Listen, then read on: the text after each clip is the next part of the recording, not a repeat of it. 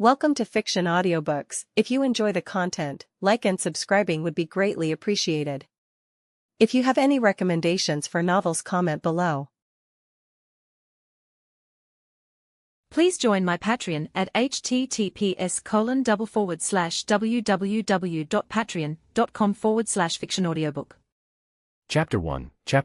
No, I refuse. London, England. The sky in London was as overcast as usual. Wool's Orphanage. Room 201. Thud. The heavy wardrobe gently fell to the ground from the air. The 358th manipulation experiment is complete, which fully proves one point: the stronger my will, the more focused my mind, the greater and more precise the power I can control. Perhaps this power is a kind of idealistic force. Wade looked at the small notebook in his hand, which was filled with words, then added a sentence with his broken pencil at the back. After multiple experiments, I still cannot confirm the source or scientific principles of this power, and I still cannot determine whether anyone else possesses this ability. Wade closed the small notebook, along with the half-broken pencil, and put it into his pocket. All right, the manipulation experiment has reached its limit for now. Next, let's start the second stage of the restoration experiment. Wade said as he pulled a chair full of cracks from the side of the bed. Wade raised his hand and lightly patted the chair, then the chair immediately shattered into pieces, scattered all over the floor, as if its previous state had only been roughly glued together with cheap glue, not solid at all. He looked at the scattered pieces on the floor, then solemnly extended his right hand, once again focusing his mind. Restore. As soon as the words were spoken, the scattered pieces on the ground slowly began to move, like a video being rewound. They slowly pieced themselves together and turned back into a chair. The cracks on the chair remained, but upon closer inspection, the cracks seemed fewer than before. Wade took out a rope and compared it to the longest crack on the chair. Heh! A smile of delight appeared on his face because he noticed that this crack was shorter than it had been during the last restoration. Wade took out his notebook again and began to record. As expected, this power can be completely used to restore objects. It hasn't been fully restored yet, simply because I haven't fully mastered this power. However, as my control over this power steadily improves, the restoration effects are getting better and better. After the moment of joy, Wade looked at his palm. A trace of melancholy, not belonging to his age, appeared on his young face. Although this power was magical and had endless potential for development, if given a choice, he would still prefer to stay in his original time. Yes, Wade was a transmigrator from another world. A week ago, when he was conducting an experiment in his own laboratory and was about to reach the most crucial step, he suddenly lost consciousness. When he awoke, he found himself here, and his body had mysteriously regressed to around 11 years old. The most critical thing was that he discovered he seemed to have developed a special ability to easily influence other things. It wasn't until he was sent to the orphanage as an orphan that he fully accepted this absurd reality and quickly learned about the basic situation of this world. It turned out that this place was England in the 1930s. More specifically, he was now in London, England, in 1938. 1938 was not a good year, because a failed art student would soon start a world war, and London would be reduced to rubble in that war. The crisis was approaching, and Wade felt that the strange power he had gained might become his support. Moreover, he had been curious about this mysterious and peculiar power for quite some time. Thus, Wade quickly began practicing and experimenting with this power. So far, the progress had been very smooth. Unknowingly, Wade, immersed in his work, had quietly passed his first week in this era. Wade took a short break, then dismantled the chair again, preparing to continue with the second experiment as planned. The war was approaching, and he didn't have much time left. Bang. Suddenly, the tightly closed door was violently kicked open. The wooden door slammed hard against the wall, making a loud crash. Wade furrowed his brows and looked up. He saw a boy standing outside the door, about the same age as himself. The boy had black hair and could be considered quite handsome. He seemed like someone who would easily win others over, of course, if his skin weren't so pale, and his gaze so cold and sinister. "Looks like you're the new kid they were talking about," the boy said as he sized up Wade, his voice soft but carrying an inexplicable arrogance. "Not much to note, really. So, how did you manage to get that old woman to give you the best single room? Was it because of that pretty face of yours?" Wade calmly looked at the boy. "Your knocking style is truly unique." Due to his previous profession, Wade's manners were always very good, so communication was naturally no problem. "You seem a bit unconvinced."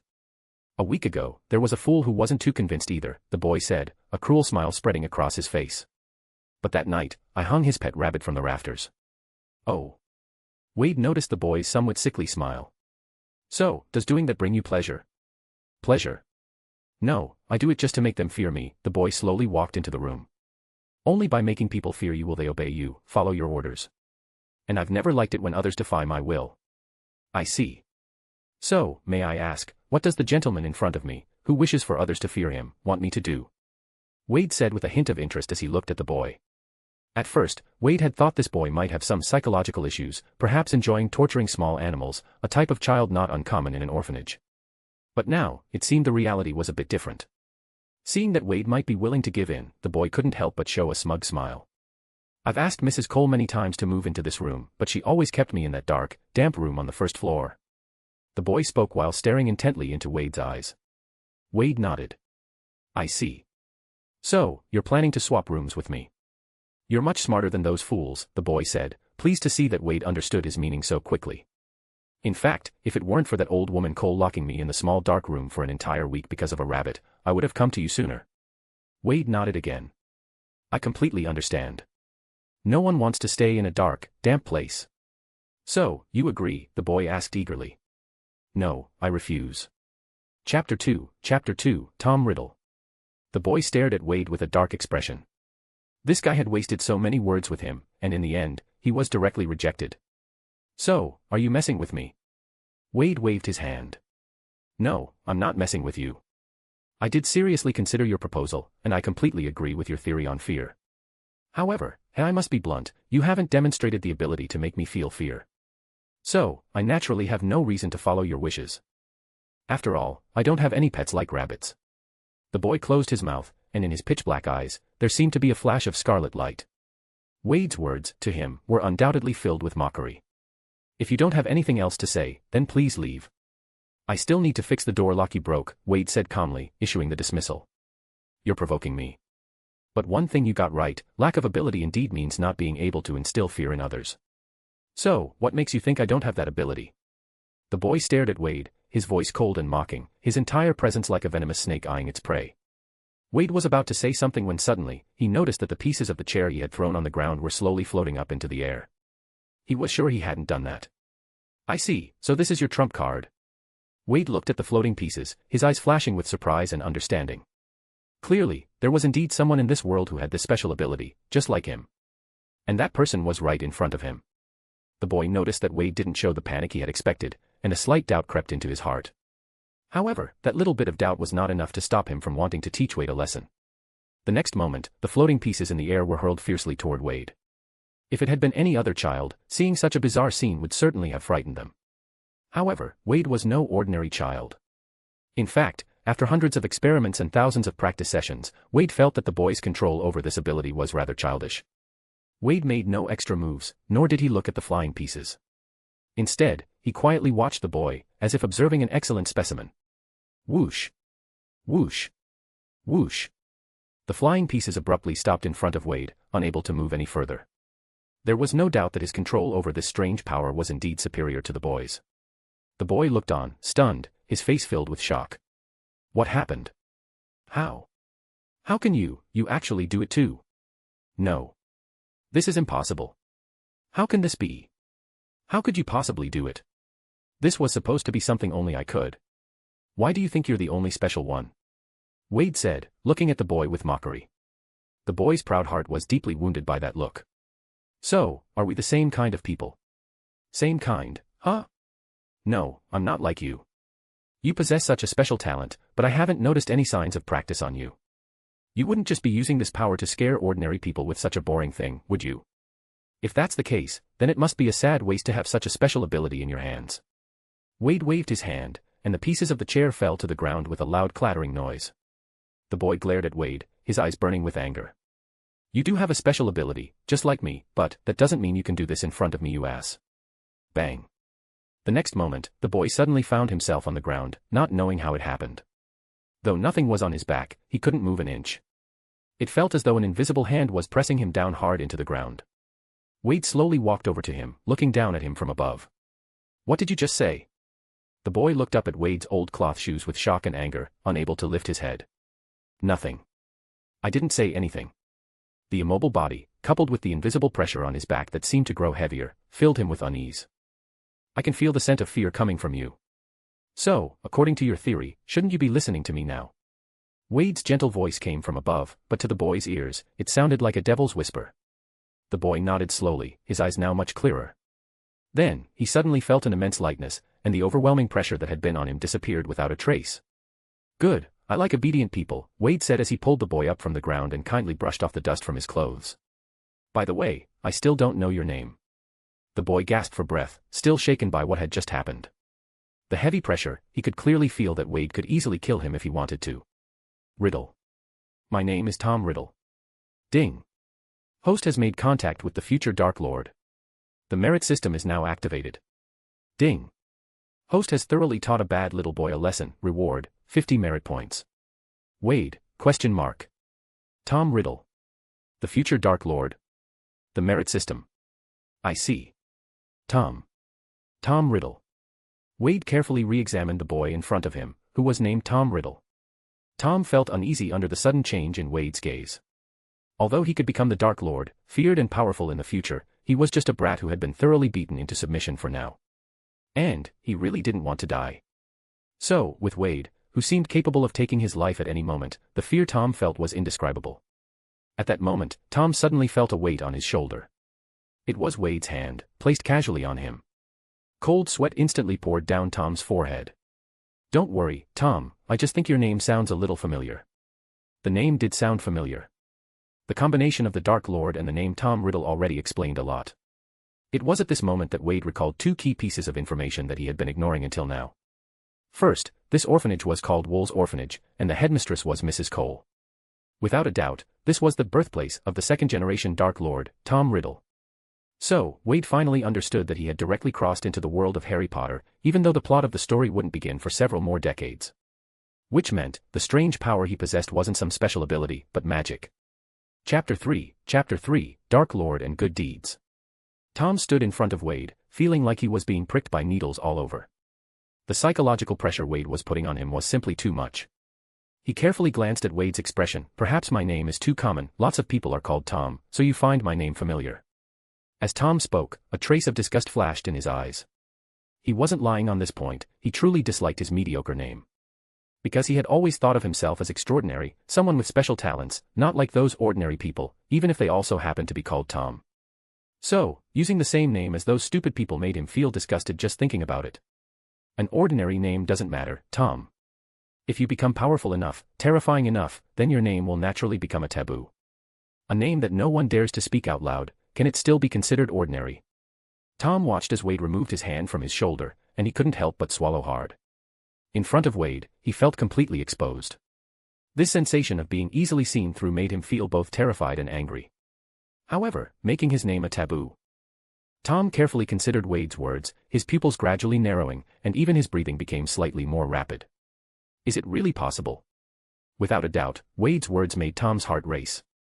Moreover, he suddenly felt that using his rare talent to bully ordinary people was indeed beneath him. No wonder Wade had such contempt for him. However, since Wade had been able to improve his abilities through practice, why couldn't he? In Tom's eyes, the reason he had lost face in front of Wade today was simply because he hadn't practiced his abilities enough.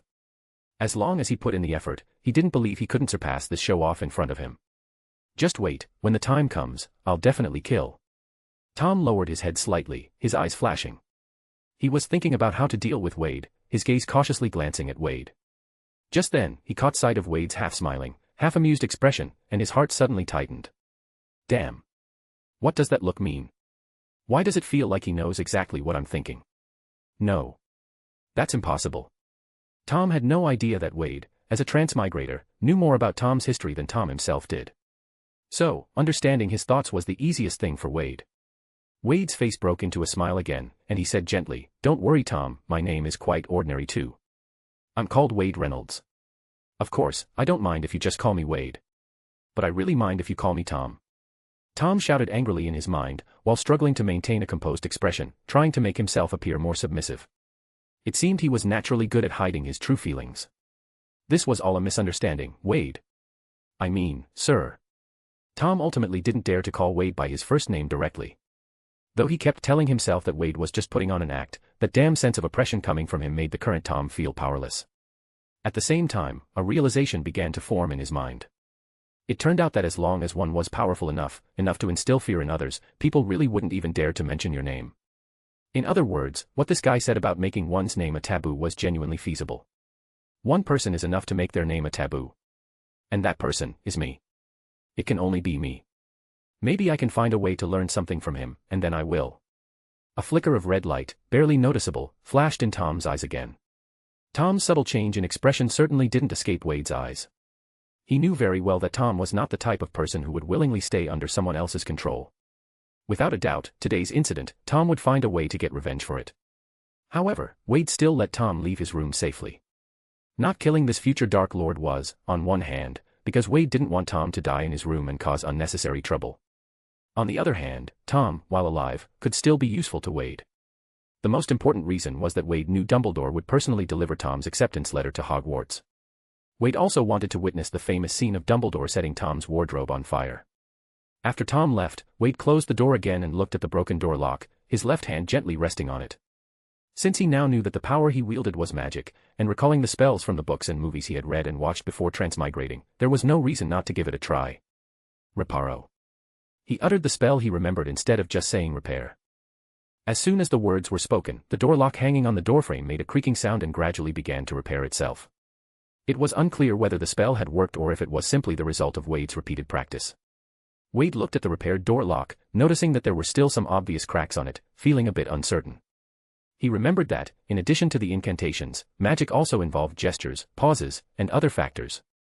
So, perhaps his spell hadn't worked properly. If it had, the cracks shouldn't have remained, right?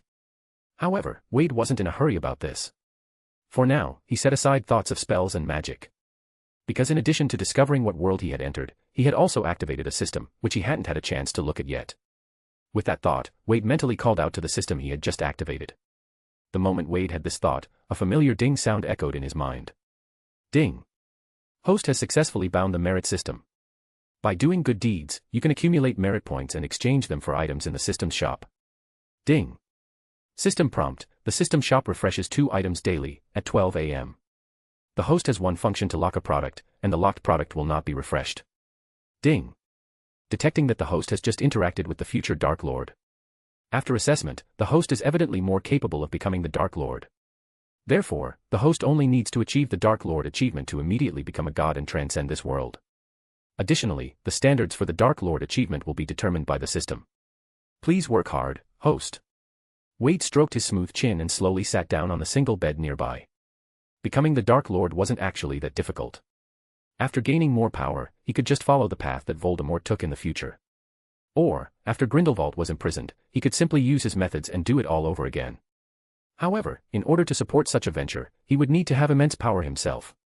Although he didn't have the system, Wade was confident he could make himself strong. But, having a system and not using it, that would be like entering a treasure mountain and leaving empty-handed. So, using it was a must. Now, the key question was, doing good deeds seemed to be at odds with his goal of becoming the Dark Lord. Suddenly, a smile appeared on Wade's lips. Challenge accepted. Who said that doing good deeds couldn't be part of becoming the Dark Lord? It all depended on how he went about doing those good deeds. Chapter 4, the correct use of Tom. However, if he did that, he wouldn't be able to directly follow the same path as Voldemort and Grindelwald. Wade already had a plan in mind, and then he opened the system interface in his mind.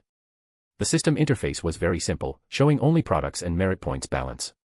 Item 1, Herbal Solution 50 ml, unlocked, 5 merit points. Item 2, Beginner's Guide to Curses, unlocked, 50 merit points.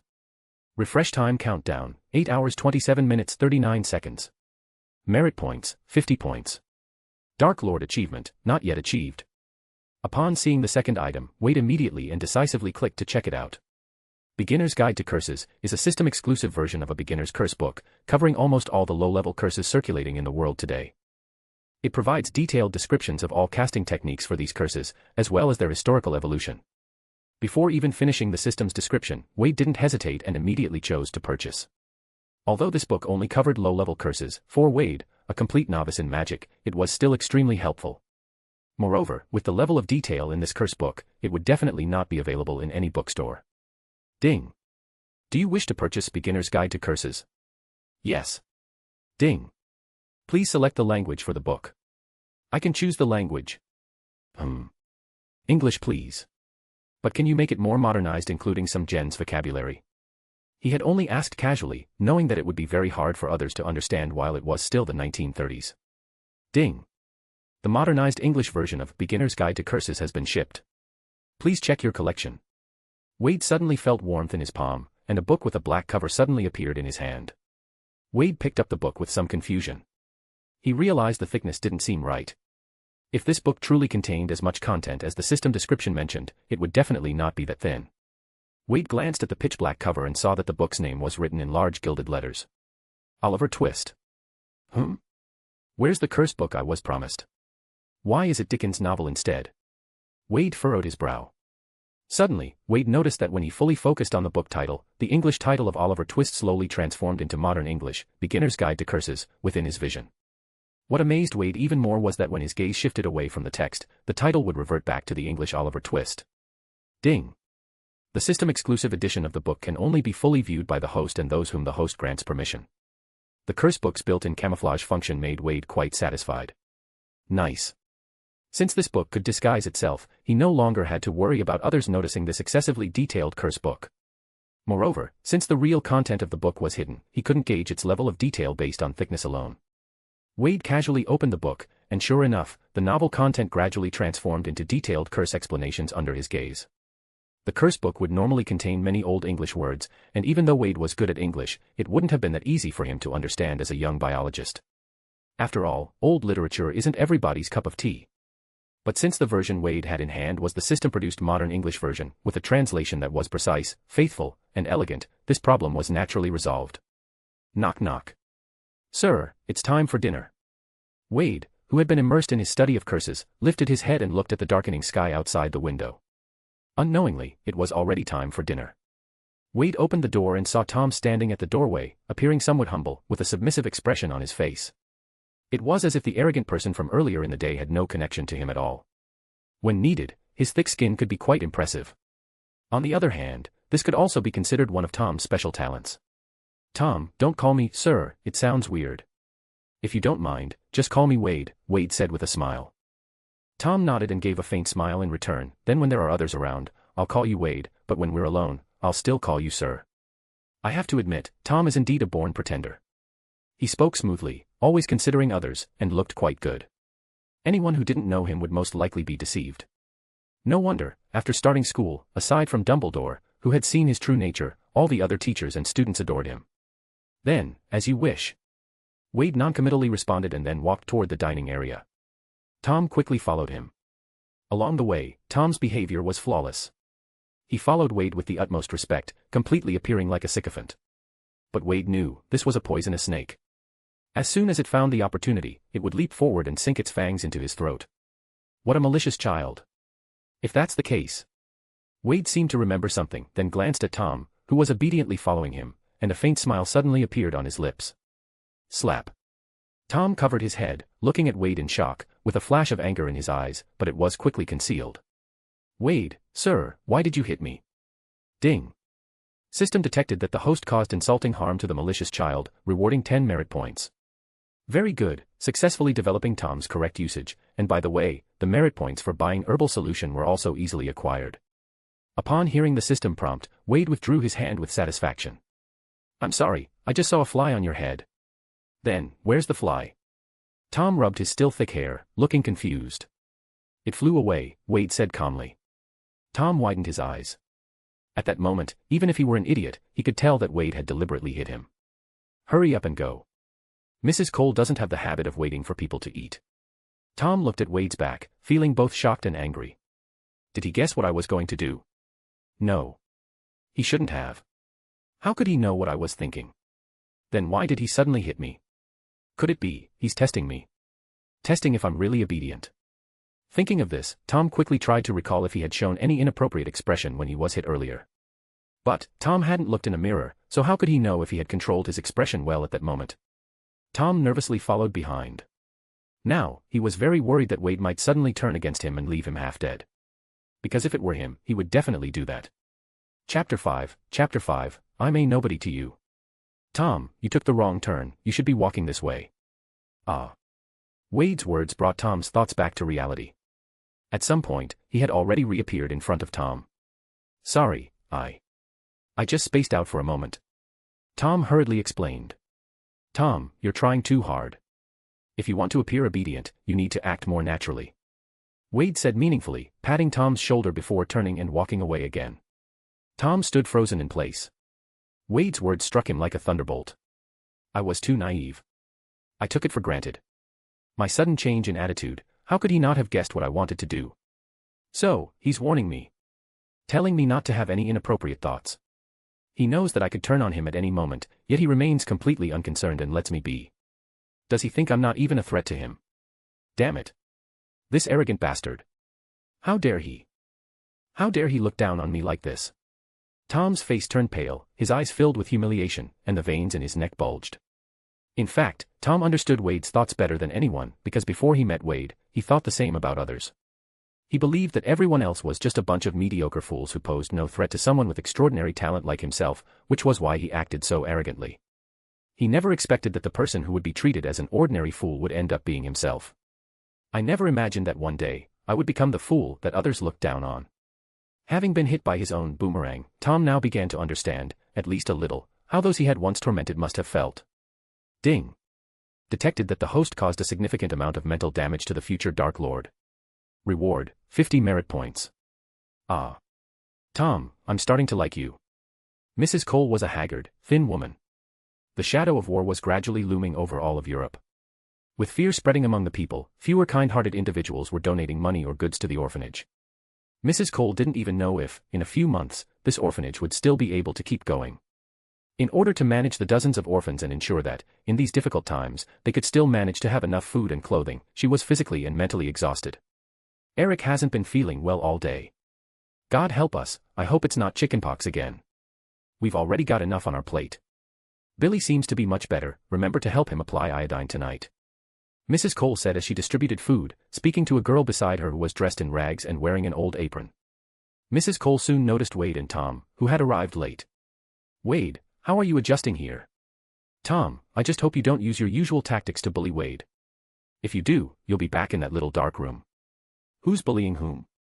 Tom pursed his lips and said nothing, silently staring at the dinner that had just been handed to him. A small portion of baked beans, some mashed potatoes, a piece of bread, and a bowl of soup that he couldn't tell what it was made from. I'm very comfortable, Mrs. Cole. In fact, compared to the children still wandering outside, starving, I'm doing much better. If it weren't for you taking me off the street, I don't even know what would have happened to me. Wade looked at Mrs. Cole with a face full of gratitude. I really appreciate it. Ah, you're such a good boy. Turns out, bringing you back was the right choice. You've helped me a lot these past few days. Now, eat your dinner. Here, take this. Mrs. Cole's tired face showed a faint smile as she slipped an egg into Wade's coat pocket. Meanwhile, Tom glanced at his own meager dinner, then looked at Wade, whose plate not only had a chicken egg but also an apple in his pocket. He immediately felt the disparity between people. Watching Wade sitting in the corner, slowly peeling his egg, Tom couldn't help but sit down across from him, holding his own plate. What kind of help did you give that woman? Why does she look at you so differently? Wade carefully scooped out the egg yolk and casually replied, maybe, just like you said, it's just because of my pretty face. Tom tightened his grip on the spoon in his hand, wanting to get angry but too afraid to lash out. Ahaha, I'm just joking. I'll give you half of the egg. Wade placed half of the egg yolk into Tom's plate with his spoon, despite the disgusted look Tom gave him. I just did a few small things within my ability, of course, these small things just happened to be exactly what she liked. In fact, you could do it too. It's just that you have always held yourself in high regard and have never been willing to do so, Wade continued. Tom disdainfully pushed the half-egg yolk to the side. Anyway, I'd never do something like deliberately trying to please someone. Oh. Then who was the one groveling in front of me just now? Wade laughed. I. Tom's pale face unusually flushed with embarrassment, that's because you're stronger than me. I had to. Of course, Tom, I'm not saying you're wrong. In fact, to achieve your goals, occasionally saying some flattering words or doing a few small things for others is no big deal. Wade looked at the embarrassed Tom and suddenly smiled again. Just like how I pleased Mrs. Cole to get a better room for my practice and research, and how you're trying to please me to get methods to enhance your strength so you can take revenge on me. Tom felt as though his breath had been cut off. He hated the feeling of being seen through so easily and being unable to control himself. Ding. After the system prompt, Wade received another 10 merit points as a reward. Reparo. In his single room, Wade made a special gesture and cast the spell at the door lock, which was covered in cracks. Rip. A slight metallic rubbing sound was heard, and the cracks on the metal door lock gradually disappeared. Wade looked at the now perfectly intact door lock with satisfaction. Beginner's Guide to Curses was indeed detailed enough. Not only did it document the historical evolution of each spell, but it also recorded the correct gestures for casting each spell without a wand. That was why his repair spell was so successful this time. It could be said that after obtaining this book, Wade's research and practice speed had at least increased by 100 times. After spending 5 merit points to buy a bottle of herbal solution, Wade still had 65 merit points left. Wade felt a bit excited about what items would refresh in the shop after midnight tonight. Luckily, there was the product lock feature. Otherwise, the 65 merit points might not have been enough. Add it to your library. Chapter 6, The Hanging Heart finally died. On the ground floor, in a dark little room, there was a simple arrangement with a shabby wardrobe and a small iron bed, making the room look bare. In the dark corner in front of the bed, Tom sat on a gray blanket, his eyes focused on his right hand. Wrapped around his right hand was a small green snake. Hisses. Tom continuously made hissing sounds, just like a snake. The little snake seemed to understand him, as it nodded in a human-like manner.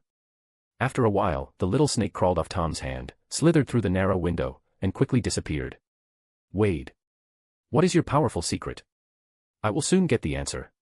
What you can do, I can do too. Tom silently clenched his fist as he watched the direction the little snake had disappeared in. Petrificus totalis. Thud. A gray mouse fell straight down from the windowsill. Wade picked up a green stick nearby and poked at the mouse. It felt like poking a stone. After thinking for a moment, Wade made another simple gesture with his hand. Finite incantatum. Eek. The gray mouse, which had become as stiff as stone, suddenly came back to life. It jumped up from the ground and ran off crazily. However, with so few furnishings in the room, the gray mouse had nowhere to hide and could only keep running toward the windowsill, which was about half a meter high. Immobilis. Thud. Finite incantatum. Eek. Immobilis. Thud. Finite incantatum. Eek. After more than 10 rounds of this, the gray mouse stopped running. It lay on its back in the corner, playing dead. Wade paid no more attention to the mouse and continued flipping through the curse book in his hand. Sure enough, practicing these offensive curses was much more effective when there was a living target. However, Wade was somewhat confused. Even with his talent, how was it possible to successfully cast a moderately difficult spell without a wand after just 10 or so attempts? The learning speed seemed a bit too fast.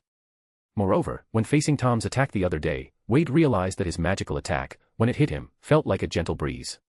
It wasn't even a threat, it couldn't even be strong enough to function as a fan. According to the book's explanation, the reason for this phenomenon was simple: it was due to the massive disparity in the magical power between the two, and it had little to do with practice. Logically, this shouldn't have happened. Tom was supposed to be the future Dark Lord, and his talent should have been extraordinarily strong. At the same age, even if Wade's talent was stronger than his, it shouldn't be to the point of utterly overwhelming him. In the end, Wade found the answer to the problem in the section of the book that discussed the principles of magical power. When a wizard gets older, their magic power just gets stronger, feel me. But once they hit adulthood, it's like they hit a cap, you know. If they stop practicing or just ain't using their powers, that magic gonna dip or straight up disappear, no cap. And like, real talk, they say the power of a wizard's magic is tied to the strength of their soul too, fam. After finishing the reading, Wade suddenly remembered something: he wasn't truly Tom's peer. In fact, after transmigrating, only his physical age had regressed. His actual age was already that of an adult. Therefore, his soul's strength was likely still that of an adult. From this, Wade formed a preliminary hypothesis: the magical power he currently possessed had already reached that of an adult's magical strength. When he fought with the underage Tom, even if Tom were exceptionally gifted, it was still an adult fighting a child, it was hard not to overwhelm him. So, can my magical power continue to naturally increase? If it can't grow naturally, is there a way to break through this bottleneck? Regarding this question, Wade wasn't in a hurry. As the former youngest biologist, breaking through the limits of the human body had been his primary research topic before he transmigrated. Now, however, the object of his research had shifted from ordinary humans to wizards. Tom absent-mindedly flipped through the book in his hands, but his gaze never really fell on the pages.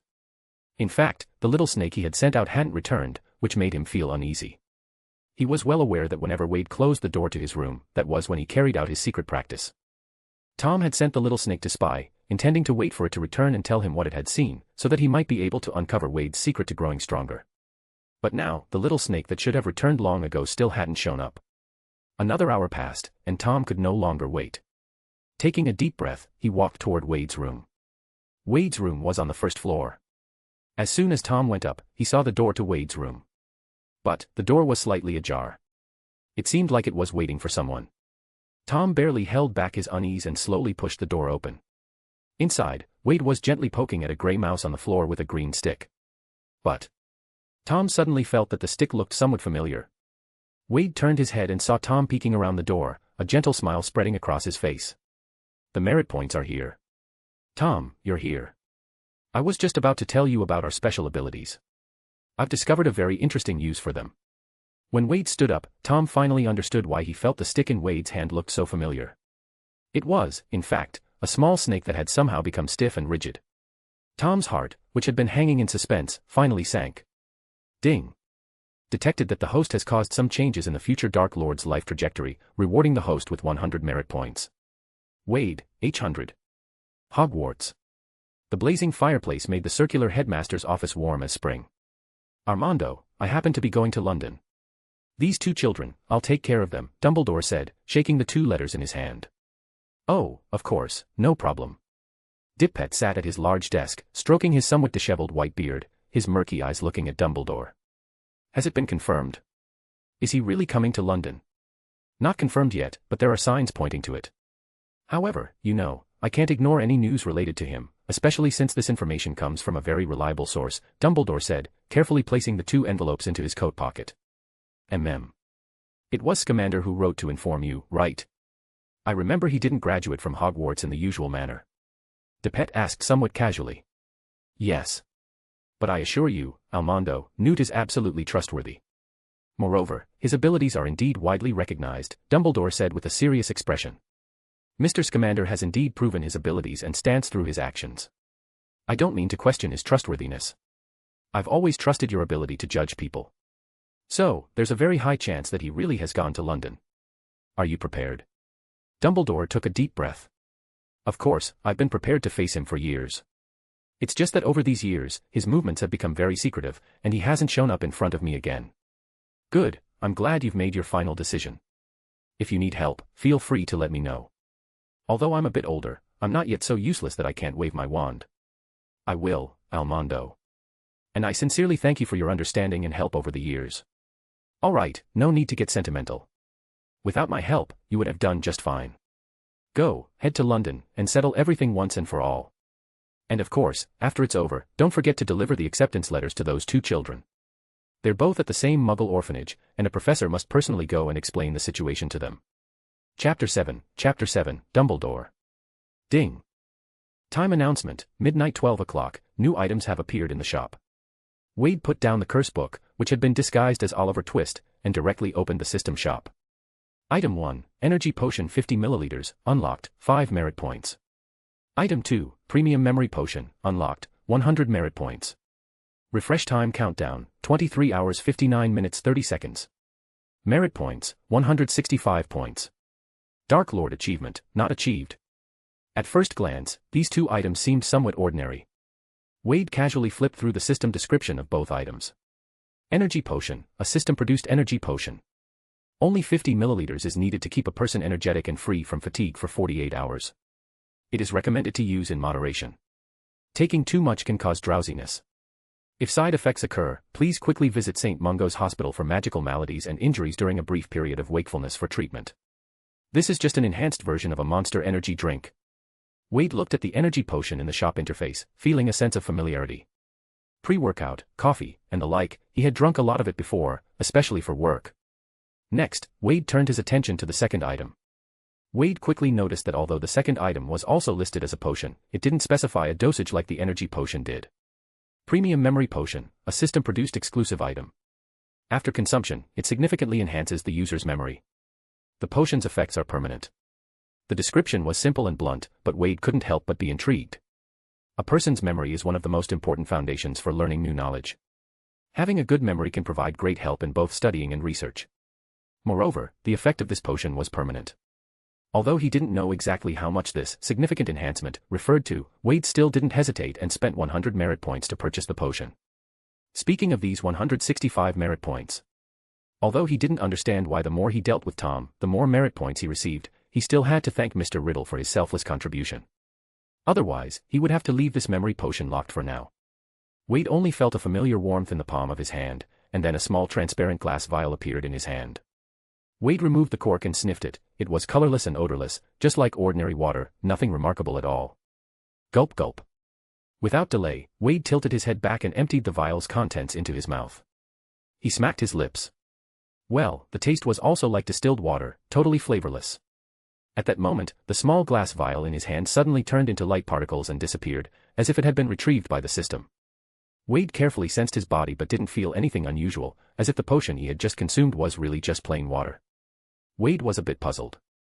After waiting for a while, he picked up the curse book again and quickly flipped to a page he hadn't read before, skimming through it. After scanning through it quickly, Wade finally began to feel the change within himself.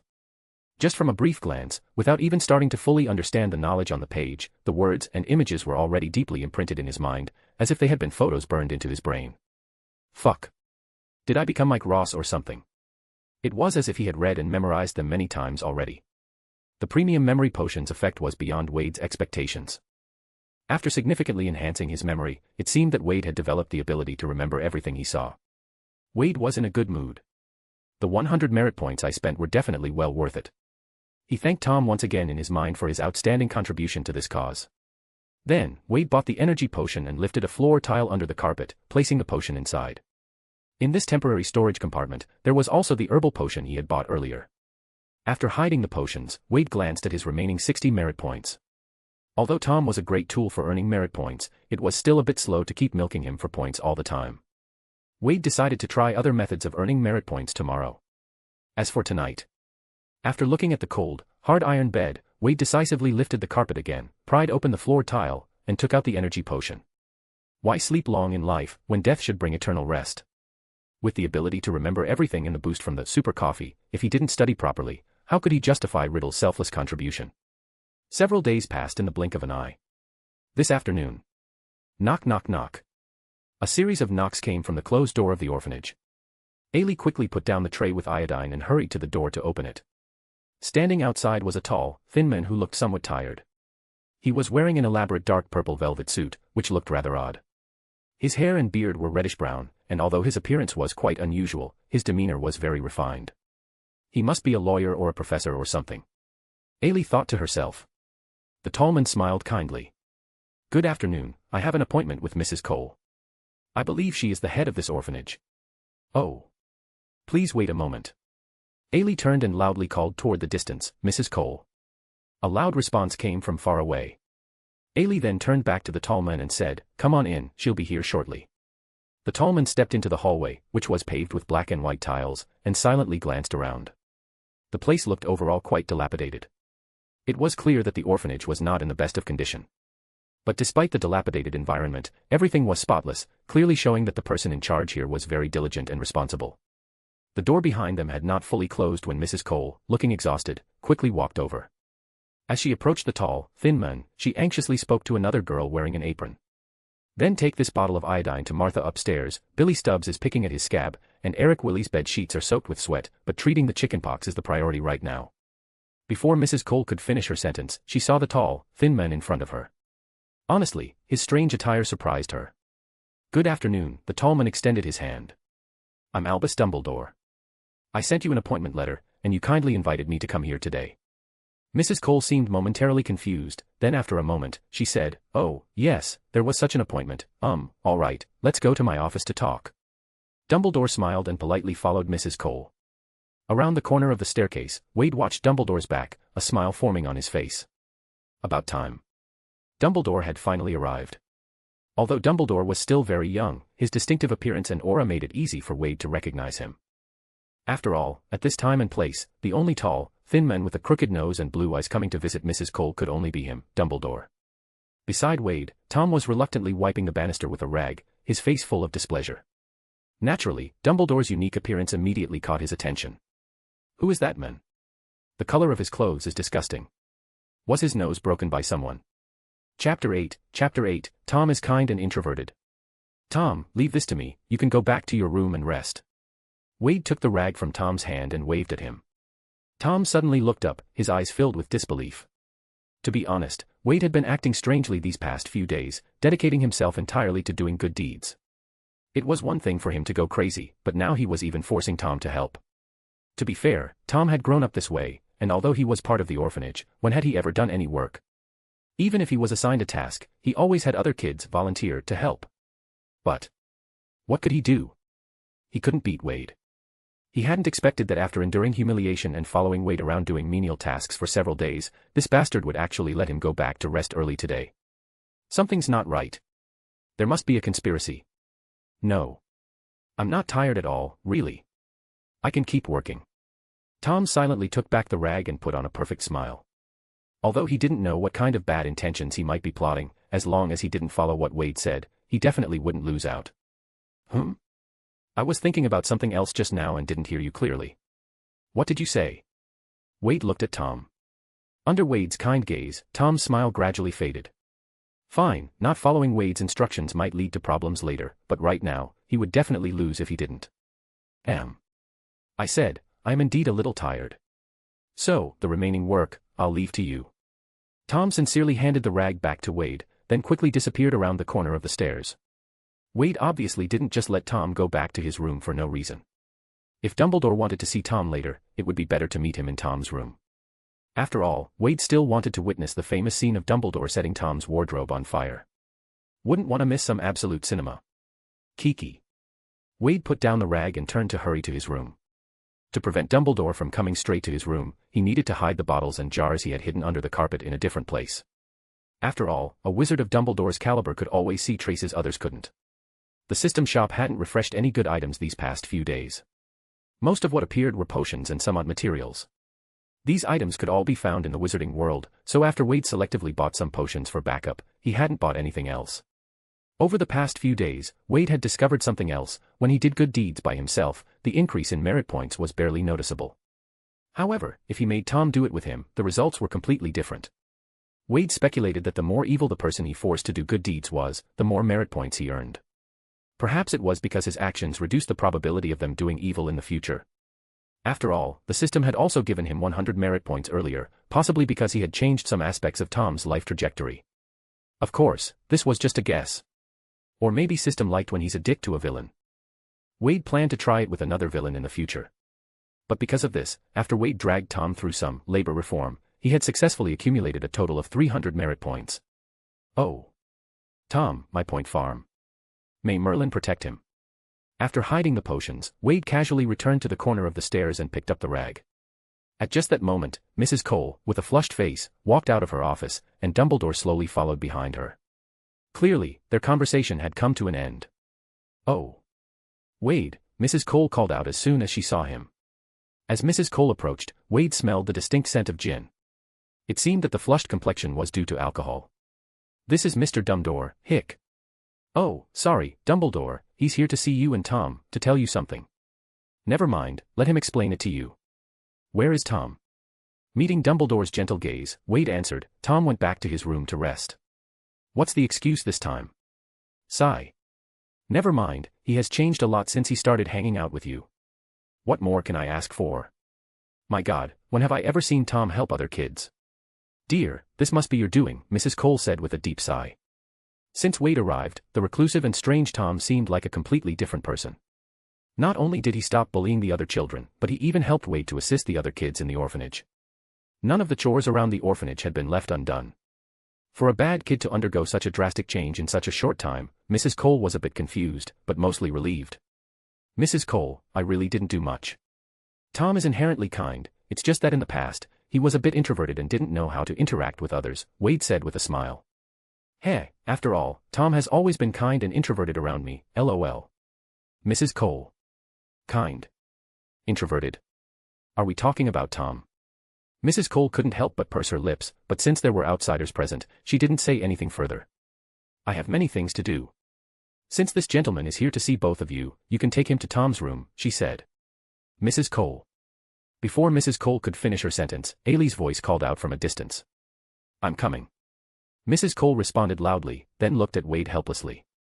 You're all right on your own, right? Of course, I'm fine. Wade nodded. Once Mrs. Cole hurried off, Wade looked at Dumbledore. This was the first time he was alone with Dumbledore. Just by making eye contact with Dumbledore, Wade knew that, although this man appeared very gentle, he was definitely not someone to be underestimated. It was an instinctive feeling, like standing at the foot of a mountain, gazing up at its peak, filled with an indescribable sense of pressure, giving off the impression of being an insurmountable obstacle. Wade politely said, "Sir, please follow me." With that, he turned and led the way to Tom's room. Dumbledore immediately followed, and Wade keenly felt Dumbledore's gaze fixed on him. "Aren't you curious about why I'm looking for you too?" Dumbledore suddenly asked from behind. "Of course I'm curious." "Then why haven't you asked me anything? You don't seem like an introverted child." Dumbledore was indeed a little puzzled. Normally, children at this age were full of curiosity. Knowing that he had come to find both him and Tom, this child hadn't asked a single question along the way. "Since you're looking for both Tom and me, it must be for the same reason.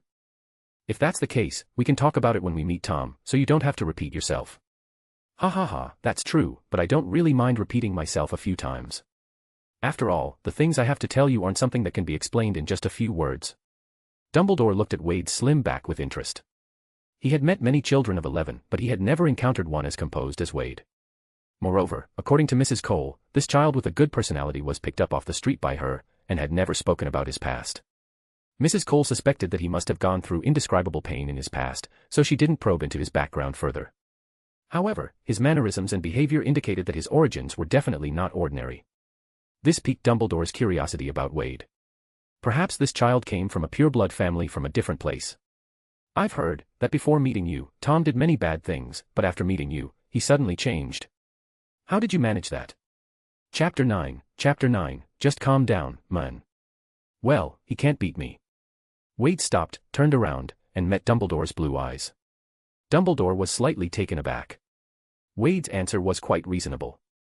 "We've arrived," Wade added. It was only then that Dumbledore realized they were standing in front of a wooden door.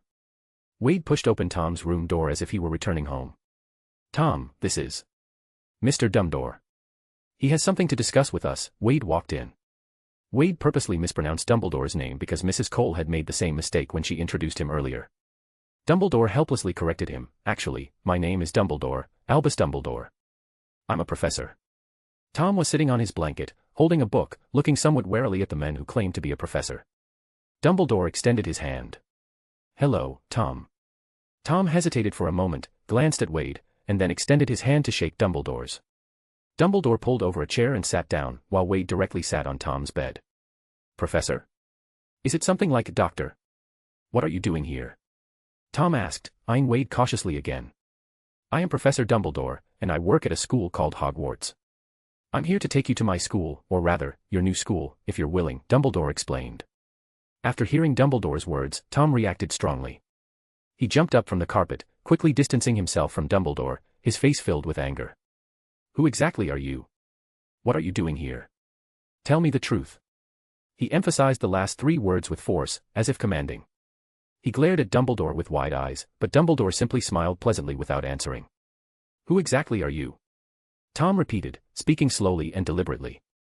Dumbledore patiently replied, "I already told you, I am Professor Dumbledore. No. Don't try to deceive me. You're from a mental hospital, aren't you?" "Professor, yes, of course. I'm not going, do you understand?" Tom said this with agitation. Suddenly, his gaze fell on Wade, and his face instantly changed. Remembering Wade's unusual behavior of telling him to return early and rest today, Tom instantly understood the truth. "You called him here, didn't you? You're finally going to make your move on me, aren't you? Yes, you're going to send me to the mental hospital. You're so cruel." Dumbledore looked at Wade with a strange expression. Wade shrugged. "You know, we've fought before." Recalling what Wade had said earlier, that Tom couldn't beat him, Dumbledore's expression became even more peculiar. Clearly, the relationship between Wade and Tom was far more complicated than just having a fight. Judging by Tom's reactive behavior, he had definitely been heavily pressured by Wade. "I'm not from a mental hospital," Dumbledore turned to Tom and said patiently again. "I'm a teacher. If you sit quietly, I will tell you what Hogwarts is. Of course, if you don't want to go there, no one will force you. And..." Dumbledore glanced at Wade. "Besides you, Wade is also on my invitation." "So, he's going too?" Tom looked at Dumbledore with suspicion, then glanced at Wade. "Tom, can you calm down, straighten up, and not embarrass yourself?" Wade's words made Tom's face turn red. His previous behavior, all startled and flustered, was indeed a bit embarrassing. After seeing that Tom had finally calmed down, Dumbledore continued, Hogwarts is a school that accepts students with special abilities. This description sounded too much like a mental hospital to Tom. I'm not crazy. Tom started to speak, but once again met Wade's calm gaze. In the end, he closed his mouth, swallowing the rest of his words and allowing Dumbledore to continue. It's a school for magic. Magic. Tom whispered the word. Yes. So the things I can do are actually magic. Tom looked at his hands with excitement. What can you do? Dumbledore asked with great interest. I can do anything, Riddle said, panting, a flush of excitement appearing on his sunken cheek, looking quite fervent. I can make things move without touching them. I can make animals obey me without training. I can make those who anger me suffer.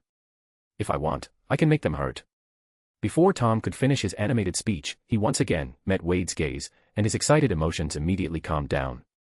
Except for Wade. That bastard. Calm down, Tom slowly sat back down. Dumbledore also looked at Wade. Wade, you seem less excited. Did you already know what your abilities were? No, I just found out. Just like Tom, I also know where I'm different. But since this has always been my ability, and now I just know what it is, what's there to be excited about? Dumbledore nodded. You're right, Wade. What a peculiar child. So composed, it's hard to believe he's only 11 years old. What has he gone through in the past? You are both wizards, Dumbledore continued. Then, you must be a wizard too. Wade asked. Yes, I am also a wizard. I have the same special abilities as you. Prove it to me, Riddle immediately said. His commanding tone was just like when he had said, tell the truth earlier. Dumbledore raised an eyebrow. If I prove this to you, you'll come with me to Hogwarts. Of course I will. Then you will address me as Professor or Sir. Riddle's expression froze for a moment before he spoke. He said, with almost imperceptible politeness, I'm sorry, sir, what I meant was, may I ask, Professor, could you show me? Dumbledore didn't waste any time. He pulled a slender, jet-black wand from the inner pocket of his suit jacket. Wade raised an eyebrow, his gaze filled with a hint of anticipation. Dumbledore pointed his wand at the shabby wardrobe in the corner and casually waved it. Swoom. A fierce burst of flames instantly engulfed the shabby wardrobe. Ah! Tom screamed again, jumping up. All his belongings were in that wardrobe. Just as Tom was about to jump up and demand an explanation from Dumbledore, the flames vanished in an instant, and the wardrobe remained standing there, completely unharmed, as if nothing had happened. Chapter 10, Tom's Collection. Tom's scream stopped, and he stared fixedly at the wardrobe, his black eyes once again gleaming with excitement. Clearly, Dumbledore's display of magic had truly stunned him. Wade also turned his gaze to the wardrobe. He knew that if there was no special reason, Dumbledore would never have used such an intense method to demonstrate his magic. And, as it turned out, he was right. Dumbledore calmly said, I think something is about to come out of your wardrobe.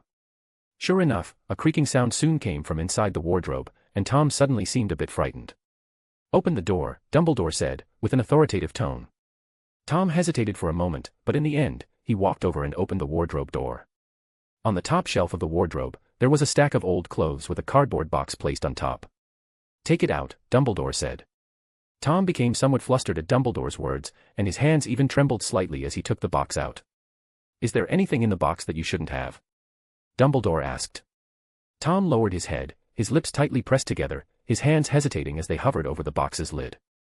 Dumbledore noticed that Tom's gaze flicked over to Wade, who had remained silent the whole time, and it seemed that Tom was reluctant to open the box in front of him. Tom. Dumbledore reminded him once again. Yes, I think so, sir, Tom said finally, in a stiff manner, slowly opening the box before collapsing onto the bed. Inside was a mess of ordinary little things, including a yo-yo, a silver thimble, and a harmonica that had lost its shine. Once the box was emptied, the items stopped shaking and quietly lay on the thin bedsheet. Return them to their rightful owners and apologize, Dumbledore said calmly as he put his wand back into his jacket pocket. I will know if you do not. Also, I must warn you, Hogwarts does not tolerate theft. Tom glanced at Wade, who had a faint smile on his face, his hands tightly gripping the lid of the box, his face full of embarrassment. He would rather be locked in the dark room for a month than give Wade, that bastard, another chance to mock him. But now. Finally, he responded in a voice that Dumbledore could barely hear, yes, sir. At Hogwarts, Dumbledore continued, we not only teach you how to use magic, but also how to control it. You've always I'm sure that the way you've used magic has never been in the way our school teaches, nor would it be tolerated by us. You're not the first, and you won't be the last person whose magic gets out of control. But you should know that Hogwarts can expel students, and the Ministry of Magic. Yes, there is such a department. It punishes those who break the law more severely. All new witches and wizards entering our world must accept this and obey our laws. Yes, sir, Tom responded, then suddenly asked, but why are you only talking about me? I'm not the only one using magic here. As he spoke, his gaze shifted to Wade, who had been watching the situation unfold. That's because Wade has never used magic on innocent people. Dumbledore's gaze on Tom became sharper. I am very well aware of your past actions, Tom. Especially what you did to Amy and Dennis in that cave. Tom's face turned pale, his lips trembling, and he didn't speak any further. After all, Dumbledore was stating the truth. Wade had indeed never used magic on the other ordinary people in the orphanage, unlike Tom. Because he felt such behavior was childish, boring. Now he must think I'm childish. Boring. Thinking of Wade's mocking gaze, a sense of humiliation welled up inside Tom again. He had already decided not to give that bastard another chance to mock him. Dumbledore looked at Wade and gently asked, Wade, would you be willing to help me supervise Tom? Of course, Professor. In fact, he has already started changing. These things might just be something he hasn't had the chance to return yet. Wade took the box from Tom's hands and placed the items back inside. I will make sure he returns these to their rightful owners. Tom looked up in surprise at Wade, his expression unreadable. With you watching over him, I feel reassured, Wade. Dumbledore said before looking at Tom. Tom, I'm very pleased that you've truly changed a lot recently. I hope you continue on this path and don't make the same mistakes again. Magic is wonderful, but it's also extremely easy to lose control. I don't want it to get out of control in your hands again. Tom nodded expressionlessly. I understand, sir. Wade put the box aside and then asked, do we need tuition to go to Hogwarts? As you can see, Tom and I are both penniless. Hearing Wade ask the crucial question, Tom couldn't care less about his discomfort at the moment and also looked at Dumbledore with concern. Oh, that's easily solved. Dumbledore pulled out 2 leather pouches from his pocket. Hogwarts has a fund to help students who need assistance with purchasing books and robes. You'll need to buy some second-hand spell books, but where do we buy spell books?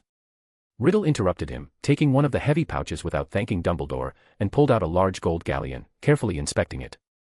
Right now, Tom was more eager than ever to become stronger. Buying spellbooks and learning magic was the simplest way. In Diagon Alley, I can take you to buy everything you need. Are you going to come with us? Tom asked. Of course, if you're willing, Dumbledore replied. No, Tom saw that Wade didn't stop him, so he continued, we don't need you, we can manage on our own. Just tell us the address of that. Diagon Alley. Tom was practically desperate for Dumbledore to leave. He certainly didn't want Dumbledore to come along and shop with him. Dumbledore didn't insist.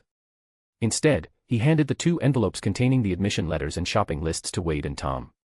After giving them detailed instructions on how to get to the Leaky Cauldron and other important information, Dumbledore stood up and left.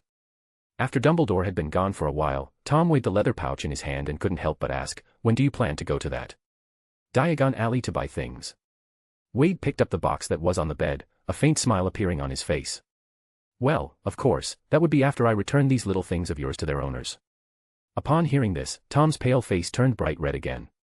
Chapter 11, Human Traffickers. The journey from the Wool Orphanage to the Leaky Cauldron was not short, in fact, it could even be described as somewhat distant. However, both Tom and Wade were strapped for cash. So, they had no choice but to walk all the way to the district where the Leaky Cauldron was located. By this time, they had changed out of the orphanage's standard robes and put on worn-out jackets. Tom also wore a somewhat oversized newsboy cap. Of course, all of these were donated old clothes from people, as they didn't have money to buy new clothes. I think we should have asked Mrs. Cole for some money and take a cab or something, Tom said. After walking for about an hour, Tom felt quite exhausted. Wade glared at Tom. Did you forget that we snuck out this morning? And, by the way, it was you who suggested we sneak out. Humph. I just didn't feel like explaining so much to her, Tom said, bending down to rub his legs. Besides, you didn't oppose it either. I didn't oppose it, and of course, I have my reasons, Wade replied, suddenly placing his hand on Tom's shoulder. Don't look back, let's keep walking. What's wrong? Tom asked, confused. Didn't you notice? Someone is following us, Wade said calmly. What? Who? Don't look back, Tom. Let's walk this way, Wade said, suddenly turning into a small alley with Tom. Tom, completely confused, followed Wade and hid around a corner of the alley. I said, "Who is following us?" Tom asked, puzzled. "I guess it's a trafficker," Wade said. "After all, a good-looking boy like you could fetch a nice price." Tom, annoyed, replied, "How do you know they're not after you? You're pretty enough to have that old cat arrange a room for you." "Shoo." Wade signaled for silence. Just then, a man and a woman hurriedly walked into the alley. The man appeared tall and strong, dressed like a laborer. The woman, on the other hand, had her face tightly wrapped in a scarf. "Where did they go?" the man asked in a gruff voice. "I just saw them turn into here," the woman's voice sounded hoarse. "This alley is a dead end. As long as they've come in, they must still be here." The man walked deeper into the alley, his sharp, menacing eyes scanning the surroundings.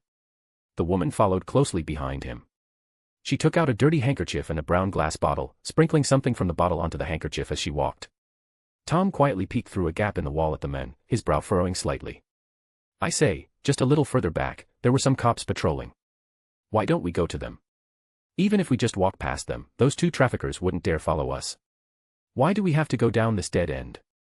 Wade looked at Tom in shock. "My God. Tom, when you're in danger, you want to go find the police. Where did the Tom go who would knock someone's nose with a rusty poker at the slightest provocation?" Tom glared at Wade angrily. "I just wasn't sure if I could control my magic on him. He's too strong.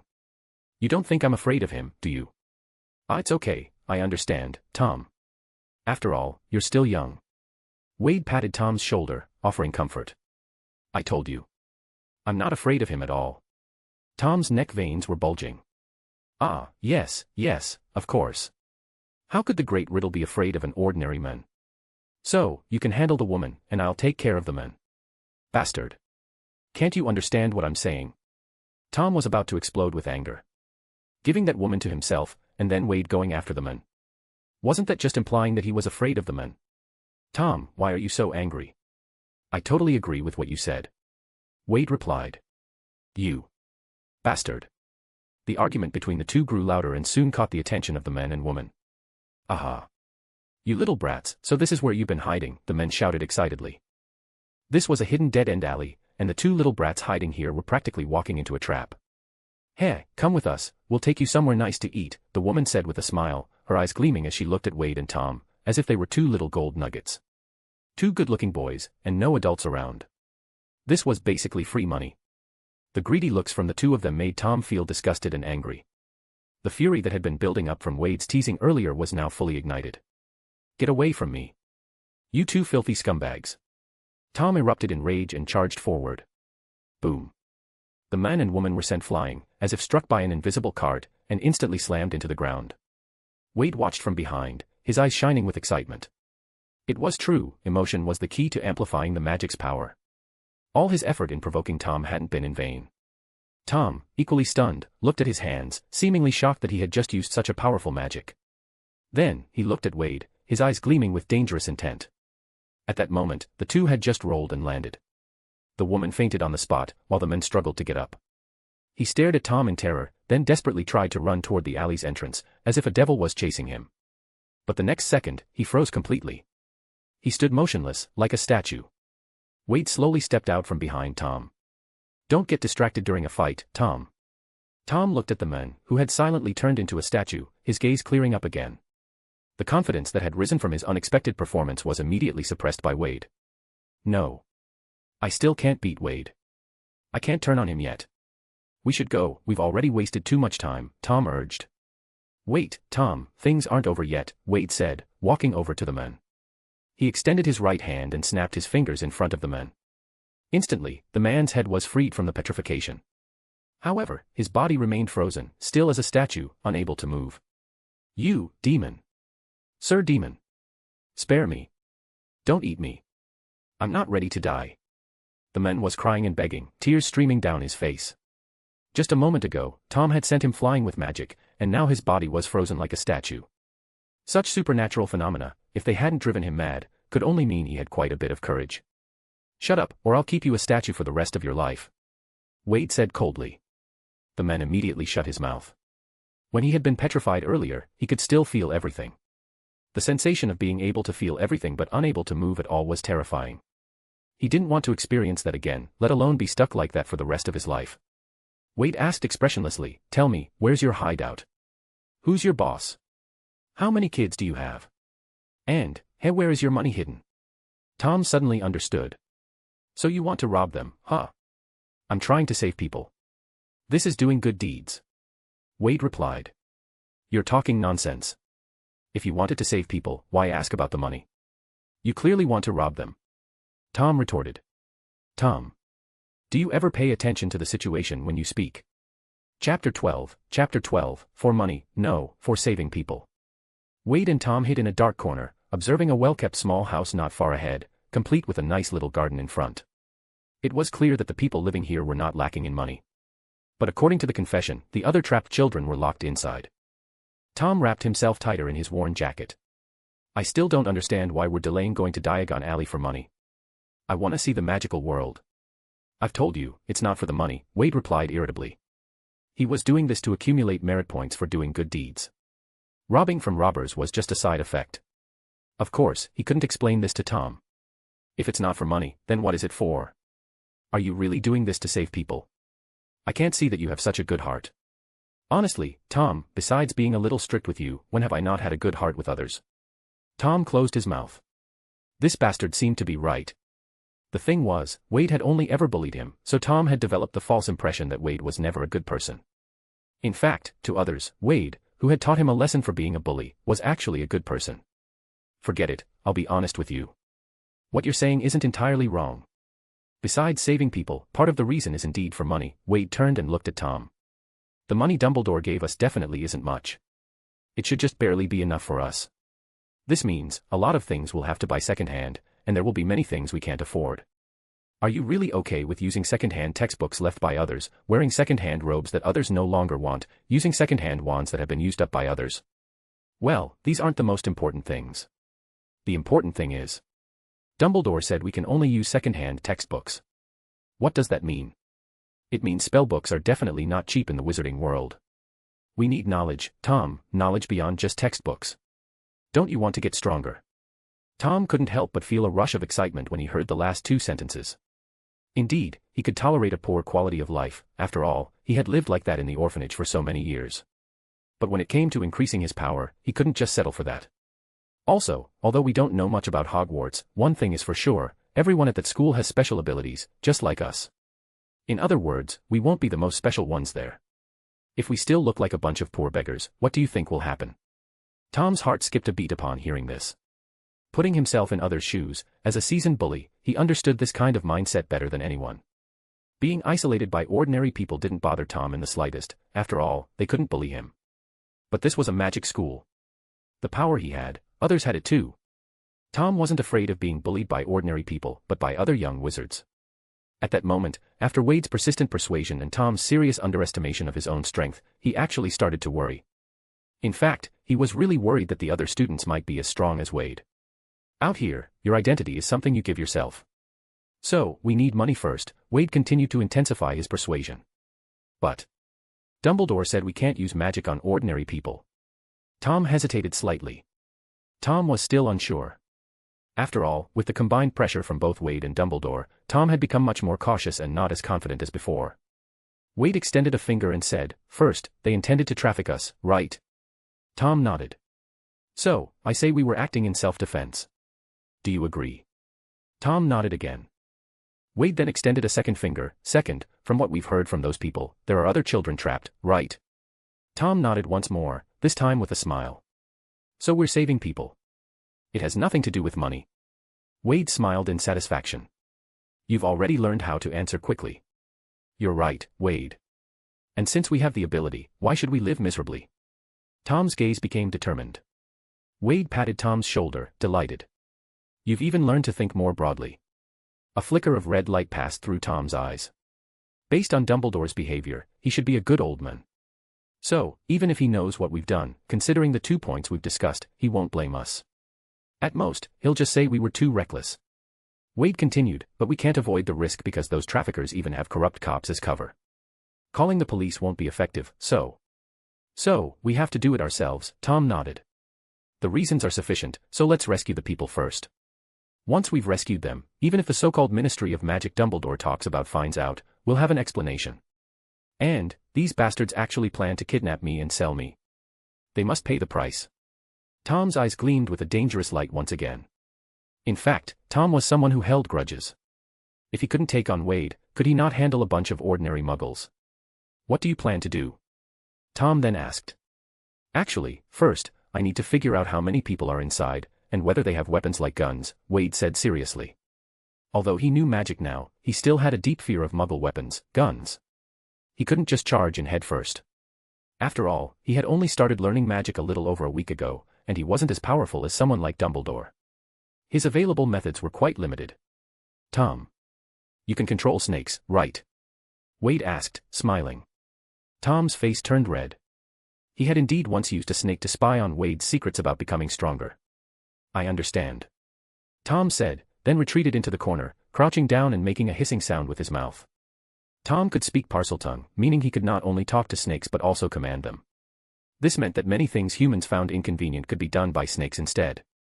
Soon, Wade noticed, from the crack in the corner, green grass snakes began to poke their heads out, and there were even many venomous snakes among them. The sight of so many snake heads made the hairs on Wade's neck stand on end. But Tom seemed completely unfazed by the scene. Hiss. Hiss. Tom lowered his head and gave instructions to one of the smaller snakes on the ground. Afterward, the small snake turned around, slithered off in a winding path, and disappeared into the shadows. Chapter 13, Look, I knew you were a bully too. So, there are 5 adults inside, all male. It's possible there are others who went out and haven't returned yet. We haven't found any guns, but there are plenty of weapons like machetes. Tom drew a simple floor plan on the ground, and also marked the positions of the men on it. Are there any children locked inside? Wade asked. Yes, all of them are locked on the ground floor, in this small room on the left. There are 8 children in total. Tom pointed to the smallest room on the floor plan. A room this small, with 8 kids inside, monsters, Wade frowned. Tom didn't comment on this, but hurriedly said, I suggest we let the snakes go in first and attack. They'll panic, and then we can slip in and finish it quickly. It's getting late, and we still need to go to Diagon Alley today. All right, let's do it, Wade said without saying anything more. He and Tom then slipped through the alley and circled to the back of the house. There, they found a back door, but it was locked. Tom handed Wade a stone. When things start to get chaotic inside, we'll smash the lock and rush in. Wade gave Tom a glance and casually threw the stone. Why did you throw the stone? Tom asked, confused. Tom, we're wizards. Wade gently waved his right hand over the door lock. Click. The lock was silently unlocked. The book had a detailed section on unlocking spells. Tom stared in shock at the lock that had been opened so cleanly and quickly. You actually know how to do this. I just figured it out on my own, Wade said vaguely. Let's get started. Tom didn't ask any more questions and immediately began issuing orders in Parseltongue. Soon, Wade began hearing the rustling sounds around them. Then, snakes began emerging from the surrounding grass, roof edges, and sewer, and quickly slithered through the door and window cracks. After a while, Wade and Tom heard frantic screams coming from inside. Now's our chance. Wade and Tom pushed the door open and rushed inside. A few minutes later, Tom crouched down on the ground, removing a grass snake from a man's face who was lying on the floor. Poke poke. He poked at the man's stiff face with his finger. So, how did you manage to do that? He hadn't really done much, and yet all these people were turned into statues by Wade. I just figured it out. Maybe I just happened to hit some kind of petrifying attack spell by chance. Wade said this while pulling a large bundle of cash from a small box. This was the money box he had just found. So, this money can really be exchanged for wizard money. Wizard money is definitely different from the ones we've seen before. Tom said as he hurriedly tied up the frozen human traffickers with rope. Don't worry, it can definitely be exchanged. Our existence proves that not all wizards come from wizard families. This means there must be places where you can exchange currency, and besides, Wade said as he turned the small box to show Tom. Even if the paper money can't be exchanged, these can definitely be exchanged. Tom looked up and saw that the bottom of the small box was packed with more than a dozen small gold bars. Gold is always hard currency, no matter where it is. Tom looked at Wade with a strange expression. You really know a lot. Cough cough, I've read quite a few books in the past. Anyway, enough about money, let's not forget the real purpose of us coming here. Wade said this while stuffing the money box into a bag and slinging it over his shoulder. Heh, I thought you had forgotten, Tom said sarcastically. In his mind, Wade was never a good person, he just had better acting skills than Tom. This time, they said they were here to save people, but in reality, they were just here for the money. Of course, I haven't forgotten. You should get your snakes out of here, though. Don't scare the other kids, they're not like us. Wade was in a good mood and didn't mind Tom's sarcastic words. In fact, for Wade, aside from a large sum of money, theoretically, there would also be a substantial amount of merit points to be gained. The two of them arrived at the small room at the corner of the ground floor. The room was small, but the door was made of iron and appeared very sturdy, with an exaggeratedly large lock hanging on it. As Wade approached the iron door, he could faintly hear frantic voices from behind it. Clearly, the commotion outside had been heard by the people inside. Wade placed his hand on the lock. Tom stared intently at his hand, hoping to figure out some method. However, click. Tom couldn't discern anything, and the lock was simply opened. Creak. The heavy iron door was opened, and a foul smell hit them. Tom disgustedly covered his nose and stepped aside. Wade looked into the room behind the door. Inside the dark room, 7 or 8 children were huddled in the corner, staring at the door in fear. You're safe now. Hurry and get out of here. Wade shouted. The 7 or 8 children looked at each other but didn't move. Seeing this, Wade's face turned stern. Get out here right now, and line up. Otherwise, I'll hit you. As soon as he finished speaking, the 7 or 8 children quickly rushed out. Tom looked at Wade with a face that clearly said, I knew it, you're just a bully too. Shut it, Tommy boy. Wade looked at the children, now standing in a line and trembling. He took some money out of his pocket and handed some to them. Look, those human traffickers have been taken down by my people. You're free now, hurry and leave. The children finally noticed that the cruel human traffickers who had captured them earlier were now all tied up like dumplings. Only then did they truly believe Wade's words. Of course, aside from the fact that the adults Wade mentioned were not in the room, which was a little odd. By the way, I need to ask you one more thing. Are all the people here? Wade asked again. Sir. We're still missing 1 man and 1 woman, a skinny little boy said, speaking up courageously. Oh, is it a tall, strong man and a hoarse-voiced woman? At that, the other children nodded. Well, then it's all done. Wade glanced at their curious eyes, then continued, they've already been caught. You all should hurry and go. If you can, report this case to the police and have them arrest these guys. The children nodded eagerly, muttering their thanks. Then, they took the money Wade had given them and left the hideout. Ding. Detected that the host has dismantled a human trafficking den. Rewarding the host with 1,000 merit points.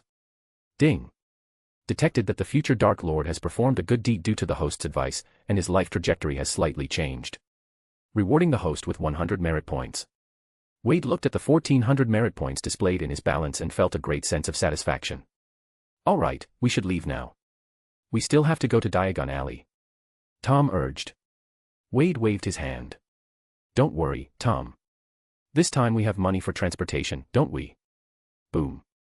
Before Wade could finish his sentence, the floor of the room suddenly shook violently. Wade quickly grabbed onto the nearby sofa.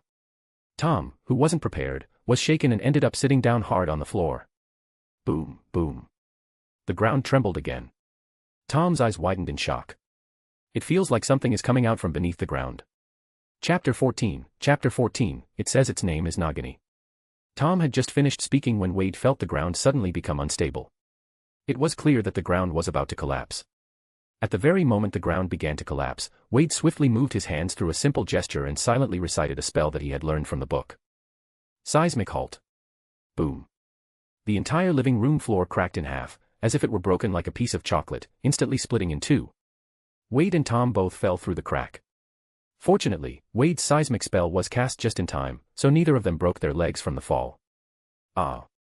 What just happened? Ugh. It stinks so much. Tom roared angrily. Then Tom couldn't speak anymore, as the foul stench hit him, choking him and making it difficult to breathe, let alone curse. Wade covered his nose and looked around. The dust from the collapsed floor was slowly dissipating.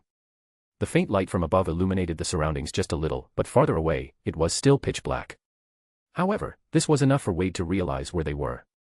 They had fallen into the sewers. Collegiate Kaylee. Wade muttered the incantation and cast a bubblehead charm on both himself and Tom. Transparent bubbles appeared over their heads, successfully blocking out the foul stench from the sewers. Tom, surprised, touched the transparent bubble on his head and looked at Wade with a complicated expression. Is this another one of your made-up spells? Tom's voice sounded muffled from within the bubble, giving it a hollow tone. Now's not the time for that, Tom. Wade said, keeping a wary eye on the surroundings. Tom closed his mouth and remained silent. On one hand, Wade's ability to create his own spells made him feel defeated and unwilling to speak. On the other hand, they were both in danger. Anyone, or anything, capable of collapsing the ground like that was definitely not something easy to deal with. Rustle, rustle, rustle. Amidst the swirling dust, a strange sound suddenly echoed. Feeling extremely uneasy, Tom couldn't help but speak up, maybe we should hurry and run. Swoosh. However, before he could finish his sentence, a massive snake's head suddenly shot out of the dark shadow ahead. The grotesque snake's head opened its enormous mouth, its sharp fangs clearly visible, and lunged toward Tom's head with a terrifying snap. Caught off guard, Tom was frozen in fear, his legs like they were cast in iron, unable to move an inch. He could only watch helplessly as the snake's head lunged toward him. Protego. Bang. The grotesque snake's head was suddenly forced back half a meter by Wade's blocking spell. Tom. Stop standing there like an idiot. Say something. Wade shouted loudly. Ah. Say what? Just moments ago, Tom had nearly lost his life from the snake's attack, and now he had temporarily lost the ability to think. So, he completely failed to react to Wade's words. After all, he was just a child. At that moment, the giant snake shook its head and charged again. Bang. Another obstacle spell struck the snake's head, forcing it back once more. Tom. Talk to it. Wade shouted as he cast a petrification spell. But the usually successful petrification spell, when cast on the giant snake, was deflected by its dark green scales. However, with the extra time from the deflection, Tom finally snapped out of his stupor. Hiss. Tom activated his Parseltongue ability once again. Parseltongue had a controlling effect on serpents, and sure enough, it worked this time. The giant snake, upon hearing Tom's words, indeed stopped its attack. However, even though it didn't continue its assault, it still tilted its head and kept observing the two human children in front of it. What did it say to you? Wade asked, keeping a wary eye on the snake as he turned to Tom. Tom furrowed his brows.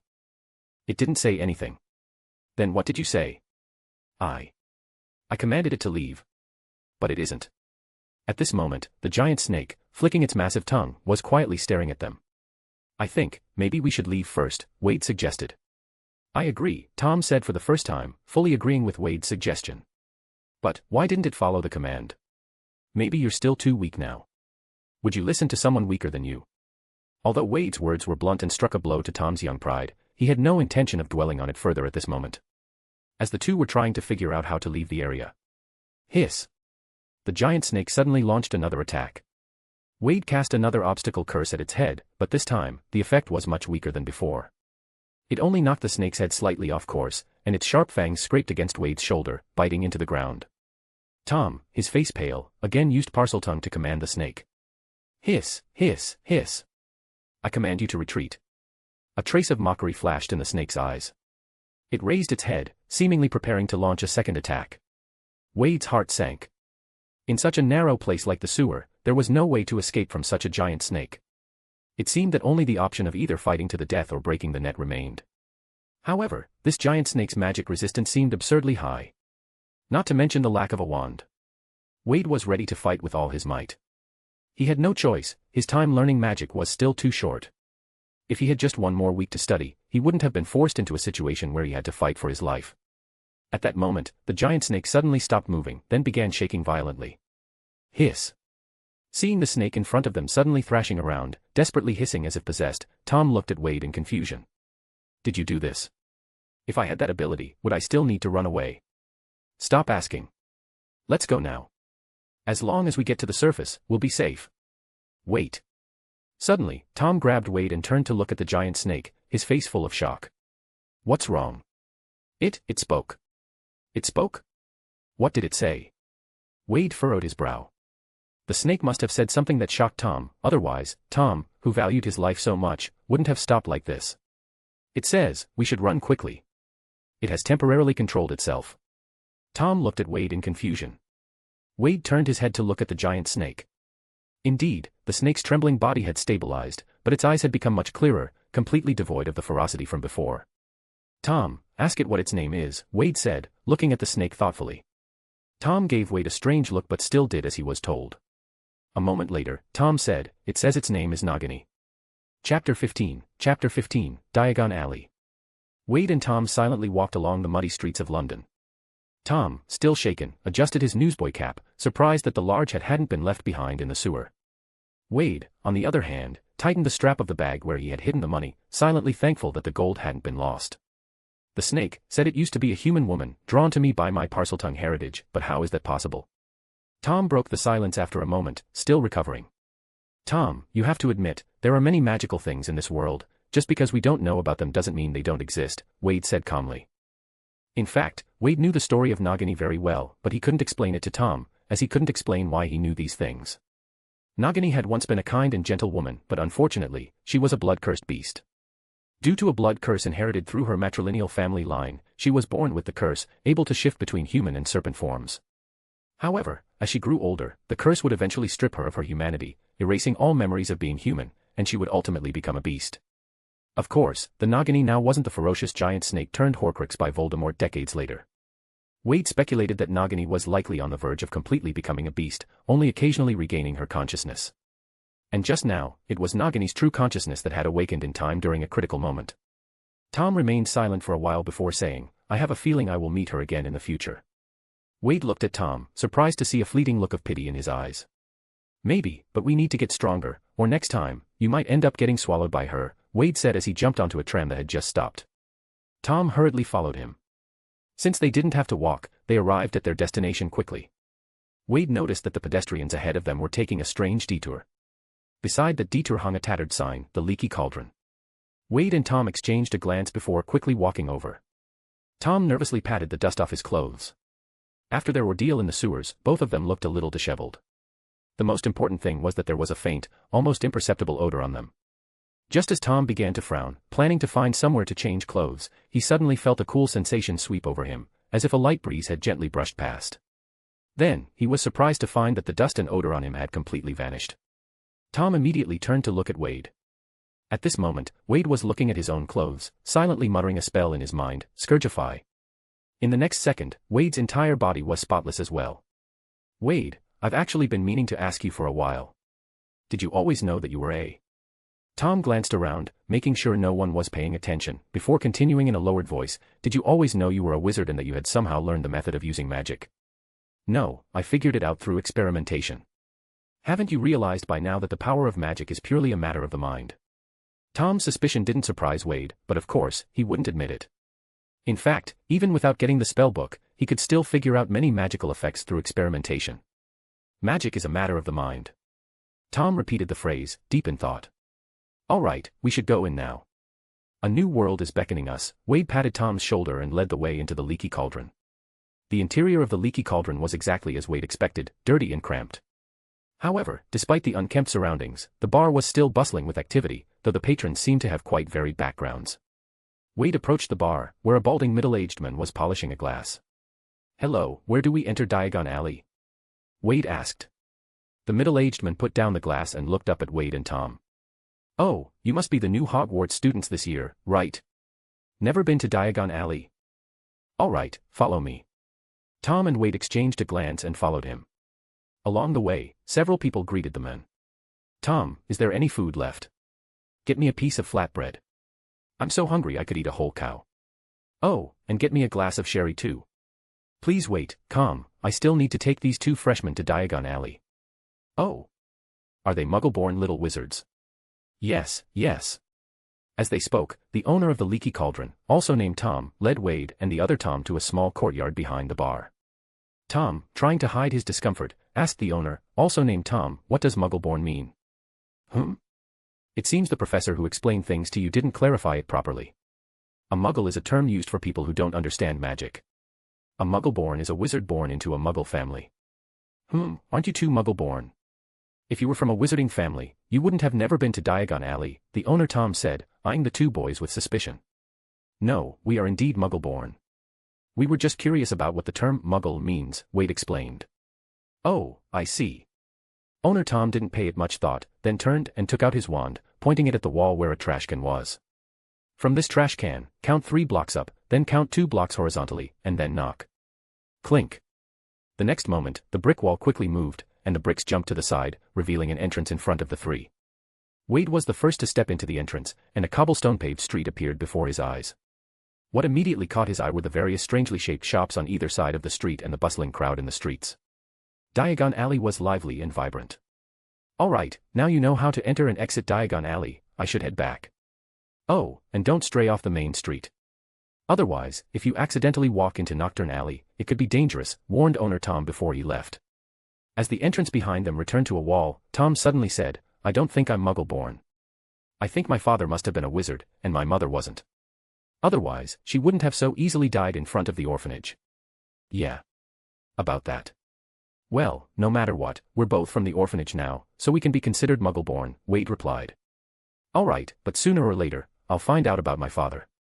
Tom took out the shopping list and didn't mention his father again. So, what should we buy first? Of course, the first thing we need to buy is a wand. But, we need to exchange some money first, Wade said, patting his backpack. Several kilometers away from the leaky cauldron, in front of a small detached house, a crowd of police officers had gathered. The two-story house had already started to lean and seemed like it could collapse at any moment. Chief, we found those kidnapped human traffickers, but... But what? The police chief, who had a pair of mustaches, asked. Well, the floor of the house collapsed for some reason, and several of the traffickers fell down and got injured. Also, they seem to have gone mad with fear. That's really strange. Among the crowd, a tall and thin man suddenly stepped forward. The nearby police officers acted as though they didn't see him, allowing him to walk into the unstable building. Dumbledore furrowed his brows as he observed the grim scene inside the building. His brow tightened.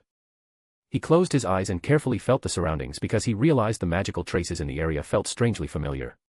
Suddenly, Dumbledore opened his eyes, a look of confusion on his face. It's them. How could it be them? A trace of worry flashed across Dumbledore's face, and then he jumped down into the sewer through the large hole. Ignoring the stench of the sewer, Dumbledore carefully investigated the area. Suddenly, he bent down and rummaged through a corner of the sewer. When he stood up, he had a dark green scale in his hand. This is... Nagini. Has she truly fallen completely? Wait. If they encountered Nagini. Dumbledore's expression grew more worried as he put the scale into his pocket. Snap. Dumbledore's figure vanished into the sewer. Chapter 16, Dumbledore must have his reasons for doing this. On their way to the Wizarding Bank, Gringotts, Tom had his eyes wide open. The shops on both sides of the street were selling things that he had never seen before. There were shops selling owls, others selling various strange magical potion ingredients, some selling cauldrons, and even shops selling flying brooms. What surprised Tom was that there was even an ice cream shop here. As they passed by a store named Mr. Muggin's Robes, Wade suddenly stopped.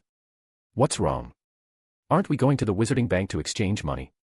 Tom asked, somewhat confused. In fact, he was already impatient to explore these shops, so exchanging money was the most important thing to him right now. We need to buy 2 proper sets of clothes, Wade said. Of course, but we should exchange money first, shouldn't we? Tom frowned and said. He didn't quite understand why Wade was talking nonsense.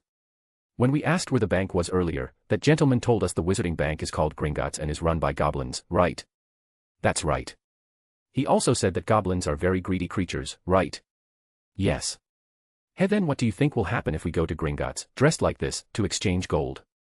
Wade asked. Tom looked at his clothes. Although they looked clean, they were old, and many parts were patched up. Then Tom understood the key issue. Ah. You mean, those goblins will see us looking like this, and since we don't look like wealthy people, they'll suspect that our gold is from illegitimate sources and take the opportunity to undercut us. Wade nodded. Exactly, Tom. You know, this gold wasn't easy to come by, and I don't want to let those greedy goblins get it for cheap. Indeed, it hadn't been easy at all. They had almost lost their lives when they encountered the beastly Nagini. You make a good point. Tom's face became serious. Let's go, we need some clothes. I just hope our money is enough. You know, Dumbledore only gave us 20 galleons each. Wade smiled. Don't worry, leave it to me. I guarantee I'll get us 2 good sets of clothes. Tom looked at Wade in confusion. You don't mean you're planning to steal, do you? You think I'm like you? Always ready to steal at the slightest disagreement. Humph. Tom rolled his eyes at this remark and led the way into the shop. Clink, clink. As soon as the door was pushed open, a bell above the door rang. Welcome, you 2 charming young gentlemen. Are you looking to buy your school uniforms? A tall man with gold-rimmed glasses, a small mustache, and wearing a luxurious tailcoat smiled at them. He looked as though he had just come from some grand banquet. Actually, we'd like to buy 2 sets of good clothes first, and then come back later for the school uniforms, Tom said. Oh. The men looked them over. You two really should get new clothes. The outfits you're wearing now don't quite match your looks. Leave it to me, I'll take care of it for you. Well. I just want to mention that we don't have much money right now. Tom said anxiously. After all, they couldn't just pull out the gold bars and use them directly. With their current appearance, it would be too strange if they were carrying gold bars. I understand, kids. No need to worry, I know what I'm doing. I've been doing business in Diagon Alley for many years. I've seen many kids in your situation. The clothes I'm recommending are definitely within your budget. The men quickly pulled Tom over, and a few measuring tapes flew over. To Tom's surprise, they automatically started measuring him. You're Mr. Mogan Malkin, right? Wade suddenly asked. Yes, kid, there's my sign outside, Mr. Mogan replied warmly. Well then, sir, could I try on this outfit? Wade politely asked as he stood in front of a set of clothes that looked quite expensive. Mr. Mogan stroked his little mustache. This outfit is quite pricey, kid. Can I rent it? I'd like to rent it for 2 hours, and the rental fee is negotiable. Also, here's the deposit. Wade said as a small gold bar appeared in his hand. Tom's eyes widened when he saw Wade take out the gold bar, staring at him as if he were looking at a fool. If I could just casually pull out a gold bar like that, I'd take care of it myself. Why do I need you? Mr. Mogan took the gold bar, carefully examined it, then looked at Wade in surprise. This is real gold. I thought you were joking with me. But, this gold bar is worth far more than this outfit. Do you really trust me this much? What if I? Since Mr. Mogan has been in business in Diagon Alley for so many years, his reputation is naturally unquestionable. Besides, we are actually doing a task for Professor Dumbledore. Where else would the gold come from? Wade said calmly. Mr. Mogan suddenly understood. Ah. So it's a task for Professor Dumbledore. I get it. Haha, another one of those peculiar little tests, huh? Yeah, he says he sees huge potential in the two of us, sigh, can't believe we are stuck doing some random tasks for him. Ahaha, I've heard that he likes to give his students all sorts of strange little tests. So it's true. Since it's for Professor Dumbledore, forget about the deposit. You can take the gold back. I'll pick out 2 fitting sets for you right away. Upon hearing Dumbledore's name, the last bit of doubt in Mr. Mogan's heart was completely dispelled, and the source of the gold was easily explained. The famous Dumbledore couldn't spare a few gold coins. As for the little test, the task, that had nothing to do with Mr. Mogan. Dumbledore must have had his reasons for doing this. After both of them changed into their expensive new outfits and walked out, Tom was still a bit dazed. Wade suddenly laughed and said, Tom, did you notice? What? As long as it's something related to Professor Dumbledore, no matter how strange or unusual it is, people always accept it quickly. Tom sighed. Maybe it's because he's usually so crazy. But then again, he doesn't seem like that. Besides, can a crazy person really be a professor? However, as Tom recalled his first meeting with Dumbledore, with that exaggerated outfit, he suddenly thought it made sense. All right, I just hope Dumbledore hasn't found out that you're doing this under his name. Tom said, a bit worried. He still vividly remembered the scene where Dumbledore burned his wardrobe. He was afraid that if they got caught, Wade might drag him down with him. No, Tom, you're wrong. Wade shook his finger repeatedly. He pointed at himself, then at Tom. It should be the two of us, doing things under his name together, after all, you're wearing the clothes too. Wade deliberately emphasized the word together. Tom's forehead twitched with veins bulging. You, bastard. He had accidentally been dragged onto the boat again. Wade, TSK. TSK. Tommy boy, your vocabulary for swearing is a bit lacking. If you need help, I could actually teach you. Get lost. Chapter 17, Gringotts Wizarding Bank. Gringotts was the tallest building in Diagon Alley. Wade and Tom stood in front of the towering white structure, carefully examining it. These goblins really know how to show off, Tom said with a sneer. I've heard they control all the wealth in the wizarding world. Having an impressive facade is only natural, Wade remarked with a touch of admiration. Tom furrowed his brows. I really don't understand why wizards would entrust their wealth to another species. We'll figure that out later when we get a history book, Wade said. But for now. The two didn't delay further and quickly walked toward the large doors. Gringotts had 2 large doors. The first door was a shiny bronze one. On either side of the door stood 2 goblin guards dressed in crimson and gold-trimmed uniforms. This was the first time Wade and Tom had seen goblins. They were very short, with large heads, long ears, sharp noses, and long limbs. Wade noticed that their arms seemed to be longer than their legs. As Wade and Tom quickly examined the goblins were politely bowing to them. Probably because they had rented expensive clothes. At this moment, Wade and Tom reached the second large silver door. The silver door was engraved with a passage that resembled a poem. Enter, stranger, but take heed of what awaits the sin of greed. For those who take, but do not earn, must pay most dearly in their turn. So if you seek beneath our floors a treasure that was never yours, thief, you have been warned, beware of finding more than treasure there. Behind the silver door was a wide marble hall, where over 100 goblins were busy behind large counters. Some were using scales to weigh coins, some were using magnifying glasses to inspect gems, while others were attending to wizard customers and hastily jotting things down in large ledgers. After looking around, Wade walked up to a relatively idle goblin's counter. "Excuse me." The goblin, hearing the voice, put down the quill in its hand and leaned forward over the tall counter to look at Wade and Tom. At this moment, both Wade and Tom were dressed in elegant and exquisite clothing, looking like young masters from pure-blood families. The goblin, seeing their attire, immediately broke into a broad smile, which replaced the impatience it had previously shown. "Welcome. What can I do for you, gentlemen?" The goblin's voice was sharp and piercing. Wade didn't take out any pounds. Instead, he directly pulled out 5 small gold bars from his pocket. "Exchange some galleons." "Ah. Of course. Of course. I'll weigh them for you right away." The goblin's eyes brightened upon seeing the gold bars, and its tone became even more ingratiating.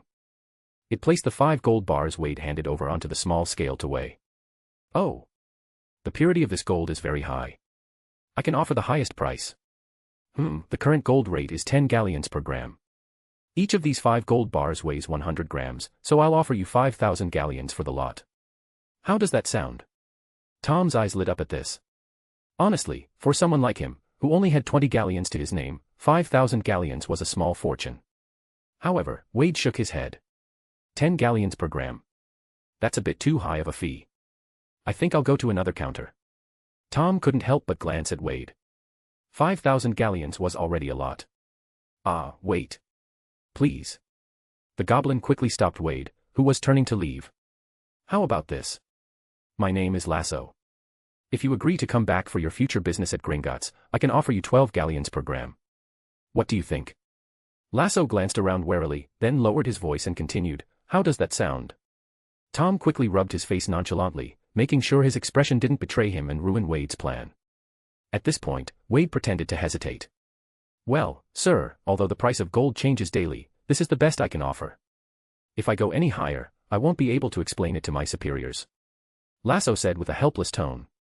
"All right, let's go with what you said," Wade finally agreed. "Great. I'll get the money for you right away. By the way, would you like to open a personal vault? You know, with an extra vault, you can store your own pocket money. I guarantee your family won't find out. Go ahead and open one. Also, help me deposit the rest of these," Wade said, pulling out the remaining gold bars. Lasso's eyes widened at the sight. He had indeed been right, these young masters were rich.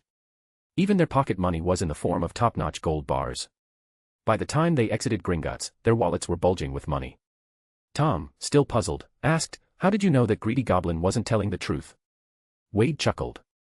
"Greedy goblins, Tom. How could they ever tell the truth? Do you believe that 12 galleons per gram was really the highest price? Lasso surely has a cut that he's pocketing. Then why did you still deal with him?" Tom asked, shocked. "Tom, if you want someone to work hard for you, you've got to give them something in return. Especially when dealing with goblins," Wade said casually. "Here, this is for you." Wade pulled a pouch from his pocket and tossed it to Tom. It contained 500 galleons. "We'll each take 500 galleons for now. It should be enough for a while. We'll leave the rest in the vault." Tom nodded silently and placed the pouch in his pocket. "All right, we should return the clothes now. Then, let's go buy a wand." Wade's face showed a hint of excitement. Wade had always used wandless magic, and now he was curious to see what it felt like to use a wand. Tom felt the same way. After returning the clothes to Mr. Mogi and Malkin and purchasing the required school robes, they quickly arrived in front of Ollivander's wand shop. The shop looked small and shabby, with the golden sign on the door peeling off. It read, "Ollivander's, makers of fine wands since 382 BC. In the shop window, on a faded purple cushion, sat a lone wand. Wade and Tom pushed open the door and entered. The inside of the shop was cramped, and apart from a long bench in the corner, there was nothing else. Thousands of narrow paper boxes containing wands were piled from the floor to the ceiling, with a thin layer of dust covering everything. "Welcome to Ollivander's wand shop." "Ah, 2 more young wizards preparing to attend Hogwarts," said a young man with silver-white eyes, emerging from among the crowded shelves. "My name is Garrick Ollivander." "You've come to the right place to buy a wand," the young man said with a smile. "With so many wands, how do we choose?" Tom looked around, puzzled, at the piles of wand boxes surrounding them. Ollivander laughed. "Ha, in fact, it's not the wizard who chooses the wand, but the wand that chooses the wizard. Now, which one of you will go first?" Wade pushed Tom forward. "He goes first." Tom frowned and glanced at Wade. He was beginning to suspect that Wade had something devious in mind again. However, this time, Wade truly had no intention of tricking him. He simply wanted to see if Tom would end up with that fated wand, the one made of yew and affixed with a phoenix feather core. Note, in British measurement units, it's a bit more complicated, so I just switched back to grams, as it looks more convenient. Chapter 18, Harry Potter's Wand.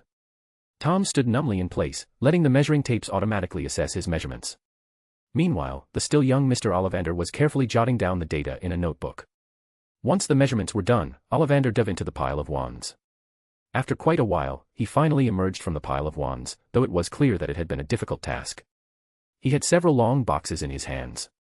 Tom looked at the boxes containing the wands, a fiery gleam flashing in his eyes. "All right, we'll try them one by one.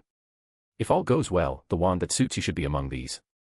Ollivander placed the boxes neatly on the counter. Tom looked at the long boxes on the table and then at the countless wands filling the room. "Ollivander, sir, how do you know these might suit me? What about the others?" Ollivander smiled and said, "That's a business secret, just kidding, it's not that mysterious. These wands were selected based on the measurements I just took for you. Also, it's not just a maybe suitable for you, in fact, all the wands here are suited for you." Tom asked in confusion, "All of them are suitable for me? So I just need to pick one from these?" No. I emphasize again, the wand chooses the wizard, child. So, you should stand here, try them out, and let them choose. In the end, they will decide if they want to follow you, Ollivander said as he opened the wand boxes on the table. Tom wasn't quite satisfied with this explanation. He came to buy a product, but in the end, it was the product that had to choose him. "Come on, don't just stand there." Ollivander handed Tom a black wand. "Try waving it. Ebony wood, with a phoenix feather core, 10¼ inches. A very good wand.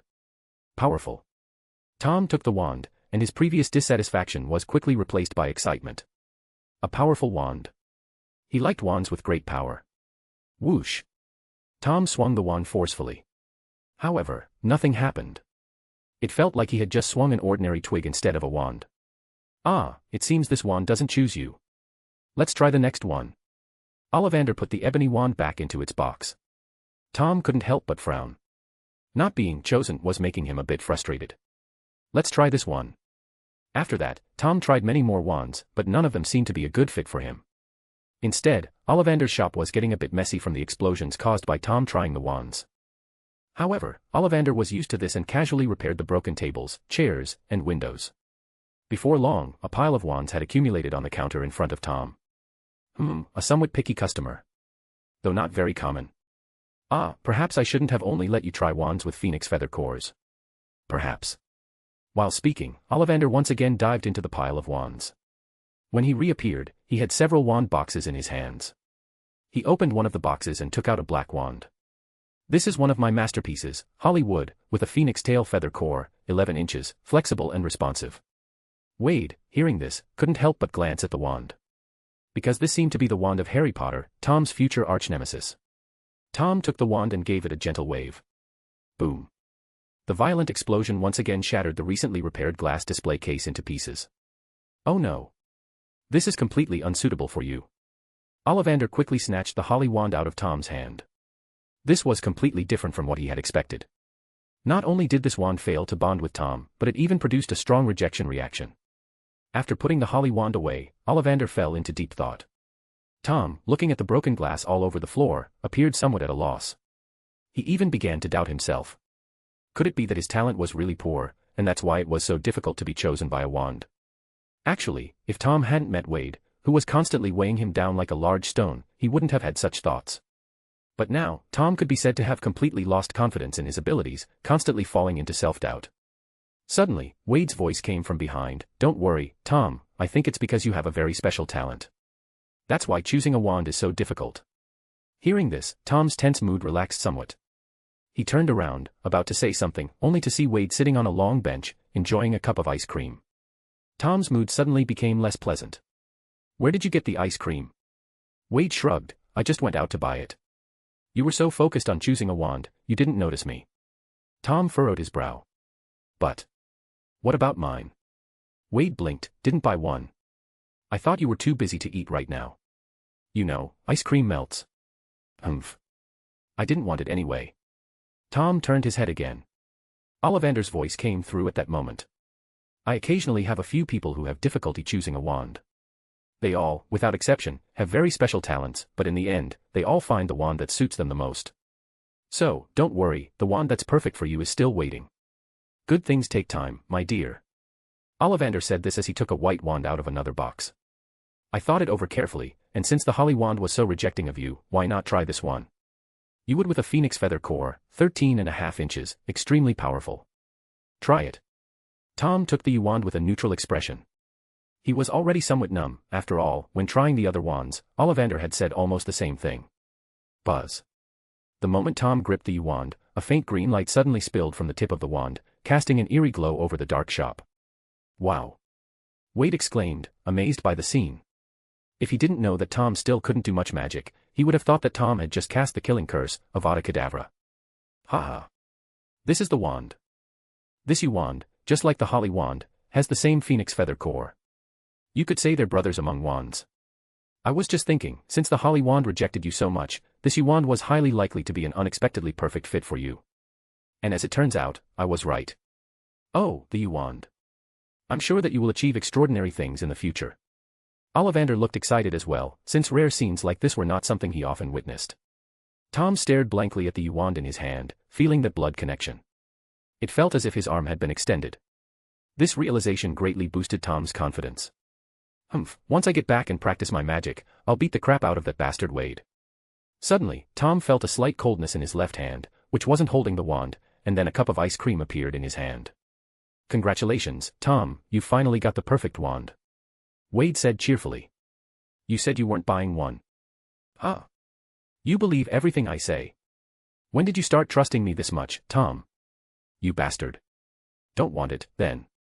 Should I return it? Since it's your money, why wouldn't I eat it? Hand it over. Chapter 19, Wand chooses the wizard. You sure about that? After young Ollivander had restored the shop to its original state from the mess created by helping Tom pick out his wand, he turned to Wade. All right, it's your turn. Is your dominant hand left or right? Right hand. Okay, please stand still, I'll take your measurements. Then, the familiar process began again. After collecting the data, Ollivander dove back into the wand pile. When he came back out, he was holding 7 or 8 wand boxes in each of his hands. Speaking of which, it's quite strange, you two are very similar. At least 5 of these are the ones that gentleman just tried. Ollivander placed the wand boxes down and looked at Wade and Tom with interest. At this point, it was Tom's turn to sit on the bench and eat his ice cream. Upon hearing Ollivander's words, Tom couldn't help but frown again. What do you mean by that? Tom asked. What he means is that we share many similar traits, Wade replied. That's right. So, some wands are suitable for both him and you, Ollivander said with a smile. Suddenly, Wade asked, so, if I use Tom's wand, would it suit me as well? Haha, it might suit you very well. Ollivander said cheerfully. And no.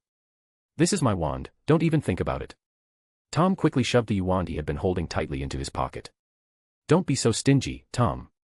What if we find ourselves in a special situation and you need to lend me your wand, are you really not going to lend it to me?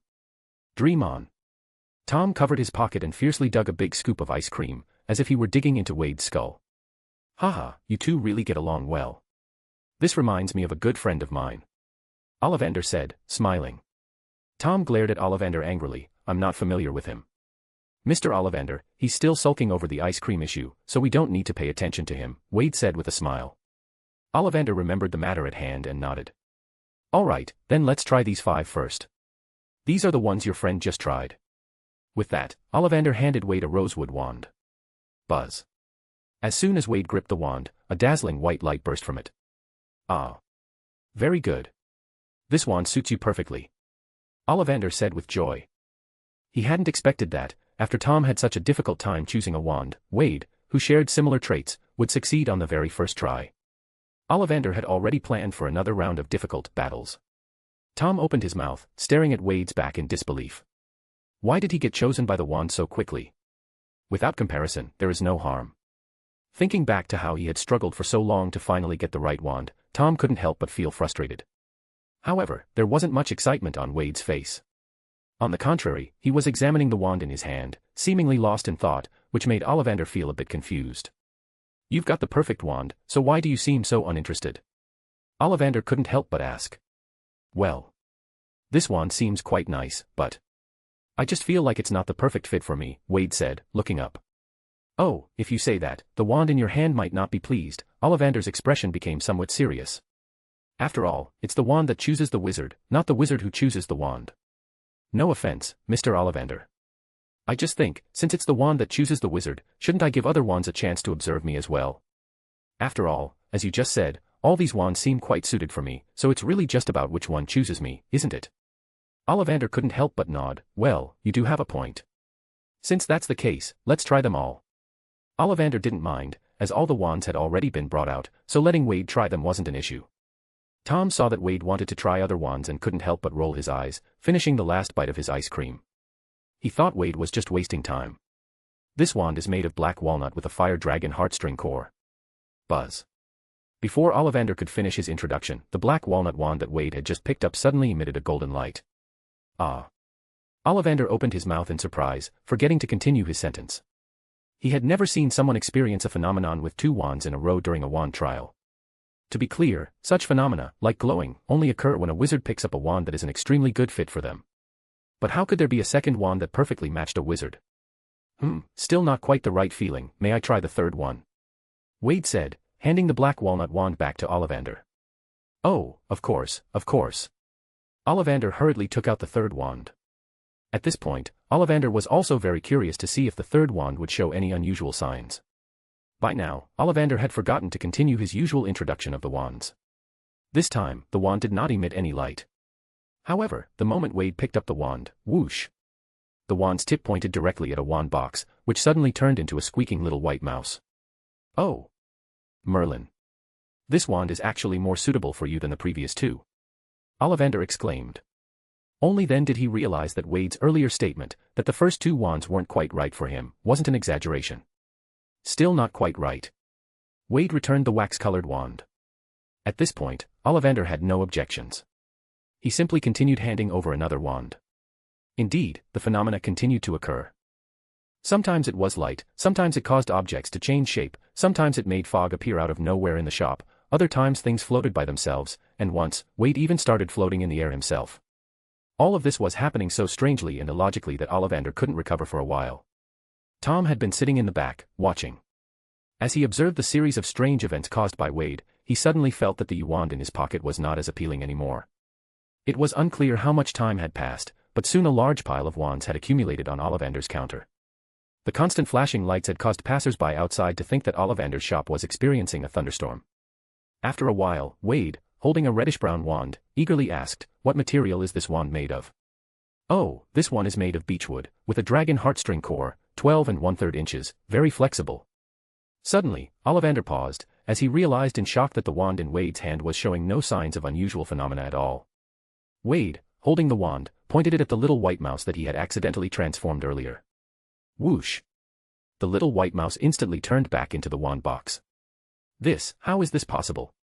This wand, in your hands, didn't show any special phenomena, but it seems to be more suited to you. No. It's the most suited one so far.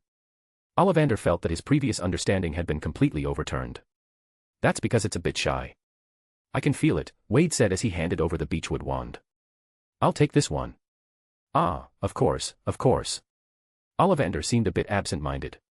I'm sorry for making such a mess here, Wade said. By Merlin's beard, it's no problem at all. Ollivander finally began to regain his composure. Tom suddenly asked, "Hey, didn't you say the wand chooses the wizard? How come now it looks like he's the one choosing the wand?" "Sigh, it seems my understanding of wand lore isn't as thorough as I thought." Ollivander sighed. The wand chooses the wizard. Ollivander glanced at Wade again and continued, the wizard also seems to choose the wand. Merlin, I've never seen anything like this before. Chapter 20, Why buy books?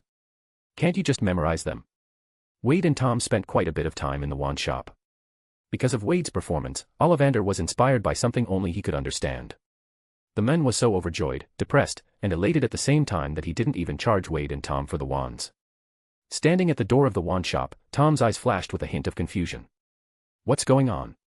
Now that we have money, we can't even spend it. If you want to spend money, you can help me buy what's on my list. Wade happily handed over his shopping list.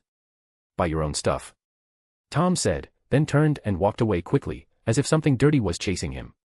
Wade shook his head helplessly. When a kid has money, their wings get strong. After some reflection, Wade followed his shopping list and started walking through Diagon Alley step by step. It was already 3 o'clock in the afternoon, and it was getting late. They still had to make it back to the Wolves' orphanage before dark. Wade was moving quickly. Before long, he had a large bag of things and arrived at the Leaky Cauldron. This was the last stop for his shopping today, and also the one he had been looking forward to the most. Of course. It was also the stop Tom had been most excited about. Wade had already spotted him.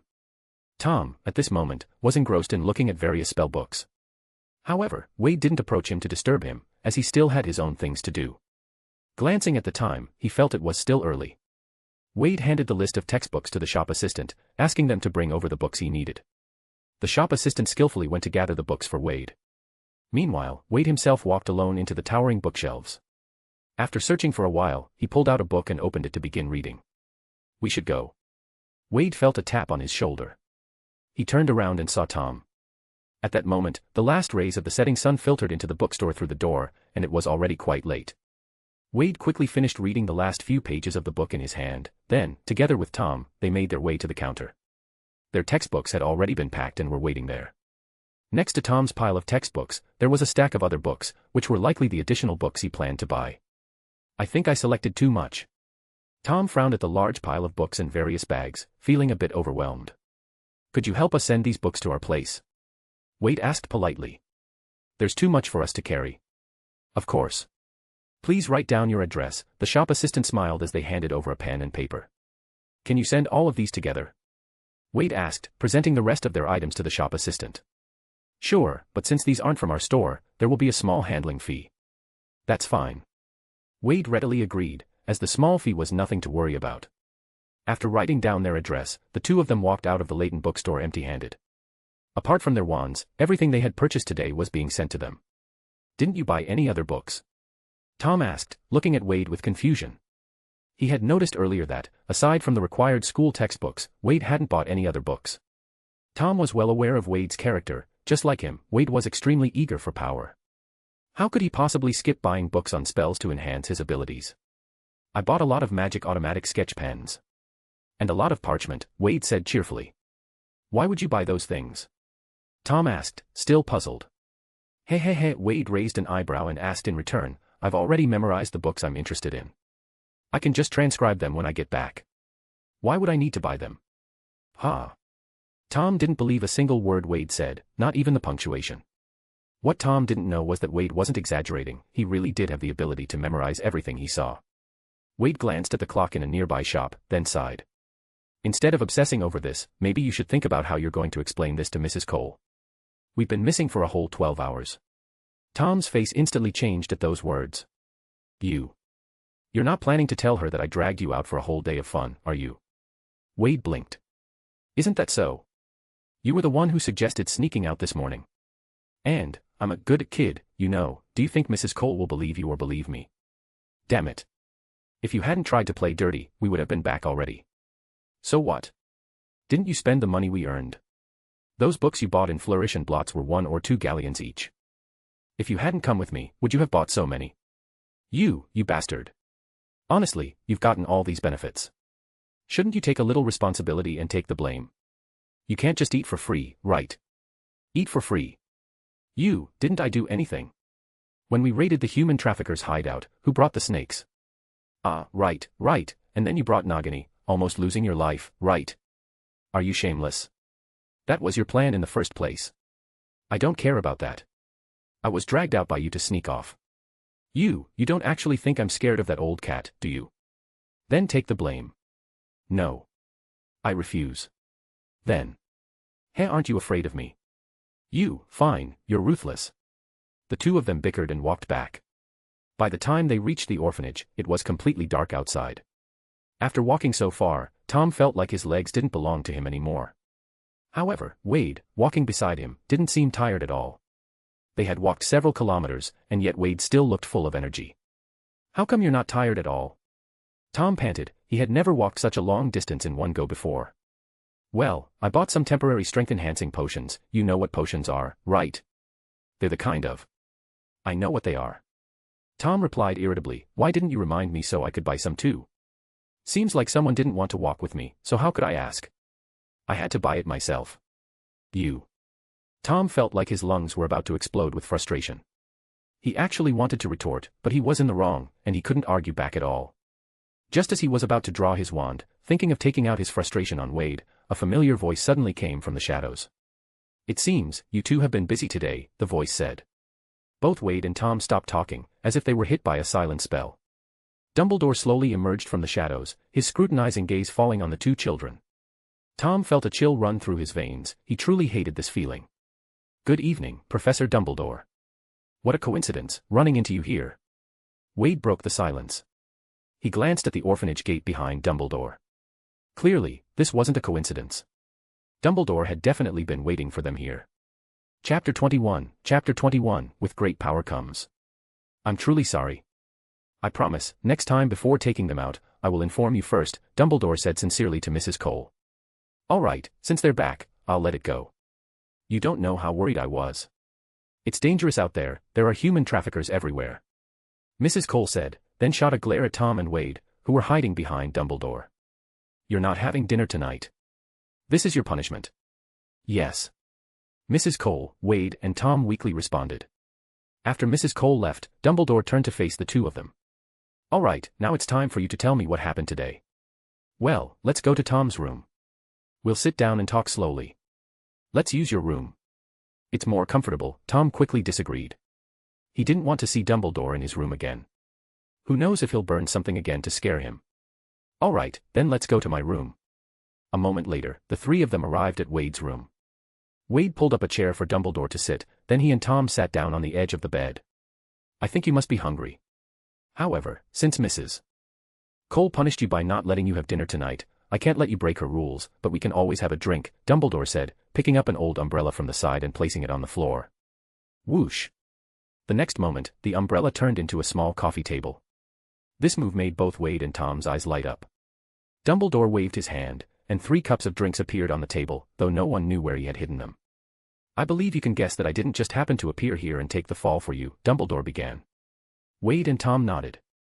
Dumbledore pushed 2 cups of pumpkin juice in front of Wade and Tom. This morning, in an alley 2 kilometers from the Leaky Cauldron, Muggle police officers discovered 2 people tightly bound and... Dumbledore said. Wade nodded. It was us. Dumbledore paused for a moment, not expecting Wade to admit it so directly.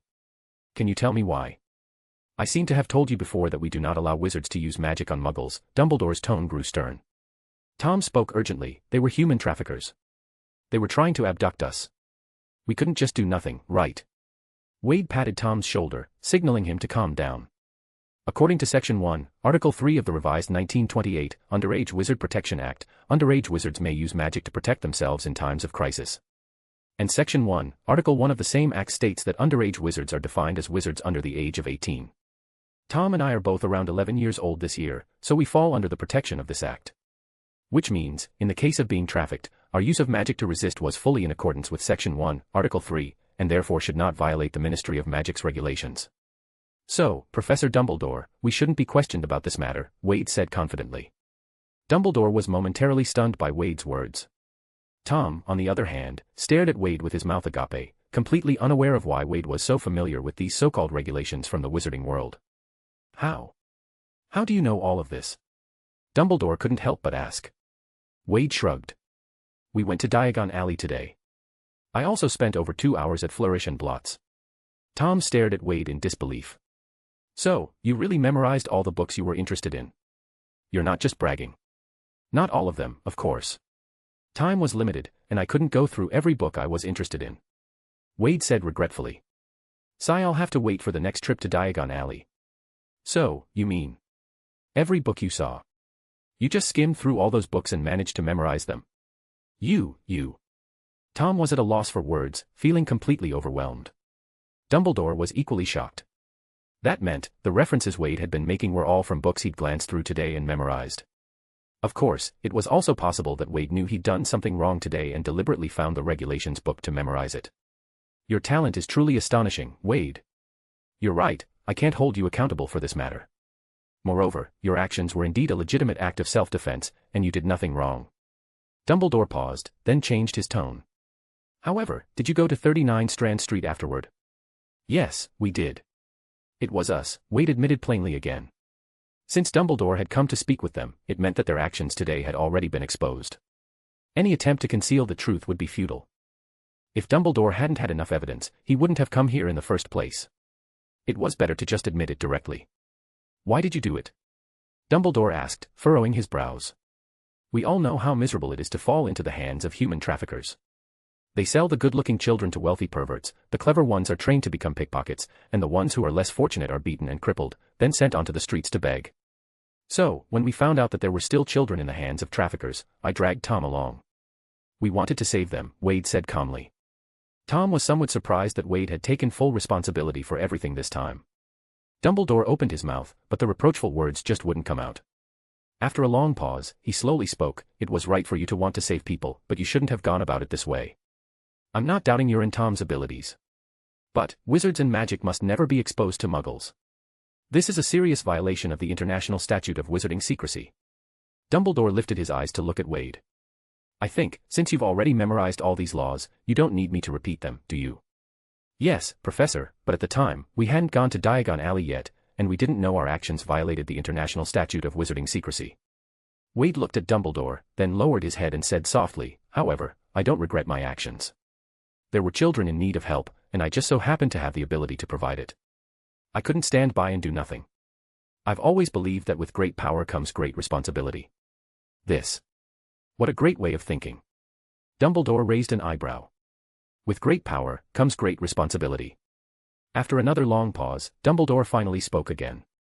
The human traffickers you captured are all too scared to reveal anything about the wizarding world, so you were lucky this time, and you did not violate the International Statute of Wizarding Secrecy. All right, tell me the whole story of the operation. So, Wade and Tom recounted the whole story of their raid on the traffickers' hideout this morning, including the gold bars, Tom's parseltongue, and how it all led to the summoning of Nagini. It's hard to keep things hidden, so it's better to just be upfront about it. After hearing the whole story, Dumbledore sighed. I have to say, you two were lucky today. Nagini, I used to know her. She's had an unfortunate life, torn between her beastly and human nature. It's hard to imagine how much pain she must have endured. Tom immediately asked, what happened to her? Dumbledore replied, she has a blood curse. Well, we can discuss her situation later. Let's focus on something else now, those 10 or so gold bars you got. At this point, Wade remained calm, but Tom's eyes widened in alarm, worried that Dumbledore would confiscate the gold. Tom, who wasn't strong enough yet, had come to understand the importance of money. After all, he wasn't the future Dark Lord, Voldemort, who would later dominate the world yet. Dumbledore smiled, I'm not going to take your gold. I just want to remind you, can a simple human trafficker hide that much gold? You must realize how vast a fortune you've just exchanged. Wade immediately caught on, Professor, are you saying we've gotten ourselves into big trouble? Note, the part about the Ministry of Magic's minor protection regulations is fictional, as I couldn't find relevant information. Chapter 22, Diverting Conflicts. What big trouble could we get into? Tom asked, confused. Tom, it's not unusual for criminals to commit organized crimes. And besides, it's impossible for a single human trafficker's hideout to accumulate this much wealth, Wade explained. You mean that the human trafficker hideout is just a part of some criminal organization, and the gold we took was money stored there by a larger criminal group? Tom began to understand. If it were just that, it wouldn't be the worst, Wade said, furrowing his brows. Think about it, who would be entrusted with guarding such a large sum of money? It's likely someone very important within their organization. And we've scared someone who might be extremely important to them. This is my fault. I should have thought of this earlier, I should have handled it more cleanly. Wade seemed a bit frustrated. Tom nodded slightly. Now that I think about it, we really have made some serious enemies. Then he shook his head and said, but what does it matter? How would they even know this is connected to us? Wade sighed. You've forgotten about the children we set free, haven't you? As long as they find those children, they'll definitely get our information from them. Once they have our physical descriptions, they can easily learn from others where we're from. A criminal organization that's managed to accumulate this much wealth definitely has that kind of ability. Sigh. I shouldn't have said a single word to those tied-up children. No, I should have made sure they never even saw us. This was Wade's first time doing something like raiding and stealing, and it was clear he lacked experience. Tom scoffed. No matter how big their power is, they're just muggles. We're wizards, why should we be afraid of those muggles causing trouble for us? In Tom's eyes, no muggle could threaten him. They were all no match for his basic attack. No matter how many there were, they posed no real danger. He didn't understand why Wade and Dumbledore seemed to think this was such a big deal. Tom, we might not be afraid, but what about Mrs. Cole and the others? What about the other kids at the orphanage? These people will find their way here sooner or later. Think about it, if these people can't find us, what will happen then? Wade stared firmly at Tom. This is our mistake, we can't just ignore the lives of others and let them suffer the consequences for us. Tom was at a loss for words. In truth, he really wanted to nod and say that he didn't care about the lives of the other children at the orphanage. But as his mindset had changed unknowingly, the coldness in his heart seemed to flicker with a faint light, ignited by Wade's words. In the end, he couldn't bring himself to say something as heartless as, "It's none of my business." So we just need to get ahead of them and capture these guys first, right? After a moment of hesitation, Tom murmured softly. Wade quickly rejected Tom's suggestion. Even though we have the ability to bring them to justice, we still can't accurately locate these people, Wade said calmly. Even if just one person slips through the net, it could lead to endless trouble. Besides, even if we send them to prison, they have so much money, they'll definitely be able to reduce their sentences as much as possible. And when they're released, do you think they won't come back for revenge, even worse than before? Tom snorted. Then we'll just take them all out. That's not a good idea, Tom. We can't just kill everyone who's wronged us. Wade said, throwing a casual glance at Dumbledore. Although Wade also thought it would be best to just get rid of them all. After all, every one of them had blood on their hands. How could he say something like that directly in front of Dumbledore? Wouldn't that just make Dumbledore suspicious? Tom, you fool. You're still too young. At that moment, Dumbledore had been quietly observing their conversation for quite a while. In Dumbledore's eyes, both Wade and Tom were very intelligent and decisive children. However, these two seemed to possess completely opposite personalities. The kind-hearted Wade and the indifferent Tom. Dumbledore's greatest concern was Tom. He knew the nature of this kind of child all too well. He couldn't predict what kind of frightening person this cold-hearted and power-hungry child would grow into as he grew older. But now, Dumbledore was relieved to see that under Wade's influence, even this solitary and indifferent child, Tom, was starting to show a glimmer of humanity in his heart. This discovery filled Dumbledore with joy, and he was also filled with hope for Wade. He hoped that Wade's presence would help Tom gradually return to the right path. Taking a step back, even if Tom eventually lost control, Dumbledore believed that Wade would be able to subdue him. At this moment, Wade had no idea what Dumbledore was thinking. He was just quietly considering how to resolve the big mess he had created. Professor, do you have any way to keep the other children at the orphanage safe? Wade turned to Dumbledore and asked. Wade believed that since Dumbledore had come, he must have a solution. Because Dumbledore had always been a person who carefully planned before acting. We just need to shift the blame, Dumbledore said, not disappointing Wade. You told the children you rescued that those kidnappers were captured by the adults in your family, right? Yes, at that time it was just the two of us, and it was hard to explain to them, so I just said that the adults in my family had subdued the criminals, Wade nodded. Good, so, since you told the children this, they will definitely know this as well, Dumbledore said calmly. In this orphanage, what adult could so easily subdue those vicious kidnappers? It couldn't have been Mrs. Cole, could it? Wade suddenly understood, so, as long as we are not linked to the orphanage at all, they will never suspect the orphanage, because the orphanage doesn't have that kind of capability. They will only suspect that we are from another black market crime organization, and the so-called clues leading to the orphanage must be fake. Hey, as long as we fabricate some more evidence of this fake organization and let them investigate it, diverting their attention, the orphanage will be safe. Exactly, that's the idea, Dumbledore said with a smile, clapping his hands. Tom frowned and said, but, we really are from the orphanage, how can we completely erase all traces of us there? Leave that to me, Tom, Dumbledore said with a smile. We are wizards, aren't we? The magic lies in its ability to turn decay into something marvelous. Wade suddenly seemed to have thought of something. Professor, after all the traces of us in the orphanage are erased, will Mrs. Cole and the others completely forget about us? Dumbledore sighed. Unfortunately, Wade, I must do this. Of course, if you don't want this, I can come up with another plan. Before Wade could say anything, Tom waved his hand repeatedly and said, I don't know what Wade thinks, but I don't mind at all. Anyway, in Mrs. Cole's eyes, I was always a trouble, a nuisance. If they forget about me, it would actually be a good thing for them. Dumbledore gave Tom a deep look, then turned to Wade. I have no objections. After all, even if she forgets about me, I won't forget the kindness she showed me. Wade said firmly. In reality, Wade had been in this world for less than a month. Although he was indeed grateful to Mrs. Cole for not letting him end up on the streets, if he were to say he would grow fond of this place, it would be somewhat pretentious. All right, then. Let's do it this way. You both pack your things. Someone will come to pick you up in the morning. I also need to go make some preparations. Chapter 23, House Elf Butler Purchased. After Dumbledore left, Tom also went back to his room to pack his things. Wade, of course, didn't stay idle. He didn't have much to begin with, not even extra clothes. However, when the owl from Diagon Alley delivered the items he had purchased, his belongings suddenly increased. Wade found a large bag and packed everything inside. Then, he sat down with his book and quietly began to read. Perhaps it was because he had taken some body-enhancing potions in Diagon Alley, but even until midnight, he still had no desire to sleep. Ding. Time check, midnight, 0 minutes, new items have appeared in the shop. Suddenly, the familiar notification sound rang in his mind. Wade put down the spellbook and, as usual, checked the system store. Speaking of which, it had been a long time since the system store had anything that Wade could use right away. He wondered if tonight there might be a pleasant surprise. Item 1, Complete Guide to Transfiguration, unlocked, 1000 merit points. Item 2, House Elf Butler, unlocked, 300 merit points. Refresh time countdown, 23 hours 59 minutes 35 seconds. Merit points, 1400 points. Dark Lord achievement, not completed.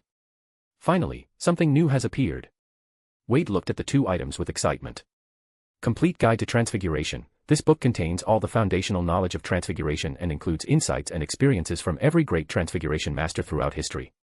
Wade stared at the system description in shock. It includes the insights of every transfiguration master throughout history. No wonder it's worth 1000 merit points for just one book. Wade's gaze moved to the next item. House Elf Butler, an experienced house elf who previously served a certain pureblood dark wizard family. Since the last member of the family passed away half a month ago, this house elf tragically gained its freedom. Once the host chooses to purchase this item, the owner of the house elf will transfer to the host, and the house elf will never betray the host. This is the first time a living creature has appeared in the system's store. However, Wade was still quite pleased with this item. Who wouldn't want an experienced house elf? This could be an invaluable helper. I want one. Moreover, this house elf was so cheap, only 300 merit points. Wade didn't hesitate, first purchasing Complete Guide to Transfiguration. With his previous experience, he once again exchanged this book into the Gens version. The next moment, a novel titled The Count of Monte Cristo suddenly appeared in his hands. Clearly, this Complete Guide to Transfiguration also had the same disguise as basic spellbook. Wade put the book aside and began purchasing the second item. Ding. Congratulations to the host for successfully purchasing the House Elf Butler. Ding. Please find the house elf. With the system's prompt, a semi-transparent mini-map appeared in Wade's vision. On the map, there was a prominent red dot and a small arrow. Wade carefully observed and quickly understood. The small arrow represented himself, and the red dot should be the location of the house elf. Wade noticed that the red dot wasn't far from him. However, the red dot remained stationary on the map, which puzzled Wade. Was the house elf sleeping? Otherwise, why would it be completely still? Nonetheless, Wade didn't waste any time. He grabbed an oil lamp and quietly left the orphanage. He compared the map and walked along the muddy main street, heading east for about 200 meters. Then, he turned into a narrow alley on the side. This alley was small and dirty, often emitting a disgusting stench. Wade walked carefully, stepping through the waterlogged ground, and reached the end of the alley. In the dim light of the oil lamp, Wade saw a shabby garbage bin. Next to the bin, there appeared to be a small figure lying. Ding. The host has arrived at the house elf's location. As the system's prompt ended, the mini-map in Wade's view disappeared. Wade put down the dim oil lamp and took out his wand from his pocket. Lumos. The light from the tip of his wand illuminated the dark alley. He saw a house elf lying on the ground, barely alive. The elf was wearing a filthy rag, so worn out it was hard to see its original color, with its tennis ball-sized eyes tightly shut. Wade noticed that the elf's face and body had several injuries. It seemed like it had been recently attacked by some sharp object, appearing to have fainted from blood loss. Such severe injuries, and yet this house elf did not die from excessive blood loss. It was still clinging to life, not dead yet. Wade guessed that it must have been the system's power that temporarily held his life after he purchased the item. No wonder it was so cheap, it turned out he only had half a life left. Thinking of this, Wade didn't waste any time. He first used a cleaning spell to remove the dirt from the house elf's wound. Then, he took out the herbal potion and the Mr. Energy drink thingy he had exchanged through the system earlier and carefully sprinkled it on the wound. The white ginseng produced by the system proved to be highly effective. As soon as it touched the wound, it began to heal rapidly. After treating the wound, Wade took out the bottle of potion he had left over from today. The potion's effect was to replenish energy and temporarily enhance physical strength, which was why Wade hadn't felt as exhausted as Tom when he returned earlier. Now, it seemed, it was just the right time to use it. Wade held his wand in his mouth, and in the light of the wand, one hand lifted the house elf's head while the other slowly poured the remaining half bottle of potion into its mouth. A moment later. Cough, cough, cough. The house elf slowly opened its bloodshot eyes, and the first thing it saw was Wade, who was right in front of it. Kind-hearted sir. Did you save Toby's life? Toby struggled to sit up, looking in astonishment at the wounds on his body that had already healed. When he looked back at Wade, his eyes were filled with intense gratitude. Yes, I found you lying here, all covered in wounds. So, I did some basic treatment for you, Wade calmly replied, removing his wand from his mouth. Thank you, kind sir. But Toby is a shameful little elf, not worthy of the kind sir's magic potion for treatment, because he is free. Toby paused here, sobbing with sadness. Although it wasn't Toby's fault, my last master died in a duel. Toby was foolish and shamefully became free. Kind sir, would you take Toby in? I am Wade, Wade Reynolds. If you are willing, I can become your new master, Wade answered calmly. Of course, Wade would not refuse Toby's loyalty, he wasn't Hermione. Besides, this had already cost him 300 merit points and 2 bottles of potions. Toby struggled to rise, then knelt on one knee in front of Wade.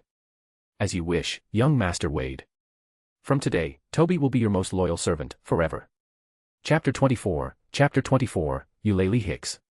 Tom covered his nose, looking at the peculiar creature in front of him with a disgusted expression as it devoured its food. Where did you find this thing? This is not some thing. This is a house elf.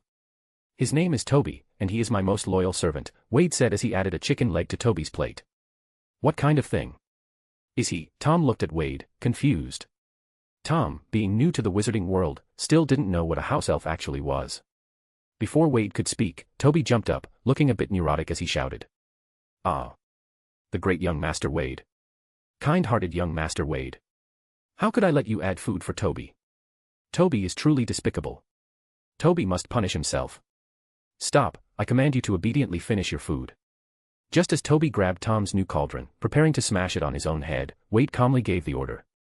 Toby had no choice but to put the cauldron down and obediently sit back on the floor, continuing to eat. But in his tennis ball-sized eyes, there were tears. Oh. Young Master Wade is truly the best and greatest master in the world.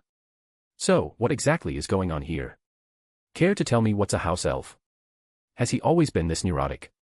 Tom asked, frowning. Earlier, unable to sleep, Tom had taken the things he had already packed and was preparing to meet up with Wade. As soon as he entered, he saw Wade commanding Toby to eat. Having never seen a house elf before, Tom had no idea what kind of trouble Wade had gotten into in the hours he had been away. Wade patted Tom on the shoulder and said seriously, "Don't worry, even though your status has gone from my most loyal servant to my second most loyal servant, I will still treat you just as well as I did before." Tom's face immediately darkened, and even the veins on his forehead bulged. He asked, each word deliberate, "Did you just say something about me being your servant?" "Tom, you aren't as respectful to me as you were before. Now you know why you went from being my first servant to my second, right?" Wade said with a regretful look on his face. "You." Tom struggled to suppress the urge to lash out, as he didn't want to be beaten. "Calm down, you can't beat him yet. Calm down." Tom took several deep breaths, and only then did his emotions begin to settle. "What's wrong? Are you hungry too?" Wade looked at the pot in his hand, then at Tom. "There's still some left here, if you want you can." "No. I'm not hungry at all." Tom, whose emotions had just calmed down, nearly exploded again. "All right, if you don't want it, then forget it." Wade put the pot next to Toby, allowing him to continue eating. "So what exactly is a house elf?" Tom asked persistently. A house elf is the most loyal servant of wizards. Their race also possesses a lot of interesting magic. Their magic is different from a wizard's, they're quite useful for handling household chores. By the way, I read all of this in a book at the bookstore today. Then, Wade went on to tell Tom about how he had stumbled upon a house elf while wandering outside, sharing what he could. After all, if he was going to have a house elf following him around, it would be hard to hide it, so he might as well be upfront about it. I don't think this filthy creature will be of any help, Tom said, looking at Toby with disdain. Don't underestimate any kind of creature, Tom. Otherwise, you'll definitely regret it later, Wade said meaningfully. At this point, Toby had finished every bit of food in both the plate and the pot. Young Master Wade, Toby has never been this full before, Toby said, and once again tears started to fall from his eyes. All right, Toby, find a place to rest for now, and remember to clean yourself up. I don't want to see you looking so filthy next time we meet, Wade ordered again. Toby sniffled and, bending at the waist, said respectfully, as you wish, young Master Wade. Snap. Toby instantly vanished from the spot, leaving behind a sound like a whip striking the ground. This scene made Tom widen his eyes. See, at least you won't have to help me wash the dishes anymore, Wade pointed to the plates and the pot on the floor. It was only then that Tom noticed the plates and pot, which had been on the floor just a moment ago, were now as clean as new. I have to admit, Toby is indeed an experienced house elf. When it comes to kitchen magic, he's absolutely skilled. Suddenly, Tom's eyes glimmered, and he said, washing dishes is nothing. I could actually cook for you. You plan to poison me, don't you? Wade said, unfazed. TSK. Is it that obvious? In the blink of an eye, the sky began to lighten with the faintest hint of dawn. Wade sat on the bed, engrossed in a copy of The Count of Monte Cristo, thoroughly enjoying it. Meanwhile, Tom occasionally glanced out the window. Do you think Dumbledore's people forgot to come pick us up? It's almost daylight, Tom said anxiously. Wade suddenly closed the book slowly and said, haven't they arrived? Arrived? Where? Just as Tom asked, he heard the faint sound of horses neighing from the sky. Tom quickly looked up at the sky. The neighing grew louder, and suddenly, a carriage shot out from the dark clouds. However, to Tom, the carriage had no horses at the front, only a middle-aged man acting as the driver. Wade also looked out the window, but in his view, at the front of the carriage were 3 jet-black horses with wings, their bony frames moving with effort as they pulled the carriage down towards them. Wade recognized them. Those were Thestrals, a magical creature that could only be seen by those who had truly witnessed death. Before his transmigration, Wade had witnessed death, so he could see the Thestrals. Tom, however, being new to the world, with his knowledge still at 0/0, couldn't see the Thestrals yet. Thud. The carriage landed in front of the orphanage gate with a loud noise. But the people in the orphanage and the other residents on the street seemed completely unaware, remaining utterly quiet. At this moment, the carriage door suddenly opened, and a black-skinned witch with curly hair, holding a book, jumped out of the carriage. She glanced at the orphanage gate in front of her, then looked up directly at the window of Wade's room, making eye contact with both Wade and Tom. A faint smile appeared on the witch's lips, and then, in the next second, she vanished from the spot. Tom's eyes widened as he looked out the window. Where did she go? Are you looking for me? Suddenly, a woman's voice came from behind the two of them. Tom jumped in surprise and quickly turned around. Wade turned his head and saw that the witch had somehow already appeared behind them. Tom stared at her in shock. Who are you? How did you get in? One moment she was outside, and the next, she was behind them on the second floor. Just thinking about it was a little scary. Hello, my name is Eulalie Hicks. You can call me Professor Hicks, the witch said with a smile, extending her hand to Wade and Tom. Tom watched her warily, not moving. Wade, however, extended his hand and shook hers. Professor Hicks, are you the one Professor Dumbledore sent to pick us up? Eulalie Hicks was a character from the movie Fantastic Beasts and Where to Find Them, and she was the charms professor at Ilvermorny School of Witchcraft and Wizardry. She was one of the earliest members of Dumbledore's army. Note, additionally, I plan to follow the movie setting and have the young Professor McGonagall make an appearance, although according to the original timeline, Professor McGonagall would only be about 3 or 4 years old at this time. Chapter 25, Jacob and Queenie. Yes, Professor Hicks smiled and said, I've already learned about your situation from Professor Dumbledore. I just want to say, you are the bravest young wizards I've ever met. Young wizards of your age don't often have the courage to do such things. I think, you'll definitely be sorted into Gryffindor. Wade couldn't help but blink. Tom Riddle being sorted into Gryffindor. What kind of dark joke was that? Even the coffin lid wouldn't be able to contain Salazar Slytherin if his heir goes to that house. What is Gryffindor? Tom asked, looking confused. Wade grabbed a book from Tom's pile of luggage and threw it into his hands. Take a look at this book and you'll understand. You haven't read it since you bought it, have you?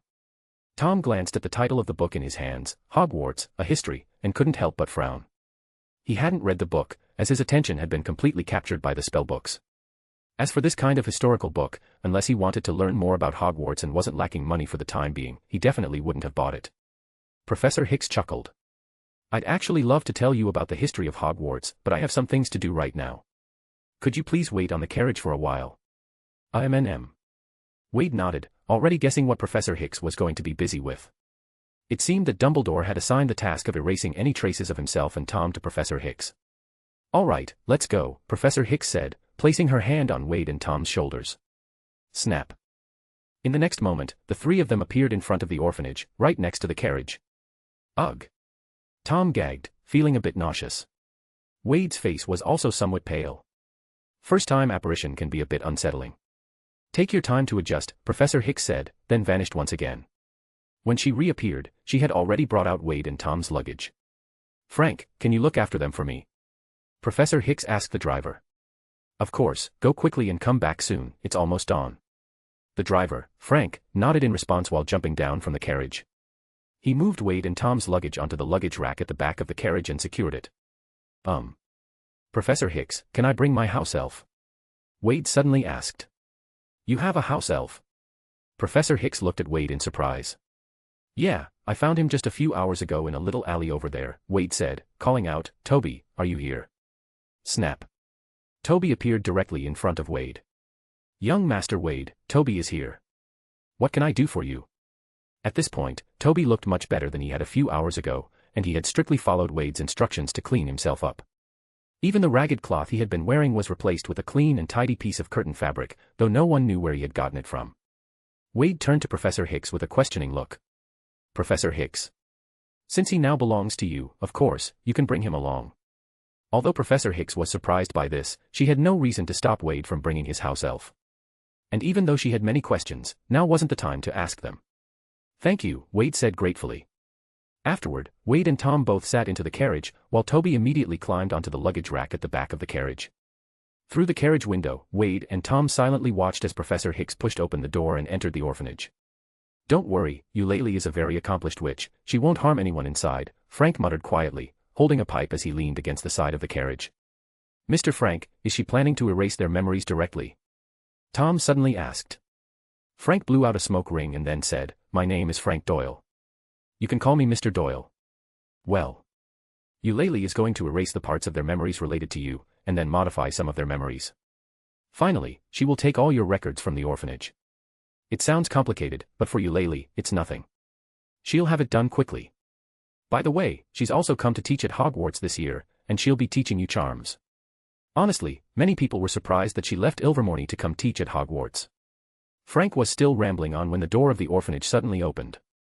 Professor Hicks walked out, then gently closed the door behind her.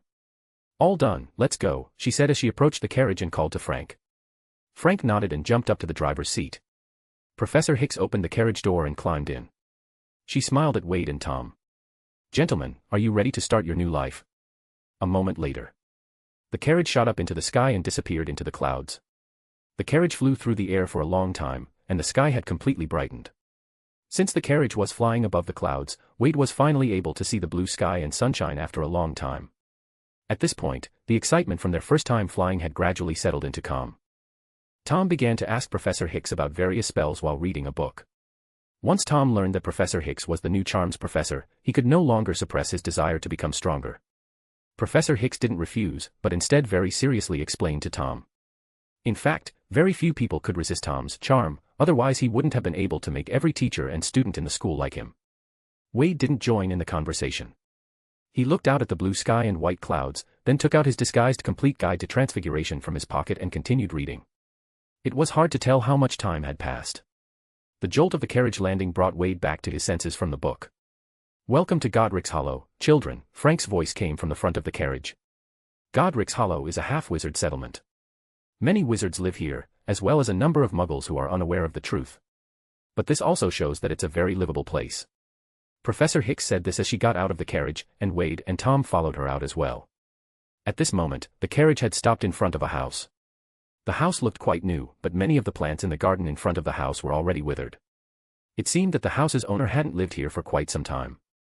Professor Hicks smiled and said, "This is the home of one of our Muggle friends in England. His name is Jacob Kowalski. They're planning to move from America to England for a while, and they should arrive the day after tomorrow. Until then, you'll be temporarily taken care of by them. Don't worry, Jacob and Queenie are both very good people." Jacob Kowalski. If that's the case, then his wife will also be here. Wade immediately had a bad feeling. He remembered Jacob's wife, Queenie Goldstein. She was a powerful legilimens. Unlike Dumbledore, her ability to read minds was innate and passive, uncontrollable. As long as you were near her, even if you didn't look into her eyes or face her directly, she could hear your thoughts. In other words, if she were standing right in front of Wade right now, all his secrets would be laid bare. Wade couldn't help but furrow his brow. Since his transmigration, this was the first time he truly felt a sense of crisis. Chapter 26, A Clemency. Wade couldn't let his secrets be exposed in front of Queenie. Those were things that no one in this world could understand. He didn't want others to think he was crazy, nor did he want anyone to go insane because of his secrets. God only knew what would happen when Queenie found out that the world they were in was actually fictional in another world. Of course, it was also possible that magic was real, but it was written as a novel by an author, and then it really became fictional. Wade stopped his chaotic thoughts.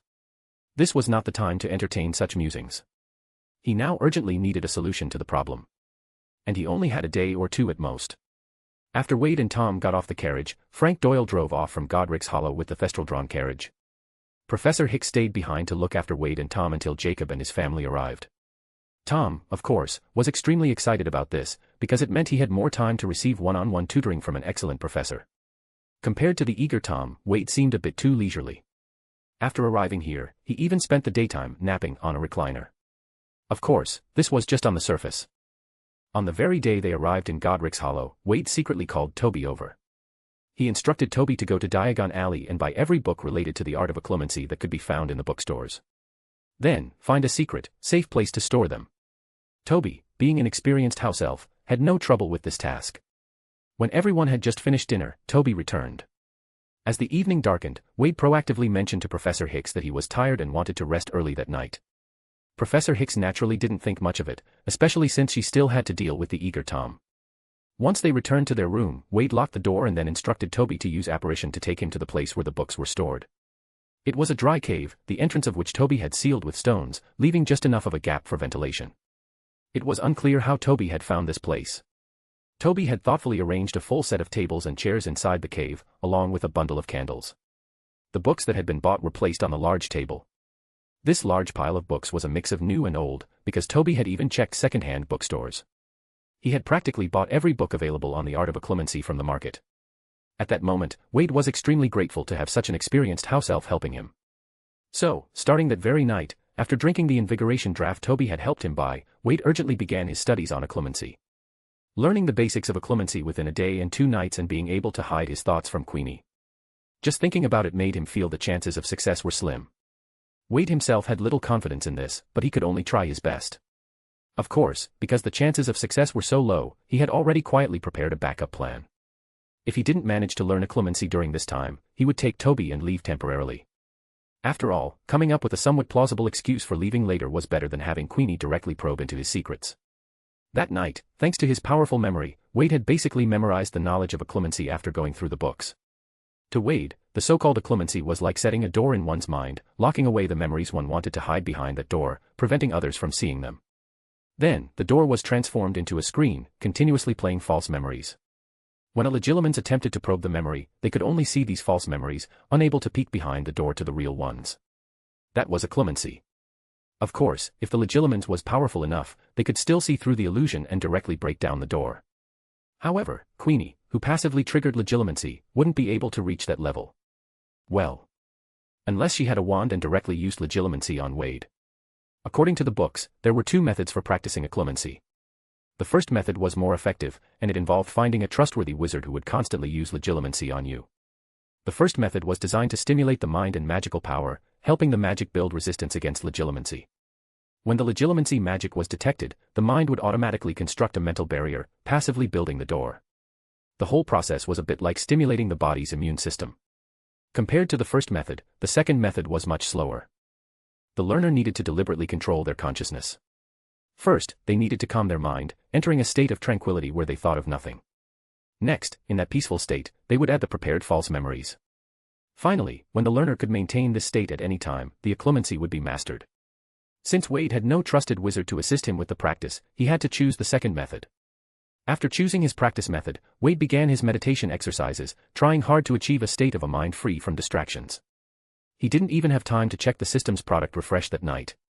Until the next morning, when Toby brought him back, Wade didn't stop his practice. Tom saw Wade with his eyes closed, lying on the recliner meditating, and thought he was just napping. Eager to surpass Wade, Tom was naturally pleased to see Wade slacking off. He hoped Wade would stay lazy like this forever. As for Professor Hicks, she assumed that Wade was just trying to catch up on sleep after not resting well the night before, so she didn't disturb him. This allowed Wade to continue practicing occlumency in peace. This practice was truly difficult. The first step, simply quieting all the distractions, was enough to deter most people. Wade persisted all night but still couldn't achieve the first step. He couldn't even manage to calm his mind slightly. In fact, the more thoughts someone had, the harder it was to find peace, because they were always thinking when they were awake. And Wade was that type of person. His mind couldn't even calm down when he was asleep, so how could he possibly achieve a state of mental clarity while awake? As time passed, Wade's mind slowly began to settle. Perhaps, given enough time, he would eventually be able to achieve a state of no distractions. But now, he no longer had much time. As the sun began to set, Wade slowly opened his eyes. In the end, he chose to give up. Tonight, he would quietly take Toby and make a run for it. As for the reason for leaving, he'd think of something if he got caught. Wade tiredly stood up from the recliner.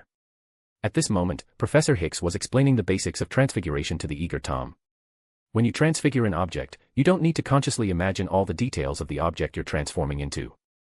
For example, if you want to turn a goblet into a bird, you don't need to visualize every detail of the bird in your mind. If you had to imagine every feather's shape, even a simple transfiguration spell would exhaust you. We only need to imagine the general shape of the bird in our mind during the transformation, and leave everything else to the imagination magic. The magic will naturally help the wizard fulfill their intention. Professor Hicks was covering the basics of transfiguration, which Wade had already read in the Complete Guide to Transfiguration, but everything else is left to the imagination magic. These words now struck Wade's mind like a thunderclap. Wade suddenly realized, of course. I'm a wizard, I have magic, and occlumency is magic. It's not some form of meditation. I don't need to force myself to clear my mind like a muggle. This isn't a state that can be reached in a short amount of time. My approach to practice has been wrong from the start. In fact, as a wizard, all I need to do is leave everything to the imagination magic. The magic will naturally help the wizard fulfill their wishes. Because magic is inherently idealistic. With this thought, Wade, who had just stood up, stretched lazily and then lay back down. Check out my P-Trian to read ahead. My goal is to keep it at least 2 weeks ahead of WN. P-Trian, Captain. Chapter 27, for the greater good. The magic system of this world is idealistic. Every spell cast encompasses the wizard's emotions and intentions at the time. So, in the end, the essence of magic in this world is, to some extent, making things happen with your mind. Therefore, truly powerful wizards often don't need to use spells to cast magic. Of course, when they do speak the incantation, their emotions and intentions reach their highest point, and the power of the magic is therefore greatly amplified. For example, Tom in the future using the killing curse as a simple attack. However, for Tom at that time, loudly saying the incantation of the killing curse not only increased the power of the spell, but it also served as a deterrent to others. At this moment, Wade lay on the recliner and entered the same meditative state as before. But this time, he didn't deliberately try to suppress the chaotic thoughts. Instead, he silently focused on the energy known as magic that flowed within him. I need to be calm, my mind free of distractions, Wade thought. Then, he felt his magic begin to move, though it also seemed to stay still. Just as Wade was about to try again, suddenly, he felt a wave of calmness in his heart, and all the distracting thoughts disappeared in an instant. Ah. The feeling was very strange, like being in a bustling marketplace when suddenly all the surrounding sounds fade away, and everything becomes eerily quiet, leaving only the sound of his breathing and heartbeat. Wade marveled at the change, but then he felt a bit puzzled. Clearly, he was still thinking, so why was his mind free of distractions? Wasn't this a contradiction? It was like someone testing his breath, finding that he wasn't breathing, but he could still feel himself breathing. Why couldn't others detect that he was breathing? It didn't take long for Wade to figure out the reason. It turned out that his distractions hadn't disappeared, and his thinking hadn't stopped. They had just been hidden away. Why was this the case? Because magic could fulfill a wizard's intention. So, in order to fulfill Wade's intention of having a mind free of distractions, his magic had simply hidden away the distractions that Wade could not remove. Then, the magic created a brain for Wade that had no memories or any traces of thought, replacing the original brain. In other words, the memories and thoughts presented in this fake brain were what Wade needed others to see, all of them were false. The real brain, on the other hand, was locked behind the door. It was only at this moment that Wade truly understood the principle behind occlumency and successfully reached the first stage of the technique. That was to completely hide his memories and true thoughts. Without wasting any time, Wade began attempting the second stage. He started expanding the size of the new brain, letting the false thoughts and memories tightly wrap around his real thoughts and memories. Then, Wade attempted to communicate between the fake and the real brains. He then tried to secretly transfer the false thoughts and memories created by the real brain into the fake brain. In that instant, the stiff, false thoughts and memories in the fake brain suddenly became lively. They were identical to the real memories and thoughts. In other words, Wade could now change the memories and thoughts in his mind at any time. What others could see was only what Wade wanted them to see. It was hard to tell how much time had passed, but when Wade opened his eyes, the sky was completely dark. He took a moment to sense his own state, and Wade felt incredibly satisfied. Without a doubt, he had truly learned occlumency. The feeling was a bit hard to describe. It was like wearing a pair of sunglasses. When others tried to look into his eyes, all they could see were the dark lenses, but his own eyes could still see through them clearly. Although Wade had only just begun learning occlumency, it was more than enough to deal with Queenie's passive legilimency. At this thought, Wade couldn't help but breathe a sigh of relief. "You're awake. You really slept for a long time," Tom said, eyeing Wade suspiciously. He almost thought Wade had slept through the whole day. "Oh, I stayed up late reading last night, so I'm really tired today." "But didn't you go to bed pretty early last night?" "I couldn't sleep, so I read a book," Wade casually said. At this moment, Toby had already brought over the dinner that had been set aside for Wade. "Wade, you'll get used to it. I was the same way. When I went to a new place, I always couldn't sleep because I wasn't used to it," Professor Hicks said with a smile. She still thought that Wade's inability to sleep at night was just because he wasn't accustomed to the new environment. "Yeah, I'll try to get used to it," Wade said, nodding seriously. Wade suddenly realized that after mastering occlumency, his acting skills seemed to have improved as well. With the false expressions and appropriately fake emotions, it felt seamless. Damn. Occlumency could enhance my acting skills like this, what a great thing. No wonder in the future, Professor Snape was able to be a spy under Tom's nose, never revealing his true identity until the day he sacrificed himself. Wade, who hadn't eaten much all day, was indeed hungry. After devouring his dinner, he once again told Professor Hicks that he felt tired and wanted to rest. Tom looked at Wade as if he were looking at a pig. Who sleeps that much every day? This guy suddenly became so lazy, didn't he fear that his strength would surpass his, and he would take revenge? However, what Tom didn't know was that when Wade said he was tired last night, it was a lie. But now, when he said he was tired, it was the truth. After all, in order to learn occlumency, he had spent a lot of energy and really needed to rest. After closing the door again, Wade sat on the bed and opened the system shop. He hadn't had time to check it last night, and if he didn't look now, there might be something good that would refresh in the early morning and be lost. Item 1, Felix Felicis 10 ml, unlocked, 500 merit points. Item 2, Unicorn Hair, unlocked, 5 merit points. Refresh time countdown, 5 hours 21 minutes 55 seconds. Merit points, 100 points. Dark Lord achievement, not achieved. Wade immediately spotted the bottle of Felix Felicis. This was a great item. After taking it, it would enhance a person's luck. And the brewing process was very difficult. Even for a master of potions, guaranteeing a high success rate from start to finish would still take at least 6 months. Wade really wanted to buy the Felix Felicis, whether for personal use or to sell, it would be a great choice. But since he didn't have enough merit points right now, Wade could only lock the Felix Felicis for now. As for the other item, the unicorn hair, Wade decided not to waste any merit points on it. After closing the system shop page, Wade gradually began to feel an overwhelming sense of drowsiness. The side effects of the invigoration draft, combined with his own excessive energy consumption, made it hard for Wade to resist. Soon, he fell into a deep sleep. This sleep was very restless.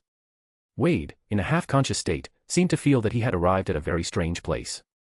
That place was all white, as if shrouded in thick fog. In the thick fog, a shadow with an unclear shape was waving at him.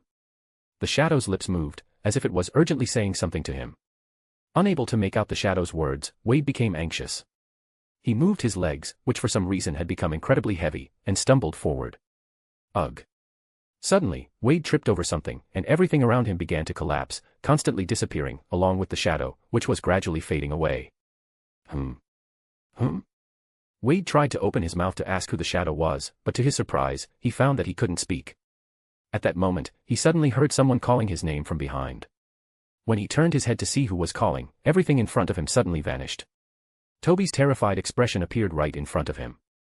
Young Master Wade. Wake up quickly. Young Master Wade has to leave. Toby has to take young Master Wade and young Master Tom away. Someone is attacking us. Wade jolted awake, and at the same time, the noisy sounds from outside the house filtered in. There were crackling sounds of spells being cast, along with various shouting and chanting. Among them, there was one phrase that Wade found particularly familiar: for the greater good. Check out the P-Trian for extra chapters hard suit. It'll be 12 chaps ahead by tomorrow. P-Trian, Captain. Chapter 28, Desperate Situation. Thank you, First Drunken Immortal and Farhan Talati, for your patronage. In this world, the only people who could be shouting slogans while fighting and shouting for the greater good were the fanatical followers of Grindelwald's pureblood party, the Alliance. Wade didn't have time to think about why Grindelwald's people had come knocking. Where are Tom and Professor Hicks? Wade looked behind Toby. Then, he saw Tom lying quietly on the floor behind Toby, looking particularly peaceful. Huh. Wade stared in shock at Tom on the floor. Had the future Dark Lord been killed out before even getting started? Young Master Tom was just knocked unconscious. Professor Hicks is still outside dealing with them, but there are too many of them. Professor Hicks won't be able to hold out much longer. We need to leave quickly. Toby grabbed Tom's hand and anxiously reached out his other hand toward Wade. Quick, grab onto Toby, and Toby will take you both out. Ah. Boom. Before Toby could finish his words, the wall behind him was blasted open. The violent shockwave knocked Toby unconscious, and he collapsed beside Tom. Because Wade was in front of Toby, the explosion's shockwave was partially blocked by Toby, which was why Wade didn't lose consciousness. However, he was still dazed from the shock. At this moment, the wall had a large hole in it, and through the dust in the air, a tall figure was crawling into the room through the hole. Wade quickly drew his wand. Obstruct him. Boom. The tall figure had barely entered the room when Wade cast a barrier charm, sending the figure flying back out of the hole. After casting the spell, Wade didn't freeze up but immediately rolled to the side, tumbling off the end of the bed. Undoubtedly, his decision was correct. Just as he rolled off the bed, 7 or 8 spells struck the spot where he had just been sitting. The poor wooden bed was shattered by the spells. Feathers and wood splinters flew everywhere. Wade waved his wand lightly, and Tom and Toby were magically pulled over to him from the floor.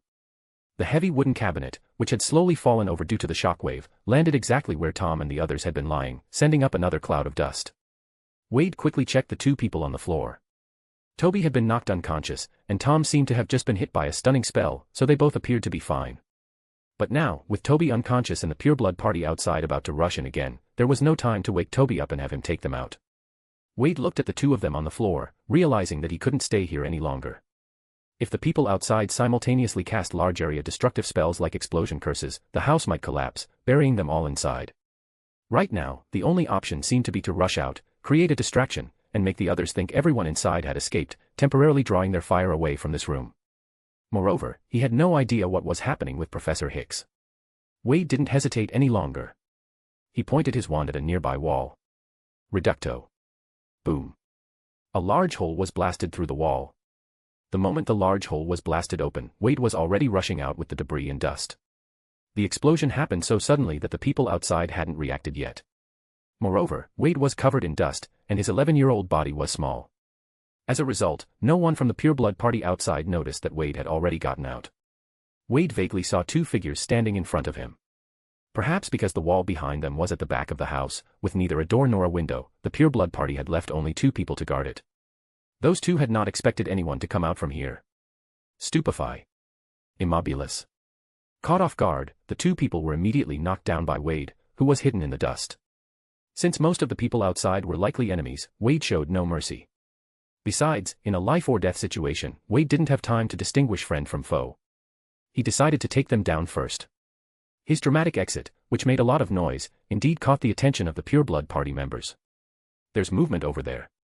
It seems like the people inside broke through the wall at the back and are charging out. They all gave up on continuing to attack the house and instead circled around it, heading this way. The sound of hurried footsteps grew louder as they approached. With so many people coming, Wade guessed that Professor Hicks was probably in grave danger. Nebulous. After knocking down the 2 people, Wade immediately cast the fog spell. In an instant, a dense white mist surrounded Wade, and the area covered by the mist began to rapidly expand. As a result, when the Pureblood Party members rounded the corner of the house, they collided directly with the expanding white fog. Be careful. Don't accidentally hurt our own people. Ah.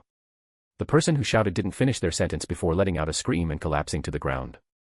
Wade lowered his wand and quickly moved his position within the white mist. As he ran, the tip of his wand continuously emitted more mist outward. There. Just as Wade started to move, the spot he had just occupied was bombarded with various curses. Didn't hit. He ran away. Bastard.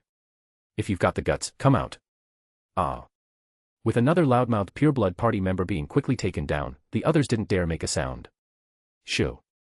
It was clear that the person hidden in the mist was attacking based on sound.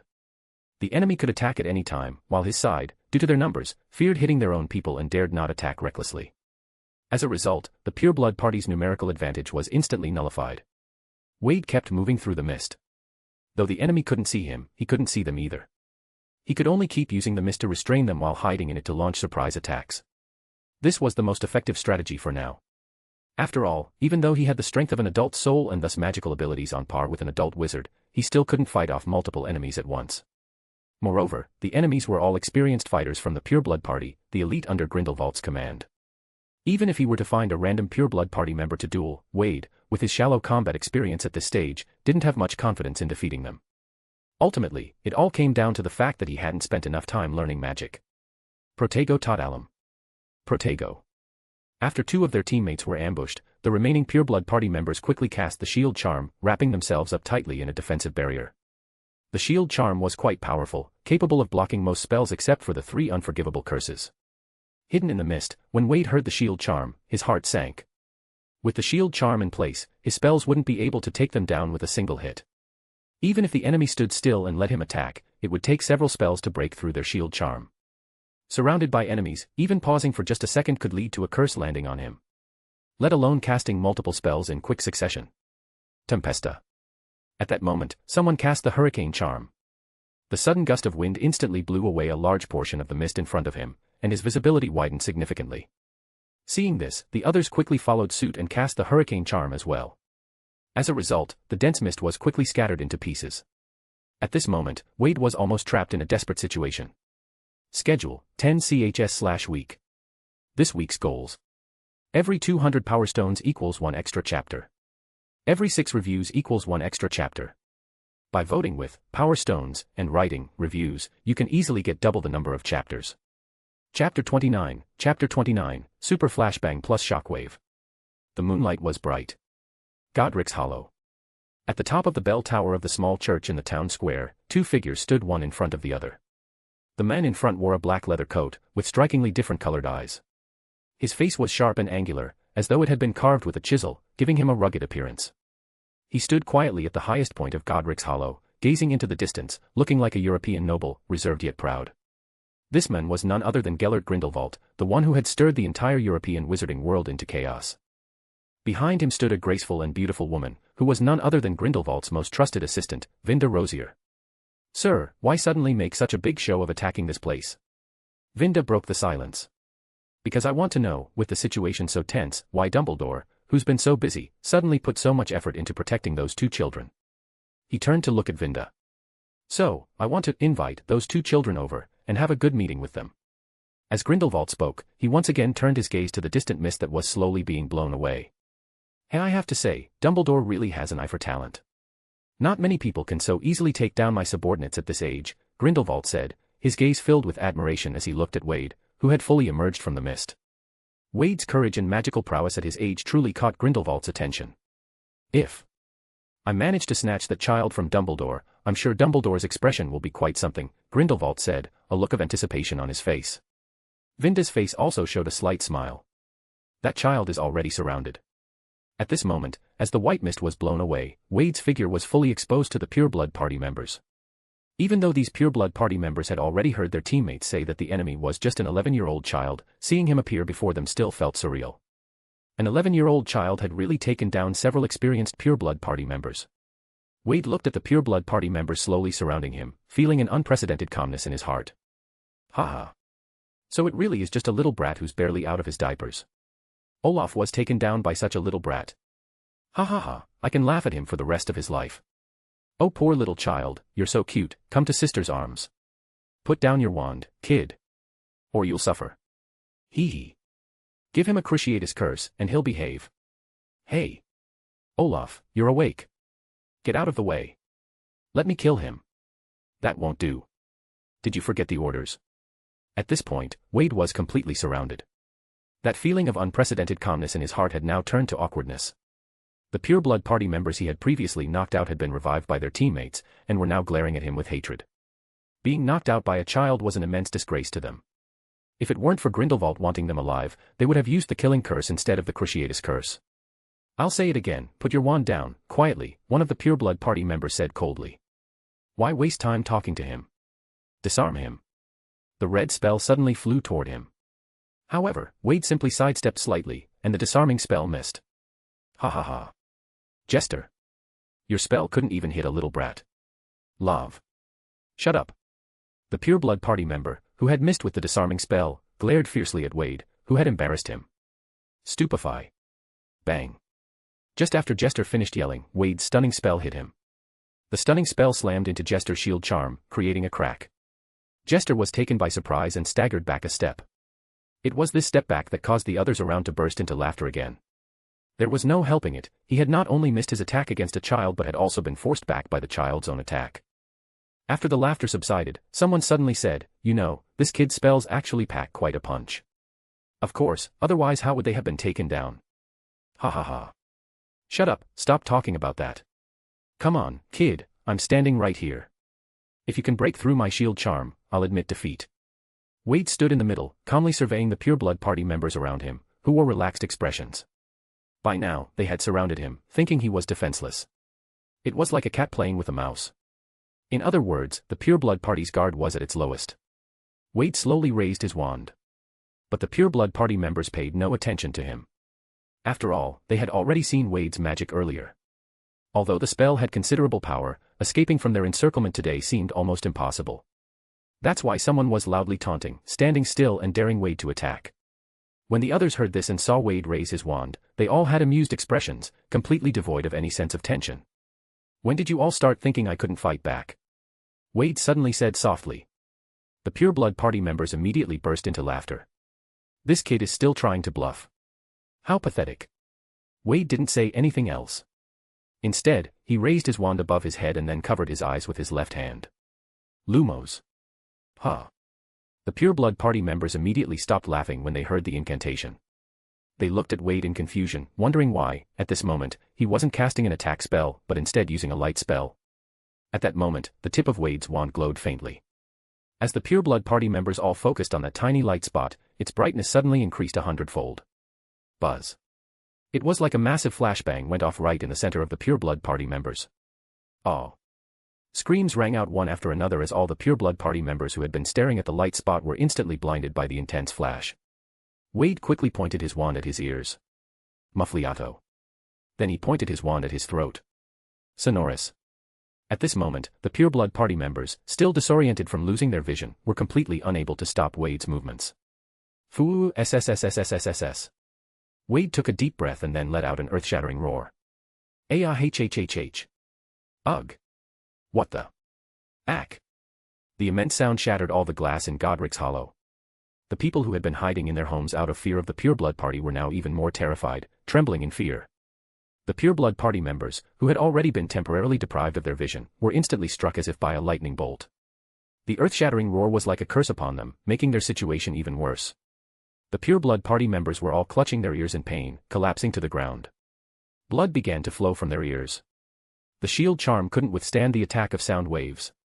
Wade stood in place, watching the Pureblood Party members collapse one by one, unable to maintain their shield charms. As the youngest biologist of his time, he knew exactly where the human body was most vulnerable. The eyes and eardrums were undoubtedly among the most vulnerable areas. Once these two places were targeted, a person would instantly lose their ability to act. As for the Lumos charm and sound amplifying charm, they could always be adjusted for strength depending on the wizard's needs. Because magic is inherently idealistic, under Wade's strong will and emotions, these two simple spells immediately gained a 100-fold increase in power. Combined, they created the effect of a super flashbang plus shockwave. The pureblood party members, who were so close, suffered greatly from it. Wade lightly waved his wand, and the stones on the ground turned into thick ropes, binding the immobilized pureblood party members. Huff, huff. Finally. Just as Wade let out a sigh of relief. Suddenly, he felt a hand on his shoulder. Well done. But when did you start thinking you were safe? Wade froze for a moment, slowly turning his head. He was just in time to see Grindelwald watching him with a smile that was neither a smile nor a sneer. Read 2 weeks ahead of WN. P. Trian, Captain. Chapter 30, Are you Dumbledore's favorite student? Bonus for 200 Power Stones, Heartsuit. Wade's heart sank. It seemed that there was no way to escape today. The fact that the other person was able to sneak up behind him without him noticing was enough to prove that their strength was far beyond his own. So, no matter what the other person intended to do, he had no room for resistance. Indeed, as Grindelwald spoke to Wade, Vinda had already started untangling the ropes that had just been tied around the pureblood party members without any hesitation. Who are you? Wade asked, even though he already had a guess. Anyone who could quietly come up behind him, and look so distinctive, could only be the current Dark Lord, Gellert Grindelwald, right? You must know Dumbledore, right? I'm Dumbledore's friend, Gellert Grindelwald, Grindelwald said with a smile. Wade glanced at Vinda, who was treating the pureblood party members. Clearly, these people are yours. As far as I know, Dumbledore's friends wouldn't send people to attack us. Well, we should say we were once friends. It's just that due to some minor differences, we eventually parted ways, Grindelwald said without the slightest embarrassment for being exposed. Why did you attack us? Wade asked straightforwardly. And what happened to Professor Hicks? If you had been paying attention, you would have noticed that none of our people have used lethal curses tonight. The Professor Hicks you mentioned, if she hasn't escaped, is certainly safe and sound, Grindelwald said, removing his hand from Wade's shoulder and slowly walking to stand in front of him. As for why we attacked you, Grindelwald looked at Wade with a peculiar gaze. Actually, I'm just curious as to why Dumbledore values you so much, so I wanted to have a good conversation with you. Isn't there a possibility that if you only wanted to talk, you could have just knocked on the door instead of blasting a big hole in our house? Wade said helplessly. Grindelwald looked up at the sky and shrugged. You make a valid point, but I'm used to it. In recent years, our interactions with Dumbledore's people have always been like this. At this moment, most of the pureblood party members had already been revived. Their injuries might have been serious for muggles, but for wizards, a simple healing charm could fix them right up. Now, some people inside the house had woken up Tom and Toby, and were bringing them out. Toby's eyes were filled with despair, as he hadn't been able to save his master. He had let his master fall into this trap. Tom, on the other hand, coldly observed the people around him, no one knowing what was going through his mind. Vinda walked over. The other child is still here. However, Hicks has escaped. We need to move quickly. Grindelwald's gaze directly bypassed Toby and fixed on Tom. Tom, undaunted, raised his head to meet his gaze. A faint smile began to form on Grindelwald's face. Normally, if it were any other 11-year-old wizard in this situation, it would already be impressive enough if they didn't burst into tears right away from fear. But now, these two children, one had taken down all of his subordinates, and the other, when faced with his intense stare, didn't panic at all. Instead, he remained calm. Grindelwald wasn't sure of Tom's abilities, but he had just witnessed Wade's talents firsthand. Like attracts like, since the two of them had been together, it was clear that Tom's abilities, even if not on Wade's level, wouldn't be much weaker. It could only be said that these two children truly possessed extraordinary temperament and talent, no wonder Dumbledore paid so much attention to them. Wade and Tom exchanged a glance, then Wade said, "All right, since you've gotten what you wanted and seen us, what do you plan to discuss? And after the discussion, how do you plan to dispose of us? If I'm not mistaken, you must be Dumbledore's favorite student, right?" Grindelwald looked at Wade and asked in a slow, probing tone. Wade frowned. If he remembered correctly, the last person who was asked such a question was Newt, and the next second, he was sentenced to death. In fact, we haven't officially enrolled yet, we haven't even figured out what subject Professor Dumbledore teaches. So, the student Dumbledore likes most must be someone else, Wade calmly denied Grindelwald's statement. Dumbledore's favorite student? No, that's not me. Especially not in front of you. Grindelwald silently watched Wade and suddenly broke into a smile. In that case, how about you come with me? If you come with me, I can show you sights that you would never have the chance to see at Hogwarts, and you can easily gain the power you've always dreamed of. If you desire power, I suggest you don't miss this opportunity. Since you know Dumbledore, you should be aware that there is a great deal of magical knowledge he will never let you access. Without a doubt, Grindelwald saw through Wade and Tom's inner desires, their longing for power. Why was Grindelwald able to attract so many people to serve him? Because, at least on the surface, he was the kind of person who was eager to help you fulfill your desires, and he indeed had the power to make those desires come true. This created an illusion, making people believe that he was sent by the heavens, a savior tailor-made for them. When people encounter such a savior, one who is willing to help them out of their predicament and fulfill their desires, it's only natural that they would be drawn to him. In this way, how could his followers possibly be few? And now, Tom was already very tempted. For him, staying with Dumbledore meant he had to act humble and submissive. But following Grindelwald would allow him to fully express himself, not having to suppress his true nature, and he could also learn magic that he couldn't before. At this point, Tom no longer had the same prideful arrogance of not wanting to be below others. It didn't matter, anyway, he would still be beneath someone, under Wade. However, just as he was about to agree, Wade firmly shook his head, causing Tom to swallow the words he was about to say. Having spent so much time with Wade, he knew that Wade was someone who would never let himself be at a disadvantage. If following Grindelwald brought benefits, Wade would definitely not refuse. So, even though Tom didn't understand why Wade rejected Grindelwald, he decided to trust Wade's judgment logically. Wade, of course, would never join the pureblood party. After all, according to the course of history, Grindelwald was defeated in 1945, and now it was already 1938. Knowing that defeat was inevitable, joining the pureblood party now was no different than joining Hitler's army. Since he already knew who the eventual victor would be, why not follow the winner?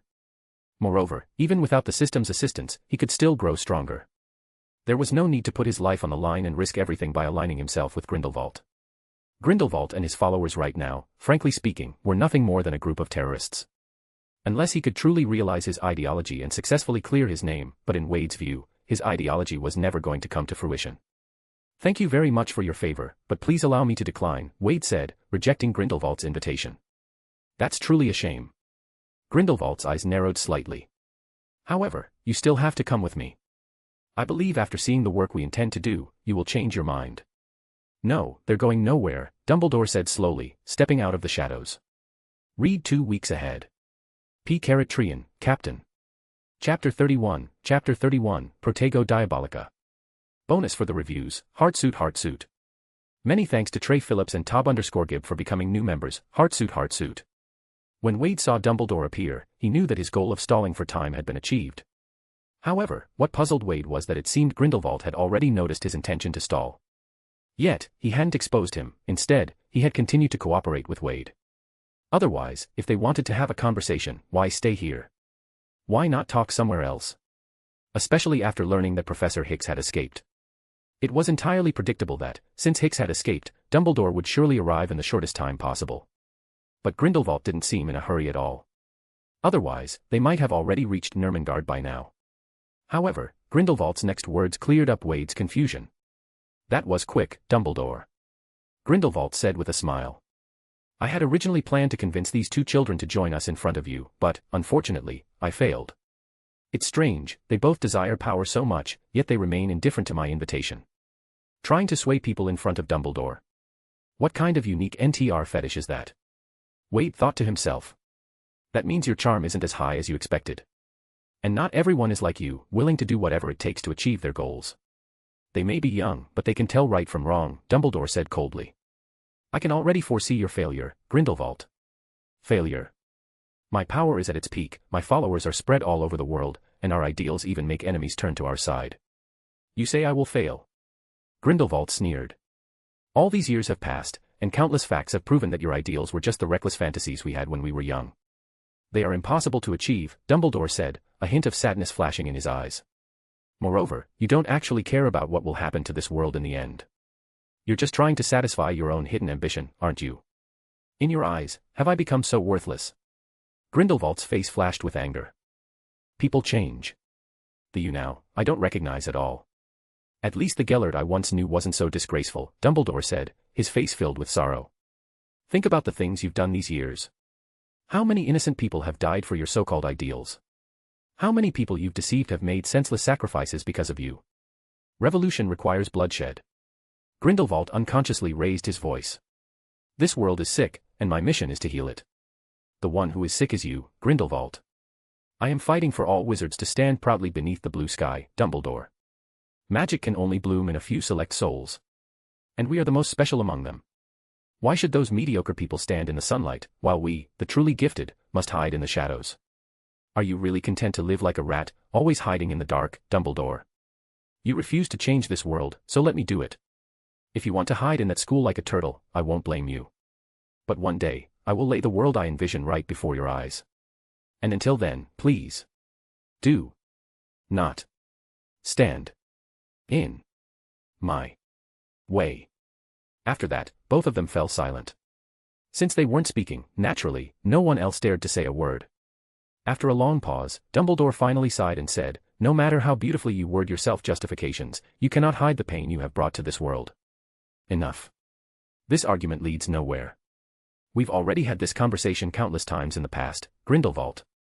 Let's just settle this." With that, Dumbledore drew his wand. Ahaha, planning to fight when you can't argue your point. But Dumbledore, do you really think you can defeat me if it comes to that? Grindelwald said, spreading his arms wide. At the same time, the pureblood party members gathered behind him, their eyes sharp and focused on Dumbledore. No matter how powerful Dumbledore was, he was still just one man. If it came to a fight, the pureblood party members certainly wouldn't face him one-on-one. If Grindelwald restrained him, and the other pureblood party members launched simultaneous sneak attacks, even Dumbledore would only face defeat. Don't tell me. Wade narrowed his eyes. Could it be that, due to the ripple effect of his actions, the final showdown between Dumbledore and Grindelwald was going to happen earlier than expected?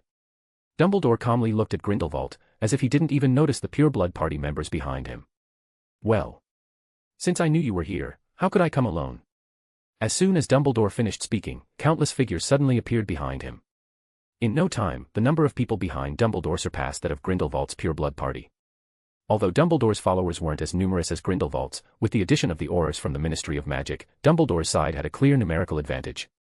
Professor Hicks was naturally among them, but she looked very disheveled, clearly having paid a heavy price to break through and deliver the message to Dumbledore. At this moment, she was looking at Wade and Tom with deep concern. "Wade, Tom, come over here," Dumbledore waved at them. Wade didn't hesitate. He called for Toby and immediately walked toward Dumbledore's group. Tom, on the other hand, hesitated. Based on their conversation earlier, Tom had already guessed what Grindelwald was up to. Such a person was always ruthless and merciless. So, was it really okay for them to go over now? After all, they were practically right next to Grindelwald. It seemed that Grindelwald had read Tom's thoughts. "Since you're unwilling to join us, then go back. Don't worry, I won't harm you. Our kind is already too few. Also, my offer will always stand. If you change your mind in the future, you can still choose to come to me."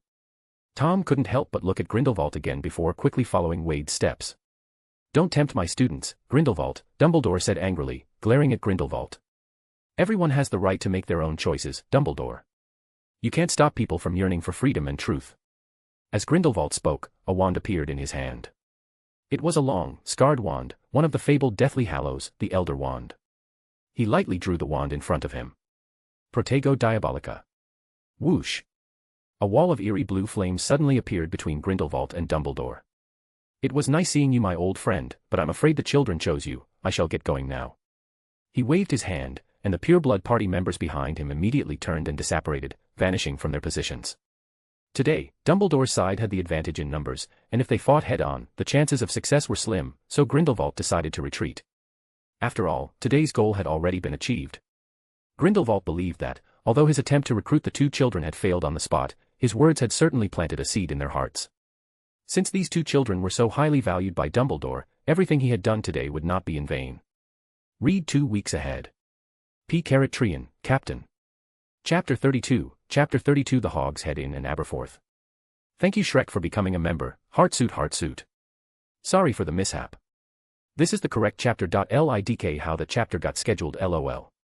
The skirmish in Godric's Hollow shook the entire British wizarding world. For the first time, Grindelwald, who had never made a move in Britain before, had openly appeared within the country and even initiated a riot. The Ministry of Magic had to work very hard to make the Muggles living in Godric's Hollow forget what had happened the previous night. The next morning, Wade saw the huge headline in a prophet newspaper that Dumbledore had brought over. Godric's Hollow riot. Has Grindelwald officially declared war on the British wizarding world? The accompanying image showed the pureblood party attacking a house, surrounding it with constant spells. It wasn't clear where the photographer was hiding at the time, but the moving picture effect was quite impressive. The sense of oppression brought by the pureblood party was fully captured. By this time, Wade and the others were no longer in Godric's Hollow. Because they were targeted by Grindelwald, Dumbledore had taken them away during the night. Although Wade thought that, given Grindelwald's character, since he had let them go this time, he likely wouldn't come after them again. After all, if Grindelwald had wanted to forcefully take them, he could have done so the previous night, before Dumbledore arrived. There was no need for a second time. When they got off the thestral-drawn carriage again, they had arrived at a new place. This place looked like a small town, but the buildings in the town were filled with the distinctive colors of the magical world. Since everything here was so openly magical, it was clear that this was a purely wizarding settlement. "This is Hogsmeade," Dumbledore said as he jumped off the carriage. "It is the closest wizarding village to Hogwarts." At this point, Tom also got off and curiously looked around. Seeing the unabashedly magical world style around him, Tom's eyes sparkled with excitement. Since this was a wizarding village, he didn't need to hide everything about the magical world like he did at the orphanage or in Godric's Hollow. In other words, he could cast spells freely. Because Professor Hicks had been seriously injured during the battle with the Pureblood Party and needed to be observed at St. Mungo's for a while, Dumbledore had personally brought them to their new place of residence. Wade suddenly asked, "Professor, the house in Godric's Hollow was attacked. Mr. Kowalski and his family are okay, right? I heard they were supposed to arrive today." When Dumbledore heard that Wade was concerned about Jacob's family, a faint smile of relief appeared on his tired face. "I had them return. This is my fault, Wade. I never expected Grindelwald would make a move against you, and almost dragged my dear friends into a life-or-death crisis." Dumbledore seemed a bit shaken. While Grindelwald might not have been willing to kill Wade and the others, he definitely wouldn't go easy on Jacob. If Jacob and his family had arrived earlier and been captured by Grindelwald, the outcome would have been truly tragic. So they aren't coming. Wade was a bit speechless. He'd spent an entire day learning the brain-locking spell, and now it seemed like it hadn't been needed. But, he couldn't say the brain-locking spell had been useless. At the very least, it had improved his acting skills, and he could occasionally tell little lies in front of Dumbledore. Overall, gaining another useful skill wasn't a loss. "This isn't your fault, Professor. Who would have thought that Grindelwald would launch an attack because of us? We didn't even know who he was before. I'm glad to have your forgiveness, Wade. In fact, you could say you were dragged into this because of me. He was in London at the time, so some of my actions couldn't have escaped his notice. That was my oversight. No, the cause of everything should be because of me. If I hadn't acted impulsively, you wouldn't have had to arrange so much for us, and none of this would have happened. How can saving someone be considered a mistake?" Dumbledore shook his head repeatedly. "The mistake is mine. I didn't plan properly, I didn't maintain secrecy." Tom, who had been watching these two endlessly argue about taking responsibility for everything, rolled his eyes and said sarcastically, "By your logic, the root of the mistake is actually me. I should have stopped Wade back then, right?" Hearing Tom's words, Wade and Dumbledore stopped. Just when Tom thought he could finally settle down and rest at their new place. Wade suddenly stared at him and asked, "Yeah. Why didn't you stop me?" Tom widened his eyes, looking at Wade in shock. "Didn't I stop you? Did you?" "I did." "Then why did I still go?" When did I ever have the ability to stop you?" "You couldn't stop me, so it's your fault." "It's all your fault, Tom." "Tom, huh? You just like to bully me, the honest one, don't you? I've never met someone so shameless. Just wait, once I can beat you. I'll settle both old and new scores. Ha ha ha, you two really get along well. What a great friendship." Dumbledore mused, thinking back to when he had a friendship like that. Back then, they used to argue and bicker like that, too. It's a pity that now. Tom, with a dark expression, angrily retorted, "Friendship? I've known him for less than half a month. Adversity reveals true friendship, Tom. What does it matter if you haven't known each other long? After everything we've been through, isn't that already going through hardship together? Ah. I've had enough. Professor, can you send me somewhere else? If not, just throw me into another orphanage, I don't care." Of course, Dumbledore would never send Tom to another orphanage. With Tom's temperament, only Wade could handle him. If he went somewhere else, he would surely return to his old ways. Dumbledore would never let that happen. He didn't want another person more difficult to deal with than Grindelwald to emerge in the future.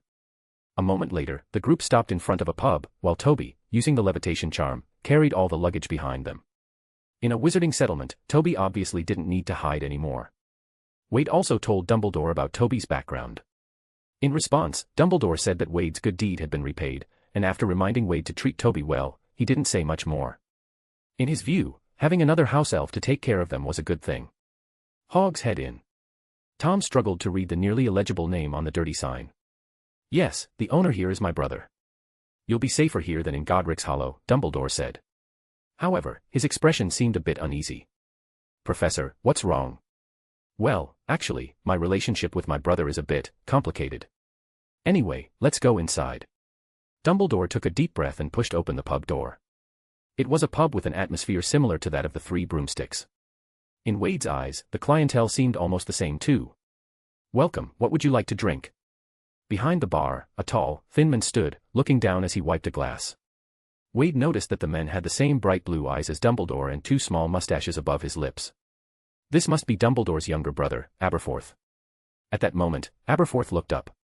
Upon seeing Dumbledore, his already stern face immediately dropped. So, that bastard managed to escape from your hands again last night. Wade wasn't sure if he should proceed with the test, feeling nervous and anxious. Greater than over equal to nabla less than over equal to, subscribe to my P-Caratrian, Captain. And read 2 weeks ahead of WN. Chapter 33, The Secret in the Attic. Bonus for Power Stones, Heartsuit. Oh, ***, many thanks to God of Destruction 2.4, Sable, and Colin Hilterhouse for becoming new members, Heartsuit. In reality, the relationship between Dumbledore and his brother wasn't as bad as he had made it sound. At the very least, Aberforth hadn't refused to let the homeless Wade and Tom stay. From Wade's perspective, Aberforth was just someone with a sharp tongue but a soft heart. He may not spare his brother with words, but when it came to his brother's requests, he would still do his best to fulfill them. In the end, Wade and Tom stayed. Aberforth arranged a room for them on the second floor. Since Aberforth had taken Wade in, Toby was very grateful to him. Therefore, he volunteered to help Aberforth run the pub. In his mind, as long as he put in enough work, the temporarily homeless masters would be able to live a little better. For this, Aberforth didn't oppose. Having an extra house elf to help meant he could take it easier. As a result, his attitude toward Wade and Tom also softened a bit. Except for the attic, you can go anywhere else. If you want a drink, you can go down to the cellar and help yourselves. By the way, there are many other shops in Hogsmeade. If you want to buy something, feel free to go out and have a look. Aberforth said this and turned to leave the room, taking the willing Toby with him. After Aberforth left, Wade turned and lay down on his bed. He hadn't had much rest since last night, and now he was feeling a bit tired. On the other side, Tom sat on another bed, pulled out a spellbook, and began reading it with full concentration. For him, the only way to grow stronger was to keep learning non-stop, so he could escape from Wade, that damn snarky bastard. Tom, what do you think is in the attic? Why doesn't Mr. Aberforth want us to go up there? This is someone else's home, they have their own privacy. What's so strange about that? Okay, sigh, I'm so bored. Tom, how about we go out and take a walk? No, you go by yourself. Tom immediately refused. Last night, he was studying magic but was interrupted by the pureblood party. Now, he had to make up for the lost progress. Wade pulled the blanket over himself and covered up properly. Learning needs balance. At the very least, we need to rest well. Otherwise, it'll be all effort for nothing. Let's just take a nap. I don't care about effort for nothing. As long as I make progress, that's fine. You go sleep if you want to, just don't bother me, Tom said coldly. What's wrong with being a little tired? I don't mind. After a while, Wade sat up from his bed. I fucking mind. I'm sleeping, and you're studying. Tom, how could you do something so disruptive to our harmony? You're making me feel guilty. I don't need you to worry. I can't sleep, so what's wrong with studying? Also, your snoring is bothering me. Wade narrowed his eyes. You said, you can't sleep. That won't do. What are you going to do? Tom immediately felt something was wrong and looked at Wade with caution. Nothing, I just want to help you. Insomnia isn't good. Here, say hi to my sleepy charm. Whoosh. Wade. You're such an asho. Tom didn't finish cursing before he fell asleep, sleeping soundly. Ahem, no need to thank me, Tom. Wade clapped his hands, and the blanket on Tom's bed automatically covered him. Since they were in the same room, if Tom couldn't sleep, how could Wade fall asleep? After checking Tom's sleep quality, Wade happily lay back down and pulled his blanket over himself. This night had really exhausted him. Unlike Tom, who slept for as long as the pureblood party kept him up fighting, Wade had been busy dealing with them, so now Tom was still energetic while Wade was completely worn out. Wade slowly closed his eyes, drowsily on the verge of falling asleep. Suddenly, a muffled sound came from upstairs. Thud. Wade didn't pay much attention and continued to rest with his eyes closed. Just as he was about to fall asleep again. Thud. The muffled sound came again.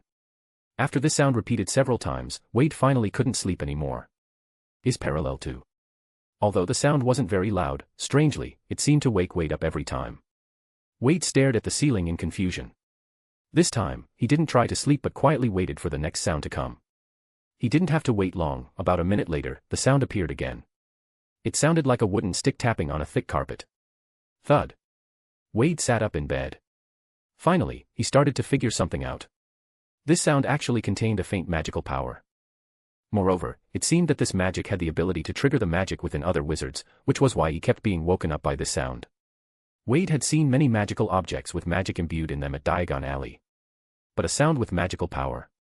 Apart from spells spoken by wizards, he had never heard of anything else like it. If this sound could contain magic, could the object producing the sound use magic just by making this tapping noise? That was an interesting thought. If he could figure out the principle behind it, maybe he could create a device that could automatically cast magic without a wizard needing to speak a spell. At that moment, the sound rang out again. This time, Wade heard it more clearly, and he keenly noticed that the magical power contained in this sound was much stronger than before. Wade looked again at the ceiling. The upper floor, wasn't that the attic that Aberforth had forbidden them from going into? What could be up there? Wade's curiosity was piqued. According to reason, since Aberforth had said not to go to the attic, Wade should have respected that and not gone up there, nor should he have asked about it. However, this sound was too unusual. It seemed capable of waking wizards from their sleep. Tom didn't wake up because he had been hit by a sleep charm. If he had been sleeping normally, he too would have been awakened by this sound. So, Wade decided to directly ask Aberforth about it. He was being disturbed by this sound, so asking about it was completely reasonable. What if Aberforth was willing to tell him? Even if he didn't, it would be better than quietly sneaking up to spy on someone else's secret. Wade listened for a while longer, and after realizing that the magical power of the sound was getting stronger, he stood up, put on his coat, and opened the door. The Hogshead Inn, like the Three Broomsticks, also had rooms for accommodation. However, its scale was smaller than the Three Broomsticks, with only 2 floors.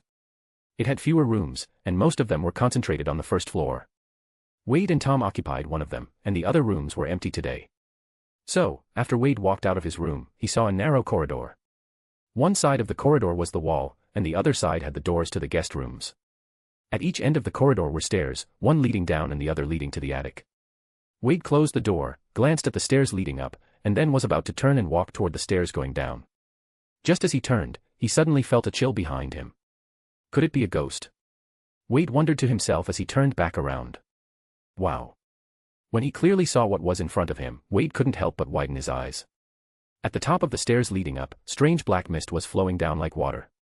And the mist was gradually gathering together, slowly filling the entire enclosed corridor. This week's goals. Every 200 Power Stones equals 1 extra chapter. Every 6 reviews equals 1 extra chapter. By voting with Power Stones and writing reviews, you can easily get double the number of chapters.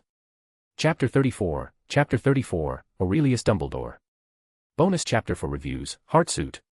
Watching the black mist gradually filling the corridor in front of him, Wade slowly backed away. When facing a beast, the worst thing to do is to turn your back and run. Wade was worried that if he turned around and ran, the black mist would suddenly rush towards him. After all, a mindless, crazed entity, isn't that just like a beast? Yes, when he saw the strange black mist and sensed the powerful magic within, Wade had already guessed its true identity. The obscurial, Credence Barebone, or rather, he should be called Aurelius Dumbledore, Aberforth's biological son. Wade only knew that around 1930, after the Chelan election event ended, Aberforth had taken him back home. As for his fate, Wade wasn't sure. However, it had been 7 or 8 years now, and based on the short lifespan of the Silent Ones, even if Aurelius had extraordinary talent, his situation was undoubtedly very grim. After all, this period of time had been long enough that even Nagini had gradually fallen into obscurity and disappeared from people's sight. For Aurelius, an obscurial, to still be alive was nothing short of a miracle.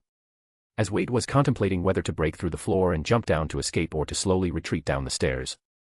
Suddenly, he heard Aberforth's voice from behind. "Don't move, don't panic."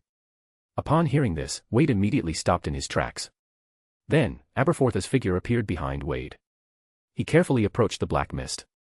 "Calm down. Aurelius, calm down, you can do it. I believe in you, right?" With Aberforth's gentle persuasion, the black mist began to tremble. Gradually, the black mist that had filled the entire corridor slowly began to shrink, finally gathering in the corner of the corridor, turning into a pale young man. His body trembled uncontrollably. I can't hold on much longer. Please, kill me. I won't last much longer anyway. Rather than staying here not knowing when I'll lose control and hurt someone, it's better to just send me out of this world now. Nonsense.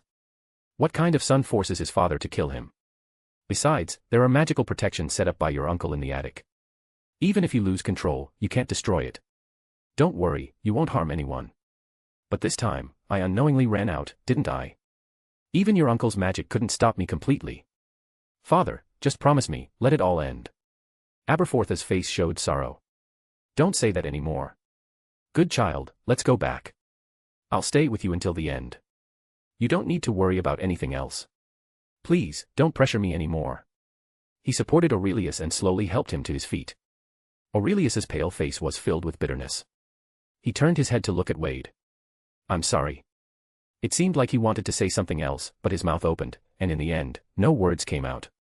During this time, Wade said nothing, just quietly watching them, and finally, watching them slowly ascend the stairs toward the attic. At that moment, Wade fully understood why Aberforth had forbidden them from going to the attic. Because Aurelius hadn't died, he was living in the attic, and due to the great danger of an Obscurial losing control, many protective spells were set up in the attic. If Wade wasn't mistaken, the sound he had just heard was the sound of an Obscurial in a state of uncontrolled rage, impacting the protective spells. When he had walked out of the corridor, the Obscurus had just broken through the protective magic, ran out, and then they bumped into each other.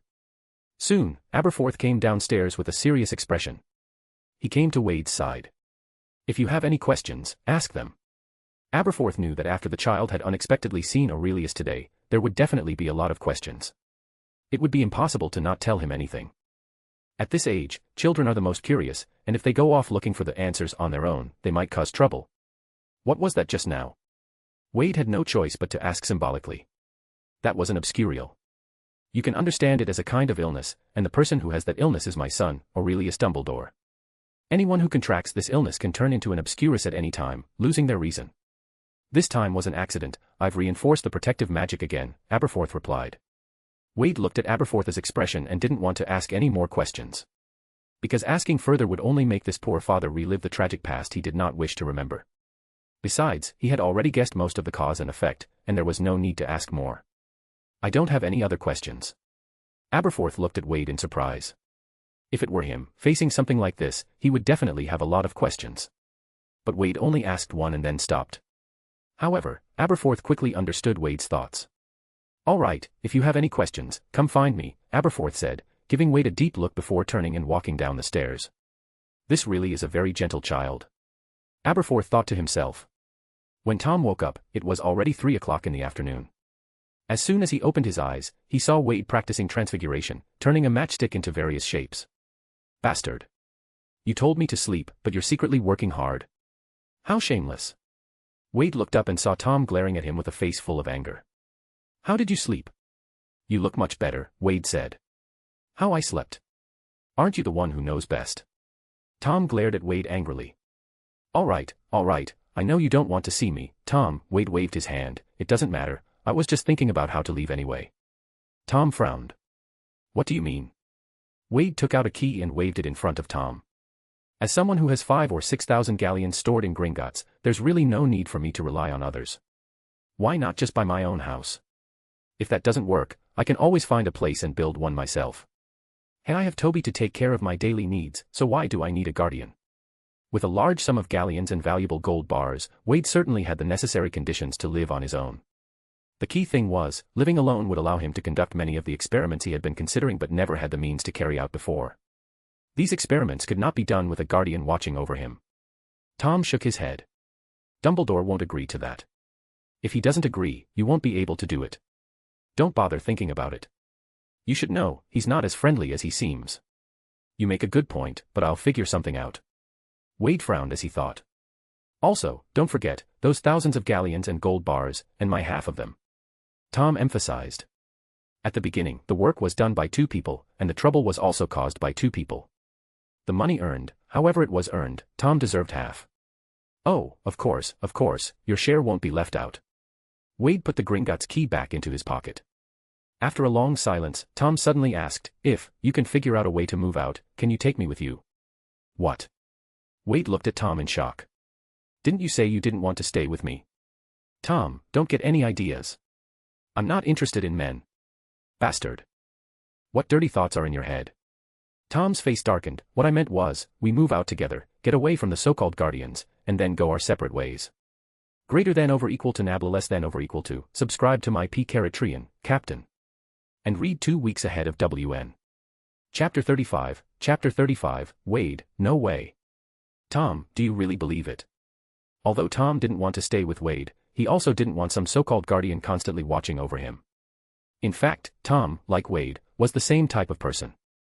In the future, there would certainly be many little secrets he didn't want others to know.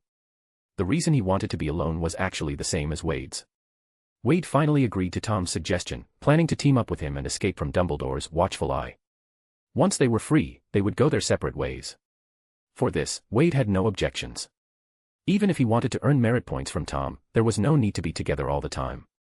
After all, they would both be in the same school and maybe even the same house, so the opportunities to earn merit points from him wouldn't be any less. Moreover, just like Tom, Wade also had many secrets that no one could know. So, living alone was the best option. After making their plan, the two of them went back to doing their own things. After half an hour of working without interrupting each other, Tom suddenly asked, "Why didn't you accept Grindelwald's offer?" Wade put down his complete guide to transfiguration and asked, "Why do you ask?" "I just thought about what Grindelwald said last night again. Don't you think, he actually made a lot of sense?" Tom took a handkerchief and began carefully wiping his wand as he continued, "And if we had agreed to Grindelwald's offer last night, wouldn't we have been able to gain our freedom right away? We wouldn't have to rack our brains trying to figure out how to move out now." Wade chuckled. "You think he made sense? I think you were just attracted by his so-called knowledge and power. You don't seem like the concern for the world type." Tom's internal thoughts were immediately exposed, and his face flushed red. But he quickly regained his composure. Putting aside his promises to us, the things he said were indeed very reasonable. "Look, we have great power. Those muggles are weak and insignificant in front of us. Why should we hide and be afraid of them finding out? In my opinion, it's natural for the strong to rule over the weak.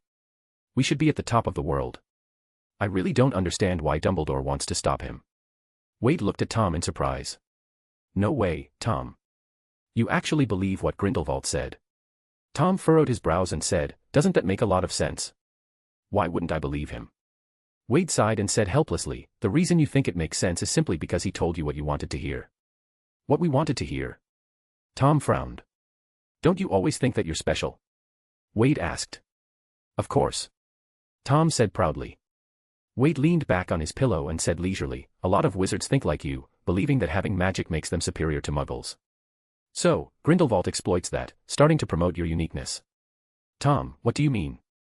"Magic only blooms in the souls of a few," such a moving phrase. When you heard that, didn't it feel good? Didn't it make you think you were the most special group?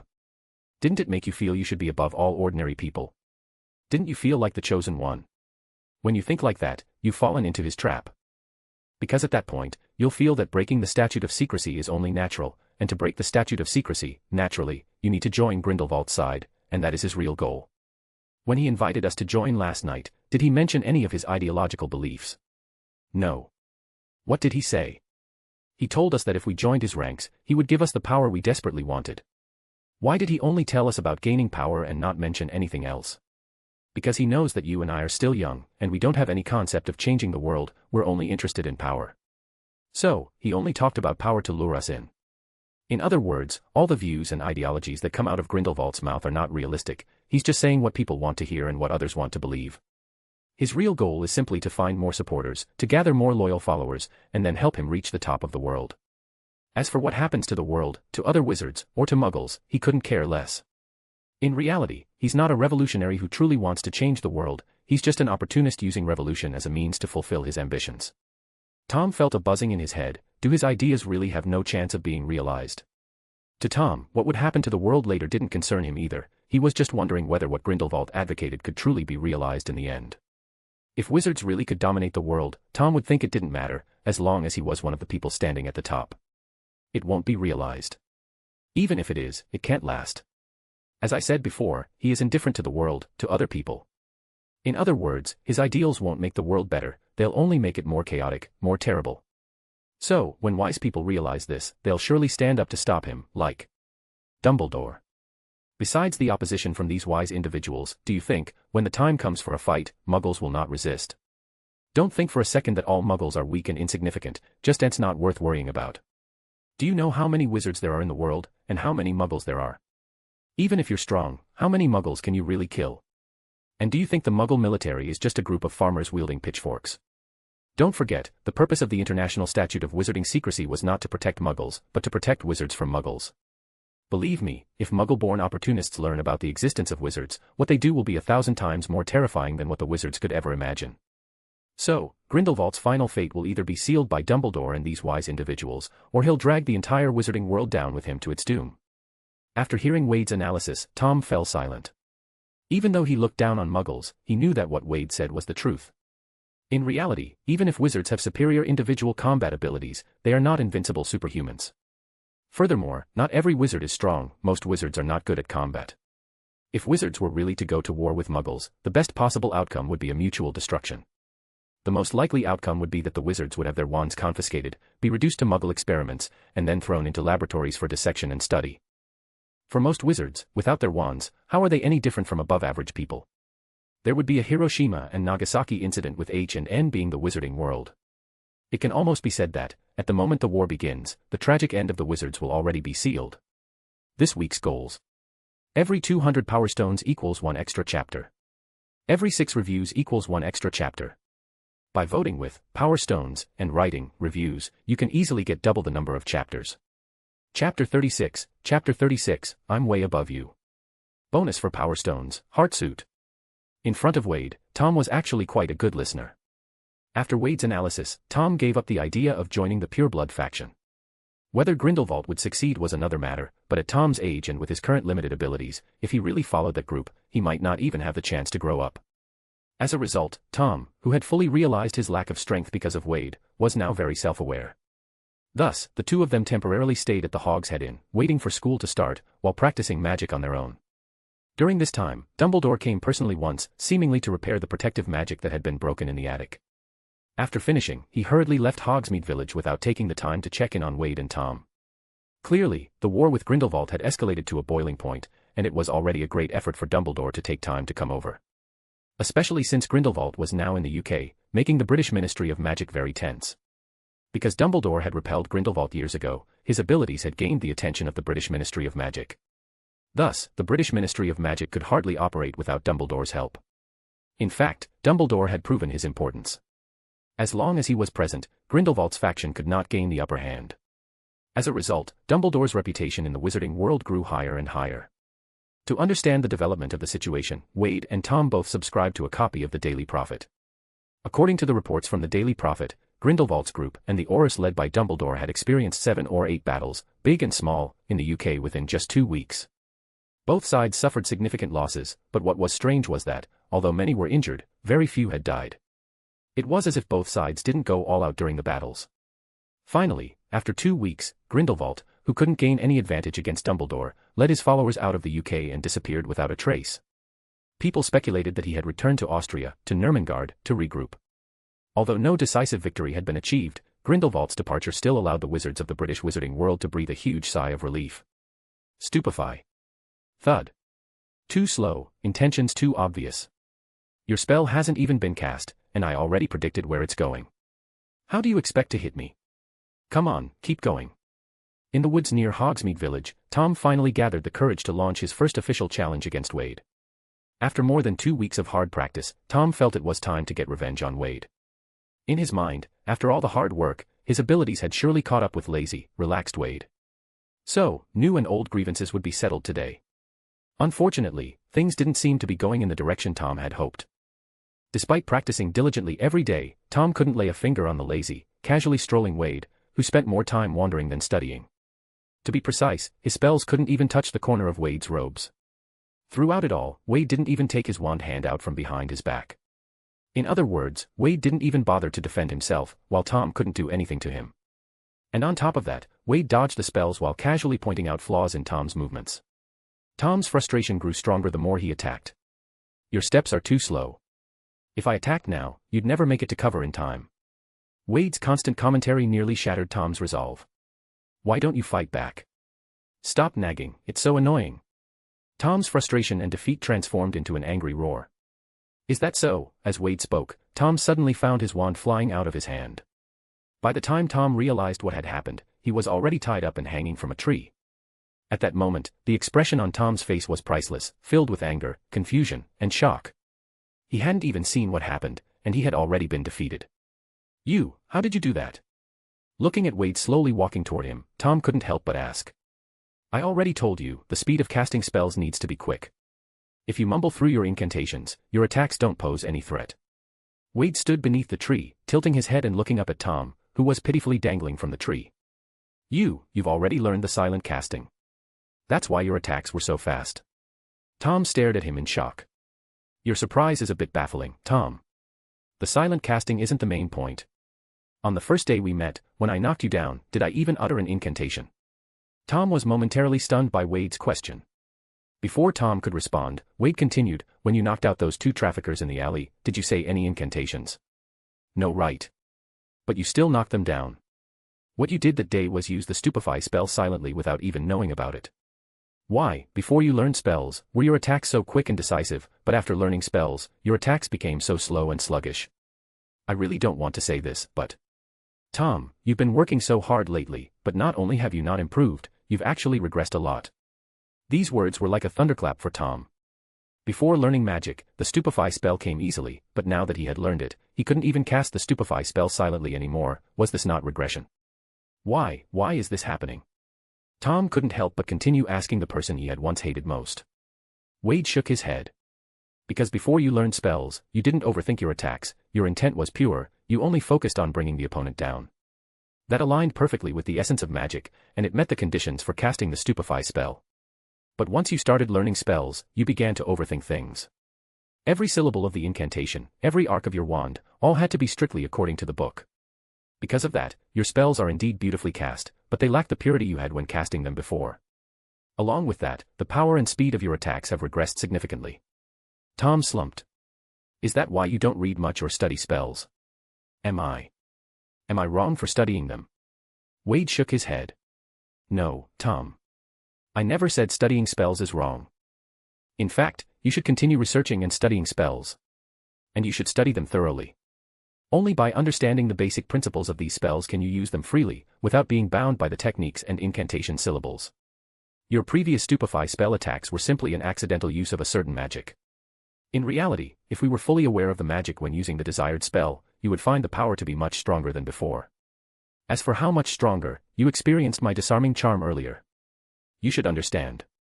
Hanging from the tree, Tom furrowed his brows and fell into deep thought. After a moment, Tom suddenly asked, You're telling me all this, aren't you afraid that I'll catch up to you and eventually defeat you? Wade's face remained with a gentle smile. Allowing you to think you could challenge me was my mistake. But don't worry, you'll soon stop having that illusion. Tom glared at Wade, his face darkened. He now strongly suspected that this bastard would truly die if he didn't act arrogant. Greater than over equal to nabla less than over equal to, subscribe to my P-Caratrian, Captain. And read 2 weeks ahead of WN. Chapter 37, Transfiguration Genius. No. I really am not. On the way back, unlike Tom, whose face was as cold as water, Wade seemed quite cheerful. Because after that interrogation he just gave Tom, and the occasional strikes over the past 2 weeks, his merit points finally reached 500. Just enough to redeem the Felix Felicis that had been locked for over 2 weeks. Without any delay, Wade redeemed the luck potion while on the road. A small glass bottle appeared in his palm. The potion inside the bottle emitted an incredibly alluring glow. Wade carefully put the bottle away. Something like the luck potion would eventually come in handy. At this point, the Hog's Head Inn was like 2 completely different places compared to before. It was spotless, not a speck of dust anywhere. Even when Dumbledore visited last time, he almost thought he had entered the wrong place. All of this was, of course, thanks to the house elf, Toby. As an experienced house elf, any slight hint of dirt in his master's living space was a great insult to him. If it weren't for Aberforth's strong opposition, Toby would have almost thrown out the filthy pig's head hanging above the bar. As soon as Wade and Tom entered the door, Aberforth greeted them, his face looking somewhat grim. My pretentious brother is here, waiting for you in your room. Having long since grown accustomed to their peculiar brotherly relationship, Wade and Tom nodded and headed upstairs to their room. As soon as they entered the room, Wade noticed that Dumbledore was sitting by his bed, quietly reading the book Oliver Twist. And to Wade's surprise, Professor Hicks was also there, sitting in a chair and smiling at Wade and Tom as they entered. Wade glanced at Oliver Twist, but he wasn't nervous. After all, the true content of the book was hidden. Only he could see the real content, while everyone else could only view the disguised surface. At that moment, Dumbledore wiped his eyes and looked up, just as he saw Wade and Tom. "Ah, sorry, it's just that the content of this novel is so captivating, no wonder you like it so much, Wade." Dumbledore smiled as he put the book aside. "Thank God. Or should I say Merlin? Professor Dumbledore, Professor Hicks, it's been a while. It really has been a while. How are you both settling in here?" Professor Hicks asked. "Very well, Mr. Aberforth has been taking good care of us." Dumbledore sized them up, smiling as he said, "I can tell my brother is doing his best, and it seems like your skills have also improved a lot during this time." Tom raised an eyebrow slightly. Dumbledore could tell whether his skills had improved. Dumbledore pointed to the spellbook laid open on Tom's desk and smiled, "This is second-year material." Tom immediately relaxed. It was just because Dumbledore saw the book he was reading. For a moment, he had thought Dumbledore could see through him right away. Dumbledore turned to Wade and asked, "Tom is studying spells, so what about you, Wade? What have you been doing recently?" "I've been studying transfiguration," Wade answered truthfully. Indeed, over the past while, he had been focused on transfiguration. Thanks to a complete guide to transfiguration, he felt his transfiguration skills had improved significantly. Transfiguration. That's wonderful, I happen to have some insights on transfiguration as well. May I see? Dumbledore asked with great interest. Hicks also smiled, "Wade, Professor Dumbledore is a very skilled master of transfiguration." "Ah, you're making me blush, Eulalie," Dumbledore quickly waved his hand. "Then I'll give it a try." Wade didn't refuse. He had indeed been studying transfiguration for some time and was curious to see how much he had improved. He drew out his wand, stood in front of Dumbledore, and pointed it at his empty desk. Swish. A cream cake immediately appeared on the desk. According to the first rule of Gamp's basic laws of transfiguration, a wizard can't conjure food out of thin air, but if they know where food is, they can summon it. The pumpkin juice Dumbledore had given to Wade and Tom at the orphanage was summoned in this way. Tom stared at the cake and couldn't help but look at Wade. "You have this skill, and yet, every night when you want a midnight snack, you wake me up and make me go to the kitchen to get food for you. Damn it. You're doing this on purpose to make me look bad, Wade." At this moment, Wade prodded the cream cake with his wand. The next second, the cake began to rapidly transform, eventually turning into a goblet. Dumbledore looked at the beautifully patterned goblet with admiration. To have a goblet created so intricately by transfiguration was something that would typically be expected of a fifth-year student. And for Wade, at his age, to be able to use transfiguration so skillfully. Dumbledore realized that he might have underestimated Wade's talent, especially his talent for transfiguration. Just as Dumbledore was about to speak, Wade waved his wand again, and the goblet rapidly transformed once more. From an exquisitely crafted golden goblet, it changed into a very cute little kitten. Dumbledore paused for a moment, unable to resist reaching out and picking up the little cat. The soft, fluffy texture, the warm body temperature.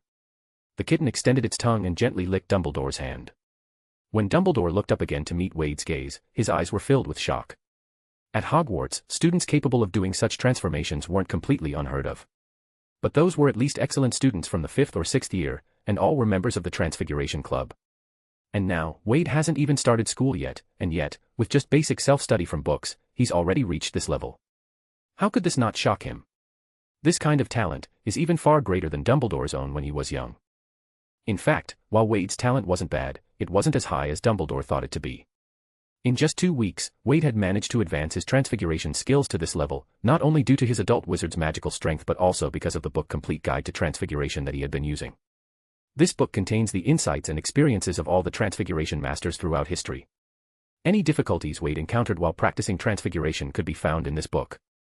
It's almost like having hundreds of highly skilled transfiguration masters teaching Wade, with even Dumbledore himself unknowingly being one of them. Plus, Wade has strong memory skills to assist with his learning. So it's no surprise that he's reached this level. Professor. This kid is a. At this moment, Professor Hicks also looked at Dumbledore in shock.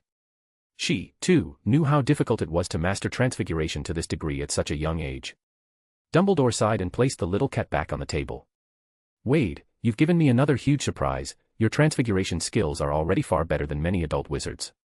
And you've achieved this all through self-study. I would say it wouldn't be an exaggeration to call you a once-in-100 years transfiguration genius. Huh. Wade was a little confused. In fact, Wade really didn't know how advanced his transfiguration skills were. Because based on his memories from before he traveled, it seemed that by third or fourth year, young wizards were already able to turn inanimate objects into living ones. So, he didn't think that turning a little cat into reality was all that impressive. After all, he was only trying to reveal a tiny bit of his talent in front of Dumbledore. But now, it seemed like he had overdone it. Ugh. This is troublesome. He hadn't planned on being labeled too much in Dumbledore's eyes. A transfiguration genius. I really am not one. Is it really that impressive? I thought a lot of people could do this. Wade stubbornly asked. Not at all, Wade. Many lower-year students can eventually turn inanimate objects into living ones with diligent practice. But to be able to use transfiguration to turn a living creature into something so detailed and perfect at your age, among all the Hogwarts students I've seen, it seems you're the only one capable of it. At this moment, Tom, who was standing by, was dumbfounded. Could it be that what Wade said in the forest earlier wasn't completely him showing off? The gap between him and Wade, is it really this big? It turns out, my feeling that I could challenge him was really just an illusion. Read 12 chapters ahead at P*Trian, Captain. Chapter 38, Chapter 38, I don't have ridiculous emotions. Bonus chap for Power Stones, Heartsuit. At this moment, Wade silently summarized his thoughts. His misjudgment of his own abilities was entirely because he still relied on the memories from before his transmigration to understand the wizarding world. In comparison, his understanding was actually quite shallow. He had previously thought that this superficial knowledge was enough, but that had been overly blind confidence. This issue could be big or small, but for now, he had simply misjudged his own abilities. If one day, he misjudged the abilities of his enemies, that could be troublesome. In conclusion, the only thing he could say was that he hadn't read enough books. And where, in the British wizarding world, or even the entire European wizarding world, was the largest library of magical books? From Wade's current limited knowledge, the library with the most books in the wizarding world was at Hogwarts. Therefore, Wade was now filled with anticipation for the start of school. Just as Wade was filled with anticipation for his school year, Dumbledore was equally filled with anticipation for Wade's enrollment. In his opinion, Wade, who had reached this level through self-study, was like an uncut gem of the highest quality. For Dumbledore, as a professor, how could he not be delighted to see such talent? I once taught a student who was exceptionally talented in transfiguration. Now, she is the transfiguration professor at Hogwarts, Dumbledore smiled and said. I believe she will surely like you very much. Wade was surprised and asked, I thought you were a transfiguration professor. I was, Dumbledore replied. But when she joined Hogwarts, I switched to teaching defense against the dark arts. Such an excellent professor. What's her name? Wade asked curiously. Minerva McGonagall. Wade looked at Dumbledore in surprise.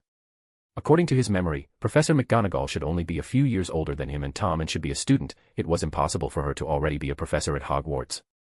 However, if we consider the worldview of fantastic beasts and where to find them, McGonagall had indeed already become a professor. Fuck. Don't tell me this isn't the exact copy of the HP world.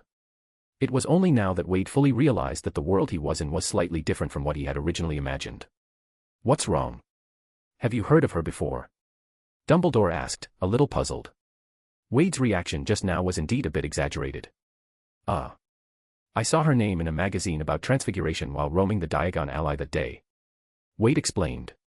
Dumbledore smiled happily, that great memory of yours.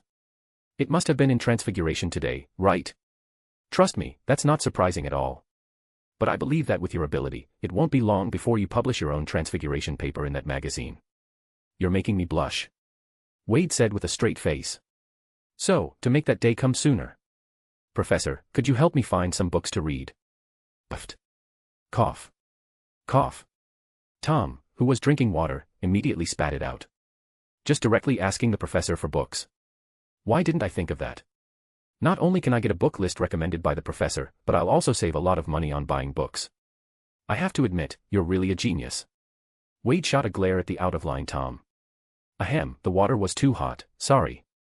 Tom quickly tried to save face. When it comes to books on transfiguration, I do have quite a few I can recommend, Dumbledore said, looking even more pleased as he spoke about books.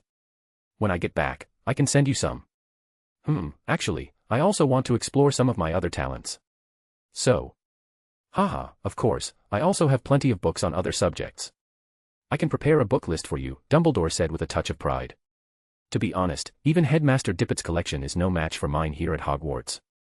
Tom, sitting nearby, gripped his water glass tightly, his eyes turning red with jealousy. Although good students generally receive more attention from teachers, this is a bit too obvious. Wouldn't this be too much? Your time is so valuable. Wade hesitated. There's no problem. I happen to have some free time lately. In fact, I should return to my teaching duties, Dumbledore replied.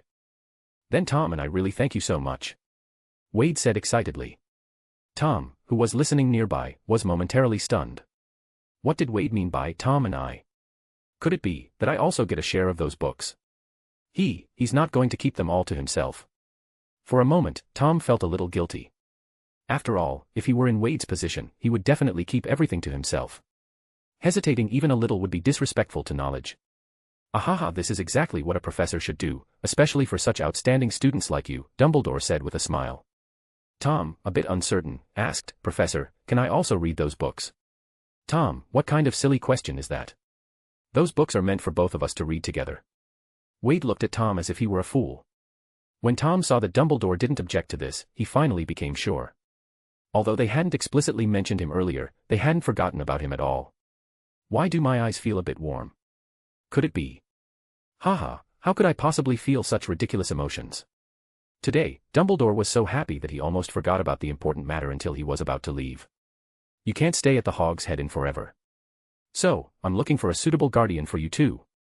Professor, there's no need to trouble yourself. We're actually not used to fitting into someone else's family, Wade suddenly said. Tom, hearing this, glanced at Wade in surprise. He hadn't expected Wade to be so bold. Didn't we agree to discuss this carefully? You're just saying it outright. What if they disagree? Wouldn't that reveal our plans too soon? But since Wade had already initiated the skill, he had no choice but to follow along. Yes, Professor, we weren't exactly the most sociable people in the orphanage.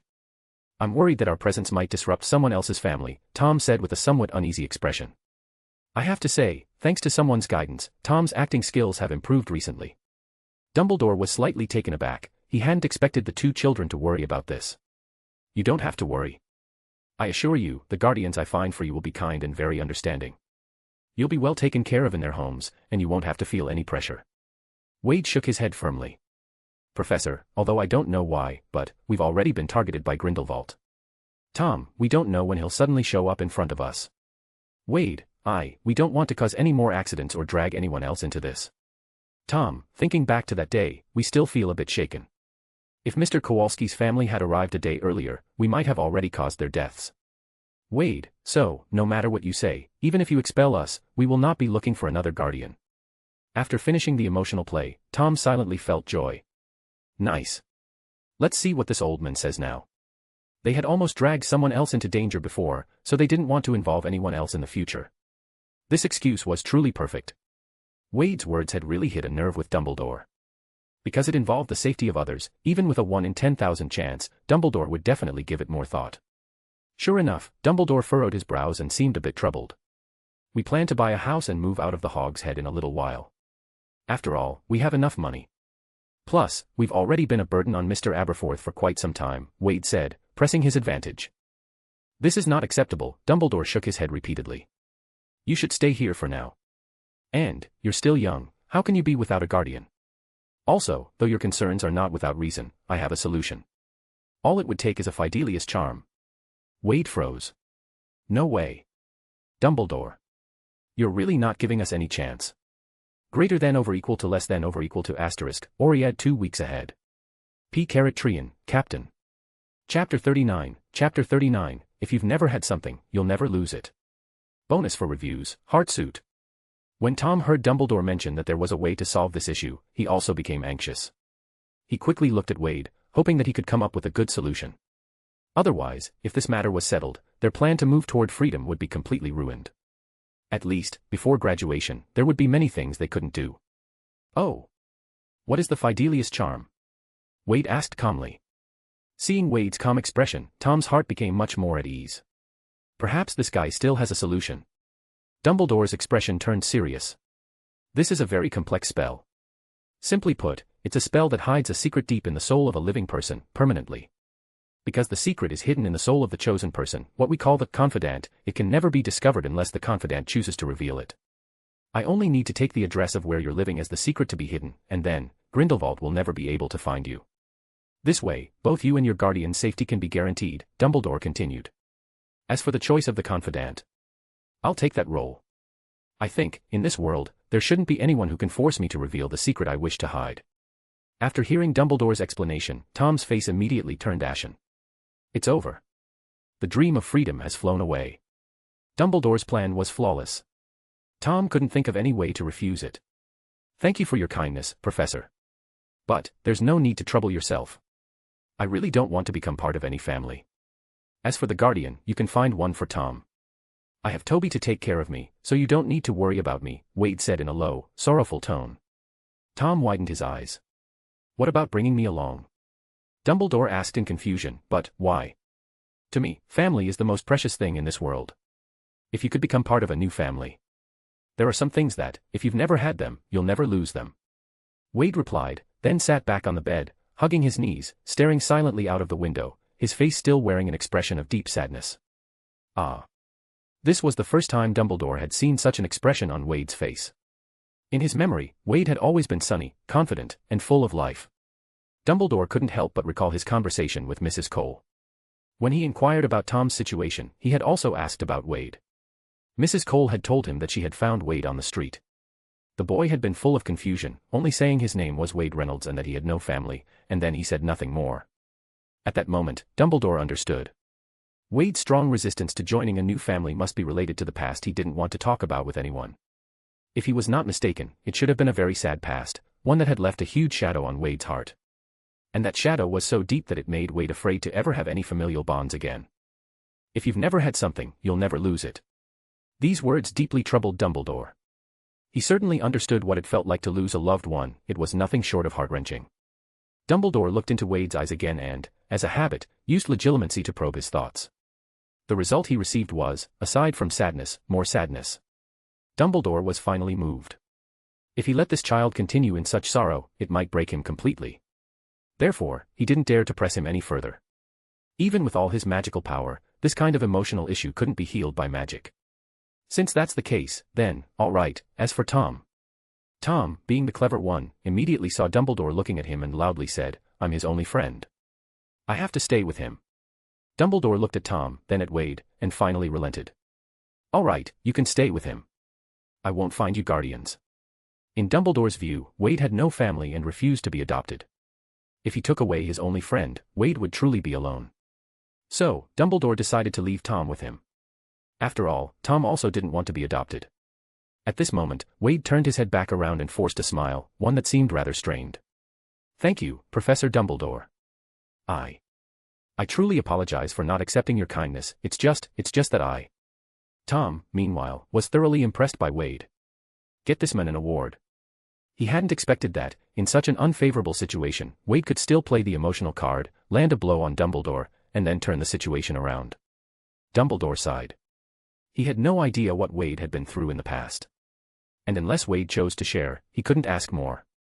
After all, just reminding Wade of past events made him react like this. To make him speak about it, that would truly be too cruel. I can promise not to find you a guardian, but the Fidelius charm must be cast, and I must be the one to find your place to live. Although this outcome wasn't entirely satisfactory to Wade, getting to this point was still a win. At worst, he could find another secret base to conduct his experiments. However, for Tom, this outcome was entirely acceptable. Although he still hadn't managed to directly escape from Wade, at least he didn't need to find a guardian anymore. He couldn't stand Mrs. Cole's supervision, let alone anyone else's. Once Dumbledore and Professor Hicks left, Wade's sad expression vanished in an instant. Tom, seeing this, wasn't the least bit surprised. As expected, it was all an act. No wonder. This guy is really something. At this moment, Tom was truly starting to admire Wade more and more. With just a few words, he managed to deal with the difficult Dumbledore. Wade rubbed his face. Luckily, he had learned the occlumency earlier, or else he would have almost been exposed just now. He hadn't expected that, in that kind of situation, Dumbledore would actually use legilimency to probe his emotions. But thankfully, with the occlumency, he was able to conceal his emotions very well. At least, Dumbledore, who had roughly tried to read Wade's emotions with legilimency, absolutely couldn't see through him. In fact, Wade hadn't told a single lie just now. He hadn't volunteered that his past was tragic, everything was just Dumbledore's own assumptions. What Wade had done was simply use his acting skills and words to cleverly leave a gap. Wade. Your acting skills are too good. Now we don't have to live under others. Tom said smugly, thinking Dumbledore was fooled by two children. Yeah, thanks.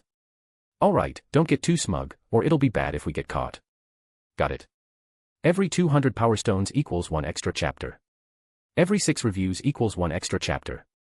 By voting with Power Stones and writing reviews, you can easily get double the number of chapters. Chapter 40, The Unowned Wizard Tower. The bright moonlight spilled through the window, casting a soft glow on Tom's face. Poke. Poke. Wade poked his face with his hand, but Tom showed no reaction. Toby followed Master Wade's instructions and added a drop of sleeping draught to Master Tom's supper. He won't wake up until dawn, Toby's high-pitched voice came from behind. The Living Hell potion is an extremely potent sleeping potion, also known as the Draught of Living Death. Just a single drop can put a wizard into an unshakable slumber. Wade flipped open Tom's eyelid and checked his pupil. After confirming that Tom had fallen into a deep sleep, he nodded in satisfaction. Good, just the effect I wanted. Now, we can talk about some secrets that only the two of us know. Toby nervously swallowed a mouthful of saliva. What does Master Wade wish to ask Toby? Toby, could you tell me about the family you served before? Wade asked. Toby paused slightly when he heard the question. Toby's previous master's family was the Somnolent family. The last heir of the Somnolent family, Master Sophic, who was Toby's former master, died recently in a duel. Wade furrowed his brow. Somnolent, a very unfamiliar surname. He had never heard of this family before. Wade couldn't help but feel a bit disappointed. A family he had never heard of, and with its bloodline completely cut off, meant that this family likely had shallow roots. He had originally thought that since Toby's former master was a dark wizard, and the entire family was gone, perhaps he could investigate. He wondered if he could find some books or notes that Dumbledore wouldn't allow him to see. However, nothing is absolute. Generally speaking, a family with a house elf serving them should have a fairly strong foundation. Toby, did your former master leave anything behind? Wade quickly asked. Toby's former master had already seen the decline of the family while he was alive. They sold all the valuable things, and besides an old house, there is nothing else left. Toby said sadly. In fact, after losing his master, Toby should have stayed in the old house and quietly passed away. He would never have left to find a second master. But for some unknown reason, that day, he just wanted to go out for a long walk, and reminisce about the past and the good times with his master. Then, he became so absorbed in his memories that, without realizing it, he was hit by a carriage speeding through the night. After being hit, he fell into a sharp fence nearby, suffering several puncture wounds in the process. In the end, he struggled to crawl into an alley, preparing to face the end of his life. After all, his master had already passed away, and there was no meaning in him living on. However, when he opened his eyes again, he saw Wade. For some reason, the desire to have him as his master became incredibly strong. And after that, Wade became his current master. Wade's eyes lit up when he heard about the Somnolent family and the old house left behind. Who inherited your former master's old house? No one. Lord Sophic was the last of the Somnolent bloodline, and there were no distant relatives, Toby said with a sad sob. So, you're saying that the old house is now unclaimed?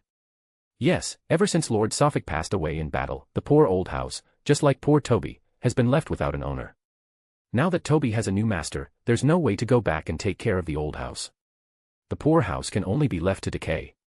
Toby thought of the place where he had once lived, which would gradually become more desolate, and could not help but feel a deep sadness once again. Wade waved his hand, stopping Toby's tears, and asked very seriously, "Can I become the new owner of the house?" Toby's eyes widened in surprise. "Master Wade. You actually want to take over that old house?" "Of course, you can become the new owner of the house. You seem quite eager for me to take over that house." Wade asked, surprised as he looked at Toby. "Yes. Since my previous master passed away, that old house holds Toby's most beautiful memories. Toby really doesn't want to see it fall into ruin day by day. If Master Wade is willing to take over, Toby will be able to return and take care of it again." "I see." Although Toby was a house elf that Wade had purchased through the system, he was still an independent being. He had his own past, and his own cherished memories, and those beautiful memories were tied to that old house. Only if Wade took over that house could Toby, with a new owner, return to the old house in name and continue to maintain it. However, for Wade, who had freed himself from the constraints of a guardian, this was a good thing. He had originally planned to find a secret base for conducting the small experiments in his plans. Now, this old house, one could say, came at just the right time. "Can we go take a look now?" Wade was already eager to see it. Of course. Of course. But the old house is surrounded by some protective magic, so Master Wade needs to be careful. After Toby explained the method of entering the old house, he extended his hand. Please take hold of Toby's hand, and I will take Master Wade to the old house right now. Looking at the familiar castle in the distance, Wade couldn't help but feel a sense of emotion. The old house was actually located in the Scottish Highlands. He could even see Hogwarts from afar. From the distance and direction, it seemed that this old house was built on a highland deep within the Forbidden Forest. However, this highland was surrounded by various protective magic, so much so that from the outside, one would not be able to notice the highland, or that there was an old house built on it. Wade turned his head and examined the building in front of him, which was covered with green vines. In fact, the old house that Toby had mentioned should actually be called a tower. It was a tower that seemed to have 5 floors. Creak. Creak. At that moment, Toby, with a face full of excitement, opened the tower's large door. Master Wade, please come in. Most of the protective magic for the tower was on the outside. Inside the tower, however, there were hardly any protective spells. As soon as Wade stepped inside, he noticed that the space inside the tower was much larger than it appeared from the outside. It seemed that a spell like the undetectable extension charm had been used to expand the space. However, while the ground floor was spacious enough, it was completely empty. The only thing in the center of the room was a dirty long table, covered with a jumble of empty bottles. The shelves, which should have held various experimental materials, were completely empty, except for dust. From the marks on the ground, Wade could tell that a lot of unknown equipment had once been stored here. But now, all of it was gone. The ground floor is the laboratory, the first floor has the bedroom and dining area, the second and third floors are for the books, and the fourth floor is for stargazing. Since the family fell on hard times, after Lord Suffolk inherited the mansion, he sold off anything valuable. Nothing of worth was left. At that time, Toby was too heartbroken to bother cleaning up the house, so that's why it looked so messy now. As soon as Toby entered, he began chattering on about the old house he spoke of. But Wade immediately caught a key point from what he said. Wait, you just said the second and third floors are for the books. Were those books sold too? 3. Subscribe to my P-Carrot-Trian, Captain.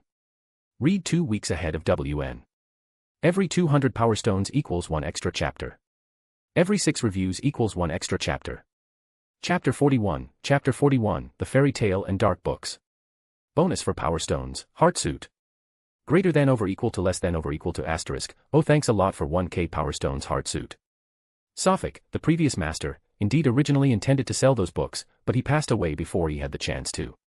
So Toby shook his head. Suffolk has never liked reading. In his opinion, those books were the least valuable things. In fact, since Suffolk inherited the tower, he rarely ever went to the third and fourth floors. So, when he was financially strapped, the first thing he sold were the things in the laboratory. Wade was shocked. In the magical world, how could anyone think that magical books were the least valuable thing? And Toby, having spent quite some time with his previous master, also thought the books were just waste paper. This was also why he had told Wade earlier that there was nothing of value left in the old house. He hadn't even mentioned the books. From this, it was easy to understand why this Suffolk couldn't compete with others. In fact, he couldn't even be called a dark wizard. How could a dark wizard's laboratory be empty? But, fortunately, because of this, when this prodigal sold off the family assets, he started with the equipment on the ground floor, sparing the books in the second and third floors from being sold. Take me to the second and third floors. Wade said excitedly. In his eyes, these books were the most valuable things in the entire old house. While Toby cheerfully cleaned the wizard's tower, Wade was on the third floor, going through the Somnolent family's collection of books. It wasn't until he came across a manuscript titled, The Origins of the Somnolent Family, that he finally started to understand some details about this family. Although the Somnolent family wasn't as old as other pureblood families, it had still been around for several centuries. What surprised Wade was that, according to the manuscript, the founder of the Somnolent family was actually a female Yasha. As far as Wade knew, Yashas were considered magical creatures. Later, the Ministry of Magic classified them as humans, just like centaurs and merpeople. In fact, despite their extremely ugly appearance, Yashas were very similar to humans. Their image resembled that of a hideous old witch. In Muggle fairy tales, the image of the old, ugly witches was derived from the Yasha. The founder of the Somnolent family was named Letitia Somnolent. She had once become jealous of a princess's beauty and had the princess ingest an excessive amount of Hell's Brew potion, the more potent ancient version of the sleeping potion that Wade had given to Tom tonight. After taking the excessive dose of Hell's Brew, the princess fell into an unconscious state. It wasn't until a wizard appeared. This wizard was very cunning. He applied a stimulating potion to his lips and kissed the princess, which ultimately revived her. Afterward, the king, unaware of the wizard's identity, married the princess to this young wizard. When Wade read this, he couldn't help but scratch his head, because this event seemed remarkably similar to the Muggle fairy tale, Sleeping Beauty. It was very likely the original story behind that fairy tale. Wade continued reading. The fact that the princess was revived greatly angered Letitia. However, she was no match for the young wizard and had no choice but to suppress her anger and remain silent. Until the princess and the young wizard had their first child. Letitia stole that child. And this child became the true ancestor of the Somnolent family. This event wasn't revealed until many years after Letitia had taken the child, when she was on her deathbed and confessed the truth to the child. When the child learned the truth and went to search for their biological parents, they found that they had already passed away, and it was impossible to reconnect with their family. In the end, the child chose to return to the tower, and thus the Somnolent family was born. Damn. After reading about the family's origin, even Wade couldn't help but click his tongue in amazement. Putting the manuscript down, Wade began to browse through the other books in the collection. He had to admit, the Somnolent family truly lived up to its centuries-old heritage. Although it didn't have the long history of some pure-blood families, its foundation was certainly not weak. From these manuscripts and books, it was clear that the family had produced many talented individuals. It was just a pity that it all ended in ruin due to Suffolk. The more Wade flipped through the books, the more excited he became. His original intention was to find one or two manuscripts or magic books that Dumbledore didn't allow him to see. But now, it seemed that the gains of the night far exceeded his expectations. After quickly browsing through the books on the second floor, Wade went directly up to the third floor. The number of books on the third floor was no less than on the second. It could be said that most of the books on the second floor were experimental manuscripts, magical notes, or even books written by the members of the Somnolent family throughout the generations. The third floor, on the other hand, housed magic books and rare editions collected from outside. The most important thing was that Wade discovered a common feature in the collection on both floors. That was, not a single magic book here could pass approval. It could only be said that, as expected of a dark wizard family, no ordinary magic book could be worthy enough to enter their collection. Wade even found a book titled, Revealing the Secrets of Advanced Dark Magic, on one of the bookshelves. This meant that all the books in this collection were open to him to read and learn. However, when it comes to using the knowledge inside, it's best to first check if there are any people around. Otherwise, he would definitely end up in Azkaban. Wade read quickly, and he had a deep interest in these books. After flipping through several books, he reluctantly put them down. He glanced at the time and realized it was already 5 a.m. It was time to head back, and the rest of the tower would have to wait for another visit to explore. For safety reasons, he didn't intend to take any of the books with him. After all, his memory was good, and it would be fine to store the knowledge in his mind. Toby, we should go back. By this time, Toby had already cleaned the entire tower thoroughly. It was just that Wade had been reading for so long, so Toby didn't want to disturb him. All right, young Master Wade. Toby said cheerfully. Wade was so happy to have inherited this beautiful mansion, and Toby was overjoyed too. Toby, remember, everything that happened tonight and everything about this old mansion, you cannot tell anyone else. Remember, you must never mention it to anyone. Wade said seriously. These books must never be seen by Dumbledore. And Tom is even more of a problem. If he ever sees these books, Voldemort will be born 10 years earlier. Yes. Toby responded seriously. Hog's head in. Ugh. Tom was rubbing his head hard. He didn't know why, but he felt like his head was unusually heavy this morning. It was as if he hadn't slept enough, but he had slept a lot. Are you all right? Wade asked. No, it's nothing. Tom replied, shaking his head again. Drink this. Wade tossed a bottle of stimulant potion to him. Tom's symptoms were definitely because Toby had been too heavy-handed with the drug last night. He was supposed to have just 1 drop. But for Toby, it seems the exact amount of a drop was still open to interpretation. After Tom drank the stimulant potion, he immediately felt much better. He couldn't help but feel even more grateful to Wade. He had no idea that the reason he felt this way was because Wade had drugged him. Poor Tom, completely unaware that he was being manipulated without even realizing it. TSK. TSK. 3. Subscribe to my P-Carat-Trian, Captain. Read 2 weeks ahead of WN. Every 200 Power Stones equals 1 extra chapter. Every 6 reviews equals 1 extra chapter. Chapter 42, Chapter 42, The Characteristics of Slytherin. Since Dumbledore had not yet found a suitable house for the kids, Wade and Tom had to temporarily stay in Hogsmeade before school started. Both Wade and Tom were patient about this. Especially when, this morning, they received several dozen books sent by Dumbledore. However, unlike Tom's excitement, Wade appeared much calmer. For Wade, who had already inherited a massive collection of dark magic books, these books sent by Dumbledore, while quite good, no longer sparked any emotional reaction from him. On the other hand, Tom, unaware of the situation, compared his own excited reaction with Wade's calm demeanor, and immediately felt somewhat ashamed of himself. He felt that he should always be in this calm and composed state, no matter where he was or who he was with. Otherwise, constantly overreacting would make him no different from other ordinary fools. Tom, no matter where I am or who I'm around, even if I'm constantly overshadowed by Wade, I must be the most extraordinary one under his influence. Tom looked at the freshly unpacked books and was about to pick a few, but after glancing at Wade, he pulled his hand back. Tom, what's wrong? Haven't you been eager to read these books? Wade asked, puzzled by Tom's behavior. You choose first, Tom said calmly. Wade was a bit surprised and said, this is rare, you're actually being so polite today. I'm not being polite, it's just. You're stronger than I am, so when there are good things, you naturally have the right to choose first, Tom said with a calm expression. If one day I become stronger than you, I won't be polite with you. Wade could tell that Tom was being completely honest this time. It could only be said that Tom was truly a Slytherin. Although proud, he also had the typical Slytherin trait, admiration for the strong.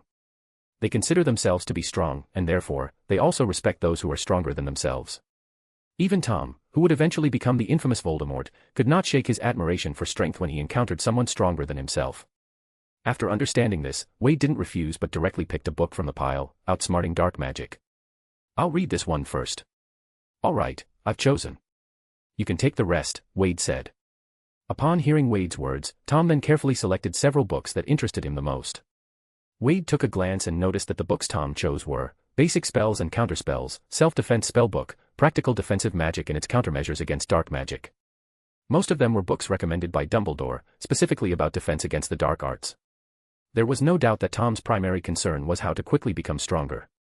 Suddenly, Wade placed the book Outsmarting Dark Magic in front of Tom. What's up? I just remembered I have something to do today. You can read this book first, and I'll take it back when I return, Wade said.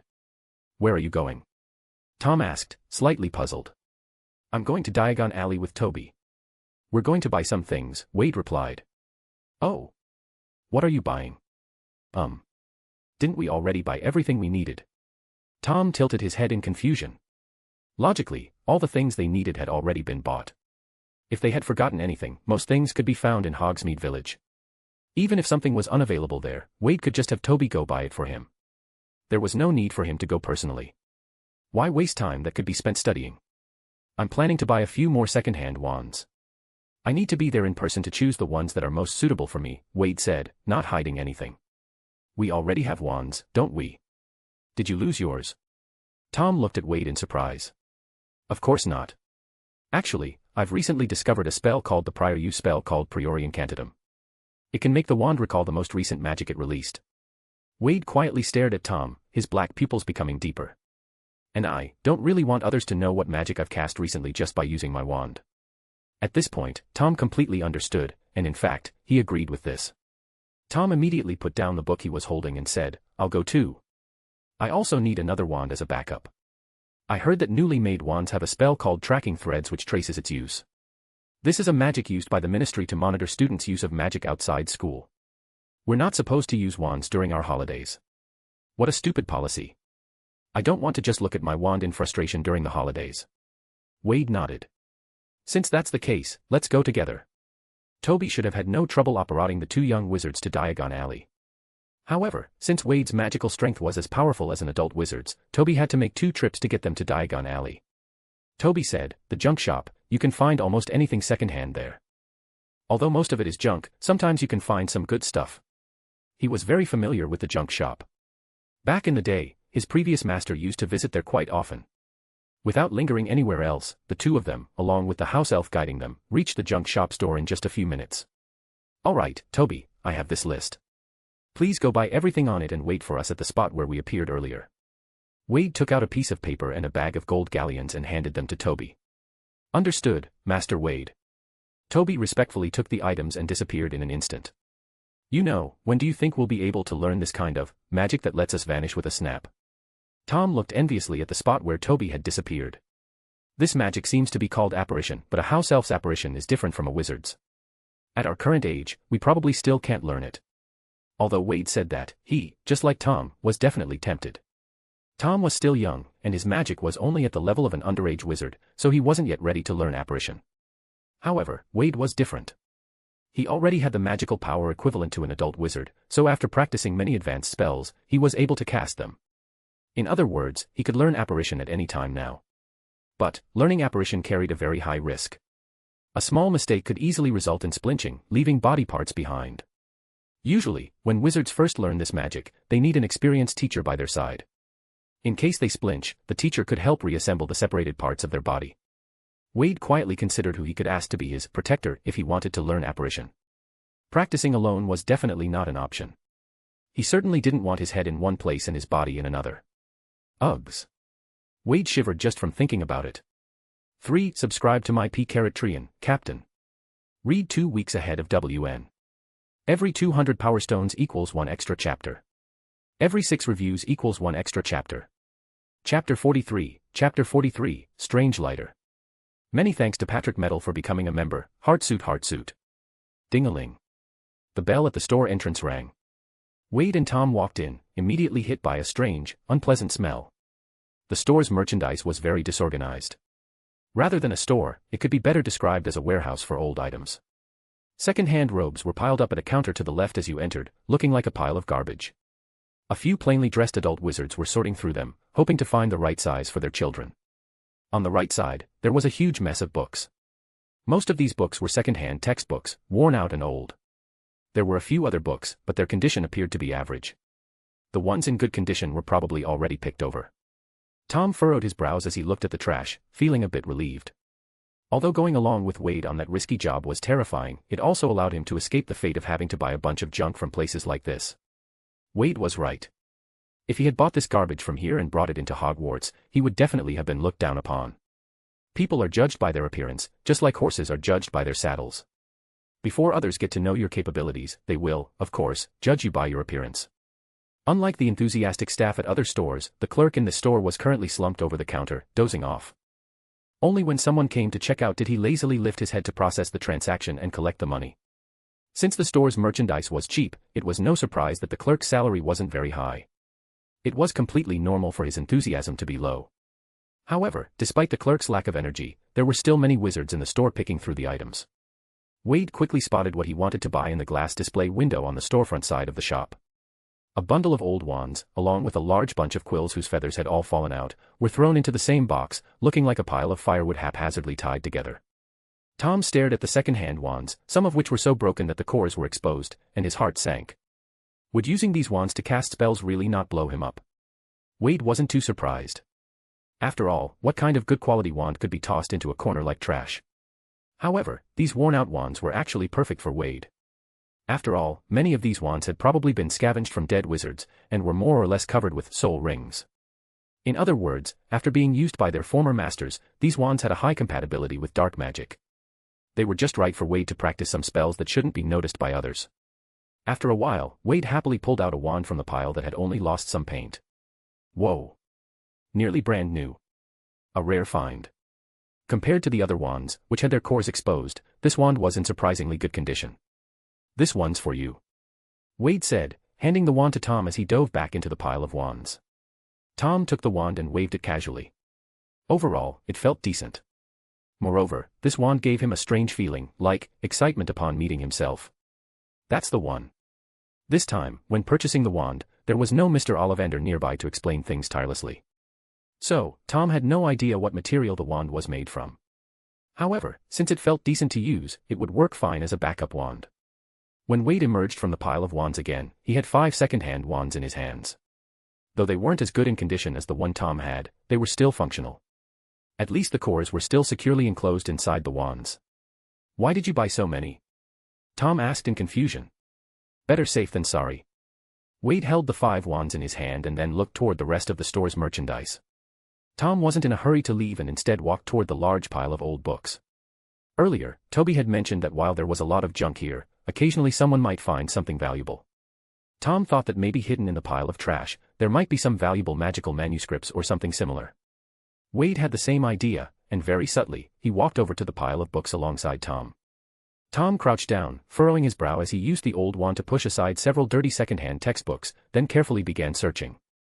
Wade, meanwhile, went around the pile of books, planning to start flipping through from the other side. Just as Wade rounded the corner and was about to look through the unique old books, suddenly, he felt as if something had flashed before his eyes.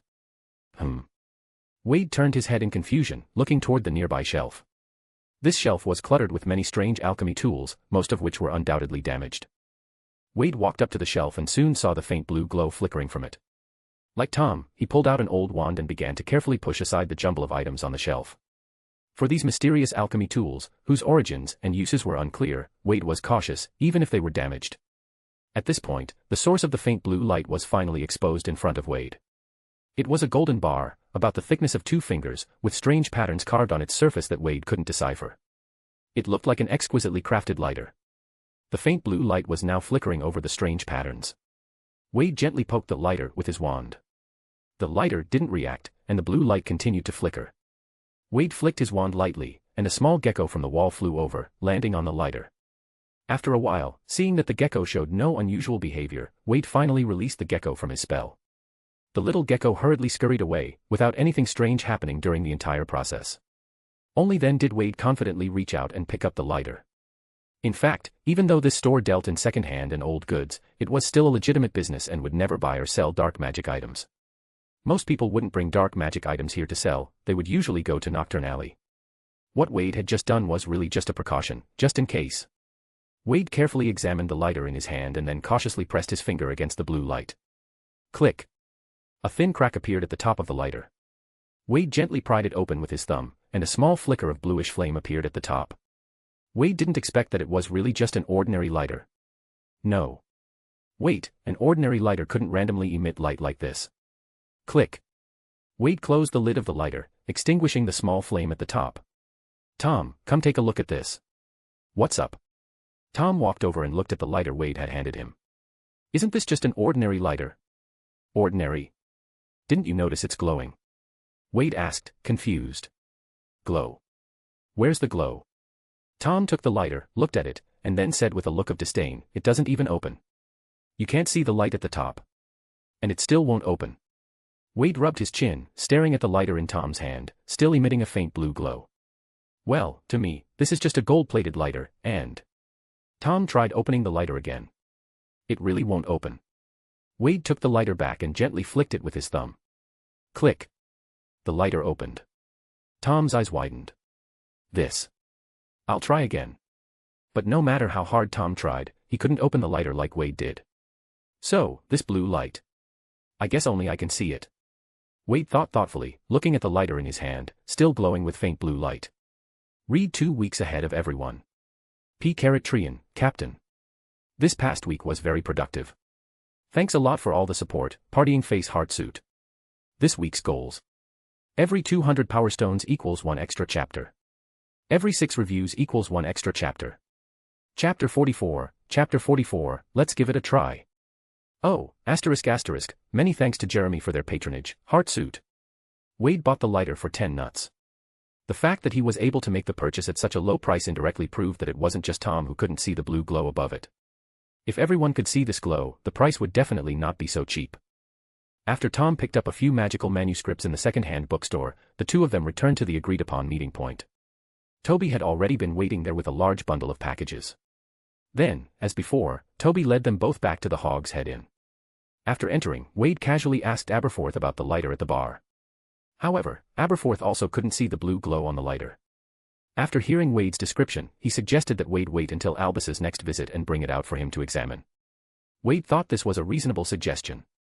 Albus Dumbledore was highly skilled in alchemy, so he likely knew something about it. Thus, Wade decided to temporarily set aside the issue with the lighter. Anyway, Dumbledore would be back soon, so Wade wasn't in a hurry. After returning to the room, Tom immediately picked up the book he had put down and continued reading. Thinking constantly about getting stronger was now Tom's sole pursuit.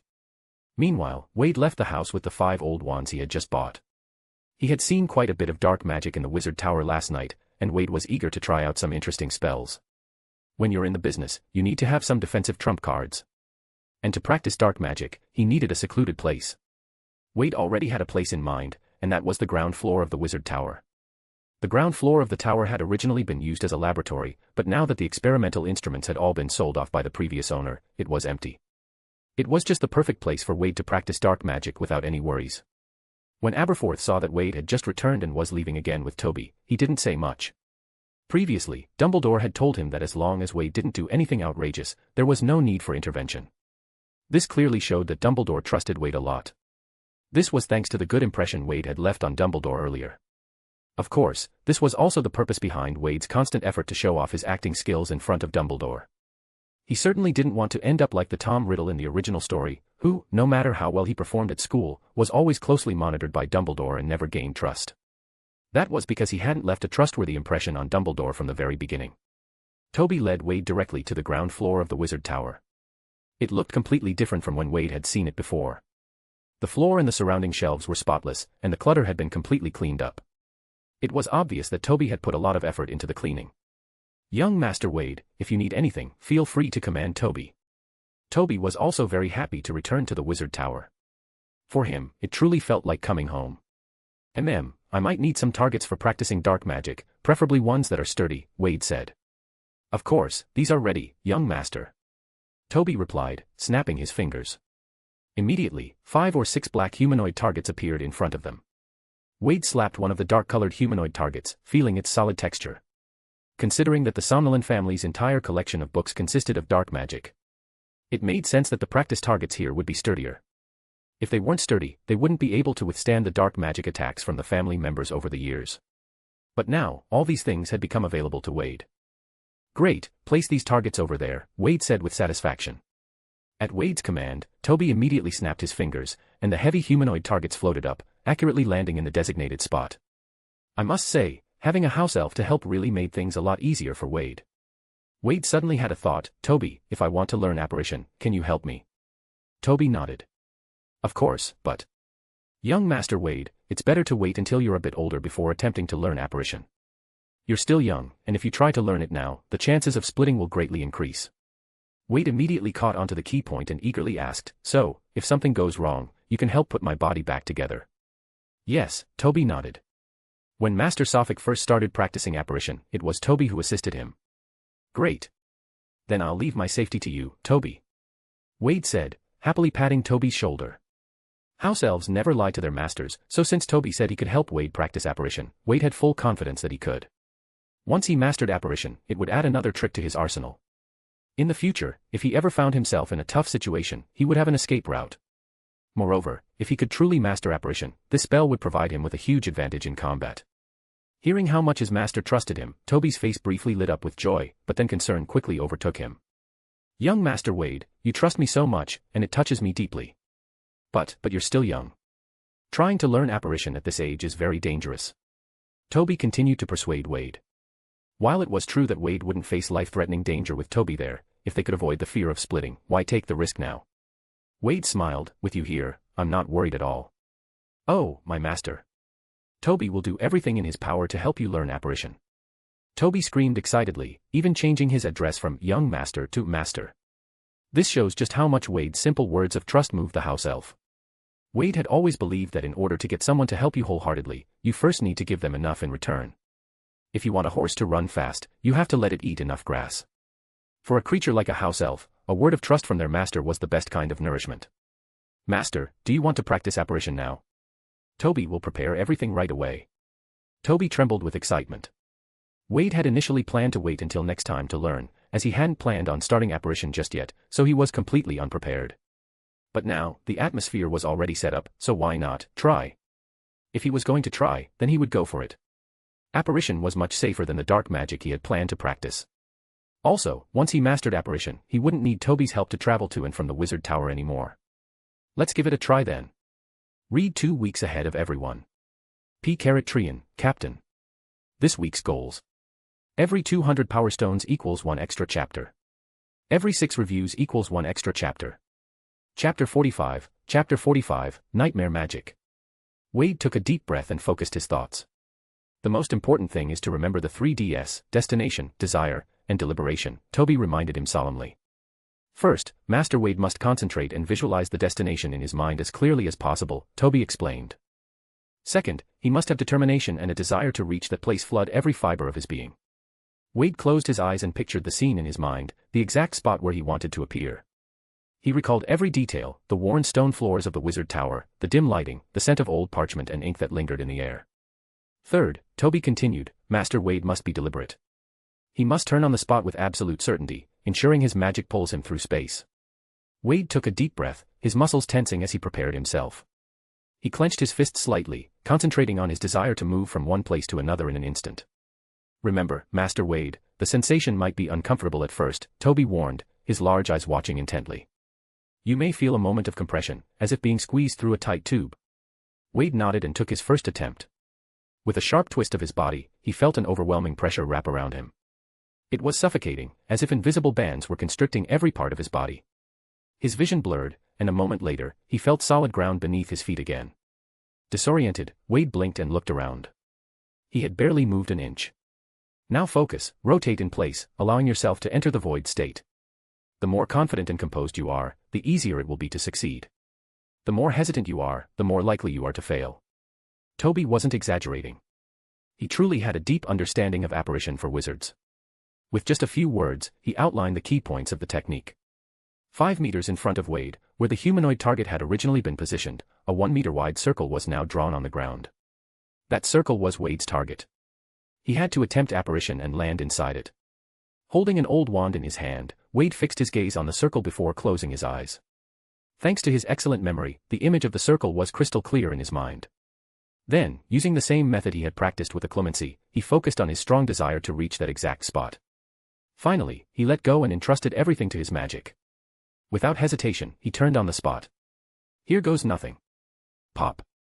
When Wade opened his eyes, he was already standing inside the circle. Ah. Master Wade is a genius. You succeeded on your very first attempt. Toby shouted excitedly. Even Wade himself was slightly incredulous. He had already prepared for the possibility of splinching. But on his first try, he actually did it. Was apparition really this easy? Toby, check me over, make sure I haven't left any parts behind. Toby chirped happily, Master Wade. Toby saw everything clearly. You didn't splinch, not even a single hair. You succeeded. And you don't look like someone who just tried apparition for the first time at all. By Merlin's beard. When Toby helped Master Sophic learn apparition, he practiced for over a week, got splinched 5 times, and still hadn't mastered it. Toby suddenly froze mid-sentence, then immediately began smacking his own head with his fists. Oh. Toby is terrible. Toby is a bad elf.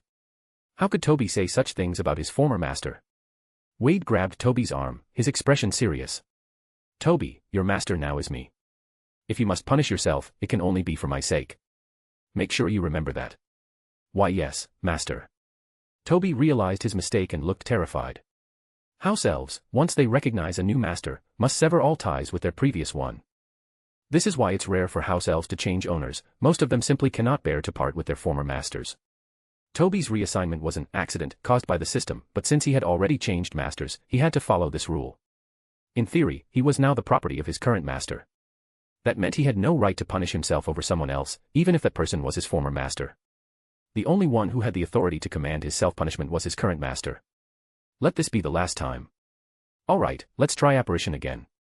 To prevent Toby from punishing himself over his own mistake once more, Wade immediately issued a new command. Yes, master. Toby drooped his ears and responded. This time, let's try going somewhere farther. Perhaps it was because Wade had gained a deep understanding of magic while studying occlumency, or perhaps it was due to the fact that his magical power was already at the level of an adult wizard. Well. For whatever reason, his mastery of apparition was progressing extraordinarily smoothly. Before long, Wade was able to apparate freely between different floors of the wizard tower at will. As his confidence grew, he became bolder, he covered his face with a cloth and successfully apparated multiple times to Hogsmeade and Diagon Alley, all on his own. Not once did he fail, which left Toby utterly amazed. Finally, when Wade successfully performed side-along apparition with Toby from London back to the wizard tower, he had fully mastered the skill. He hadn't expected that his prior study of occlumency would be so beneficial in learning other magic. This realization delighted Wade, so this was what people meant by understanding one principle and applying it to many. That day and night of effort had not been in vain. Master Wade, congratulations on mastering apparition. Toby squeaked excitedly. However, wizards and witches must pass the apparition test administered by the Department of Magical Transportation's exam before they can legally use apparition. I know, Wade replied absent-mindedly. Just like how driving required a license, apparition required an exam. Only after passing and registering with the Ministry of Magic could a wizard legally use it freely. However, Wade had no intention of taking the exam anytime soon. He planned to keep apparition as a hidden trump card. After all, there were hardly any wizards who mastered apparition at such a young age. If an 11-year-old Wade were to take the exam now, it would undoubtedly cause a sensation. Everyone would know he could apparate. And once that happened, his trump card would be completely exposed. A revealed trump card could never serve as a game-changer at a critical moment. Since practicing apparition hadn't taken much time or drained much of his energy, Wade rested for a short while before preparing to continue with his original plan. When he first arrived at the Wizard Tower, he had already selected several dark spells he intended to practice. Among them, the one that intrigued him the most was a dark spell called Nightmare Magic. This spell was recorded in a manuscript on the third floor of the tower, collected by a former member of the Somnolent family, but its original creator was unknown. This spell, upon hitting the target, could instantly pull them into sleep and allow the caster to manipulate their dreams at will. In Wade's view, this spell might be even more effective for interrogation than Veritaserum or forced legilimency. And if used for torture, it would be even more terrifying than the Cruciatus Curse. After all, with the ability to control dreams, one could decide exactly what the target would experience. If their deepest fears were forced into an endless loop within their dreams, very few people could withstand such torment.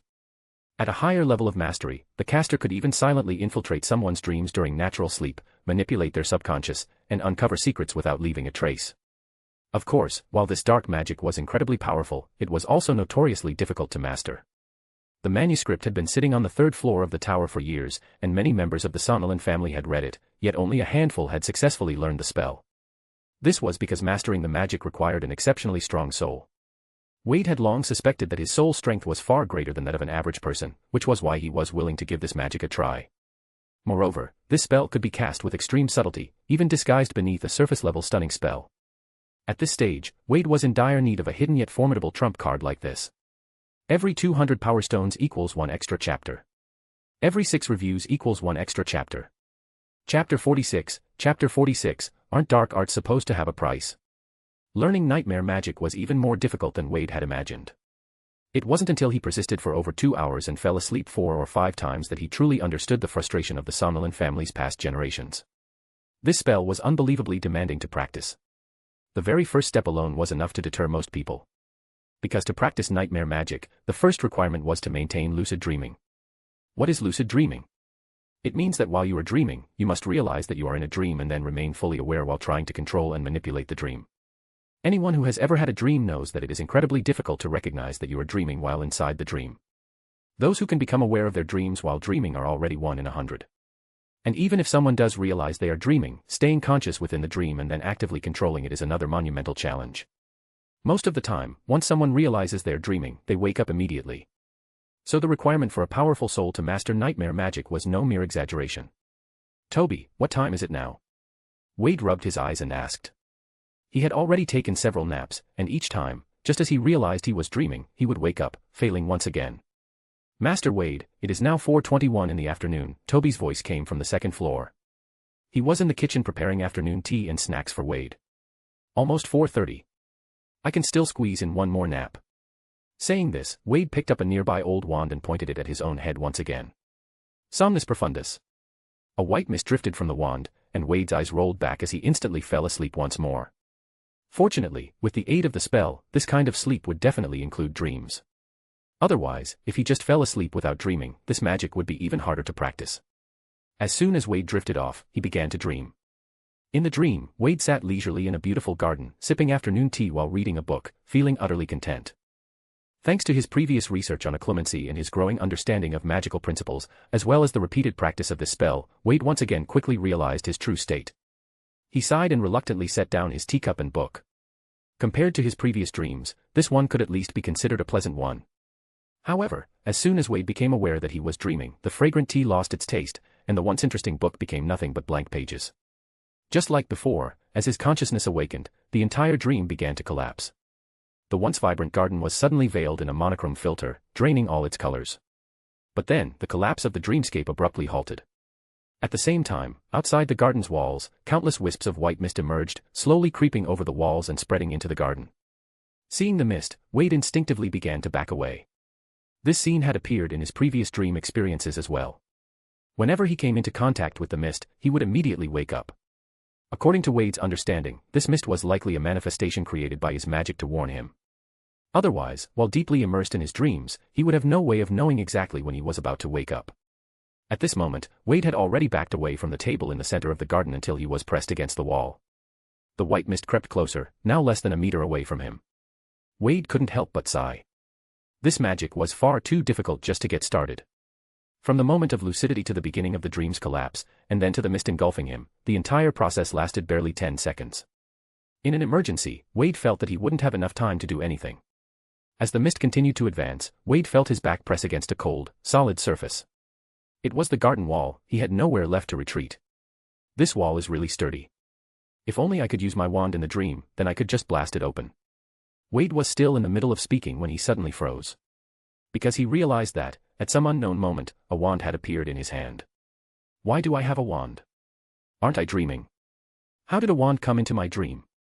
The white mist was now almost at his toes. Wade had no time to think further. He turned and pointed the wand at the wall. Confringo. Boom. The sturdy wall exploded as if it had been struck by a cannonball, collapsing in an instant. Wade was overjoyed and prepared to rush out, but just as he pushed forward, he suddenly stopped again. Because beyond the wall, there was absolutely nothing. Only an endless, white void. The entire garden was suspended in this boundless emptiness. Had he reacted just a second later, he would have fallen straight into the void. Wade felt a deep sense of frustration. He had nearly escaped the white mist, only to find there was no path forward. Tisk, if only there were a path. The moment he spoke, a narrow white path suddenly appeared, winding its way into the endless distance. Seeing this, Wade's eyes widened in shock. This is dream manipulation. Of course. After achieving lucidity, I should be controlling the dream. What was I even doing just now? Why was I just standing there, doing nothing? Oh fuck. This feeling. I think my mind wasn't fully awake inside the dream. I feel like myself now. In that instant, Wade's mind was fully awake inside his dream. He had thought he had fully awakened within the dream, but in reality, he hadn't. He had only been half awake. Although he had realized he was dreaming, inside his dream, with only half his IQ, he had completely forgotten that his goal was to control the dream. It wasn't until just now, when he unintentionally wished for a wand and it appeared in his hand, that he began to suspect something. And finally, when his wish for a path was also fulfilled, he had truly woken up within the dream. He finally remembered what he had come into this dream to do. At that moment, the creeping white mist suddenly froze in place, then slowly began to dissipate, as if it had completed some kind of mission. Wade took a deep breath. Change. The moment Wade spoke, the entire dream world underwent an earth-shattering transformation. In an instant, he found himself standing on a bustling street in London. Honk honk. The roads were filled with cars, and people moved through the streets in a constant flow. Clatter clatter. Chit-chat. However, the farther an object was from Wade, the more blurred and distorted it became, until it eventually dissolved into a vast emptiness. After all, Wade hadn't actually traveled to London. Everything before him, the sights and sounds of London, was merely an illusion he had conjured within his dream. For now, he could only recreate a small portion of a London street. Anything beyond that was beyond his reach. Beyond this small street scene, the outside world remained an endless void. But this was proof of something crucial. Wade had successfully altered his dream. Just as he was about to change the dream again, shifting the setting to a new location, a sudden sharp pain stabbed through his head. A wave of dizziness overwhelmed him, and the world turned upside down. Ha! Wade's eyes snapped open, his gaze dazed as he took in his surroundings. So, he had already woken up from the dream. At that moment, Wade felt an overwhelming wave of drowsiness crashing over him, completely draining his energy. Forcing himself to stay awake, he pulled out a vial of invigoration draft from his robes and downed it in a few quick gulps. After several minutes of rest, he finally began to recover. Manipulating the dream world and conjuring a vision of London's streets had drained an immense amount of his soul energy and mental strength, leaving him utterly exhausted. However, as he slowly regained his senses, Wade was startled to realize that his soul strength had actually grown stronger. Wow. In other words, this nightmare magic, although currently unsustainable for long durations, could train his soul strength and enhance his mental resilience. A dark spell that didn't harm the caster but instead granted them a permanent buff. How does that even make sense? Wait a minute, aren't dark arts supposed to have a price? Read 2 weeks ahead of WN. pcarrottrian.com/captain. Schedule, 10 CHS/week. Goals. Every 200 Power Stones equals 1 extra chapter. Every 6 reviews equals 1 extra chapter. Chapter 47, The Strange Dream appears again. Bonus chapter for Power Stones, Heartsuit. *0 I'll post another chap in an hour. No matter what, being able to initially manipulate his own dreams meant that Wade had officially stepped onto the threshold of nightmare magic. Among the past generations of the Somnolent family, very few had ever achieved this. According to the records in the manuscript, Wade's next step was to gradually expand the size of the dream space he could control. Right now, he could only simulate a small corner of a London street within his dreams. Based on the notes, once he could expand his dream environment to encompass an entire street, he would finally be ready for the final step, a step so absurd and paradoxical that just reading about it made him skeptical. How was that even possible? This is completely bonkers. Because the final step required him to bring the power of the dream into reality while fully awake. For instance, he would need to project the London street he conjured in his dream into the real world, so that others could see it too. And the most critical part. During the process, the caster must remain completely awake and conscious. In other words, Wade had to make his daydreams visible to the waking world. As long as he could achieve this final step, he would be able to put others to sleep and manipulate their dreams at will. Reading this, Wade immediately knew this was not a goal he could accomplish in the short term. Without hesitation, he set the manuscript aside, stood up, and stretched lazily. His mood instantly brightened again. Although reaching the final step was extremely difficult, practicing this magic continuously strengthened his soul. That benefit alone was already worth it. After all, it had been experimentally proven that magical strength was directly linked to the strength of one's soul. In a world where magic only seemed to grow stronger with age, Wade had found a way to increase it through training. This was an absolute win. "Toby, let's head back." "Yes, Master Wade. Would you like to apparate on your own, or should I take you?" Toby asked attentively. "Take me. Right now, it feels like I can't cast magic at all.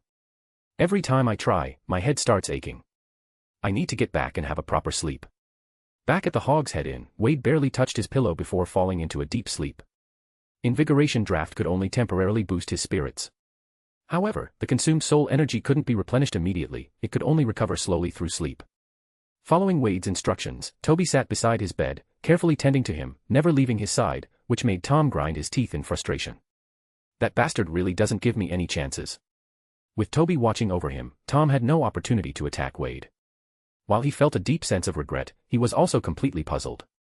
It was just a few hours out, so why was this guy, who could usually stay awake for days without issue, suddenly so exhausted? Looking at him now, he seemed like he hadn't slept in a whole month. "Toby, where did you take Wade? Why is he so tired?" Tom asked. Toby promised Master Wade that I would say nothing. Even to Master Wade's best friend, Master Tom, I cannot tell. Toby answered solemnly. Tom frowned. His instincts told him this was related to Wade's hidden power. But, sigh. He had already learned a lot about house elves by now. A house elf would never disobey its master's orders, which meant he had no way of prying any information from Toby at all. However, Toby definitely knew something about Wade's secret. Tom secretly made up his mind, one day, when he learned magic that could pry into others' inner secrets, he would start with Toby and finally uncover the truth behind Wade's power. When that time came, all debts would be repaid. But for now, he just came back and went straight to sleep. Did he even eat? He better not starve himself. "Thank you for your concern, Master Wade has already eaten," Toby replied. Wade slept for a very long time. Even Tom, a true workaholic, was starting to feel drowsy waiting for him, yet Wade still showed no signs of waking up. Tom glanced at Toby, who remained alert and watchful at Wade's bedside, and couldn't help but curse a few times in his heart. Finally, he gave up, lay down on his own bed, and pulled the blanket over himself. As the night deepened, Tom's breathing gradually steadied. Suddenly, Wade's fingers twitched, and his once peaceful eyes began shifting rapidly beneath his closed eyelids. Wade, who had spent an entire day immersed in dreams, found himself dreaming once again. And this dream felt eerily familiar. A place shrouded in white mist. In the distance, hidden within the fog, stood a dark silhouette, waving at Wade. The shadow's mouth opened and closed, as if trying to say something. Having recently learned nightmare magic, Wade immediately became lucid within the dream. And then, he remembered. He had dreamed of this exact same scene before. However, last time, his dream had been abruptly interrupted by Grindelwald's attack. But now, something was different. This time, Wade could faintly hear the voice of the shadowed figure. The voice sounded altered, making it impossible to discern whether it belonged to a man or a woman. And yet, despite his efforts, he couldn't make out complete sentences, he could only catch fragments of words. Follow. Power. Dream. Those were the only words Wade could make out. The rest of the speech was completely indistinct, blurred into the background of the dream. Wade attempted to manipulate the dream, hoping to shift himself closer to the shadowy figure so he could hear them more clearly. But nothing happened. His attempt to control the dream failed entirely. This stunned Wade. Could it be, this isn't actually my dream? Realizing he couldn't alter the dream, Wade gave up on trying to manipulate it and instead began walking toward the figure. For some reason, however, his legs felt incredibly heavy, each step was a struggle. It took a long time, but eventually, Wade managed to reach the shadowed figure. Just as he arrived, though, the figure fell completely silent. Wade narrowed his eyes. When I was far away, you seemed to have plenty to say. But now that I'm here, you suddenly go mute. His patience wore thin. Who exactly are you? Wade asked in a low, serious tone. The shadow spoke again, and this time, Wade heard it clearly. Follow it. Come find me. A sudden weightlessness overtook Wade, and then, the world spun. Ha! Huff! Huff! What the fuck was that dream? With a start, Wade shot upright in bed, feeling more energized than ever. His eyes immediately fell on Toby, who had fallen asleep beside his bed at some point. And then, the strange, blue-glowing lighter on his nightstand. At that very moment, the lighter was trembling slightly, its eerie blue glow pulsing in the dim room. Wade carefully reached out, making sure not to wake Toby, and picked up the lighter. He hesitated for a moment, then pressed his finger lightly against the blue glow. Click. The lighter's lid snapped open on its own. A wisp of ghostly blue flame emerged from the lighter, and then floated up into the air. The blue flame hovered over Wade's head for a moment before floating straight out the window. At that moment, Wade recalled the words from his dream, follow it. Come find me. He didn't hesitate for long. If the shadow in his dream had the power to invade his subconscious at will, then eliminating him would probably be effortless. Given the circumstances, Wade figured he didn't have much of a choice. He put on his shoes, grabbed an old wand, and before leaving, he casually cast a stunning spell at the sleeping Tom, ensuring his sleep quality skyrocketed for the rest of the night. Then, crack. With a soft crack, Wade vanished. He uprod onto the quiet street outside the Hog's Head Inn. Oddly enough, despite the distinct noise of apparition, Toby remained completely undisturbed. The midnight streets of Hogsmeade were deserted. Only a few flickering lanterns cast dim pools of light onto the cobblestone road. Suspended in the air, the blue flame hovered motionless, as though it were waiting for Wade. The moment Wade stepped closer, the flame began to drift forward again, swaying like a wandering ghostly light, leading him deeper into the night. Read ahead P*Trian, Captain. Every 200 Power Stones equals 1 extra chapter. Every 6 reviews equals 1 extra chapter. Chapter 48, Who are you? The street was eerily silent. The darkness of the night felt thick like ink, making the dimly lit buildings along the roadside appear even more sinister and eerie under the faint moonlight. Wade quietly followed the floating blue flame, step by step, as it led him away from Hogsmeade Village. Before long, he had completely left the village. The glow of the street lamps, which had faintly illuminated his shadow, finally disappeared, stopping at the stone bridge at the village's edge. Wade continued to follow the blue flame, which soon guided him down a narrow path, leading deeper into the forest. As the trees grew denser, the dim moon above gradually vanished from sight. Wade tilted his head up, but all he could see was the thick canopy of leaves, casting dense shadows in the night, shadows that looked like giant beasts lurking in the dark, waiting to devour anything that strayed too close. By now, the only source of light left in front of Wade was the faint glow of the floating blue flame. Lumos. A brilliant white glow burst from the tip of his wand, piercing through the oppressive darkness of the forest. With proper illumination, Wade's unease slowly dissipated, and his thoughts gradually calmed. Seeing that the blue flame seemed to be leading him toward the forbidden forest, Wade raised his wand. Protego. A transparent shield instantly flashed into existence, enveloping Wade's entire body. Though the shield charm was an advanced spell, Wade, having the magical strength of an adult wizard, found it relatively easy to master. Shortly after moving to Hogsmeade, he had specifically sought out Aberforth and learned this extremely useful defensive spell from him. After all, he had recently suffered because of the shield charm during his encounter with Grindelwald's party. At the time, Tom had also wanted to learn it, but unfortunately, his magical strength wasn't yet sufficient. Even with exceptional talent, he could barely form a partial shield charm. Several more minutes passed as Wade followed the floating blue flame, venturing deeper into the forbidden forest. There was no clear path in the forest. If any existed, they were likely closer to Hogwarts' side. Navigating through the dense and pathless forbidden forest, Wade pressed forward for another 5 or 6 minutes. Finally, the blue flame came to a stop, hovering in front of what looked like a massive boulder. Wade raised his wand, casting its luminescent glow onto the large stone in front of the floating blue flame. Now that the light fully illuminated it, Wade could see clearly, this was not a mere boulder. It was, in fact, a massive stone sculpture of an intricately carved toad. Wait, what? A toad. Just as Wade was about to examine it more closely to see what was special about it. Suddenly, the stone toad opened its massive mouth and swallowed him whole, along with his Protego shield. What the? Everything went black for a moment. However, Wade quickly noticed something. His shield charm remained intact, completely unharmed. This meant that the toad itself likely wasn't hostile. Then, whoosh. Wade felt his entire body spin rapidly, like being pulled through a magical vortex. A bright light flashed before his eyes and in the next instant, plop. His feet landed firmly on the ground. Wade quickly surveyed his surroundings. To his surprise, he was no longer in the Forbidden Forest. Instead, he now stood inside a massive stone chamber. The size of this chamber was immense, easily half the size of a football field. Even more astonishingly, the ceiling stretched nearly 10 meters high. Yet, despite its enormous size, the chamber was completely empty. Unlike the Forbidden Forest, where darkness reigned under the dense canopy, this underground chamber was illuminated as if by daylight, yet there was no visible source of light anywhere. Wade turned around and found himself standing before another massive stone toad sculpture, nearly identical to the one in the forest. So, this stone toad was a portal. Its method of teleportation, however, was rather peculiar. The one in the Forbidden Forest had swallowed him, and this one here had spat him out. He had no idea where he had just been transported to. Just then, if I were you, I'd step away from that big toad immediately. Otherwise, it might just swallow you up and send you right back. A familiar voice echoed in Wade's ears. This. The same voice that had appeared in my dreams. Wade scanned the chamber, searching for the speaker, but he saw no one. Clearly, the owner of the voice was not in the chamber itself. Then, the voice called out again, "Come up here." "Where are you, oh?" As soon as Wade finished speaking, a thick white mist began to emerge from an unknown source. The mist spread rapidly, rolling across the ground like waves, obscuring everything in sight. Wade instinctively gripped his wand, his muscles tensing as he remained on guard. Then, a figure slowly took shape within the dense fog. At first, it was just a vague silhouette, but as the mist swirled around it, the shape became clearer, a tall, robed individual standing motionless in the distance. Despite the hazy surroundings, Wade could feel the weight of the figure's gaze fixed upon him.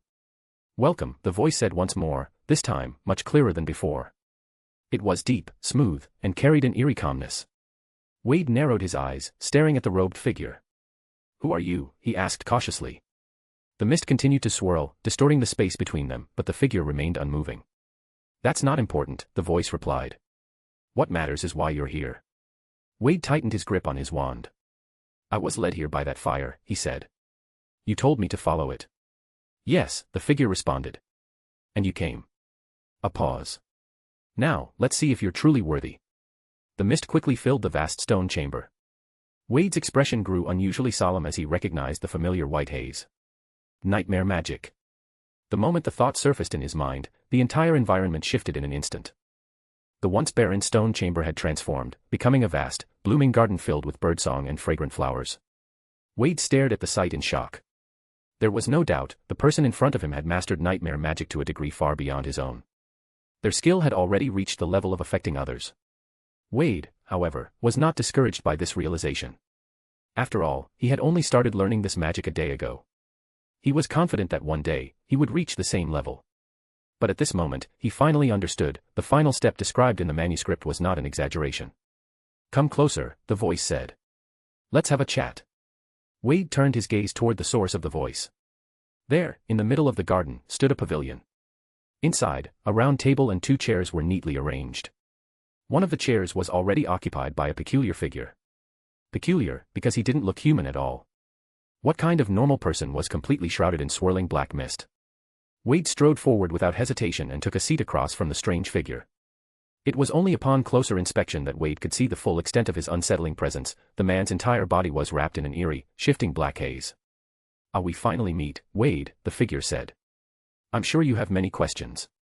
"That's fine, you can ask them now." Though his tone carried an unmistakable amusement, Wade couldn't see his facial expression through the swirling darkness. Without hesitation, Wade nodded and got straight to the point. "Who are you? And why are you looking for me?" The figure let out a deep sigh. "I am merely a pitiful soul, one enslaved by power. As for why I sought you out, it's because only you can save my life." "Me?" Wade raised an eyebrow. "Save your life?" At that moment, the small, glowing blue lighter floated out of Wade's pocket, drifting gently into the figure's waiting hand. This lighter. The figure chuckled. Only you can see the glow, can't you? Read ahead P-Trian, Captain. Every 200 power stones equals 1 extra chapter. Every 6 reviews equals 1 extra chapter. Chapter 49, Ancient Magic. Bonus for power stones, Heartsuit. Ah, so you can see the blue glow as well. Wade murmured thoughtfully, nodding slightly. What exactly is this blue light? And what does being able to see it mean? It means that you and I share a unique trait.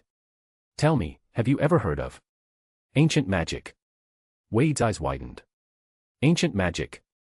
The concept of ancient magic was something he had encountered before, back in his previous life, in a game called Hogwarts Legacy. It was a form of powerful magic, one that only a select few witches and wizards could perceive and wield.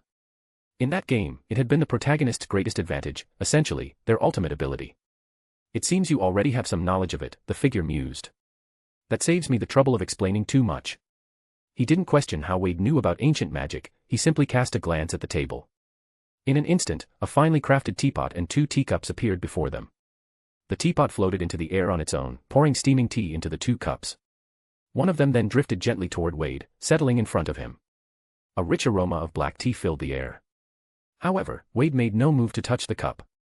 This may be a dream, the figure said casually, but the sensations you experience here are quite real. So why not have a sip before continuing your questions? Wade sighed and finally lifted the teacup to take a sip. The fragrance lingered on his tongue. A tea this exquisite probably only exists in dreams. He mused before continuing, why do you also know nightmare magic? Are you from the somnolent family? The shadowy figure shook his head. No, I am not a member of the somnolent family. The reason I know this magic is because I was the one who created it. However, several decades ago, I did teach it to someone from the somnolent family. That's impossible, Wade immediately countered. The manuscript recording this magic is at least a few centuries old. How could you have only taught it to them a few decades ago? The figure let out a helpless sigh. What choice did I have? You specifically sought out dark magic from centuries past. I had to use some tricks to make sure that manuscript appeared to have the historical depth necessary to catch your interest. What the? Wade looked at him in astonishment. You were watching me while I was choosing dark magic. The figure exhaled again, as if speaking to a particularly slow student. Wade, I know you far better than you think. In fact, the moment I discovered that you possess the same unique trait as I do, I wanted to communicate with you in your dreams. But you were too far away. The distance exceeded the limits of this magic. Even I could only barely manifest before you, I couldn't speak to you at all. Then, I realized you had unexpectedly inherited the somnolent family's tower. And, by sheer coincidence, you happened to have a lighter imbued with ancient magic. Wade narrowed his eyes. So, you guided me toward the manuscript on nightmare magic, leading me to practice it. Only by learning this magic would I be able to hear your voice in my dreams, and then, using the lighter, you were able to lead me here. Yes. I had to find a way to bring you before me, the figure admitted.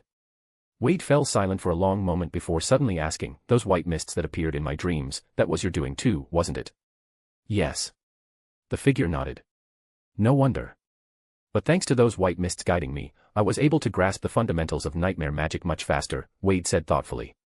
That was my intention, because I don't have much time left. I couldn't afford to wait for you to learn nightmare magic at your own pace, so I had to give you a push. If you feel offended by that, I apologize in advance.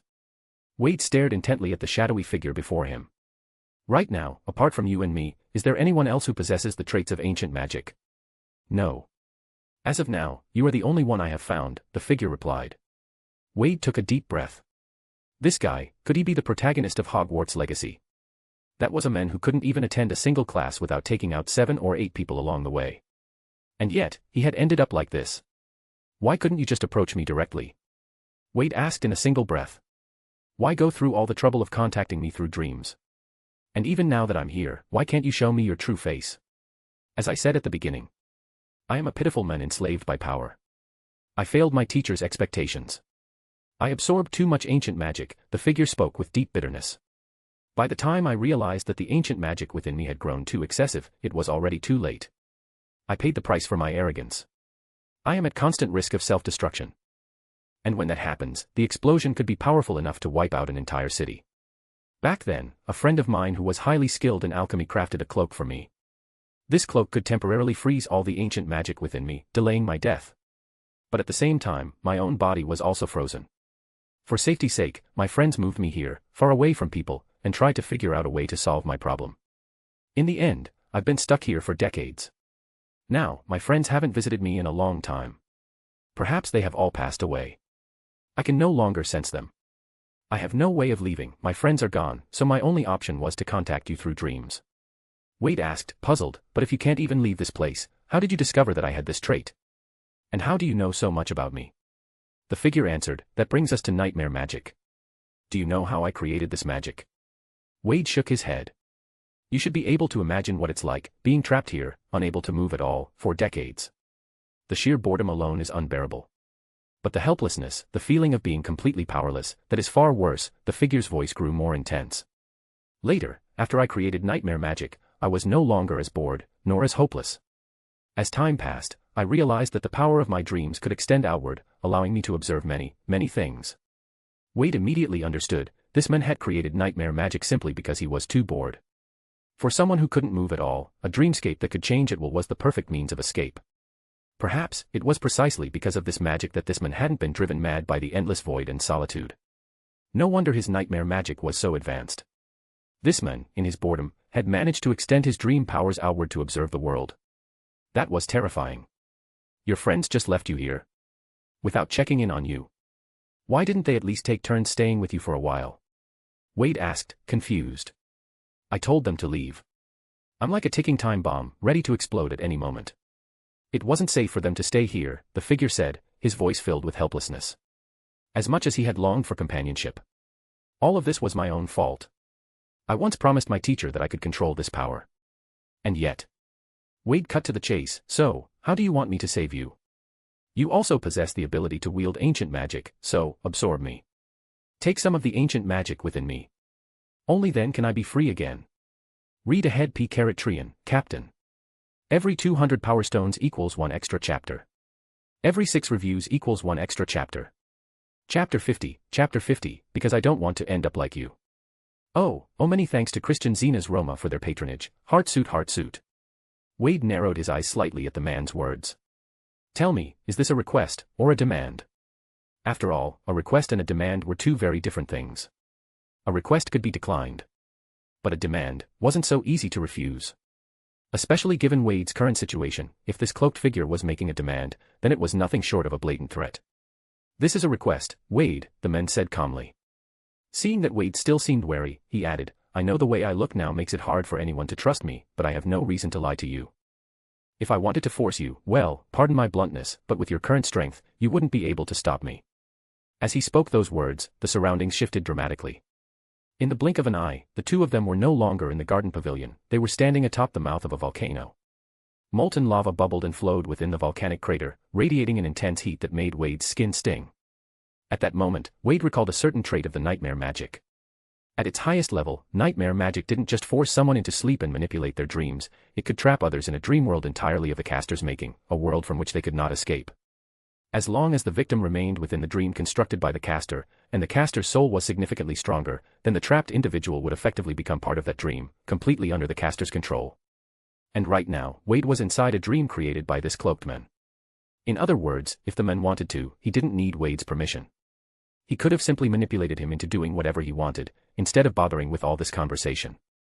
Gulp. I understand now. You really have no reason to lie to me, Wade said with a nod. As soon as he spoke, the surroundings shifted again, returning to the fragrant garden from before. Forgive me, the man said softly. That was merely to prove I wasn't lying to you. Wade waved his hand. Since this is a request, then, if I refuse, will you let me leave? The cloaked figure paused for a moment, but still nodded. Yes. In that case. I'm sorry, sir, or madam, I suppose, but I can't agree to your request. Wade rejected the plea without hesitation. This time, the cloaked figure was genuinely stunned. That was not the response he expected. By all logic, Wade shouldn't have refused, at the very least, not so bluntly. Can you send me back now? Wade's calm voice interrupted the stranger's thoughts. The figure took a deep breath. Of course I can.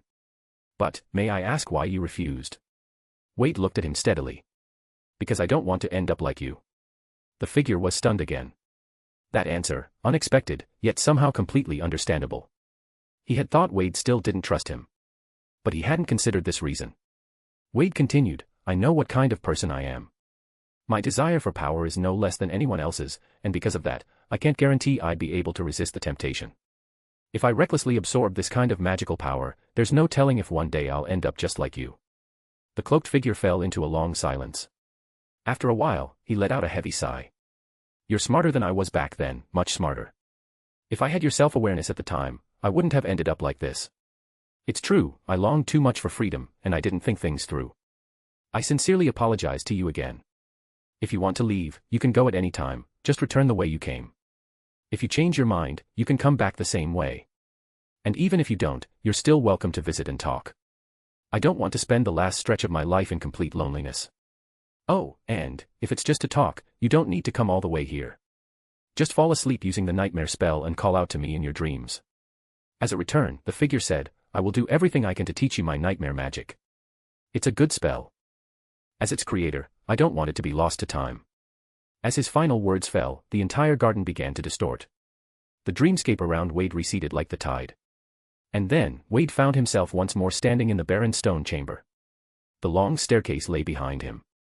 It was as if he had never gone anywhere, that everything just now had been nothing more than a fleeting dream. Well, it had been a dream, technically. Wade turned around and looked at the staircase. How much time do you have left? He asked. About 2 years, give or take. This cloak won't be able to hold out for much longer, the figure's voice replied. So if you want to master nightmare magic, you'll need to hurry. Suddenly, Wade asked, the ancient magic inside you, can I have a sample of it? A few seconds later, a small bottle appeared, floating in front of him. Inside the small bottle swirled a dense black mist. As it churned, faint glimmers of eerie blue light shimmered deep within the darkness. If I want to contact you in a dream, Wade asked, what should I call you? I can't exactly go around yelling, hey, weird guy, can I? Weird guy, the figure chuckled. Hey, being called a weirdo isn't the worst thing. Still, if you prefer something else, you may call me the Dream Maker. Dream Maker. You're not even willing to tell me your real name. Wade sighed. Forget it, weird guy, it is, then. Goodbye. He took the bottle and strode back down the long staircase. Several minutes later, Wade returned to the Forbidden Forest through the Stone Toad. True to his word, the strange man had done nothing to stop his departure. When Wade reached for his wand in his pocket, he noticed that the lighter had somehow returned to him as well, nestled quietly back where it had come from. Staring again at the faint blue glow flickering from its surface, Wade frowned slightly. In truth, Wade hadn't been completely unmoved by the power of ancient magic. If he truly felt nothing, he wouldn't have asked the men for a sample. As he'd said himself, he was someone who desired power. But unless he could first determine whether this power came with dangerous side effects, he would never recklessly absorb it. Even if the power of ancient magic already existed within his body, yet to be fully awakened. It was precisely that strange man's tragic fate that had pushed Wade's caution toward ancient magic to its peak. Had that man really ended up like that simply because he couldn't control his own hunger for power? Or, was there something deeper at play? Could ancient magic itself corrupt the mind? There was still too much unknown. After all, Wade's shallow understanding of ancient magic came only from the game he'd played before crossing into this world. But now, he was living in a reality far more tangible than any game. And in this world, one could never be too careful. Wade tucked the lighter back into his pocket, intending to apparate back to Hogsmeade. Boom. Suddenly, a thunderous noise echoed from somewhere in the distance, followed by the crashing of trees and startled shouts. Wade frowned, raising his wand and casting a disillusionment charm over himself. A second later, his figure melted into the shadows. Read ahead P-Trian, Captain. Every 200 power stones equals 1 extra chapter. Every 6 reviews equals 1 extra chapter. Chapter 51, Passively Awakened Ancient Magic Talent. Boom. Wade wasn't the kind of person who liked meddling in others' business, but his curiosity and thirst for knowledge were undeniably strong.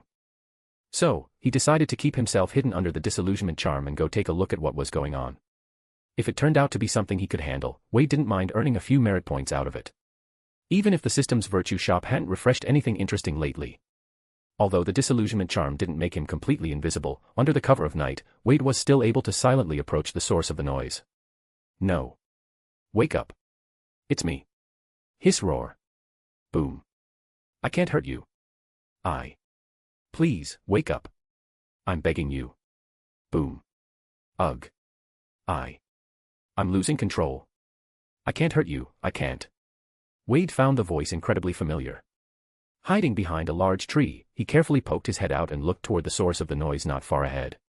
Because the trees in that area had already been toppled, the bright moonlight clearly illuminated the chaos. When he saw the people there, Wade's pupils contracted slightly. Amid the wreckage and disorder, Aurelius was looking battered and exhausted, frantically dodging the attacks of a massive serpent. Oh. That serpent, Wade recognized it instantly. It was Nagini, the same one who had briefly regained her sanity and let him and Tom go all those months ago. Right. The situation now was pretty clear. Old acquaintances had reunited, and then Nagini had suddenly lost control again. And now, with her beastly instincts taking over, she had decided to treat Aurelius like a late-night snack. Still, Aurelius Dumbledore truly lived up to the name of the Dumbledore family. Even while facing Nagini's relentless storm of attacks, he was managing to wield his wand and use various spells to defend himself with considerable skill. However, from the look of things, Aurelius wasn't doing so well. If he were in good health, Nagini wouldn't be able to harm him, but right now, Aurelius's condition was clearly far from ideal. That much was obvious from the wisps of black smoke constantly seeping from his body. There was no doubt about it, Aurelius was on the verge of losing control over the obscurial inside him. If this kept up, there were only two possible outcomes: either Aurelius would be swallowed whole by Nagini, or, losing all control, he'd transform into an obscurial and tear her apart. Wade sighed. At this point, he couldn't just stand by and watch. During his time lodging at the Hog's Head, Aberforth had treated both him and Tom kindly.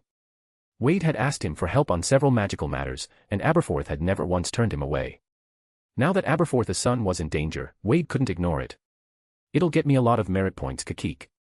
Thankfully, saving Aurelius wasn't all that difficult. All he needed to do was grab him and disapparate away. Snap. Wade anticipated the direction in which Aurelius was dodging and apparat to that spot ahead of time. When someone suddenly appeared in his escape path, Aurelius was startled nearly out of his skin. You. Hold on tight. Crack. Wade grabbed Aurelius and vanished on the spot. The moment their figures disappeared, Nagini's gaping jaws snapped down, right where they'd just been, biting nothing but air. Crack. When Wade and Aurelius reappeared, they were already inside the hallway on the first floor of the Hog's Head Inn. Aurelius clutched Wade's arm tightly. No. I can't stay here. Get me out of here. I'm about to lose control. As he spoke, the black mist pouring off his body grew even denser.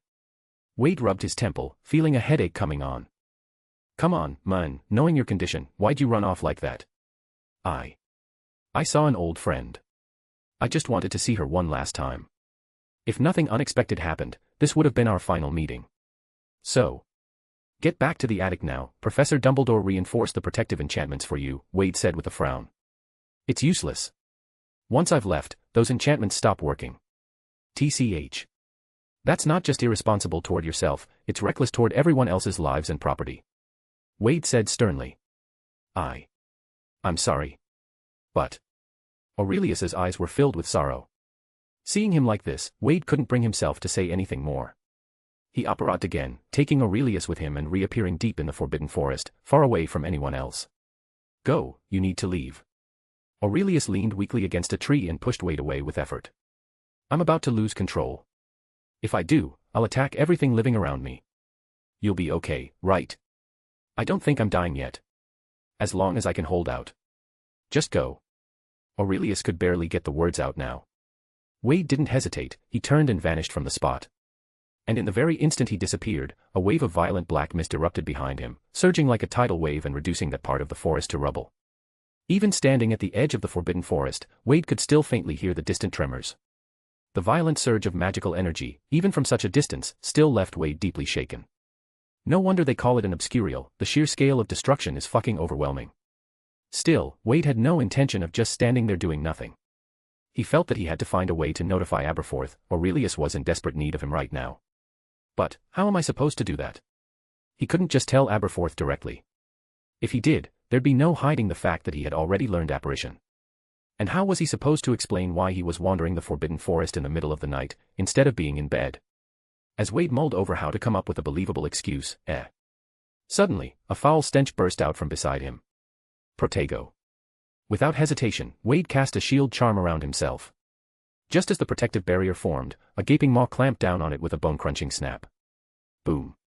Wade, along with his shield charm, was sent flying through the air. Nagini. Hi there. I almost forgot about you. The snake, teeth still aching from the impact, let out a furious hiss and lunged toward Wade once more, fangs bared. Crack! In the blink of an eye, Wade vanished from midair, reappearing behind Nagini in a short-range apparition. Even so, Wade was no longer the same as when they'd first met. With a flick of his wand, he cast a transfiguration spell. The dead branches on the ground suddenly writhed to life, twisting and slithering like serpents of their own. In the next moment, thick vines surged forth, aiming to bind Nagini where she stood. But Nagini's power was overwhelming. Before the vines could fully restrain her, she lashed out with her tail. Boom! Wade was flung through the air, crashing hard into the trunk of a massive tree. If not for the shield charm protecting him, Wade wasn't sure he'd have survived that blow. Even so, his head was still ringing from the impact.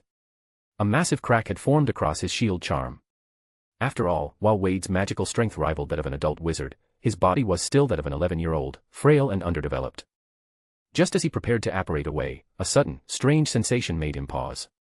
It wasn't danger from Nagini that triggered it, but something else. Wade quickly rummaged through his pocket and poured out a handful of shattered glass. Oops. The vial that had contained the sample of ancient magic, it was broken. And the magic inside was gone. That's when Wade realized what felt off. Something inside his body had just awakened. At this very moment, he could clearly sense a strange, potent power stirring deep within him. It was like being in a game where, underneath his usual mana bar, a second, separate one had suddenly appeared, glowing, full, and unknown. And that new mana bar was flashing like crazy. As if a special move was fully charged and ready to unleash. Wade immediately realized what was happening. This was ancient magic. Just now, he had accidentally absorbed the ancient magic from the vial, and in doing so, he had awakened the dormant force already slumbering within him. In that instant, Wade felt his entire body surge with power, an intense, overwhelming urge to release it all boiled up inside him. At the same time, for reasons unknown, Nagini, who had been thrashing wildly against the vines, suddenly slowed down. Her movements grew sluggish, almost subdued. Wade narrowed his eyes, locking onto her. A faint red gleam flickered in his pupils. SAA. With a sharp swish of his wand through the air, Nagini's massive serpentine body began to shrink at an alarming speed. Read ahead P-Trian, Captain. Every 200 power stones equals 1 extra chapter. Every 6 reviews equals 1 extra chapter. Chapter 52, Ancient Magic Can Corrupt. Bonus for power stones, Heartsuit. Nagini's enormous body was shrinking at an astonishing speed. At the same time, Wade could clearly feel that strange, overwhelming power inside him. That peculiar magic which had been on the verge of overflowing was now being rapidly released. It was obvious that it was his transfiguration spell that had shrunk Nagini. But it wasn't just transfiguration. To be precise, it was a transfiguration cast using ancient magic. By channeling all the ancient magic in his body into that one spell, Wade had unleashed an effect countless times stronger than any ordinary transfiguration. He knew very well.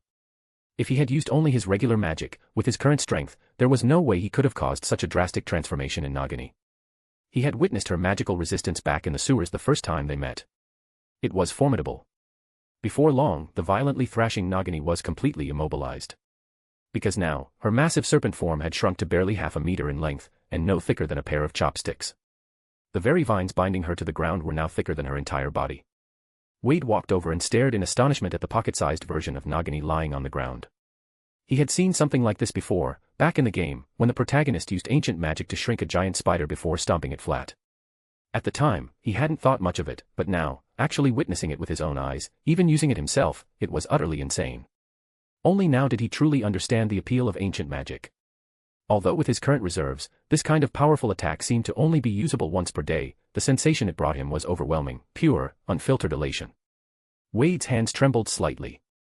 Just this tiny amount of ancient magic within him was enough to make him feel this good. What if he absorbed more? He didn't need to think about it to know the answer. If he had accepted that strange man's request earlier, it wouldn't have taken long before he became another version of him. Maybe even worse, because unlike that man, Wade didn't have a friend who could craft him a stasis cloak to hold everything in check.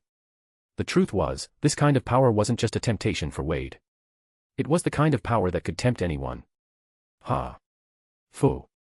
Wade clenched his fists and took a deep breath, forcefully snuffing out the impulse to turn around and go back to that strange man right now. Without the confidence to suppress his own desires, he absolutely could not return. Besides, who was to say this overwhelming craving for ancient magic wasn't itself a side effect brought on by the magic? One day I'll lord over the world through my magic. I shouldn't let this magic lord over my mind. Caution. Vigilance. Wade silently reminded himself. Stupefy. After being shrunk, Nagini's physical resistance had also been drastically reduced. If Wade really wanted to, he could crush her with a single stomp right now. So just a simple stunning spell was enough to knock the severely weakened Nagini unconscious. Wade then transfigured the surrounding vines into a cage, locking the now unconscious miniature Nagini inside. As the caster, he could clearly sense that this transformed state would last for quite a while. He planned to hand her directly over to Dumbledore and the others and let them deal with it. When it came to things like this, the ever-resourceful Dumbledore always had a way. Wade lifted the cage and carefully sensed the magical fluctuations caused by Aurelius. Perhaps due to Aurelius' incredibly strong self-control, the surges of magic from that direction had diminished quite a bit. Wade believed it wouldn't be long before he stabilized again. Without lingering any longer, Wade operated directly to the entrance of the Hog's Head Inn. Holding the cage in one hand, he let the expression on his face shift naturally into one of urgency, then knocked hard on the inn's front door. The Hog's Head did operate at night, but usually closed around midnight. Which meant Aberforth had only just fallen asleep not long ago. Hearing the pounding at the door, Aberforth instinctively reached for his wand. He thought it was some drunken idiot banging about again. Which bastard's knocking? Don't you know we're closed for the night? Clang ling ling. The door to the inn was flung open with a bang. Then the string of curses Aberforth had been ready to hurl got caught in his throat, leaving him thoroughly choked and frustrated. Wade. What are you doing outside? Shouldn't you be asleep in your room right now? Wade said anxiously, there's no time to explain that, quick. Aurelius lost control. He's in the Forbidden Forest. What did you say? Aberforth instantly stopped questioning why Wade was outside. Without another word, he operated straight to the attic. When he saw it was completely empty, he reappeared in front of Wade. Grabbing Wade's arm, Aberforth asked urgently, do you remember where exactly he is? Of course Wade didn't even finish his sentence before Aberforth seized him and operated them both to the edge of the Forbidden Forest. They landed on the side closest to Hogsmeade. Did you see which way he went? Aberforth asked, his voice full of urgency. Wade paused, then pointed in a direction and said, that way. In truth, the forest was pitch black, and every part of it looked the same. Wade wasn't entirely sure either. Fortunately, the magical fluctuations from Aurelius's obscurial form were immense. Wade could still clearly sense the direction. What puzzled him, however, was why Aberforth couldn't feel it too. Good. Stay here and don't go anywhere. Whatever you do, don't go into the forest. Your Professor Albus will be here soon. Aberforth gave his instructions urgently, then waved his wand in the direction of Hogwarts. A translucent white goat shot out from the tip and galloped off into the distance. It was a Patronus. Then, Aberforth pulled a broom out of Merlin knows where, swung a leg over it, and shot up into the sky in the direction Wade had pointed. Wade watched the disappearing goat-shaped Patronus, his eyes lighting up. If he wasn't mistaken, that had to be the Patronus charm. And that white billy goat must have been Aberforth's Patronus. In the future, when Dumbledore founded the Order of the Phoenix, its members often used patron uses to send messages. He hadn't expected the technique to already exist at this point in time. Still, with Dumbledore himself about to arrive any minute, Wade quickly ran through the events of the night again in his head, making sure everything was in order. He already had it all planned out, what he was willing to say, and what he wasn't. It wasn't long before. Pop. The sound of apparition rang out, and Dumbledore appeared beside Wade. I heard from Aberforth that you saw Aurelius lose control and run into the Forbidden Forest. Yes, Professor, Wade nodded. A flicker of doubt flashed in Dumbledore's eyes, but he also knew now wasn't the time for questions. I'll take you back to the inn first. Wait for me there. I need to go find them. I'm afraid Aberforth may not be able to handle this on his own. Read ahead P*Trian, Captain. Every 200 Power Stones equals 1 extra chapter. Every 6 reviews equals 1 extra chapter. Chapter 53, Dumbledore, you can trust me. Bonus for the reviews, Heartsuit. No need, let's go back together. Aberforth's voice came from within the forest. He emerged carrying a deathly pale Aurelius on his back. Aurelius's eyes were shut, but thankfully, he was still breathing. It seemed he had only fainted. As he himself had said, he could still hang on, he wasn't going to die just yet. Very well. Snap. In the blink of an eye, they all operated back to the Hog's Head Inn. Aberforth carried Aurelius back up to the attic. Meanwhile, Wade was left downstairs with Dumbledore, sitting together at the bar. I believe you may have a few things to explain, Dumbledore said calmly. Wade sighed. What a night, Professor. Truly, a very thrilling night. He wasn't lying either. If his magical abilities hadn't improved significantly lately, he'd already be inside Nagini's stomach by now. Dumbledore didn't interrupt. He simply continued to listen quietly. Look at this. Wade placed the cage containing Nagini onto the bar counter. What is this? Dumbledore asked. In truth, he had wanted to ask the moment he saw Wade carrying the cage, since Wade had been holding onto it this entire time without letting go. There's a shrunken Nagini inside, Wade replied. Dumbledore immediately leaned closer to examine the cage. Sure enough, through the narrow gaps in the bars, he saw a small green snake curled up inside. What exactly happened? I ran into her in the Forbidden Forest, Wade explained. She attacked me, so I subdued her, used a little transformation magic to shrink her down, and then locked her in the cage. Dumbledore stared at Wade in astonishment. The calm way he'd just said all that, it was as if he had no idea how shocking his words were. Dumbledore still remembered finding one of Nagini's scales in the sewers. He knew full well how much her size had increased since back then. An 11-year-old wizard, facing such an aggressive and massive serpent, shouldn't have had the slightest hope of survival, by any reasonable measure. And yet, Wade was now claiming not only to have subdued her, but to have used a transformation magic to shrink such a giant snake down to this tiny size. Just thinking about it sounded absurd. But Dumbledore wasn't the type of professor to dismiss his students lightly.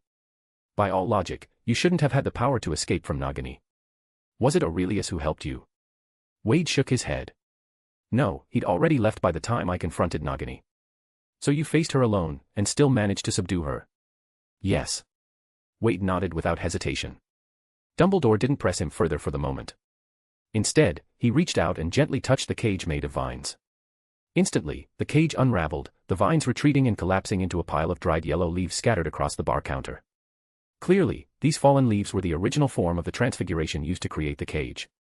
Dumbledore guessed that if Wade was telling the truth, then he must have used the fallen leaves scattered across the Forbidden Forest floor to transfigure them into sturdy vines, which he then used to restrain Nagini. Only after immobilizing her could he have safely performed the spell to shrink her. Dumbledore silently observed the tiny snake, still unconscious atop the bar counter, occasionally prodding her body gently with a finger. The longer he examined her, the more surprise grew on his face. Because after careful inspection, Dumbledore realized, this really was Nagini. And the transfiguration spell that had reduced her size was so forceful, so aggressive, that even Dumbledore found it startling. How could someone like Wade have performed such a high-level transfiguration? This is indeed Nagini. How exactly did you manage it? Dumbledore looked up from the snake, fixing his gaze back on Wade. As he shifted his focus, the fallen leaves on the bar suddenly stirred again, twisting and curling back into the shape of a sturdy cage that enclosed Nagini once more. Dumbledore's flawless, gestureless transfiguration left Wade deeply impressed. It all goes back to the reason I entered the Forbidden Forest tonight, Wade said, pulling a certain lighter from his pocket. In his eyes, the lighter still glowed with a soft, eerie blue light. Professor, can you see the blue light on it? Wade asked. Dumbledore shook his head. He saw no blue light on the lighter. I thought so. Even you can't see it. Wade said, sounding a little disappointed. What exactly is it? And how is it connected to you going into the Forbidden Forest tonight? Dumbledore asked. Wade then explained the events of the day he visited the junk shop and stumbled upon the lighter. Of course, he changed the original reason for visiting the shop, from buying second-hand wands to searching for magical manuscripts. He couldn't exactly tell Dumbledore he'd gone there to stock up on spare wands after all. A blue glow only you can see. May I take a look? Dumbledore asked. Wade handed him the lighter. Dumbledore took it and examined it carefully. While I can't see any blue light, I can definitely feel traces of ancient magic lingering on it, Dumbledore said, handing the lighter back. There's no doubt, this lighter once held some kind of ancient magical power. It's just that the power is no longer present. Is that so? Tom said he couldn't see the blue light, and the shopkeeper couldn't either. I found it odd, so I bought it, Wade said, all the while adjusting his occlumency. When I got back, I asked Mr. Aberforth too, and he said he couldn't see it either. So I decided to put it aside and wait until you came to ask you. Dumbledore nodded, motioning for him to continue. Wade went on, while I was sleeping tonight, I vaguely saw the lighter open on its own, and the flame inside floated out and drifted toward the window. So I followed it. Before I knew it, I'd ended up in the Forbidden Forest. Dumbledore said sternly, that was a very dangerous thing to do, Wade. You should have gone to Aberforth. What if you'd run into danger? Sorry, Professor. I was just so curious. I didn't think it through, Wade said, looking embarrassed. Sigh. At least you're safe. But I want you to remember this as a lesson. You haven't even enrolled yet, but I have a feeling you're very likely to be sorted into Gryffindor. Wade's eyes widened with curiosity. Do Gryffindor students all sneak out to the Forbidden Forest at night? Of course not. I just meant, never mind. You'll understand once you're at school. Dumbledore quickly changed the subject. Go on.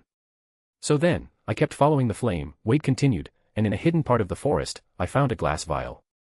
Inside was a very unusual mist, black with a red tint, and with flashes of blue light flickering within. The highest form of lying is blending truth with falsehood, and with the cover of a clemency, Dumbledore didn't suspect a thing. When Dumbledore heard about a strange vial, his brows furrowed. Under most circumstances, something like that would inevitably be linked to dark magic. Do you still have the bottle? He asked quickly. It shattered when I was fighting Nagini. Wade replied, rummaging through his pocket and pouring out some glass shards onto the bar counter. As for the mist that was inside. Wade's expression shifted slightly, hesitant, as though he wanted to speak but didn't dare. Wade, Dumbledore said gently, go on. You can trust me, can't you? Yeah.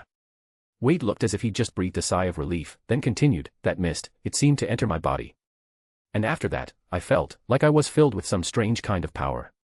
I had this overwhelming urge to release it all somehow. Then. He pointed toward Nagini. I shrank her. Dumbledore looked at Wade with a mix of surprise and uncertainty. Then he waved his hand, and the shards of broken glass floated gently up and settled into his palm. Dumbledore leaned in close to the glass shards, inspecting them so intently that his nose nearly touched them. After a long moment, he finally exhaled and looked at Wade with a strange expression. The magical residue on this glass is identical to the one on that lighter. But perhaps, that might actually be a good thing. A good thing.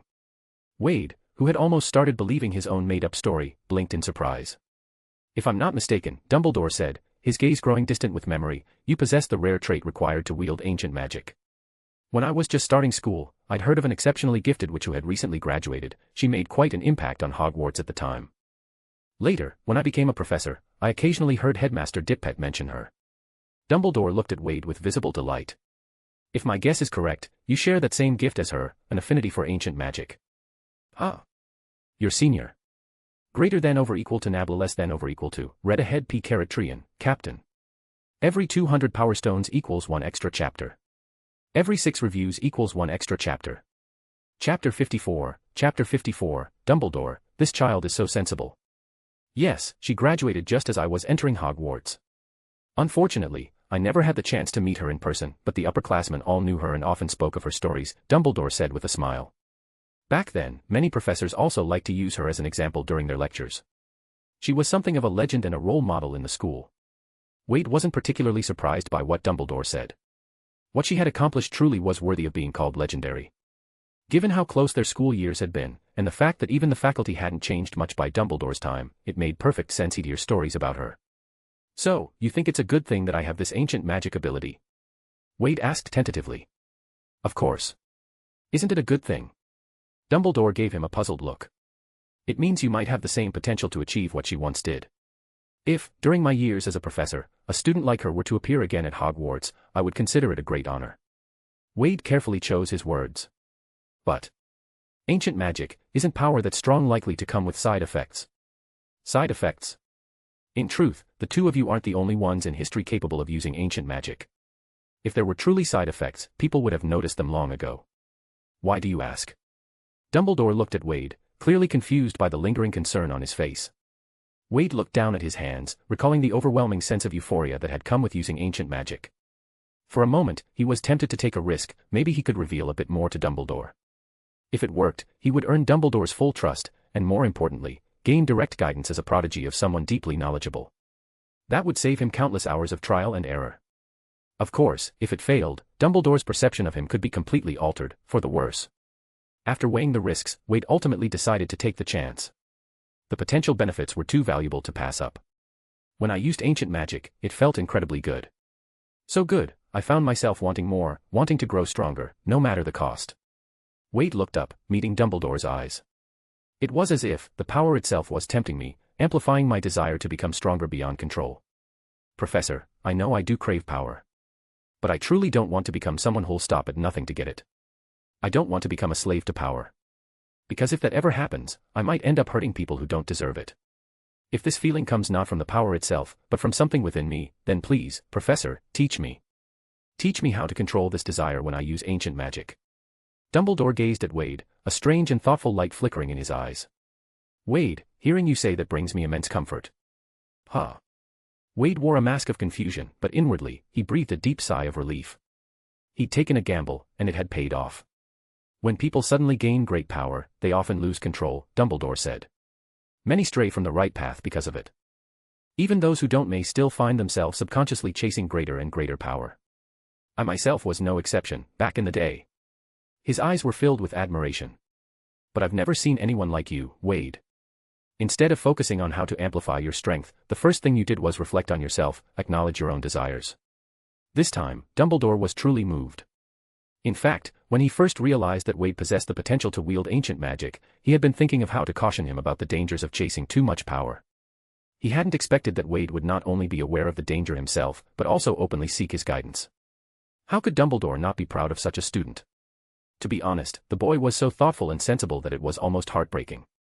Of course, this was also thanks to the good impression Wade had already made on him. If it had been Tom saying such things, well, Dumbledore might not have been so easily convinced. To Dumbledore, Tom was someone who required extreme caution. No matter what he said, Dumbledore would never trust him easily. In truth, if Wade hadn't taken the initiative to bring up these concerns, Dumbledore might have begun to view him with the same level of suspicion. After all, a child at that age, with access to ancient magic, was like a toddler walking through a busy market with a sharp blade. What should I do? Wade asked. If I never use this power again, would that stop those desires from being triggered? Hearing Wade's question, Dumbledore looked even more reassured. That's not quite how it works, Wade. In truth, every wizard hopes their magic will become more effective and powerful. At school, that simply means every student wishes to learn more at Hogwarts. In other words, the desire to become stronger is something ingrained in all of us, it's unavoidable. Southwest having the drive to pursue power isn't a sin. Dumbledore smiled warmly. In a sense, the pursuit of strength and the pursuit of progress are one and the same. Desire, in fact, is often a key force that drives people to grow. If we say the desire for progress is a crime, then we're doing a disservice to all the effort we put into learning and self-improvement. You asked me how to control that desire, but the truth is, I don't think you need to. Because by asking the question at all, you've already proven that you have control over it. If you truly hadn't, then you wouldn't be sitting here tonight, saying these things to me. So go ahead and use this power, as long as you stay true to yourself. You have nothing to fear. Power has always been a double-edged sword. What matters is who holds it. And I'm truly glad that, right now, the one holding this sword is you, Wade. You're the only one who could make me feel at ease. Wade stared at Dumbledore in surprise, this time, not faked. He was genuinely startled. Because Dumbledore's reaction was far more emotional than Wade had anticipated. Without a doubt, his risky gamble had touched a soft spot in Dumbledore's heart. Ugh, why do I feel like I just deceived an elderly grandpa like those Microsoft scammers? Everything he'd said earlier was the truth.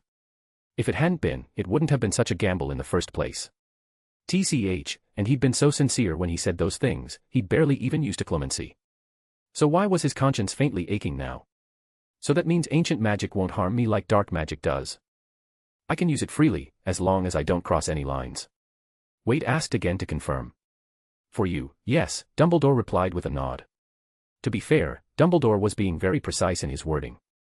It was because he trusted Wade that he'd added that particular phrase, for you. The unspoken meaning being, I trust you to wield the sword. But if it were anyone else, I wouldn't. Greater than over equal to nabla less than over equal to, read ahead p Caratrian, Captain. Every 200 power stones equals 1 extra chapter. Every 6 reviews equals 1 extra chapter. Chapter 55, what is her name? Bonus chapter for power stones, Heartsuit. Oh, ***, many thanks to Margaritas for their patronage, Heartsuit.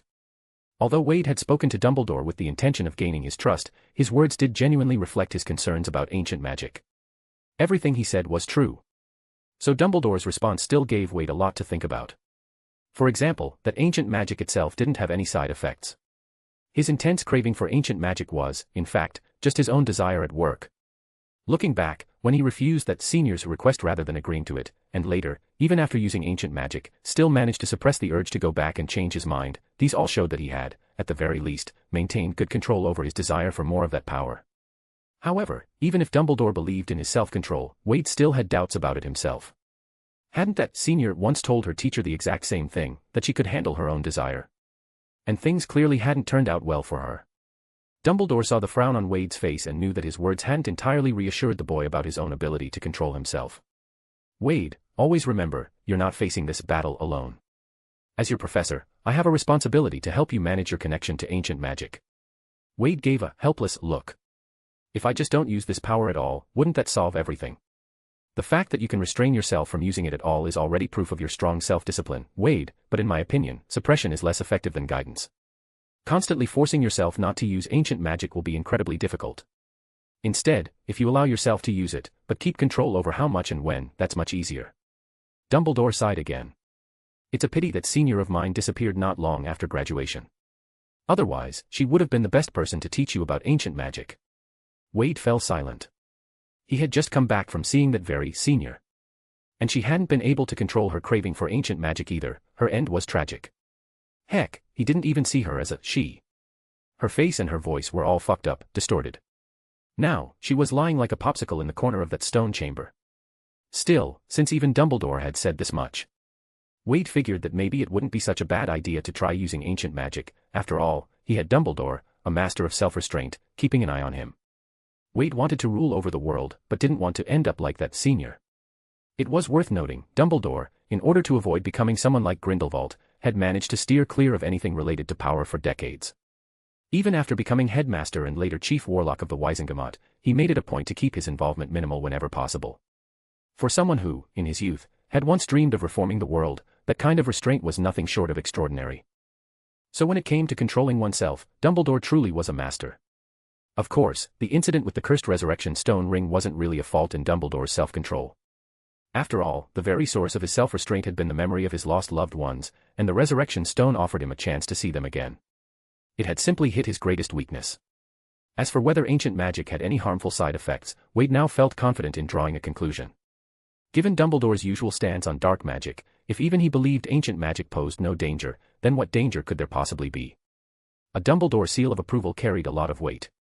After carefully thinking things through, Wade chatted with Dumbledore for a while longer. Based on all the pieces of information strung together, Dumbledore was able to more or less piece together what had happened that night. Wade, drawn by the power of ancient magic, had ventured into the Forbidden Forest and come upon a bottle containing that very power. There, he happened to encounter Aurelius, who had just seen Nagini. Perhaps Nagini's relapse into confusion had triggered something in Aurelius, causing him to edge toward losing control. While Wade was on his way back to report the situation, he'd been attacked by the now mindless Nagini. Then, using ancient magic, Wade had subdued and brought her back to Aberforth. Aberforth, in turn, notified Dumbledore and brought the now stabilized Aurelius back. Of course, Dumbledore had only arrived at this conclusion because Wade had carefully guided the conversation toward it, one step at a time. Even so, Wade knew he'd still need to find a chance to coordinate stories with Aurelius. If he let anything slip, it could be a problem. After all, it was still somewhat plausible for someone Wade's age to possess ancient magic. But being able to use apparition proficiently, that would be much harder to explain. No matter how much of a genius someone might be, there's always a limit. Thankfully, Aurelius was still unconscious for the time being. And after Aberforth heard the rough version of events from Dumbledore, he had no intention of questioning Aurelius further. If he brought up painful memories and disturbed Aurelius's hard-won emotional stability, it would only make things worse. Every transformation into an obscurial inflicted massive damage on Aurelius. The only reason he'd lasted this long was thanks to his incredible self-control. He had hardly transformed at all in recent years. Once Dumbledore had confirmed the general course of events from Wade, he sent him back to rest, while he himself left the Hog's Head with Nagini in tow. Wade had been right. When it came to tricky problems like this, Dumbledore always managed to find a solution. When Wade returned to his room, Tom was sleeping soundly, and Toby was nodding off in his chair. Wade wasn't surprised that Tom was sleeping so deeply. He knew exactly why. As for Toby, the fact that he hadn't noticed Wade was gone for so long clearly meant he'd been affected by the dreamweaving magic of the senior. She obviously didn't want anyone to know Wade had left the inn. Wade patted Toby on the shoulder, gently waking him from his slumber. Toby actually fell asleep. The terrified house elf looked stricken. He had violated his master's orders. No, I used a spell to make you fall asleep. There were some things I needed to keep secret from everyone, including you. It's fine now, go get some rest. For breakfast, just make me some porridge. And remember, keep this matter to yourself. I see. So it wasn't Toby's fault. That's good, that's good. Toby understands. Toby will definitely complete the master's task. Still shaken, Toby hurried off. With house elves, Wade found that being direct worked best. Once Toby left, Wade quickly cast the dream-weaving spell and fell asleep. As he entered his dream, he became lucid almost instantly and began shaping the dreamscape. Before long, his dream had transformed into a garden almost identical to the one from the senior's dream. After that, Wade began calling out within the dream. Creeper. Dreamweaver. Senior. The dreamscape remained silent, his voice echoing softly through the garden. The lack of any response left Wade a bit puzzled. He wasn't sure if the other party could even hear his call. I'm here. Wade turned around and saw the figure shrouded in black mist, the senior, already seated inside the pavilion, though he hadn't noticed her arrival. Didn't expect you to come looking for a chat so soon. And, how did you know I liked gardens? Wade wasn't sure if it was just his imagination, but her voice sounded noticeably more female-like and cheerful than before. Well, your dreamscape was a garden, so I just thought I'd embellish mine a little. You called me senior just now. Ah. I heard a bit about you from one of the professors, Wade replied. Because I asked him some things about ancient magic. The senior was silent for a moment. But, it seems like you didn't tell him about me. I didn't. Thank you. The way I am now is far too disgraceful. I don't have the face to see anyone else again, especially not a professor from Hogwarts. You can keep calling me senior from now on. After all, it sounds much nicer than creeper and feels a lot more personable than dreamweaver. Since we're chatting, it's better to use something friendlier. Actually, you could just tell me your name, Wade said. Can you tell me what your name is? Read ahead P. Trian, Captain. Every 200 Power Stones equals 1 extra chapter. Every 6 reviews equals 1 extra chapter. Chapter 56, Who Stole My Name? You, what did you just ask me? The senior's voice suddenly changed, and Wade could even hear a slight tremble in it. Although he found it strange, Wade still repeated his question. What I asked just now was, Senior, can you tell me your name? My name. Right, I should have a name. But, where is my name? Forgotten. No. I didn't forget. I think I never had a name. But, how is that possible? Why didn't I ever realize before that I should have a name? How could this be? How can this happen? Who stole my name? Her voice grew increasingly agitated, her volume rising with every word. The black mist around her also began to tremble violently. The fuck? Wade frowned, standing in front of her, and felt his dreamscape beginning to collapse. The cause of the collapse was the senior herself, who seemed to be on the verge of a breakdown after realizing she didn't remember her name. Her mastery of nightmare magic was vastly superior to Wade's beginner-level skills, so even the slightest emotional ripple on her part caused massive strain on his constructed dream. Wade couldn't understand, why would simply asking her name cause such an intense reaction? Was it because of the ancient magic that you forgot your own name? Wade couldn't help but ask. No, it's not that. This isn't about memory. The senior raised her head, and her eyes, hidden within the black mist, were blood red. Before you asked me that question, I didn't even realize I was supposed to have a name. Even when you asked me earlier how to call me in a dream, my first instinct was to make up a title to tell you, not to give you my real name. It's like, deep down, I believed I never had a name at all. But who could have done this? And for what purpose? Whoosh. The black mist-shrouded senior suddenly appeared right in front of Wade, grabbing his arms tightly, her voice urgent. That professor you mentioned, when he told you my story, did he ever say my name? Wade thought back to his conversation with Dumbledore, and suddenly realized something shocking. Dumbledore had only ever referred to her as that senior, not once had he mentioned her actual name.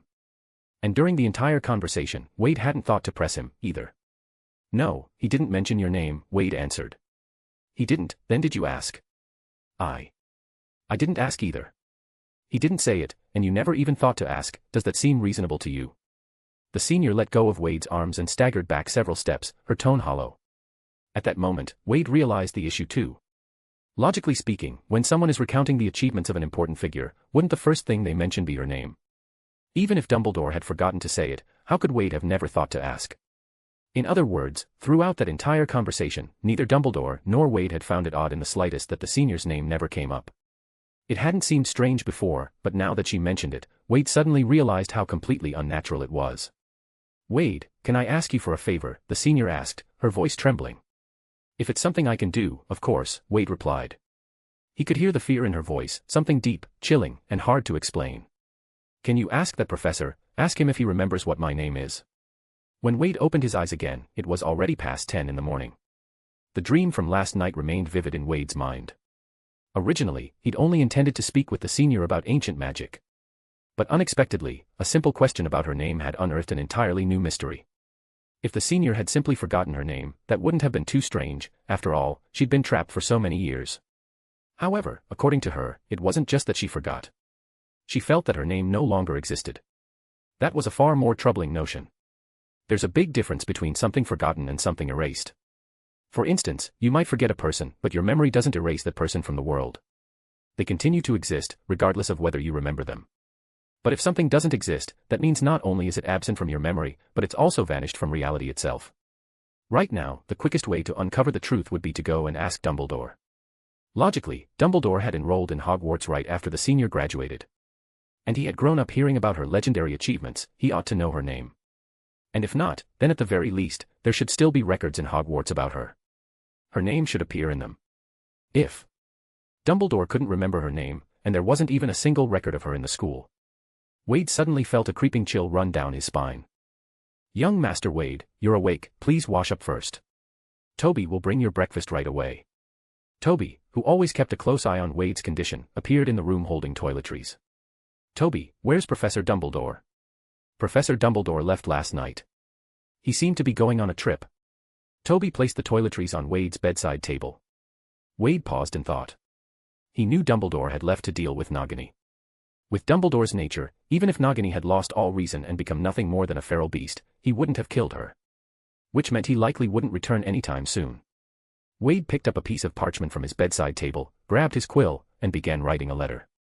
"Toby, help me send this letter to Professor Dumbledore." Toby took the letter.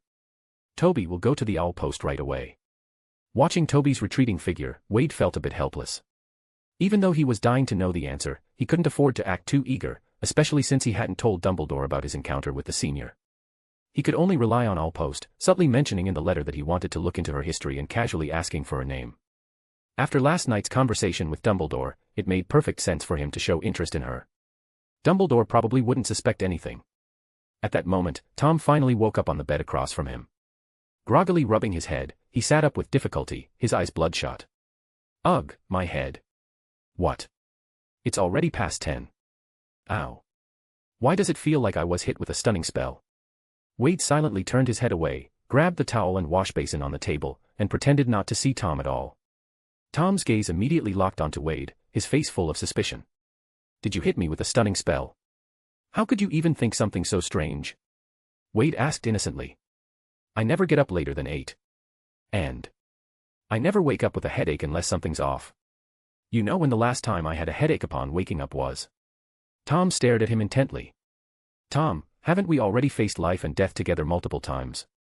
Isn't that enough to earn at least a little of your trust? That really hurts, you know. You bloody scoundrel. It was you. I'll make you pay for this. Read 2 weeks ahead. P. Trian, Captain. Chapter 57, Maledictus Curse. Dorset. In the Scamander household. This really is Nagini. Newt stared at the tiny, unconscious snake placed before him. "Yes, I've examined her. It is indeed Nagini. She was subdued by one of my students, who then used transfiguration to shrink her to this size," Dumbledore said with a nod. Newt glanced at the dark green scale in his hand. It was the same one Dumbledore had picked up in that sewer some time ago. Given his years of experience with magical creatures, he could easily imagine how massive a snake would have to be to shed a scale this size. And now, that same massive snake had been reduced to something so small by transfiguration. "Your student is quite remarkable. I actually thought you had handled it yourself," Newt said with admiration. "Ha. That student is a little special. Let's not talk about him for now. What we need to consider is how to properly deal with her," Dumbledore replied, gazing at Nagini with concern. "Nagini is a maledictus. Even though she's now fully transformed into a beast, we still can't just leave her like this," Newt said firmly, lifting his head with determination in his eyes. Dumbledore nodded, but then added, "The transfiguration used to shrink her likely won't last for very long. Are you confident you can handle her?" The shrunken Nagini wasn't particularly dangerous in her current state, but once the transfiguration wore off and she returned to her original size, she would become extremely dangerous. Newt said, "Let's try waking her up first. I need to see what her temperament is like now before I can come up with a plan. Don't worry, I have plenty of experience handling dangerous magical creatures." Suddenly, Nagini stirred on the table. Newt quickly asked, Has the transfiguration worn off? Dumbledore took a closer look and replied, no, I believe the stunner I cast afterwards has simply worn off. At that moment, the small Nagini had fully awakened. She raised her snake head, looked over her tiny body in confusion, and then glanced around the room. Upon seeing Newt and Dumbledore, she suddenly became agitated. Hiss hiss hiss. She's trying to say something to us. Newt turned excitedly to Dumbledore. If I'm not mistaken, Nagini seems to be in a lucid state. Dumbledore nodded. I can understand some of it. She's saying she's conscious right now. Yes, I once studied Parseltongue out of curiosity. You truly are a man of vast knowledge, Professor, Newt said admiringly. What is she saying now? Although Newt was a master of magical creatures and could often infer their intentions from their movements or sounds, accurately translating their words was beyond his ability. Dumbledore tilted his head to listen more carefully to Nagini's hissing, then turned to grab a piece of parchment and an ink bottle, placing them in front of her. Upon seeing the ink, Nagini immediately dipped her tail into the bottle and began writing awkwardly on the parchment. A moment later, both Dumbledore and Newt's expressions lit up with surprise and delight. You're saying that by maintaining this current state, you can stay conscious? Dumbledore asked. Nagini flicked her tongue and slowly nodded. Then, she resumed writing with her tail. Because the beast's body has weakened, the beast's soul has weakened with it, allowing your human consciousness to take control. Ooh, even the soul is weakened. Can transfiguration really have that kind of effect? Newt looked at Dumbledore in astonishment. Dumbledore fell into deep thought. As a master of transfiguration, he knew very well that normal transfiguration couldn't achieve such results, certainly not affecting the soul itself. In other words, was this a trait of ancient magic? Wade had used a transfiguration spell enhanced by ancient magic to shrink Nagini to such a degree. Otherwise, even if Wade were a transfiguration prodigy, it would have been impossible for him to reduce her size so drastically. In other words, when augmented by ancient magic, a transfiguration spell used on a person or creature could significantly weaken all of their attributes, including both physical and soul-related aspects. Nagini's condition as a maledictus was essentially akin to having two souls within one body, her original human soul and a beast soul born of the curse. As she aged, the beast soul grew stronger. Once it surpassed the strength of her human soul, she lost the ability to return to human form. But now, when the beast soul was in control of her body, Wade had struck with an ancient magic-infused transfiguration spell. That single spell had weakened not only her physical attributes, but also the beast soul's spiritual strength. As a result, her human soul, normally the weaker one, was now stronger, which allowed Nagini to regain consciousness while in this reduced form. As Dumbledore pieced it all together, a rare smile spread across his face. Perhaps we finally found a way to temporarily suppress the effects of the maledictus curse. Newt asked curiously, just with transfiguration? No, ordinary transfiguration probably won't work, Dumbledore replied with a smile. There's such a thing as non-ordinary transfiguration. Newt raised an eyebrow. Yes, very much so. I'll explain it to you another time. For now, since we've found a way, I'll be taking Nagini with me. Dumbledore stood up. Newt nodded. All right then. Just write to me later. Right now, helping her comes first. Dumbledore gave a nod in return, then picked up the cage and opened its little door. Please, come inside. I've found a way to temporarily suppress the blood curse. Nagini nodded with surprising calm and slowly slithered into the cage. Dumbledore closed the cage door and was about to leave when a barn owl swooped in through the window. The owl landed on the table, looked straight at Dumbledore, and dropped the letter it had been carrying. Dumbledore picked up the envelope and instantly recognized Wade's familiar handwriting. A small smile touched his face as he opened the letter and began to read. Ah, so he wants to look up some records, and he's curious about that senior student's name, too. Dumbledore stopped mid-sentence. The smile on his face faded, replaced by a look of confusion and uncertainty. At the Hog's Head Inn, Wade put down his quill, picked up the parchment, and gently blew the ink dry. Then he tapped it lightly with his wand. In the next second, the parchment transformed into a butterfly. The butterfly fluttered into the air, circled Wade's head once, then flew out the window and toward the attic. Tom, lying in bed, caught sight of Wade's flashy display of transfiguration and turned away in disdain. But the sudden movement tugged at his injuries, making him wince and grit his teeth from the pain. As it turned out, recklessly trying to fight Wade without enough strength came with consequences. Now, not only was he sore all over, but he'd also been banned from reading any spellbooks for the entire day. A total loss. Tom could only lie there silently, reflecting on the mistakes that led to his defeat and imagining ways to one day beat Wade.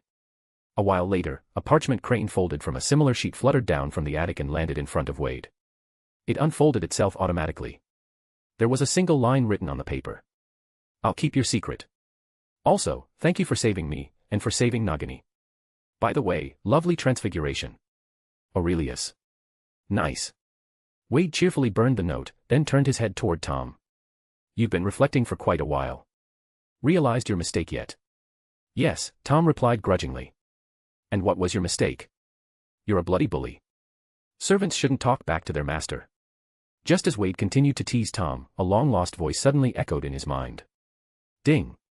Congratulations to the host for successfully preventing Nagini's descent into darkness, allowing those who would have perished by her hand in the future to escape their fate. Ding. Congratulations to the host for earning 5,000 merit points.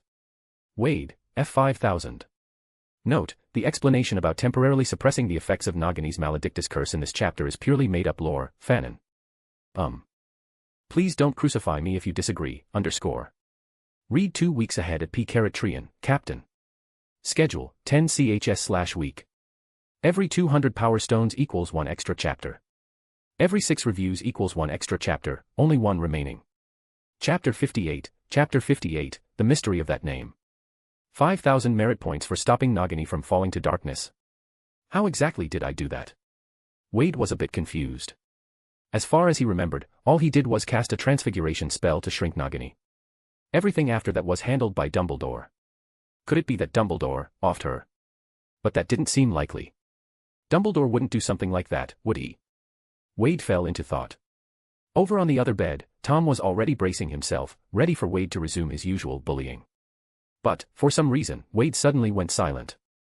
Still, Wade not speaking was exactly what Tom wanted, so he stayed quiet too, hoping Wade would just never speak again. Since he couldn't figure it out, Wade decided not to dwell on it. In any case, getting a huge chunk of merit points meant he had done something good. As for what became of Nagini, he could always ask Dumbledore later. No need to overthink it now. After Wade stopped overthinking it, his mood lightened, and as a result, he decided to let the still nervous Tom off the hook for now. It's already past 10, why are you still lying there? Shouldn't you be up early reading? This is the age to be working hard, how can you sleep so soundly? Tom looked at Wade in utter confusion. Wait, weren't you the one who said I wasn't allowed to read spell books for today? Eh? If you're too lazy to study, you should reflect on yourself. How can you blame me? I said no spell books, but couldn't you have read something else? Like transfiguration, potions, herbology. Sigh, kids these days. Wade lectured while shaking his head and strolling out of the room. Tom stared dumbfounded at Wade's retreating back. That bastard. You're the one who banned me from reading. And if not for your stunner, how would I have slept until after 10? How did this suddenly turn into me being lazy? You shameless dog. Humph. Still, Tom only opened his mouth a little, then ultimately said nothing. Forget it. At least with that dog Wade saying this, it meant he was allowed to study again now. I may have lost to you now, but one day, I'll make you feel this pain too. Wade had just stepped out with his toiletries when he ran into Dumbledore, who was carrying a familiar cage. Professor. Wade glanced at the cage in surprise. Wasn't that Nagini? Why had Dumbledore brought her back? I came to see you. There are 2 matters I need to speak with you about. Dumbledore's expression was unusually serious. In fact, Wade had never seen such a solemn look on Dumbledore's face before. Professor, what's going on? Wade asked in confusion. Dumbledore looked around, then pulled Wade into an empty guest room nearby. He drew his wand and carefully cast several spells, sealing the room off from all outside sound. The first matter must be kept strictly confidential. No one else can hear about this. Dumbledore sat down and said urgently, as for that senior's name, do not inquire any further. And don't seek out her records either. I will personally guide you in learning ancient magic, but unless absolutely necessary, you must hide the fact that you can use it. Do you understand? This, what happened exactly? Wade asked aloud, though in his heart, he already had a few guesses. This must be related to the letter he sent Dumbledore that morning. He just hadn't expected Dumbledore to return so quickly. Judging by the timing, Dumbledore must have operated straight back after receiving the letter. It's hard for me to explain. Dumbledore said with a frown, he truly didn't know how to put it into words. Someone's name disappearing from the world, so completely that even he hadn't noticed, it was utterly inconceivable. Is it because you can't remember her name anymore? Wade asked cautiously. How did you know that? Dumbledore asked in surprise. He was supposed to know the senior's name, that's why he could realize something was wrong when it vanished from his mind.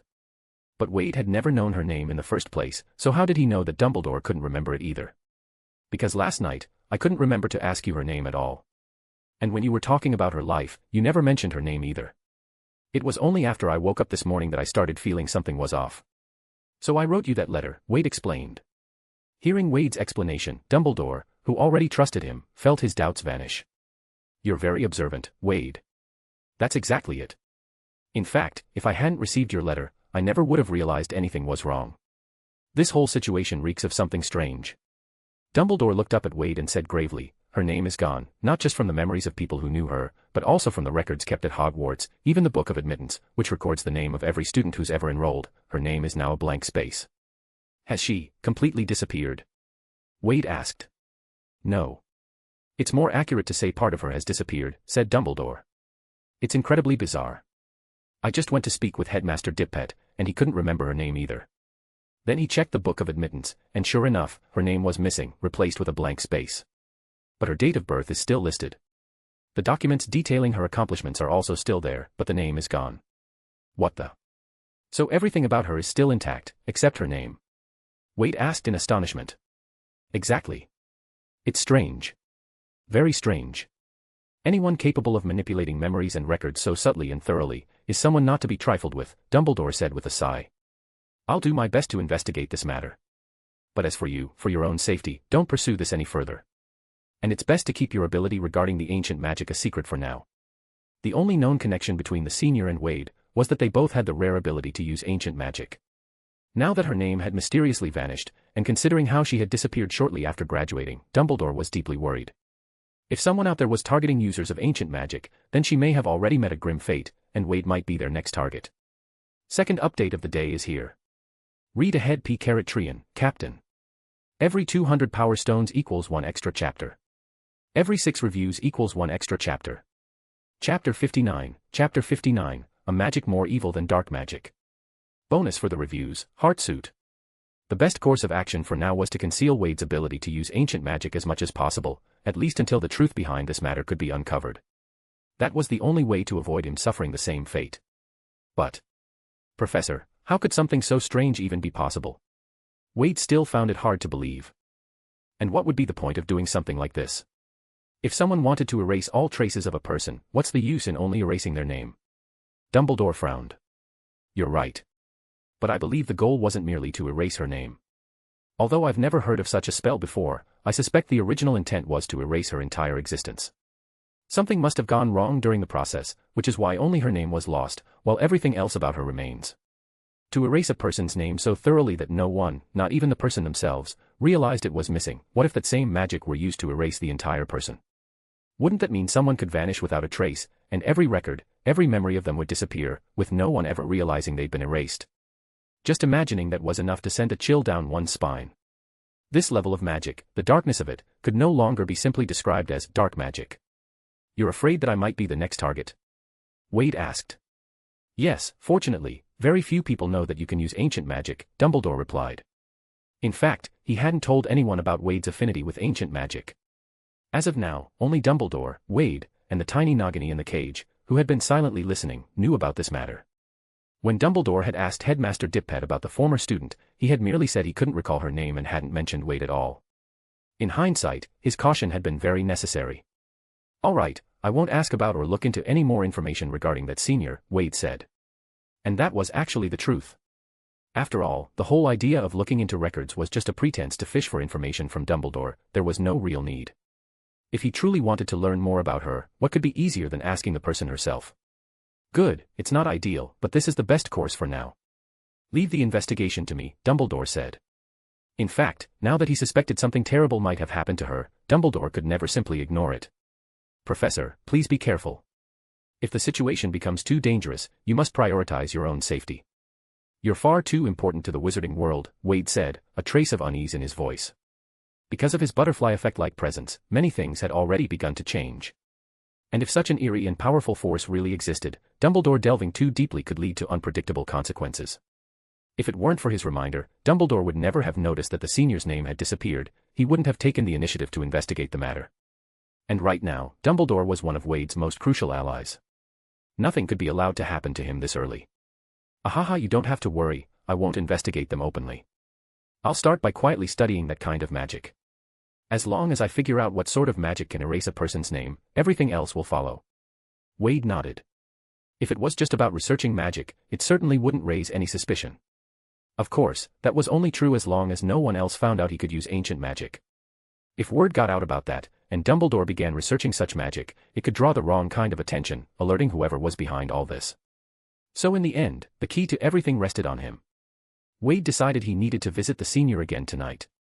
The one who had erased her name, maybe she had some clue about them. At the very least, she should have some idea of what she'd done to provoke such a thing.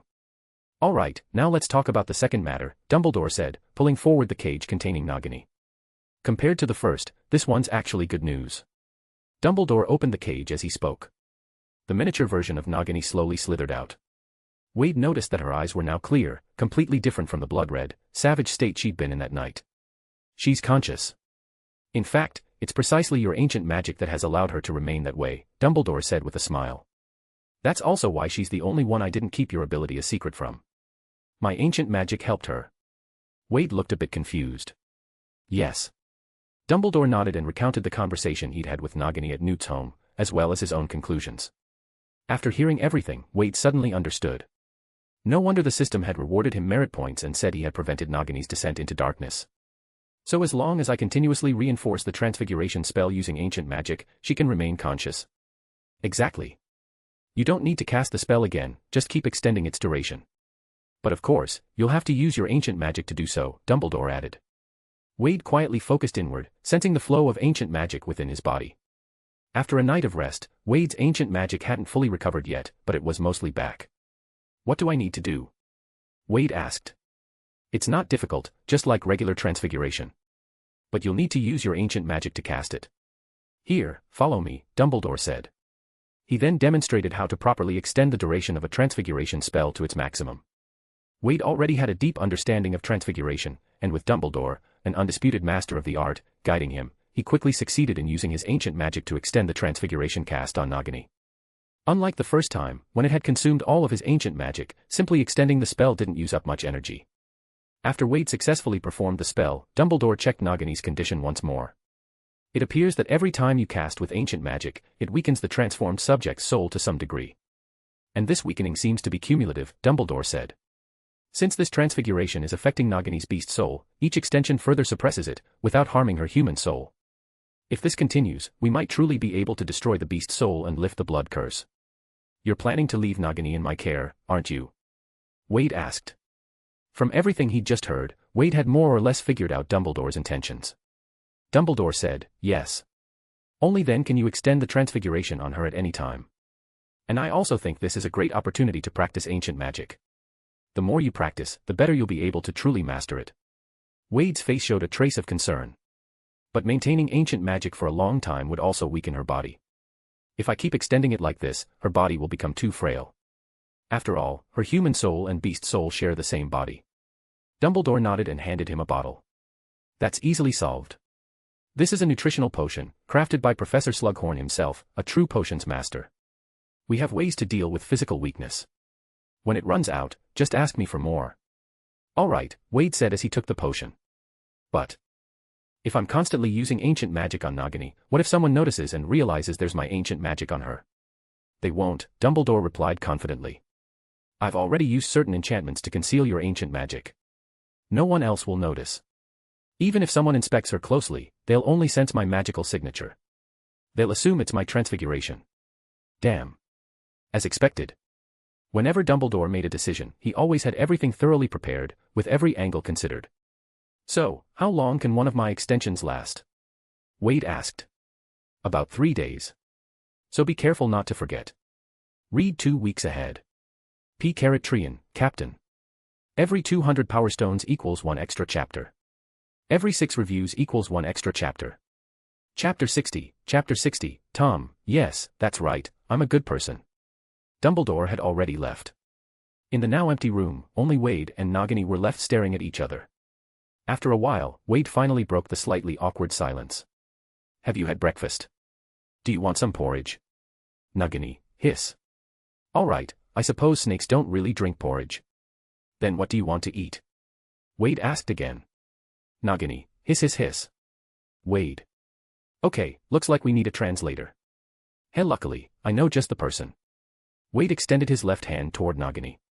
Nagini understood and slithered up, coiling tightly around Wade's left arm. Bang. What the? Tom, who was eating bread while reading a book, was startled by the loud sound of the door slamming open.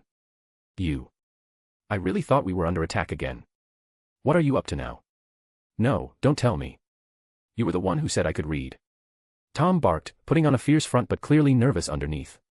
He was terrified Wade would suddenly change his mind and forbid him from studying again. For a hard-working, knowledge-hungry student like Tom, that would be nothing short of torture. Relax, relax. I'm just here to ask for a little favor. And I'm sure you'll be more than happy to help, right? I know you're a kind-hearted, good person, Tom. Always have been. Me. Kind-hearted. A good person. Looking at Wade's friendly smile, Tom's mouth twitched slightly, but he managed to force a smile. Yes, I'm kind-hearted. A good person. So. I mean, of course I'd be happy to help. Endure it. So, Wade, what do you need me to do? Seeing Tom's forced smile, Wade was very pleased. Here, help me translate. Wade extended his left wrist. Tom immediately spotted the little snake wrapped around Wade's wrist. Hiss, this snake, why does it look so familiar? To Wade, perhaps all snakes looked more or less the same, but not to Tom. Because she is Nagini, Wade said with a smile. What? Tom was so shocked he nearly fell off the bed. Back then, Nagini had left an extremely deep impression on him. After all, he had almost died during that encounter. For someone like Tom, who valued his life above all else, that had been an utterly terrifying experience. This is really Nagini. Wait, why is she so small now? And she just greeted me. Wade chuckled. Because she's able to stay lucid now. You've heard her story before, haven't you? Tom slowly sat back down. What's going on here? Sure, she might be clear-headed now, but what if she loses control again? Don't forget, we nearly died last time. No way, I have to report this to Dumbledore. Wade could tell from Tom's expression that he thought he'd caught him red-handed, and was already scheming how to use it as leverage. But how could Wade possibly let Tom succeed? Sorry, but Nagini was placed here by Professor Dumbledore himself. So yes, he already knows, Wade said calmly. What? Tom jumped up again. How could that old man do this? Putting a vicious beast right next to two frail, helpless students. Doesn't he understand how dangerous this is? When it came to matters of life and death, Tom's reaction was intense. Frail and helpless. Yes. I am frail and helpless. Tom nearly wept as he said it. Ever since Wade showed up, he'd felt nothing but weak and powerless in comparison. Relax, Tom. The reason Professor Dumbledore entrusted Nagini to me is because I've mastered a way to keep her lucid. Besides, she's completely conscious right now, so she can understand everything you're saying, she just can't speak like a human yet. Ah. Tom glanced at the little snake, who now looked slightly dejected. An awkward look flickered across his face. Nagini was human to begin with, so of course, in her lucid state, she could understand human speech. Clearly, even though Tom's earlier words were somewhat understandable, they still made Nagini feel a bit down. Hiss hiss. I didn't mean it like that, I just... Young Tom's face flushed red, clearly flustered. Wade had no idea what Nagini had just said to him. All right, Tom, we're all good people here, aren't we? Wade chimed in. So naturally, we should actively respond to Professor Dumbledore's call, be good people, good wizards. Helping Nagini is our noble duty. Tom gave Wade a strange look. He didn't believe a single punctuation mark of what he just said. If there wasn't some benefit in it for him, there was no way this guy would be so eager. What's the most frustrating thing in the world? Obviously, it's doing all the work while someone else gets all the credit. And right now, that's exactly how Tom felt. Wade clearly had no intention of sharing any of the benefits with him, yet here he was, forced to help translate for him. I have to become powerful. Am I feeling stifled? Endure it. After giving himself a little mental pep talk, Tom barely managed to control his expression. So, what would you like to ask Miss Nagini? He asked stiffly. Wade replied, you just need to translate for Nagini, that's all. She can understand everything we're saying anyway. Hiss hiss hiss. Oh. Tom nodded. She says that now that she's regained her clarity, she doesn't want to eat anything raw. It reminds her of those days when she had no control over herself and had to live like a beast. Wade scratched his head. If that's the case, how about some eggs? I remember snakes quite like eggs. And since she doesn't want anything raw, how about some boiled eggs? Nagini nodded happily, clearly in agreement. Fortunately, now that she'd been shrunk, her physical attributes were also reduced. Her appetite was much smaller as a result. Plus, with the help of nutritional potions, she only needed 2 boiled eggs per meal to feel full. She was actually much easier to take care of than Wade had expected. By the time Nagini had swallowed her 2 eggs, Wade had also finished his bowl of porridge. "Tom, why don't you teach me Parseltongue?" Wade asked with a smile. "That way, I won't have to trouble you to translate for me anymore." "No way. It's an innate ability. You can't teach it," Tom refused decisively. Wade wanting to learn something that only he could do. Not a chance. Speaking Parseltongue and being able to control snakes was the only talent he had that Wade didn't. "You really can't teach it." "Really can't." Tom had made up his mind, no matter how much Wade tried to threaten or pressure him, he wouldn't give in.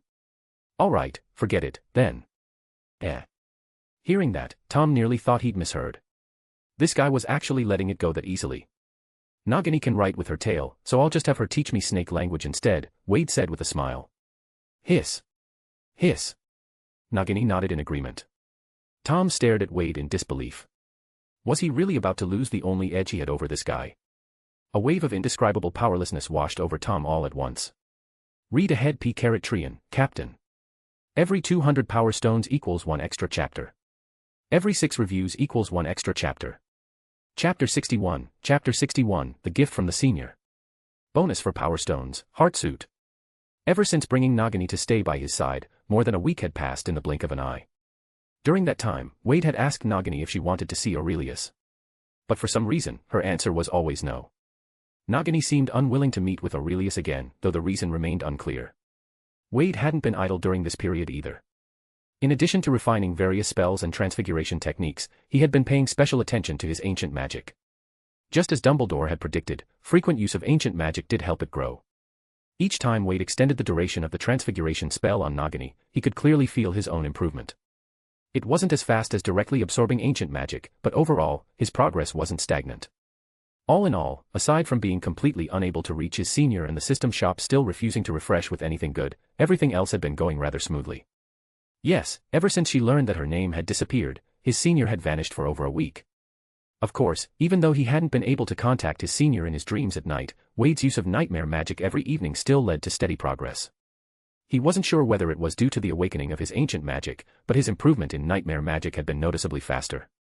Without realizing it, the dream version of the London street block he had been simulating had expanded with another alleyway. Wade suspected that nightmare magic might be fundamentally based on ancient magic. Which would explain why members of the Somnolent family had such difficulty even getting started with it. That night, Wade once again used nightmare magic to enter his dream. As usual, he transformed his dream into the familiar garden setting, and then habitually called out for his senior a few times. After waiting for quite a while and thinking she wouldn't show again, Wade was about to alter the dream to continue his nightmare magic training. When suddenly, a dark figure, shrouded in black mist, appeared sitting in the pavilion. "Senior. You're finally here." Wade looked at the dark, mist-covered figure with surprise and relief. "Sorry. I've been using nightmare magic to search for my name this whole time." When I finally woke up from the dream, more than a week had already passed. Her tone was somewhat subdued. It was clear she hadn't found the answer she was looking for. "I asked Professor Dumbledore about your name." Wade paused suddenly. "You don't seem curious at all about what he said." That's because I already know." While using nightmare magic to observe, I accidentally saw that Professor Dumbledore was discussing me with the current headmaster of Hogwarts. And the result didn't surprise me. My name has disappeared." Wade asked, "If that's the case, do you have any suspects? I mean, whoever cast the spell on you?" "No," the senior shook her head. "However, while sorting through all my past experiences over this past week, I did notice a clue." "What was it?" Wade asked, curious. "Maybe it's related to my nightmare magic. You know how bored I've been all these years, so after creating nightmare magic, I used it to let my consciousness drift across the world through dreams. Sometimes, I would communicate with wizards through their dreams. I learned a lot from them. Of course, for them, it was just a strange dream. Other times, I'd just wander within the scope of what I could observe, sightseeing and such." As she spoke, her voice carried a trace of nostalgia. "Then, one night, as my consciousness was drifting through the skies over London and I was thinking about where to go next, I suddenly woke up. And the strange thing was, when I woke up, it was already daytime." Wade said in surprise, "You lost an entire night of memory." "More precisely, a portion of the nightmare magic carrying part of my consciousness vanished completely, along with that portion of consciousness." It disappeared so abruptly that it didn't even have time to send any information back. Her voice was filled with confusion. And I could feel it, the power of that portion of nightmare magic was entirely gone. What's more, I don't even know why I didn't feel suspicious at the time, as if everything was perfectly normal, just like how I felt it was perfectly normal that I didn't have a name. Thinking about it now, it must have been then that someone did something to me. But I have no way of knowing what method they used. Over the past week, I've been back to the area where my memory was lost to investigate, but I found nothing. In any case, the fact that someone could do something like this so effortlessly proves just how terrifying they are. That's why I think you, and that Professor Dumbledore, should not get involved in this any further. It's for your own safety. Wade didn't respond to that. Instead, he asked, Senior, how far can your nightmare magic reach? Not very far. I can only observe within the UK, more or less. And the farther away something is, the weaker my consciousness becomes, which means I can affect even less. It can't be helped. My body is immobilized, the magic I can use is very limited, and I can't tap into any ancient magic at all, she replied. Wade was stunned by that answer. Even with only a limited amount of magic at her disposal, she could still expand her dreamscape to cover all of Britain. It was hard to imagine how terrifying her nightmare magic could become if she were ever freed. Why are you asking this? The senior asked again. Wade replied, what I'm thinking is, since you have that ability, could it be that your consciousness saw something it shouldn't have, and so? I know what you mean. I've thought of that too. But like I said, this is my own problem. For your safety, it's better if you don't get involved. Suddenly, she glanced around the dreamscape. Your nightmare magic has improved a lot in such a short time. Did you awaken your ancient magic? Wade nodded, then told her about how he had accidentally absorbed the magic sample from the bottle. So that means you've already experienced the pleasure that comes with using ancient magic. Well. Want to change your mind now? She asked with a laugh. Ancient magic is definitely very tempting for me, Wade said, but I still don't want to become a slave to power. Yes, that's the right mindset. After all, I've already given you a bad example. She sighed. Wade continued, but now that I've awakened ancient magic, I can't just ignore it, I have to study it. Even Professor Dumbledore supports that. Before awakening his ancient magic, Wade could easily say he wouldn't use it. But now that it had awakened, why wouldn't he? Having a professor by your side to assist you can definitely help prevent you from going astray like I did. If my teacher hadn't met with an accident back then, maybe I wouldn't have. The senior said, her voice filled with regret. Professor Fig? Wade asked tentatively. Yes. She nodded. She didn't seem surprised that Wade knew who her teacher was. After all, aside from her name, much of her story was still remembered by many, including information about her mentor. All right. Since you have someone to guide you and you're interested in delving deeper into ancient magic, I can give you a gift, the senior said, her gaze turning distant and thoughtful. During the time when my ambition grew out of control, I left a small item behind at Hogwarts. It should be just right for someone like you. Read 2 weeks ahead. P. Trian, Captain. Every 200 Power Stones equals 1 extra chapter. Every 6 reviews equals 1 extra chapter. Chapter 62, The True Face of Ancient Magic. Wade immediately felt a sense of foreboding. Don't tell me you also left behind a giant cluster of ancient magic underground at Hogwarts, like that Professor Isidora Morganac. No, the senior shook her head. Oh, you scared me there. Wade had really been startled. He thought she might have lost control in the end, just like Professor Morganac, and hoarded a massive pool of ancient magic beneath Hogwarts. That would have truly been a case of the Dragon Slayer becoming the dragon. In fact, not just one, there are many clusters. These sources of ancient magic are scattered around Hogwarts. You can go and absorb them. The senior continued. The relief Wade had just felt vanished in an instant. Senior, the gift you mentioned, don't tell me it's those sources of ancient magic. I don't dare absorb too much of it for now. The senior waved her hand to stop him, then turned her palm over. A cloud of mist, dark with streaks of red and silver, appeared in her hand. This is the kind of power you're afraid to absorb, right? Wade nodded. You actually don't need to worry at all, the senior said with a smile. Because this isn't ancient magic power at all. True ancient magic power is something you can absorb freely. Wade asked in surprise, this isn't ancient magic power. But I awakened my ancient magic after accidentally absorbing a small bottle of this stuff. That's because, while this isn't ancient magic itself, it's a different kind of power, one that can enhance ancient magic. By absorbing this, you naturally triggered your ancient magic awakening ahead of time. You've probably heard that Professor Dumbledore told you a bit about Professor Morganac, right? The senior asked. Wade nodded. He gave me a general idea, but not much detail. In fact, back before transmigrating, Wade had never finished the game where all this lore originated. His knowledge of ancient magic and some of the characters was only surface level. And when Dumbledore had retold the story, he himself wasn't a first-hand witness either, he'd only heard it from others. In the end, he actually knew even less than Wade did, so he couldn't offer many specifics. The senior continued, "Let me tell you briefly what happened back then, and you'll understand. When Professor Morganac was researching ancient magic, she discovered by accident that ancient magic could extract people's negative emotions. After her brother's accidental death, her father was overwhelmed with grief and hadn't spoken in a long time. So, in hopes of relieving his pain, she used that magic on him. She extracted all of the sorrow from her father's heart, and then made another surprising discovery." The senior brought that swirling mist closer to Wade and continued, "When you use ancient magic to extract someone's negative emotions, it produces a kind of residue, and that residue can strengthen ancient magic." Wade's eyes widened. "You're saying, this black mist is actually some kind of power formed from the fusion of negative emotions and ancient magic, and not pure ancient magic itself?" "That's right," the senior continued. "Back then, after more in-depth research, Morganac discovered that this kind of residue worked like a magic enhancer. Not only could it make ancient magic users' power stronger, it could also amplify the magical abilities of those who couldn't use ancient magic at all." Wade frowned. "How is that even possible?" "It's the truth," the senior replied. "After Professor Morganac discovered this, she couldn't suppress her thirst for power. So, using her position as a professor at Hogwarts, she secretly extracted the negative emotions of the students at the time. She then stored the resulting residue in several hidden vaults. Though she was killed not long after the start of her plan, those vaults remained. And because the containers used to store the residue were made by goblins, many years later, around the time I started at Hogwarts, a goblin named Ranrock accidentally discovered the journal of the goblin who had originally helped craft those vessels, and learned about the existence of this power. He believed that this power was magical energy stolen and hidden away by wizards, originally belonging to goblins. So, he made it his mission to reclaim it all, to empower the goblins and ensure they'd never be oppressed by wizards again. Ranrock was extremely clever. He found every vault except the one hidden beneath Hogwarts. He and his followers absorbed all the residue stored in those vaults.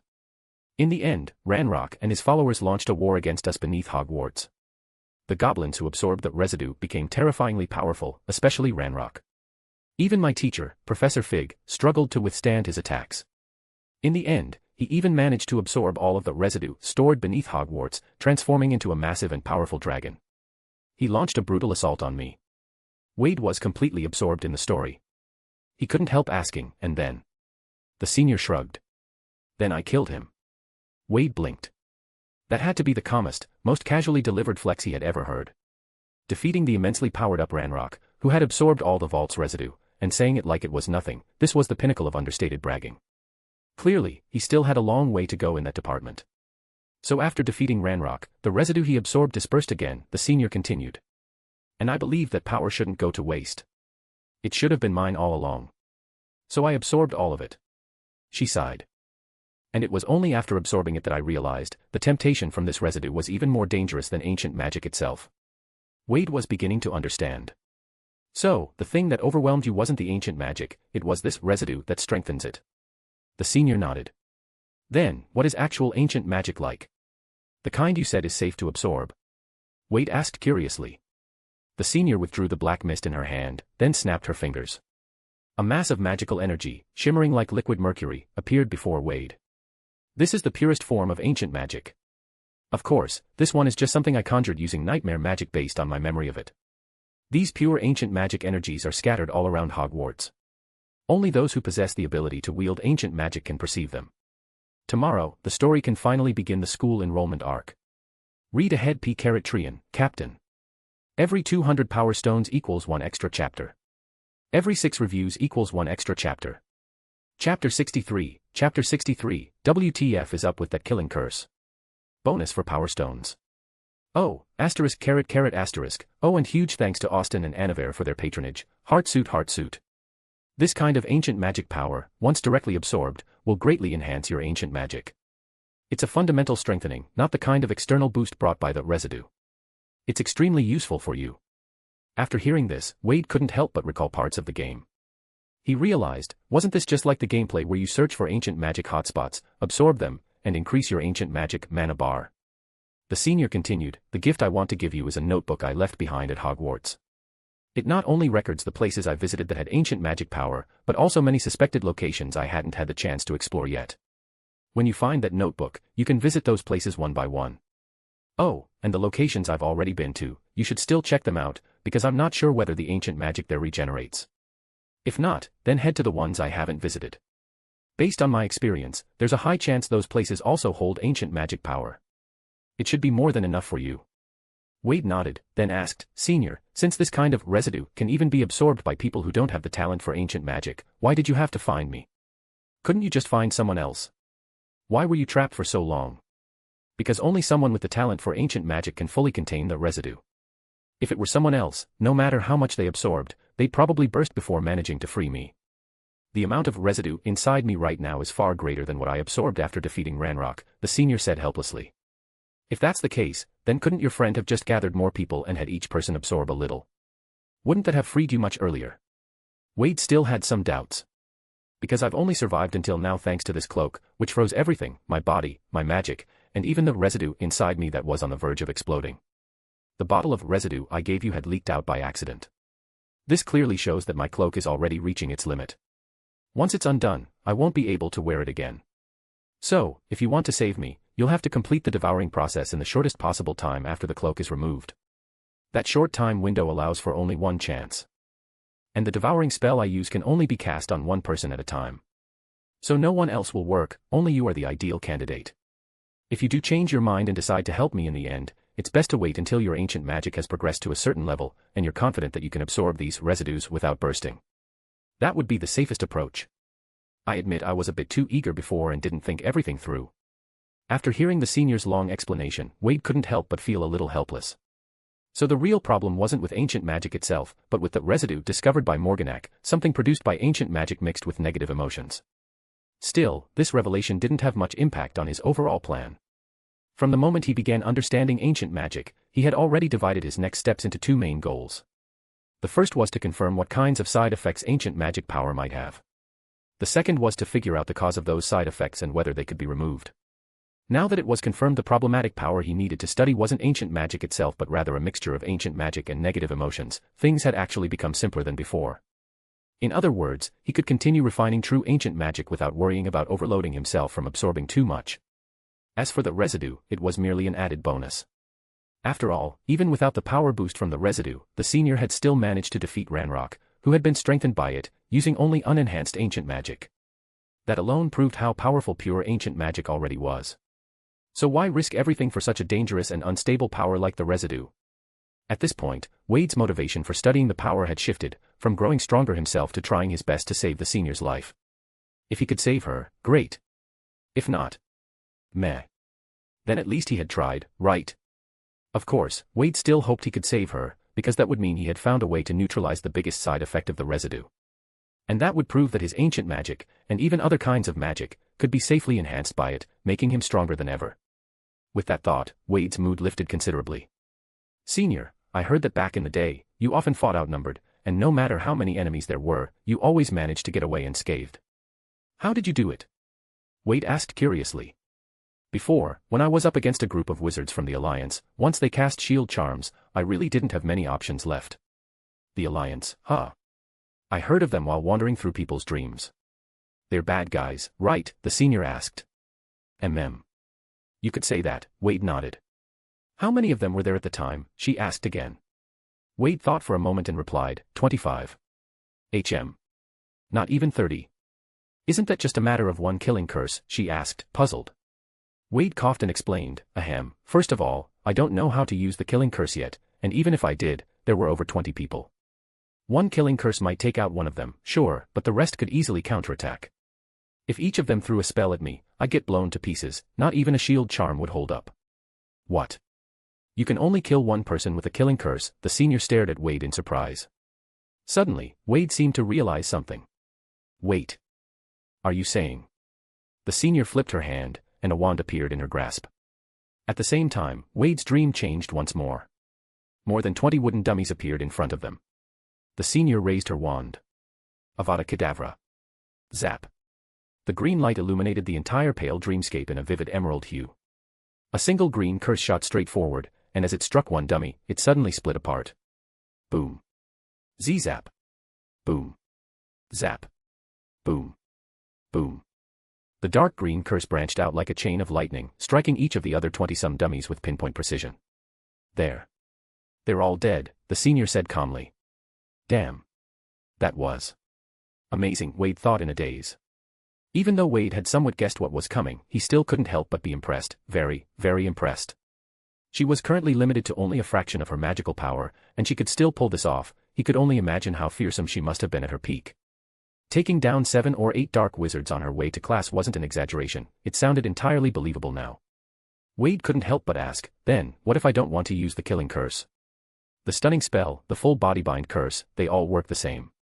This time, the senior didn't even say the incantation. She casually flicked her wand. A red spell shot forward, split midair, and once again hit all the dummies dead on. Senior, I want to learn this. At that moment, Wade's eyes were filled with a burning determination, like someone about to join a revolutionary cause. Read ahead P-Trian, Captain. Every 200 power stones equals 1 extra chapter. Every 6 reviews equals 1 extra chapter. Chapter 64, Mudblood. Me. Wade's request was something the senior naturally had no reason to refuse.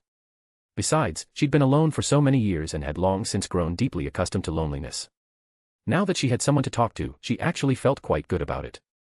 Senior explained to Wade, in fact, every spell has a certain range. And, if your focus and concentration are high enough, you can even cause the form of the spell to change noticeably. Only exceptionally powerful wizards can achieve that through their understanding of magic. However, those with ancient magical abilities are an exception. Releasing your ancient magic all at once may be powerful, but it's not actually the best way to use it. The best way to use it is actually to enhance your own magic with ancient magic.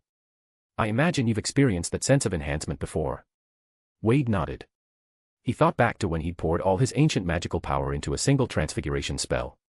And had turned a lively, energetic Nagini into a tiny snake. Even Dumbledore, upon seeing it, felt that this transfiguration was nothing short of overwhelming. So, Wade told the senior about that experience. When I first awakened my ancient magic, I used it the same way you did. But as my understanding of it deepened, I realized that all you need is just a trace of ancient magic added to your spell, and you can end up with something far more powerful than before. There's no need to waste so much. Wade suddenly understood. So, this lightning chain-like spell attack of yours is actually achieved using the power of ancient magic. Senior said happily, you're really clever. That's right. And what's more, it doesn't even consume much of your ancient magic power. Look at me, I can only use a tiny bit of ancient magic right now. But I can still fundamentally change the form of the killing curse. The most important part is that if you're only using ancient magic to enhance your own magic, no one will be able to detect it. So technically, you're not going against Professor Dumbledore's instructions. It had to be said, even though the senior had been frozen when she was still very young, her wealth of battle experience meant that what she could teach Wade was far more than he'd imagined. So, over the next half-month, Wade studied with Tom during the day, and practiced Parseltongue with Nagini on the side. At night, he entered dreams to study nightmare magic and ancient magic under Senior's guidance. With Senior's instruction and Wade's own foundation in ancient magic, his nightmare magic advanced rapidly. After just half a month, he was already able to enter the dreams of people whose magical strength was lower than his. And if he enhanced it with ancient magic, his nightmare spells could even begin to affect others in the waking world. Along the way, his ancient magic also improved. Senior told him that he must visit any place that might be a hotspot for ancient magic. Even absorbing it just once, even the smallest amount, would do more good than an entire year of solo practice. This made Wade all the more excited about those places. If he didn't have to go to bed early every night to meet Senior in his dreams, and if that notebook weren't hidden away in Hogwarts' restricted section, he'd have rushed into the Forbidden Forest every evening to search. In the blink of an eye, it was the morning of September 1st. That day, Wade and Tom both got up early. Just as the admission letter had said, today, Wade and Tom were supposed to head to Hogwarts. By the time they got up, their luggage had already been packed neatly by Toby and placed in a corner of the room. My master Wade is going off to school. Toby. Toby won't be able to go with his master Wade. But Toby will follow your orders and stay at the Hog's Head for now. Toby looked utterly dejected at not being able to accompany Wade to Hogwarts. Especially after learning that there were plenty of other house elves at Hogwarts who would be helping to take care of the students, he felt a mix of emotions that was hard to put into words. Haha, it's all right, Toby. Hogsmeade is just a short walk from Hogwarts anyway. I'll come visit you often, Wade said as he gathered his toiletries. Tom gave a cold snort. From what I've heard, only third-year students are allowed to visit Hogsmeade on weekends. Otherwise, it would be against school rules. What? Did I hear that right? Tommy boy. Are you actually planning to follow the rules? Wade said with a look of utter shock. What's that supposed to mean? What's so strange about it? Do you think I'm the kind of student who goes around breaking school rules for no reason? Tom frowned. Nothing. I'm just surprised by the change in you, Wade said with mock sincerity. If Professor Dumbledore could see you now, he'd be so proud. Ugh. That's disgusting. Who wants to make that old man proud? Tom said with a look of pure revulsion. Toby is so moved. Young Master Wade is even willing to break school rules for Toby. Toby was overwhelmed with emotion. Tom stood to the side, completely speechless. He simply couldn't understand the way house elves thought. Still, even Tom had to admit, it was much more comfortable having a house elf around. Especially when Toby treated him with just as much respect and even helped pack his luggage. Knock knock knock. There was a knock at the door. Tom said, "Come in." Aberforth pushed the door open, a faint smile on his face. "Gentlemen, we need to get to King's Cross Station before 10:30, and then take the Hogwarts Express." Wade and Tom exchanged a glance. Hogwarts is less than 3 miles away from us, and yet we have to travel thousands of miles just to catch a train. Tom was stunned. "Yes," Aberforth said matter-of-factly. "And, the Hogwarts Express ends at Hogsmeade Village, doesn't it?" Wade added. "Exactly. But we still have to waste 6 or 7 hours on a train ride." Tom couldn't make sense of it at all. It was such a waste of time. Wouldn't that time be better spent studying? "It's a Hogwarts tradition, gentlemen," Aberforth said with a smile. "Even if you were right next to Hogwarts, I would still recommend taking the train. It gives you a chance to get to know your future classmates on the way. After all, for the next 7 years, you'll be studying at the same school. Aren't you even a little curious about who your classmates are? You might even make a few more friends. You know, connections can be very important in many situations," said Aberforth. Tom turned his head away in disgust. "I came to Hogwarts to study, not to socialize." All right, let's go. "I've heard the old pureblood families have some incredible legacies," Wade said, his eyes glinting. "Legacies? You mean unique magical knowledge?" Tom's interest was clearly piqued. "Of course. Just think about how much we've learned from Mr. Aberforth in the time we've been here." "Fair point." "Let's go, then," Tom said, eyes full of determination. "It's only 8 o'clock, Tom." 10 o'clock sharp. Wade and Tom had changed into the finest clothes they'd bought from Mr. Morgan Malkin's shop and now stood in front of the fireplace in the Hog's Head. When you're out in the world, making a good impression is never a bad thing. Hiss hiss hiss. Wade was speaking to Nagini, coiled around his arm. "If you're trying to say, 'let's go,' then you need to slow down the second syllable. Otherwise, you're actually cursing someone," Tom said disdainfully. "Nonsense. It's when you slow it down that it becomes an insult," Wade replied, clearly annoyed. Tom stared at Wade in shock. Damn. He really had learned it. A moment later, the two of them, carrying their luggage, appeared in the leaky cauldron. Green flames flared up in the fireplace once more, and Aberforth stepped out from within. "Let's go. I'll take you straight to King's Cross Station." Truthfully, both Tom and Wade felt they didn't need an escort. But Dumbledore had already made it clear that Aberforth must go with them. Otherwise, Dumbledore was worried the child abduction incident from before might happen again. The leaky cauldron wasn't all that far from King's Cross. Aberforth took Wade and Tom by carriage, and it took a little over 20 minutes to get there. As they entered the station, Tom stared at the ticket in his hand, brows tightly furrowed. "Platform 9 3/4. There's no such platform in this station." "That's to keep muggles from finding it, Tom," Aberforth explained. "This way." Soon, Wade and Tom were brought to a wall. Wade already knew that platform 9 3/4 was hidden just behind what looked like a solid wall. He observed it carefully and could sense faint magical ripples coming from it. Aberforth was just about to explain the hidden wall to Wade and Tom, when suddenly, a sharp, unpleasant female voice rang out from behind them. "Mudblood. Out of the way." The three of them turned around to see a well-dressed, haughty-looking couple standing there. In front of them stood a girl around 13 or 14 years old, quite pretty, though the nasty expression on her face completely ruined any charm. It seemed she was the one who had spoken. Beside the girl stood a boy around 11 years old, his face similarly filled with surprise, apparently startled by his sister's harsh words. Wade glanced at the family facing them. Even without thinking, he knew they must belong to some pureblood family. Upon hearing himself called a mudblood, a flicker of anger flashed across Tom's face. After these past few days of familiarizing himself with the wizarding world, Tom had learned precisely what mudblood meant. During this time, he had searched relentlessly for any wizarding family that shared his surname, yet found nothing. Thus, Tom secretly harbored a fear that both his parents might indeed be muggles. When he was insulted as a mudblood, although anger burned inside him, he found himself at a loss for how to respond. Aberforth's expression darkened as well. "Mr. Black, your daughter seems lacking in proper upbringing." Mr. Black tilted his head upward, a fake smile plastered across his face. "Ah, it's you. No wonder I smelled the stench of a goat from afar." He glanced dismissively at Wade and Tom, then scoffed, "Besides, my daughter spoke nothing but the truth. I don't see anything inappropriate about that. As for our family's upbringing, the Blacks hardly require your advice." A vein bulged on Aberforth's forehead, as though he were ready to charge at Mr. Black at any moment. Naturally, Wade wasn't about to let Aberforth start a fight. If Aberforth attacked first, and in front of muggles at that, he'd end up in serious trouble. "Black. I've heard of your family," Wade said slowly, in a drawling voice. "They say the Blacks are the purest of pure-blood families in Britain, but now I find myself deeply disappointed." Wade deliberately used a drawling tone he'd picked up from Alan Rickman, the future Professor Snape, both acidic and thoroughly Slytherin in its elegance. His words immediately captured the attention of the Black family. Tom and Aberforth also went silent, watching Wade closely. Wade stared coldly at the girl and said with icy disdain, "How dare you presume I'm not pure blood?" "Presume? Ha! Who are you trying to fool? If you were really purebloods, how could you possibly not know how to pass through this wall?" "Only mudbloods would be so ignorant," the girl retorted contemptuously.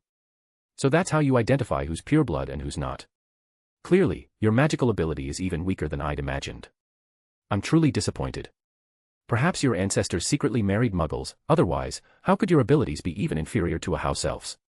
Even house elves can instantly recognize who's pureblood and who's not. You're insulting me." The girl nearly exploded with fury at Wade's words, and her parents' faces filled with equal anger. "So, when you called a noble pureblood wizard a mudblood, was that not an insult?" Wade's voice was icy cold. "You claim to be pureblood. But I don't see you with any pureblood parents. How have you never attended any banquets?" The girl was left somewhat dazed by Wade's words. "TSK, how ignorant and short-sighted. Do you think Britain is the only place in the world with pureblood wizards? If Hogwarts is filled with fools like you, then perhaps I should attend Durmstrang instead," Wade continued, using Snape's signature acidic and cutting tone, steadily wearing down the fragile nerves of the Black family. Wade's words stunned the entire Black family. It wasn't about whether Wade was speaking the truth, it was about the sheer confidence in his expression, combined with his expensive-looking clothes and a tone even more aristocratic and pure-blooded than their own. Mr. Black's arrogant expression gradually faded, replaced by cautious curiosity. "You claim to be pureblood as well? Then might I ask, from which family do you come?" A smug smile, more arrogant than theirs had ever been, appeared on Wade's face. "My surname is Reynolds, Wade Reynolds. Of course, since all the British wizards are so uninformed. Perhaps you should visit Canada sometime and ask around about how long my family's lineage extends. Have you ever heard of Ryan Reynolds?" Just as Wade finished his grand bluff, he caught sight of Tom staring at him in complete shock. Wait. Tom couldn't possibly have actually believed him, could he? 2,300 words. Oh, ***, read 2 weeks ahead. P***Trian, Captain. Every 200 power stones equals 1 extra chapter.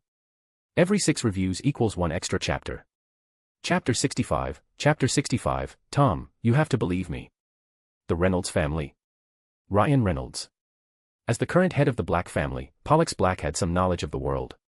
Though he had never heard of anyone named Ryan Reynolds, he vaguely remembered that in 1867 various powerful pure-blood families from all over the world had established the country. Moreover, he knew Aberforth. While Pollux had had some unpleasant dealings with him, he was aware that Aberforth was Albus Dumbledore's younger brother.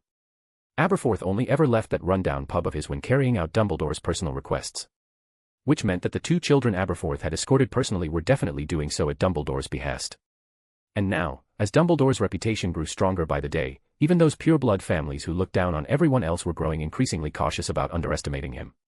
So when Pollux considered the fact that these 2 children had warranted Dumbledore sending his own brother to escort them, he found himself believing almost all of what Wade had just said.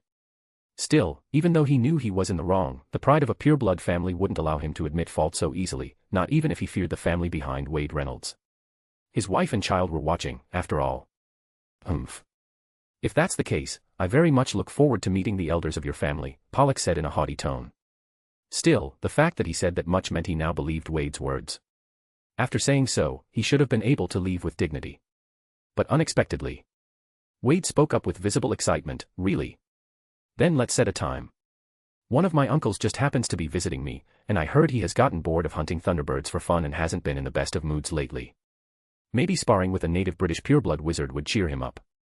Pollux's face turned pale, then green. While he was fairly competent in dueling, the thought of someone from a family with a crazy person who hunted thunderbirds by himself, and especially someone who would cheer up just by fighting another pureblood, meant the guy was probably a seasoned duelist. Pollux couldn't help but feel a bit nervous. His child was still young, and his wife still in her prime. Besides, how could a noble, elegant pureblood wizard stoop to brawling like a brute? Hey, what a shame, I've been terribly busy lately. I've got a mountain of things to take care of, so your uncle got lucky this time. Otherwise, humph. Finishing his rather forced attempt to save face, Pollux quickly tugged his daughter along toward the wall, afraid Wade might say something else. As the girl was being dragged away, she still shot Wade a fierce glare, her eyes full of defiance. Wade, however, didn't care in the slightest. He didn't even bother returning a proper look, his gaze held only a faint trace of condescending pity. As if he pitied her for being born into such a lowly family. Just as Wade expected, that pitying look nearly made the girl explode with rage. But before she could say anything, her father pulled her into platform 9 3/4. Father. You don't actually believe that guy, do you? The girl snapped angrily as soon as they stepped onto the platform. Walburga, do you think a mudblood would have that kind of confidence and posture? Pollux replied irritably. That boy looked more like a pureblood than he did himself. Walburga thought back to Wade's performance earlier, and deep down, she had to admit her father wasn't wrong. But, she just couldn't accept it. When had she ever been looked down on like that? Fuming at the thought, she reached out and gave her younger brother a hard pinch. Why didn't you speak up for me just now? Ow. Why are you pinching me? I didn't even do anything to you. Alfred looked utterly wronged. He hadn't dared to make a single sound the entire time, and yet he still couldn't escape his sister's wrath. Irma glanced at her husband and couldn't help but say, you clearly don't have anything going on lately. Don't tell me, you're scared. Scared? Me, scared? That's impossible. I just. You really want to see me brawling like some brute, Irma? Pollux snapped, clearly flustered. All right, it was just a misunderstanding. No need to make a big deal out of it. Seeing her husband already fired up, Irma didn't press the matter further. Outside platform 9 3/4. Once the Black family had left, Wade finally dropped the expression on his face, one that had looked more pure-blooded than any actual pureblood. Turning his head, he caught sight of Aberforth and Tom staring at him with odd expressions. Tom swallowed hard before asking, you're really from that Ryan Reynolds family? Wade shrugged. I made that up. Tom, don't tell me you actually believed it. Tom stared at him in shock. It was fake. Just now, Wade had spoken with such conviction, his tone, his expression, it was as if everything he said had been unquestionably true. And now he was telling him it was all fake. Wade patted Tom on the shoulder. I've said it before, when you're out in the world, your identity is what you make it. Our records at the orphanage were destroyed anyway. If I say I'm a pureblood, who's going to prove otherwise? When you're dealing with arrogant people like that, you have to act even more arrogant. Of course, your strength needs to keep up too, or you'll just end up getting beaten. Tom frowned. Aren't you afraid of being exposed? What if there really is a pureblood family with the surname Reynolds? Reynolds is a common name, in Canada alone, there are at least a few thousand people with that surname. There's bound to be some pureblood families named Reynolds too. I never said which one. If he wants to investigate, let him try, Wade replied casually. Well, that's so you, Wade. Shameless as ever, Tom said with admiration. Wade stroked the cold body of Nagini curled around his arm and said slowly, I appreciate the compliment, Tom, but I don't like your choice of words. Tom froze, suddenly alarmed, and quickly corrected himself. Ahem, I meant, you're as brilliant as ever. While the two of them chatted, neither of them noticed the thoughtful look on Aberforth's face. From Aberforth's perspective, Wade's words might not have been entirely lies. He decided that once he returned, he would write a letter to his brother. After all, Aberforth knew that his brother had always been deeply curious about Wade's origins. And now, based on the things Wade had said today, perhaps some clues about his background could finally be pieced together. Platform 9 3/4 was bustling with activity. It was packed with Hogwarts students and the family seeing them off. By the time Wade and the others arrived, the Black family was already out of sight. Aberforth, after escorting them onto the train, also left in a hurry. The Hogwarts Express was just as crowded. Fortunately, they hadn't arrived too late. Wade and Tom still managed to find an empty compartment. After stowing their luggage, Wade sat down by the window. But Tom, unusually, didn't sit down to read. After saying a few words to Wade, he left the compartment. Wade, of course, knew exactly what Tom was up to, so he didn't stop him. Instead, he began chatting with Nagini in his somewhat unpolished parcel tongue. Tom stepped out of the compartment, eyes sharp and focused. What Wade had said earlier had truly stirred something in him. He was planning to go make a few friends, and perhaps have a little discussion about their family's heritage and such. After that encounter with the Black family, Tom now had a good sense of how these pure-blood families operated. It didn't take much effort to identify them. He could easily tell who was from a pure-blood family just by looking. Tom strolled casually down the corridor of the train, peering into compartments one by one, searching for his targets. Suddenly, he stopped in front of one. Inside that compartment were the same Black siblings from earlier. Tom hid just behind the door and peeked inside. At the moment, aside from the two siblings, there were several other people in the compartment. At the center sat a blonde boy, speaking to the girl. The girl looked clearly upset, no doubt still holding a grudge against Wade. Tom curled his lip in disdain. Can't even handle a few words. Back then, Remembering the days he'd been under Wade's thumb, Tom couldn't help but feel a wave of bitterness. Just then, the girl suddenly shouted, "Leave me alone, Malfoy. I'm in a bad mood right now, can you stop hanging around in front of me?" Tom quickly stepped away from the door and watched from a distance as the blonde boy, looking a little embarrassed, exited the compartment with a small group trailing behind him. Raising a hand to his chin, Tom began rubbing it thoughtfully. Meanwhile, Wade was in the compartment, listlessly reading a book with Nagini. He had laid the book open on the table in front of him, letting Nagini coil comfortably around it so that the two of them could read together. Nagini tapped the page with her tail, signaling for Wade to turn it. Just as Wade flipped to the next page, the compartment door was suddenly yanked open. A blonde boy stormed in, followed by 4 or 5 others. Wade looked up at them, catching a glimpse of a familiar figure hiding just behind the door. He immediately understood what was going on. "Sorry, this compartment can only fit 2 more people at most. There's no way you lot will all fit." The blonde boy glared at Wade. "So you're the one who upset Walburga?" Wade frowned and looked up. "Who? You're not seriously going to play dumb, are you?" Wade shrugged. "Play dumb? I don't even know who Walburga is. Looks like you need to be taught a lesson. Get him." With a wave of his hand, the blonde boy and the 4 or 5 others behind him rushed in together. Thud. Thud. Thud. The dull thumps of fists hitting flesh echoed through the compartment, and only after a long moment did the noise finally stop. The blonde boy grinned triumphantly, despite the bruises around his eyes. "Hey, that should teach you a lesson." But just as the words left his mouth, his vision blurred, and suddenly, everything around him changed. The person he'd just been pummeling on the floor wasn't Wade anymore, it was his own friend, Flint.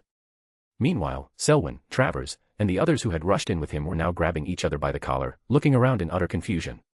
The blonde boy turned his head and saw Wade, who should have been the one getting beaten, standing off to the side with his arms crossed, next to a pale-faced Tom, staring at them like they were complete idiots. What the hell is going on? Abraxas, why are you hitting me? Flint, his face swollen like a pig's, looked aggrieved as he stared at Abraxas Malfoy, who was still clutching his collar. I was hitting him just now, how did this? Abraxas was completely stunned. At that moment, Tom, who had been silently watching everything unfold, was overcome with a wave of fear and unease. Because this whole thing, getting Abraxas Malfoy and the others to come, had been his idea. From his earlier observations, it seemed that Malfoy might have a bit of a thing for Miss Black. Tom had always been good at gaining others' trust. So it hadn't taken much to convince Abraxas to come along and teach Wade a lesson. Tom had even calculated things in advance. If these guys managed to beat Wade, it would be payback. If they couldn't, then he could use the opportunity to observe the combat skills of his pure-blood peers and better evaluate his own strength. After all, ever since discovering he was a wizard, the only peer he'd ever really fought was Wade. But what he hadn't expected was that, the moment these boys stormed into the compartment, full of bluster and before they'd even drawn their wands, they had suddenly and inexplicably started beating each other up. Meanwhile, Wade, the supposed target of the beating, had simply picked up Nagini and strolled past the group of brawling boys with total ease, before coming to stand beside Tom to watch the chaos unfold. What did you do to us? The situation was obvious enough now, even if Abraxas wasn't the brightest, he could still tell their fight had something to do with Wade. How strange. You were fighting each other, what does that have to do with me? Wade replied with an innocent look. I should be the one asking why you came into my compartment to start a brawl, right? Wade's words left Abraxas completely speechless. The commotion had already drawn the attention of other students on the train. A small crowd had gathered outside the compartment, pointing and whispering as they watched the scene unfold. Humiliated under so many staring eyes, Abraxas's face flushed bright red. Bastard! You must have done something to us. Blinded by anger, Abraxas lunged forward, ready to hit Wade again. But suddenly, he froze in place, his movement halted, and so did his friends. Their expressions turned to sheer terror as they stared at Wade, as if seeing something utterly horrifying. Ah! The next second, the boys bolted, shoving through the crowd like madmen as they ran. Tom stood frozen, wide-eyed, watching the scene with growing confusion and unease. He knew Wade had definitely done something, but what exactly? He hadn't even drawn his wand. Just as Tom was drowning in confusion, he suddenly felt a hand rest lightly on his shoulder. Ah! Then Wade's voice drifted softly past his ear. Tom, your friends are quite something. Worried we might get bored on the train, they actually came over to put on such an entertaining little show for us. The moment Tom heard the word friends, a chill ran down his spine. No, why you've got it all wrong. I barely know them, really. You have to believe me. 2,400 words. Greater than over equal to nabla less than over equal to, read ahead p caret trian, captain. Every 200 power stones equals 1 extra chapter. Every 6 reviews equals 1 extra chapter. Chapter 66, Sorting Hat, Azkaban.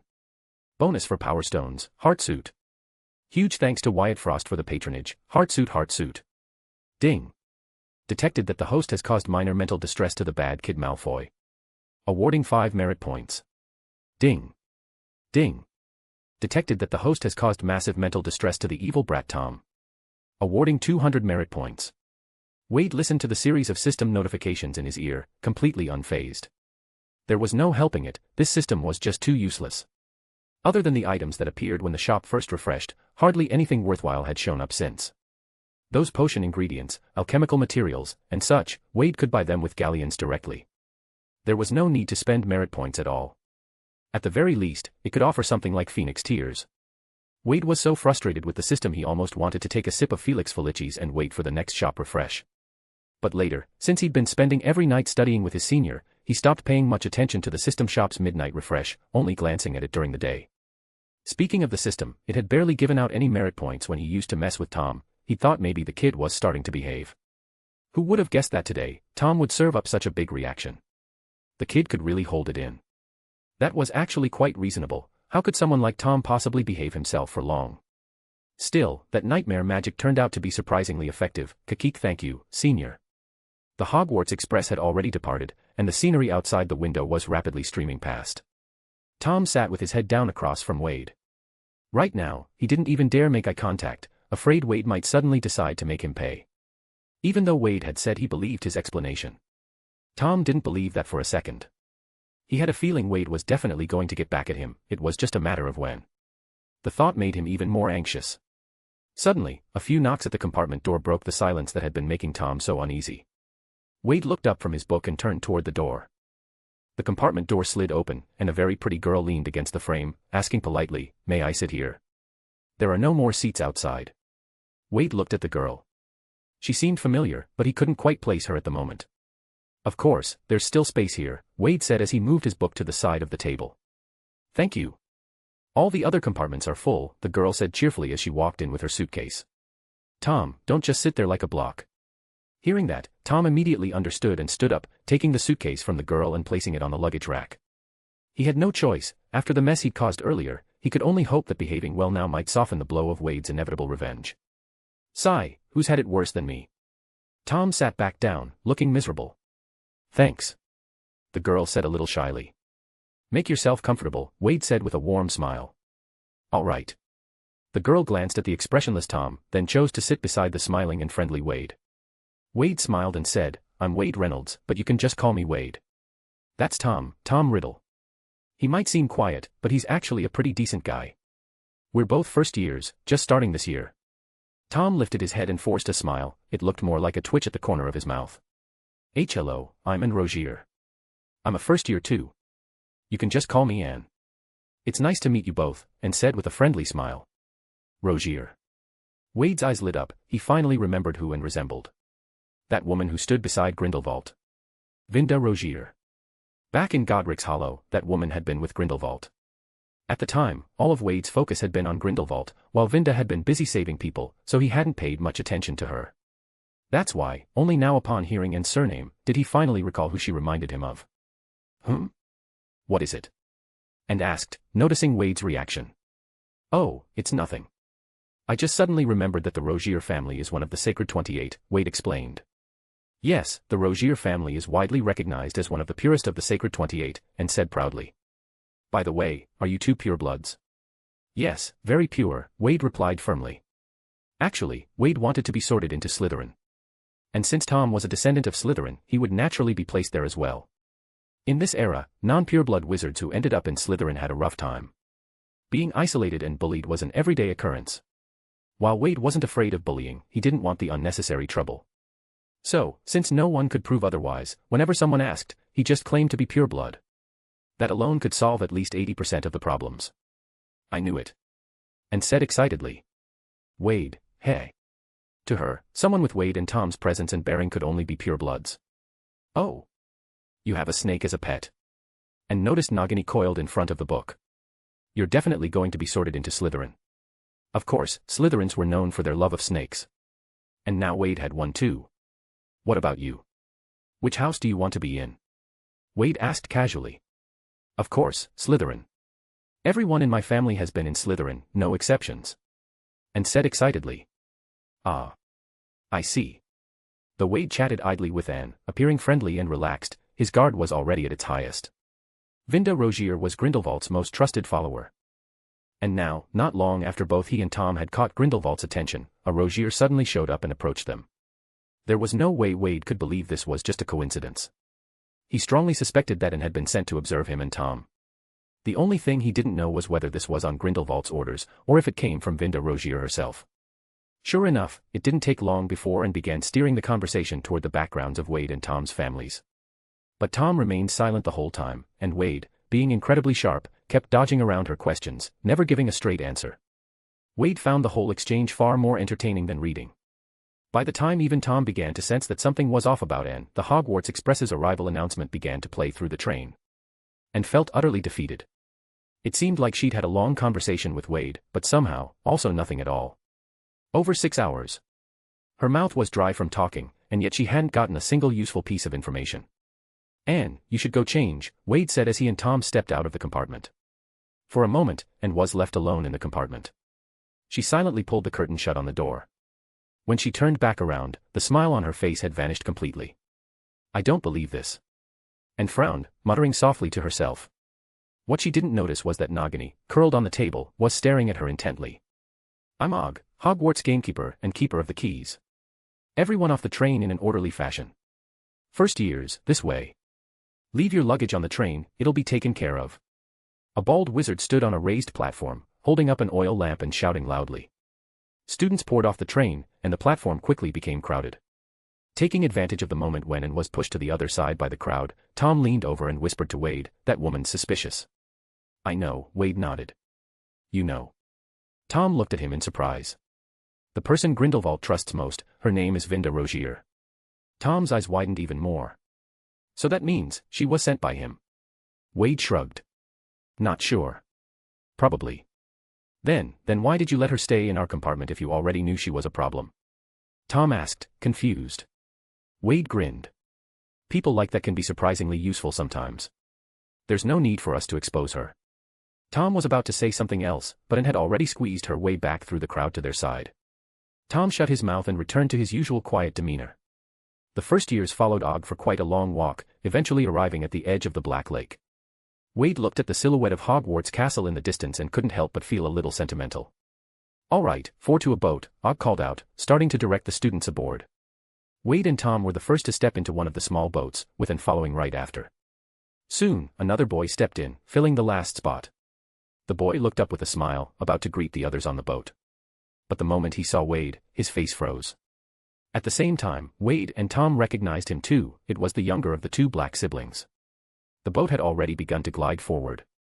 Even if the boy wanted to switch boats now, it was too late. All he could do was sit back down awkwardly. Hey, you from the Black family, what's your name? Wade suddenly asked. Me, the boy asked, surprised, pointing to his own nose. Of course. Is there another Black on this boat? Oh, right. I'm Alfred Black. Nice to meet you, Alfred, Wade said warmly, reaching out to shake his hand. His easygoing attitude actually helped put Alfred a little more at ease. Hi. I remember your name's Wade Reynolds, right? Just call me Wade, Wade replied. I'm Tom. Tom Riddle, Tom said coolly. Honestly, after everything that had happened today, Tom had already let go of his rose-colored view of pure-blood families. I'm and Rogier, and added, introducing herself as well. Mem, nice to meet you all, Alfred said, looking a bit unsure of himself. Before long, the small boats reached the shore. Og led the first years off the boats and up a long flight of stone steps, bringing them to the castle's grand entrance. At that moment, a few students in the group, upon seeing Wade, immediately shrank away in fear. Wade glanced at them and chuckled. Tom, aren't those your good friends? Nope. Not at all. Don't say that. Tom quickly denied it 3 times in a row. 10 minutes later. The first years filed into the great hall, now filled with noise and chatter, and gathered before an old, tattered hat placed on a low stool. Wade glanced toward the staff table and immediately spotted several familiar faces. Dumbledore sat beside an old man with a white beard, smiling at Wade. Wade guessed that the white-bearded man was likely the current headmaster of Hogwarts, Armando Dippet. Seated on Dumbledore's other side was Professor Hicks. As for the other professors, aside from the young Professor McGonagall and the portly Professor Slughorn, Wade didn't recognize any of them. Still, it was his first time seeing a young version of Professor McGonagall, which was interesting in itself. While Wade's thoughts wandered, the Sorting Hat suddenly began to sing a strange, slightly off-tune song, describing the traits of the 4 houses. When the song ended, Dumbledore stood up, holding a scroll, and walked to the low stool. In this era, that task still belonged to Dumbledore. When I call your name, please come forward, sit on the stool, and put on the Sorting Hat. Henry Avery. The first nervous boy stepped forward and was sorted into Slytherin. The sorting ceremony had officially begun. As the list grew shorter, Wade noticed Alfred beside him growing increasingly nervous.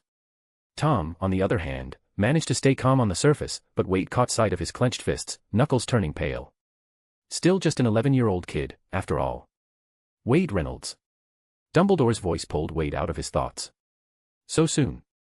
Wade was a little surprised, it was already his turn. He quickly walked forward and sat down on the low stool. No need to be nervous, Wade. Just relax, Dumbledore said with a smile as he placed the sorting hat onto Wade's head. The hat was a bit too large for Wade. The moment it was on, it slid down and covered his eyes completely. Then, Wade heard a faint voice speaking in his mind. How strange. You don't seem to have a particular place you want to go. How can that be? Wade figured it must be because he'd locked his thoughts up too tightly with occlumency. So, Wade quickly activated his occlumency, fabricating a few scenes in his mind. Sure enough, the voice spoke again. Ah. There it is. I see now. Brave, clever, ambitious. Ah, and a heart that genuinely values friendship. Dumbledore, who had been waiting beside him the whole time, couldn't help but smile at that line. Wade truly was a good kid. Oh dear, this is quite tricky. It seems you fit all 4 houses rather well. So, where would you like to go? Faced with the thoughts and memories Wade had deliberately conjured, even the sorting hat was having a hard time deciding. Slytherin, then, Wade said silently in his mind. Only in Slytherin would it be easy for him to earn merit points, even if the system was a bit useless. Ah, I see. If that's what you wish, then Slytherin. When Dumbledore heard that Wade had seemingly chosen Slytherin of his own accord, he blinked in surprise. He hadn't expected Wade to choose Slytherin. But when Dumbledore glanced at the line of students and saw Tom standing just behind Wade, he suddenly understood, so it was for Tom. Dumbledore didn't even need the sorting hat to tell him, after learning about Tom's behavior at the orphanage, he already knew Tom was definitely a Slytherin.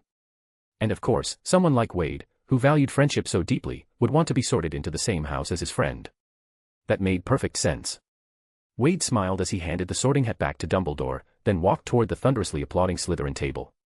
No one noticed the faint, subtle flash of white light that flickered across Wade's fingers as he held the sorting hat. Tom Riddle. Tom nervously stepped forward and placed the sorting hat on his head. For a student like Tom, with such a clearly defined nature, the sorting hat didn't have much to deliberate over. But just as it was about to announce the house, the word Slytherin turned into Azkaban. Tom. 2,452 words. Ugh. Bro, I'm so exhausted. These weekly goals are going to be the end of me. I've been posting 3 chapters a day every single day, and now the chapters are getting larger and larger. Also, there's only one more review left, and I'll have to upload again. I'm also grinding League of Legends. Loudly crying face. Read ahead P*Trian, Captain. Every 200 power stones equals 1 extra chapter. Every 6 reviews equals 1 extra chapter. Chapter 67, Tom, does he really consider me a friend? Bonus for reviews, loudly crying face Heartsuit. Huge thanks to Vitor Pereira for the patronage, Heartsuit. The Great Hall, which had been filled with murmuring moments before, now fell completely silent. Both the professors and the students who had been whispering all stared at Tom in stunned silence. Under all those gazes, Tom's face turned deathly pale. He'd spent enough time in the wizarding world by now to know exactly what Azkaban was. That was a wizard prison. What in the world was the Sorting Hat doing sending him to prison? The Sorting Hat always seemed to have the final say. If it said someone belonged somewhere, that's where they went. Was it really going to send him to Azkaban? At that moment, Tom wished the earth would just swallow him whole. The Sorting Hat itself sounded confused after blurting out Azkaban. It didn't understand why it had said that either. This was something that had never happened since the founding of Hogwarts. Dumbledore looked at the Sorting Hat with a puzzled expression and was just about to pick it up and inspect it. But the Sorting Hat spoke again. Haha, I was just playing a little joke on him. How could it be Azkaban? It should be Slytherin. As soon as the Sorting Hat said that, the silence in the Great Hall broke, replaced by a wave of murmuring voices. To be honest, no one had ever heard of the Sorting Hat playing a joke like that on a new student before. Of course, no one truly believed the Hat had meant it seriously, most assumed the old thing must be glitching. After all, it was nearly as old as Hogwarts itself. Still, Tom had definitely made a name for himself the moment he entered school. He yanked the Sorting Hat off his head and fled from the stool as fast as he could. Already seated at the Slytherin table, Wade stood up and smiled at him. Welcome, my dearest friend, the Prince of Azkaban. His words drew a wave of laughter from the students at the Slytherin table. Shut up. Tom nearly lost it. Wade grinned and pulled Tom down into the seat beside him. Haha, don't be mad, Tom. It was just a little joke. It's not like it actually sorted you into Azkaban, right? This was humiliating, Wade. Tom growled through clenched fists, his voice full of anger.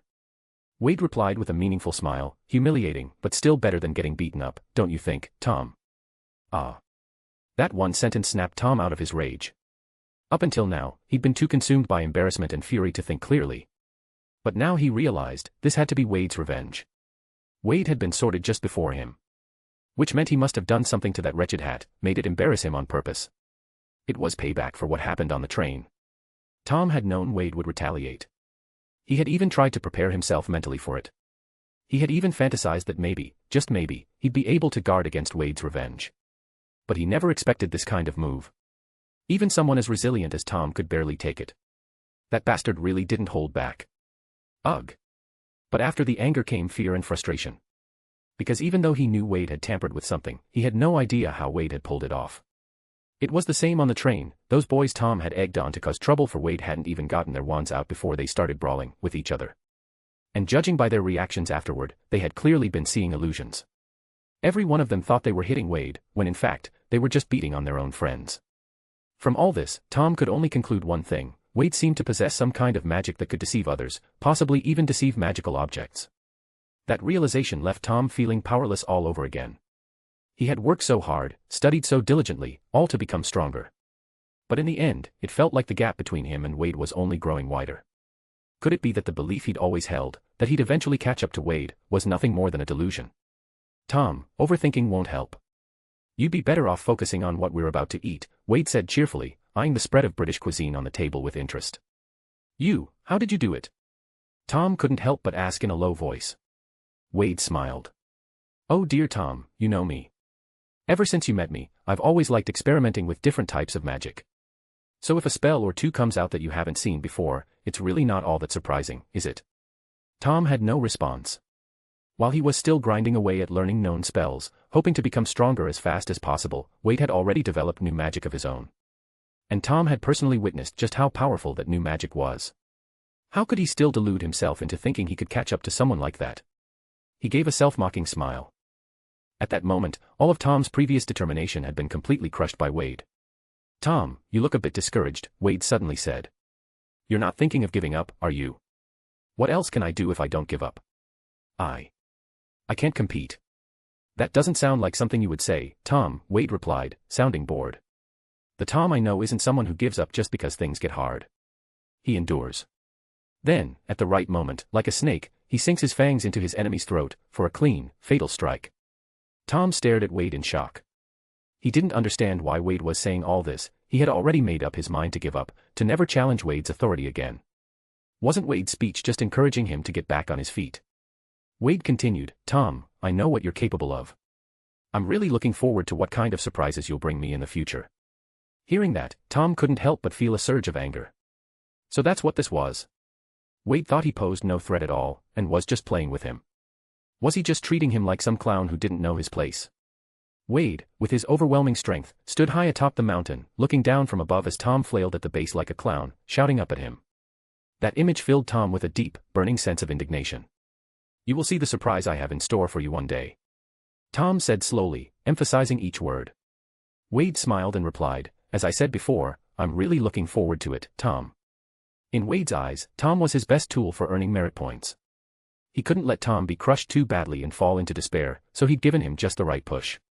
And clearly, it was working. Suddenly, Alfred, who had been sitting nearby, spoke up. You two have such a great relationship. My sister never encourages me like that. Tom blinked in surprise. Encourage? Yeah. Wasn't Wade just encouraging you this whole time? If it were my sister, she'd already have torn me down to nothing, Alfred said helplessly. Tom frowned and glanced at Wade again, only to find him already chatting with an older student, completely uninterested in what was going on beside him. Tom couldn't help but replay Wade's words in his mind, suddenly feeling a little lost. Could it be that everything Wade had just said was really just meant to encourage me? The whole clown thing, had he just been overthinking it, too sensitive? At that moment, Tom began to recall everything that had happened since he met Wade. And then he fell silent again. Because he realized that ever since meeting Wade, despite the many times he had tried to scheme against him, Wade's retaliation had always been more like a warning than true revenge. Just like today, Tom had tried to get people to beat him up, and yet Wade's only response was to humiliate him a bit. Other than that, he was left completely unharmed. And truthfully, whenever there was some kind of benefit, Wade never forgot to include him. Like that time when Wade asked Dumbledore for books, he made sure to ask for a copy for Tom as well. To be honest, if the roles were reversed, and he'd been in Wade's place, facing someone much weaker who kept provoking him, he would have long since found a way to get rid of that person for good. He would never have treated someone like that the way Wade treated him. Could it be that despite all their surface-level tension, Wade actually considered him a friend? Could it be that, all along, he had just misunderstood Wade? That thought left Tom truly confused. Meanwhile, Wade, still chatting animatedly with the upperclassman beside him, had no idea that in just the span of a few minutes, something subtle had shifted deep inside Tom's heart. At that moment, and came running over and sat beside Wade with excitement. Wade, Tom, I knew you two would be Slytherins. And had been sorted after Tom. Following the chaos caused by Tom's little incident, Dumbledore had taken the time to thoroughly inspect the sorting hat. Only after confirming there were no issues had he allowed the ceremony to continue. So it wasn't until now that Anne completed her sorting, and, of course, ended up in Slytherin. Wade quietly scooted a little farther away from her, though his face still wore a warm, friendly smile. It's great that we're in the same house. I was actually a little worried I might get placed somewhere else, he said. There was no need to worry, Anne replied. You're clearly a Slytherin. I'm great at reading people. But, Tom, how did you make the sorting hat send you to Azkaban just now? Tom was still lost in his tangled thoughts, and when he heard Anne's question, he instinctively shook his head. I don't know. And exclaimed in surprise, you actually answered me. We've known each other for several hours now, and this is the first time you've spoken to me. Tom's just not very good at talking to girls, Anne. It's not that he has anything against you, he's just a shy boy. Wade said with a gentle smile. Tom glanced at Wade with a strange look. Wade had spoken up for him many times before, but until now, Tom had never thought much of it, he'd just assumed it was Wade's twisted sense of humor. But now, after Alfred's comment earlier, Tom's thoughts had completely shifted. It seemed Wade really did see him as a friend. Otherwise, why would he keep defending him like this, so casually, yet so deliberately? A friend. So I can have a friend too. Now it's time to sleep. My League of Legends rank has taken a dive, loudly crying face. Read 12 chaps ahead Trian, Captain. Every 200 power stones equals 1 extra chapter. Every 6 reviews equals 1 extra chapter. Chapter 68, Famous Little Prince of Azkaban. Oh, asterisk asterisk, huge thanks to Alexander Araujo for the patronage, heart suit heart suit. After the sorting ceremony, Headmaster Dippet didn't give any long-winded speech. Instead, he simply stood up and declared loudly, "Welcome. Let the feast begin." Such a straightforward announcement was met with thunderous applause from everyone. The food at the welcome feast looked quite lavish. But after tasting it, Wade found it good. He didn't know why many fanfics bashed the food. It was the Hogwarts food, and the house elves at Hogwarts weren't bad cooks. I mean, how can an MC who reincarnated and lived a year or two in an orphanage, eating the orphanage food for literally 2 years, come to Hogwarts and bash the British food in every other fanfic? That was beyond his understanding. Make it make sense. Well, Toby's food is still better, lol. Everyone chatted as they ate, and before long, they were all full and satisfied. True to form, Headmaster Dippet remained brisk and efficient. Once the tableware at the head table magically returned to its spotless state, he once again gave a crisp announcement, "Dismissed. Off to rest. Follow your prefects and don't go the wrong way." Wade and the dazed-looking Tom followed the Slytherin group as they moved forward. Soon, the first years realized they were heading down into the dungeons beneath the castle. A few minutes later, the first years arrived at a stone wall carved with serpent statues, led there by their prefect. "Pureblood," the male prefect said as he stepped up to the wall. Immediately, the 2 serpent carvings sprang to life. As the snake slithered aside, the stone wall split open with a rumble, revealing a doorway. Remember, the password for this week is pureblood. Don't forget it. If you do, you won't be able to get back in. Pureblood. Wade couldn't help but think, how perfectly Slytherin. People in Slytherin always had a particular obsession with marrying their own cousins and in some cases, And sure enough, after they entered the common room, that proud-looking prefect launched into a half-hour speech directed at the new students. It wasn't until many of them were on the verge of falling asleep where they stood from sheer exhaustion that he finally waved them off, satisfied, and told them to go find their rooms and get some rest. Only then did he saunter off toward his own dorm at a leisurely pace. TCH, that guy's speech was even longer than the headmaster's, and not a single useful thing in it, and said impatiently. She was clearly annoyed that the prefect had cut into her rest time. "All right, we should go find our rooms too. See you tomorrow." After saying goodnight to each other, they all went their separate ways. And headed toward the girls' dormitory, while Wade and the others made their way to the boys' side. Soon, Wade found his room. The dorm was a hexagonal room with 4 beds arranged along the walls. Each bed had its own wardrobe and bedside table. In the center of the room stood a large round table, seemingly meant to accommodate 4 people working on homework at the same time. Their luggage had already been brought in and placed neatly at the foot of their beds. Fortunately, Wade and Tom had been assigned to the same dormitory. And besides Wade and Tom, their 2 other roommates were Alfred Black and a boy named Henry Avery. As soon as Alfred found his bed, he flopped down on it without even taking off his coat and immediately began snoring. No one knew why, but he looked especially exhausted. "Ha! So you're the famous little Prince of Azkaban. I can't believe we're in the same dorm." "I'm Henry Avery," Henry said excitedly as he reached out his right hand toward Tom. The moment he heard the title Prince of Azkaban, Tom shot Henry a death glare, clearly not intending to shake hands. Wade stepped in and shook Henry's hand instead, rescuing him from the awkward silence. "I'm the friend of our little Azkaban prince here, name's Wade." "Oh, and he's..." "I know. He's Tom Riddle." Henry grinned. "By now, I bet there are hardly any students or even ghosts in the school who haven't heard his name." Hearing the exchange between Henry and Wade, Tom's face turned green. That humiliating moment he had just barely started to forget was now dragged back into his memory thanks to these 2 bastards. "I'm going to sleep." Tom snapped, throwing himself onto his bed and yanking the covers over himself until he was completely hidden underneath. Wade and Henry simply stood there in silence, watching the lump under the blanket gradually curl tighter and smaller. I think I can relate to that feeling, gotta admit, it's not great." "Yeah, really awkward," Henry said with a shrug. "I was only 8 at the time, and I got caught by my mum while sneaking a peek at my sister taking a bath." "What the?" Wade stared at Henry in shock, so there were even more chaotic experts out there. Night fell. But since the Slytherin dormitories were located beneath the Black Lake, Wade couldn't see any moonlight through the windows, only the fish swimming lazily past in the dark water.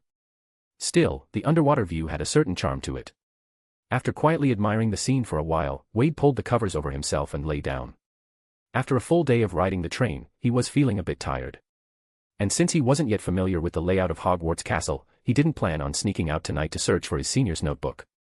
Before entering the dream realm to meet with his senior, Wade glanced at his system interface. He was planning to check, as usual, if anything good had refreshed in the shop tonight. Ding. Detected that the host has accumulated a certain amount of merit points. System upgrade function unlocked. The host can now upgrade the system at any time. Ding. Upgrading the system requires 20,000 merit points. Once upgraded, the shop will offer 4 items instead of 2, and the chance of refreshing high-quality items will be significantly increased. Wade instantly perked up. A system upgrade. Originally, the shop only refreshed 2 items per day, but after upgrading, it would show 4. More importantly, the odds of high-quality items appearing would be greatly improved. That was something Wade simply couldn't resist.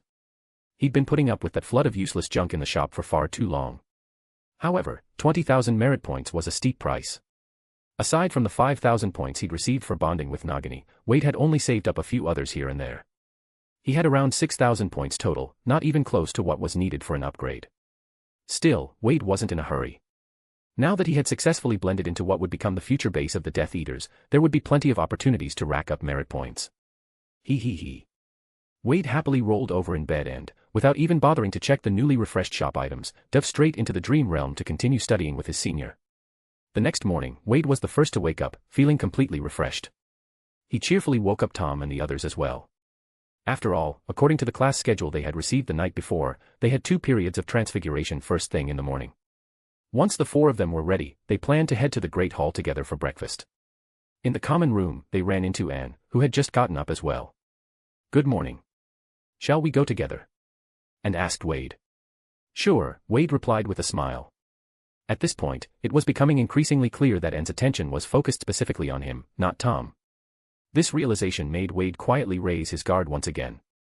After all, Wade still didn't know whether Anne had been given orders to do something to him, or if she was simply trying to uncover some kind of secret from him. The morning transfiguration class was a bit dull. Since it was the first class for the new students, the young Professor McGonagall focused mainly on the foundational theory of transfiguration. Perhaps because she was still new to teaching and lacked experience, she didn't manage the class time very well. As a result, by the end of the double period, she still hadn't finished all the key points she'd planned to cover. She had originally intended to leave some time for the students to try practicing basic transfiguration, but in the end, that had to be scrapped. Due to the unexpected overrun, the homework also changed, from practical exercises to submitting a written essay. After class, Tom decided that after lunch, he'd head straight to the library to get his transfiguration essay done. That afternoon happened to be completely free of classes, according to the schedule. For Tom, that was the perfect time to study. As for Henry and Alfred, both of them had their own plans for the afternoon and had no intention of going to the library. "Are you coming?" Tom asked Wade. Wade replied, "I'll pass. I want to walk around the castle and get familiar with it.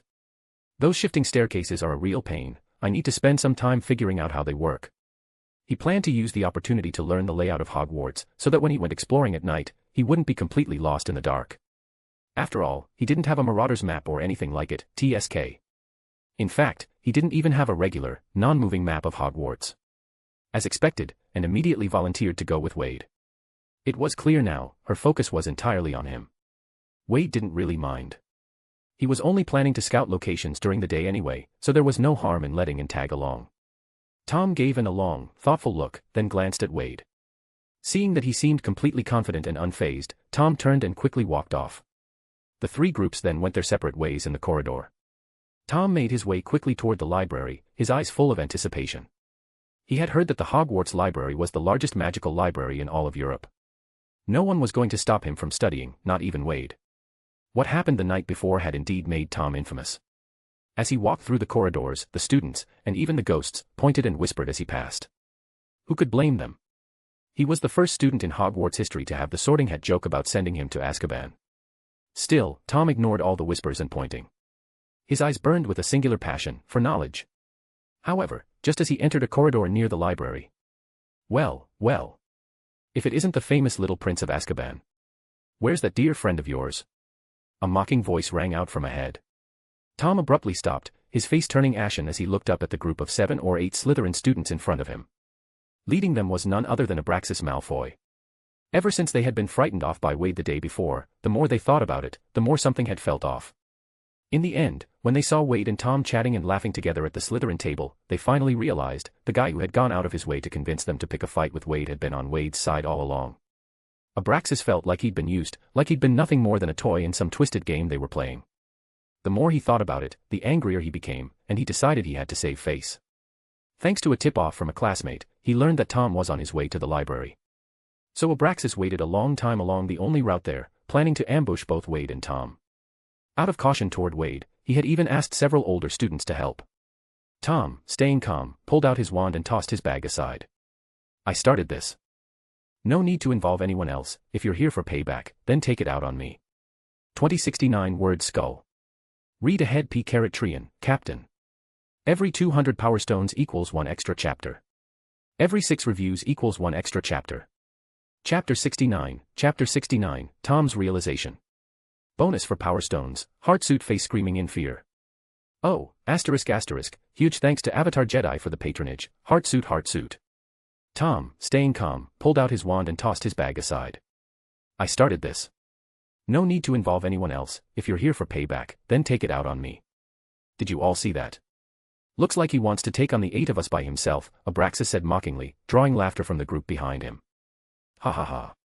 Maybe he hasn't woken up yet. Hey, little first eye, you probably can't even cast a Lumos, right? Lumos. I bet he hasn't even opened his textbook yet. Facing their mockery, Tom's expression remained cold and unreadable. He gripped his wand even tighter. Abraxas, he's just a first year. Why don't you take him on yourself, one of the older students suggested. Sure, Abraxas replied without hesitation. He might have been wary around Wade, but when it came to Tom, he wasn't afraid in the slightest. Even though many pureblood families had declined, there were still several that remained powerful to this day. And the Malfoy family was definitely one of them. As the youngest male heir of the Malfoy family, Abraxas carried high expectations from home. Because of that, he had already self-studied a good number of spells before ever setting foot in Hogwarts. In this regard, pureblood children had a clear advantage over those from Muggle backgrounds. Abraxas was wary of Wade because Wade had mastered an illusion-based magic he couldn't counter. But when it came to Tom, that sense of superiority as a pureblood heir resurfaced in full.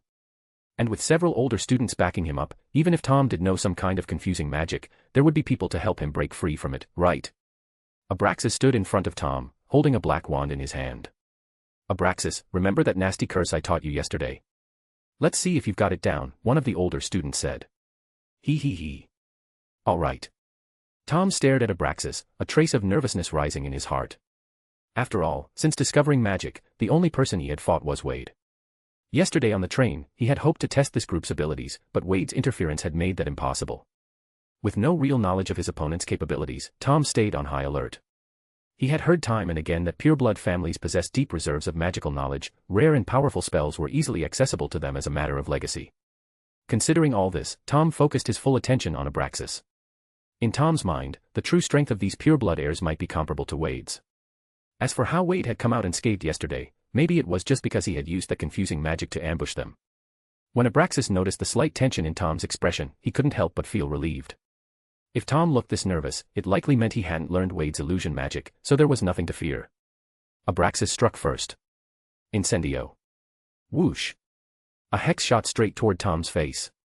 Though a little nervous, Tom had been prepared. As soon as he saw the spell flying toward him, he swiftly raised his wand and murmured a counterspell. This was a little trick Wade had taught him. When you haven't fully mastered silent casting, try muttering the incantation as quietly as possible. So long as others can't hear you, the spell retains the surprise effect of a silent cast. As long as you stay focused while casting, the power of the spell won't be diminished in the slightest. Protego. Tom hadn't yet fully mastered the shield charm.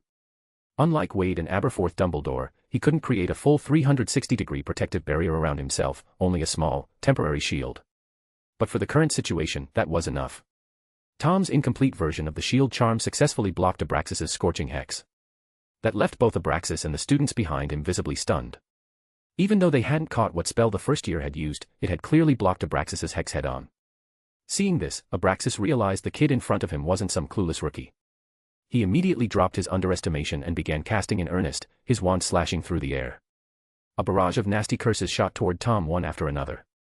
Tom remained calm, using his imperfect shield charm to block each one steadily. Crack. Crack. Crack. The sound of hexes striking against the shield charm rang out continuously, but Tom was growing more and more confused inside. Something was wrong, very wrong. Unbelievably wrong. This pureblood wizard from a prominent family, how could he be, this weak?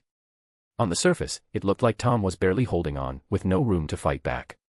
But in reality, the dozen or so curses coming at him couldn't even break through his shield. And it wasn't even taking much effort for Tom to block them. What was going on? Was the other side holding back? But judging by the twisted expression on Abraxas's face, it didn't look like he was going easy on him at all. Besides, they'd come here specifically to teach him a lesson, why would they pull their punches?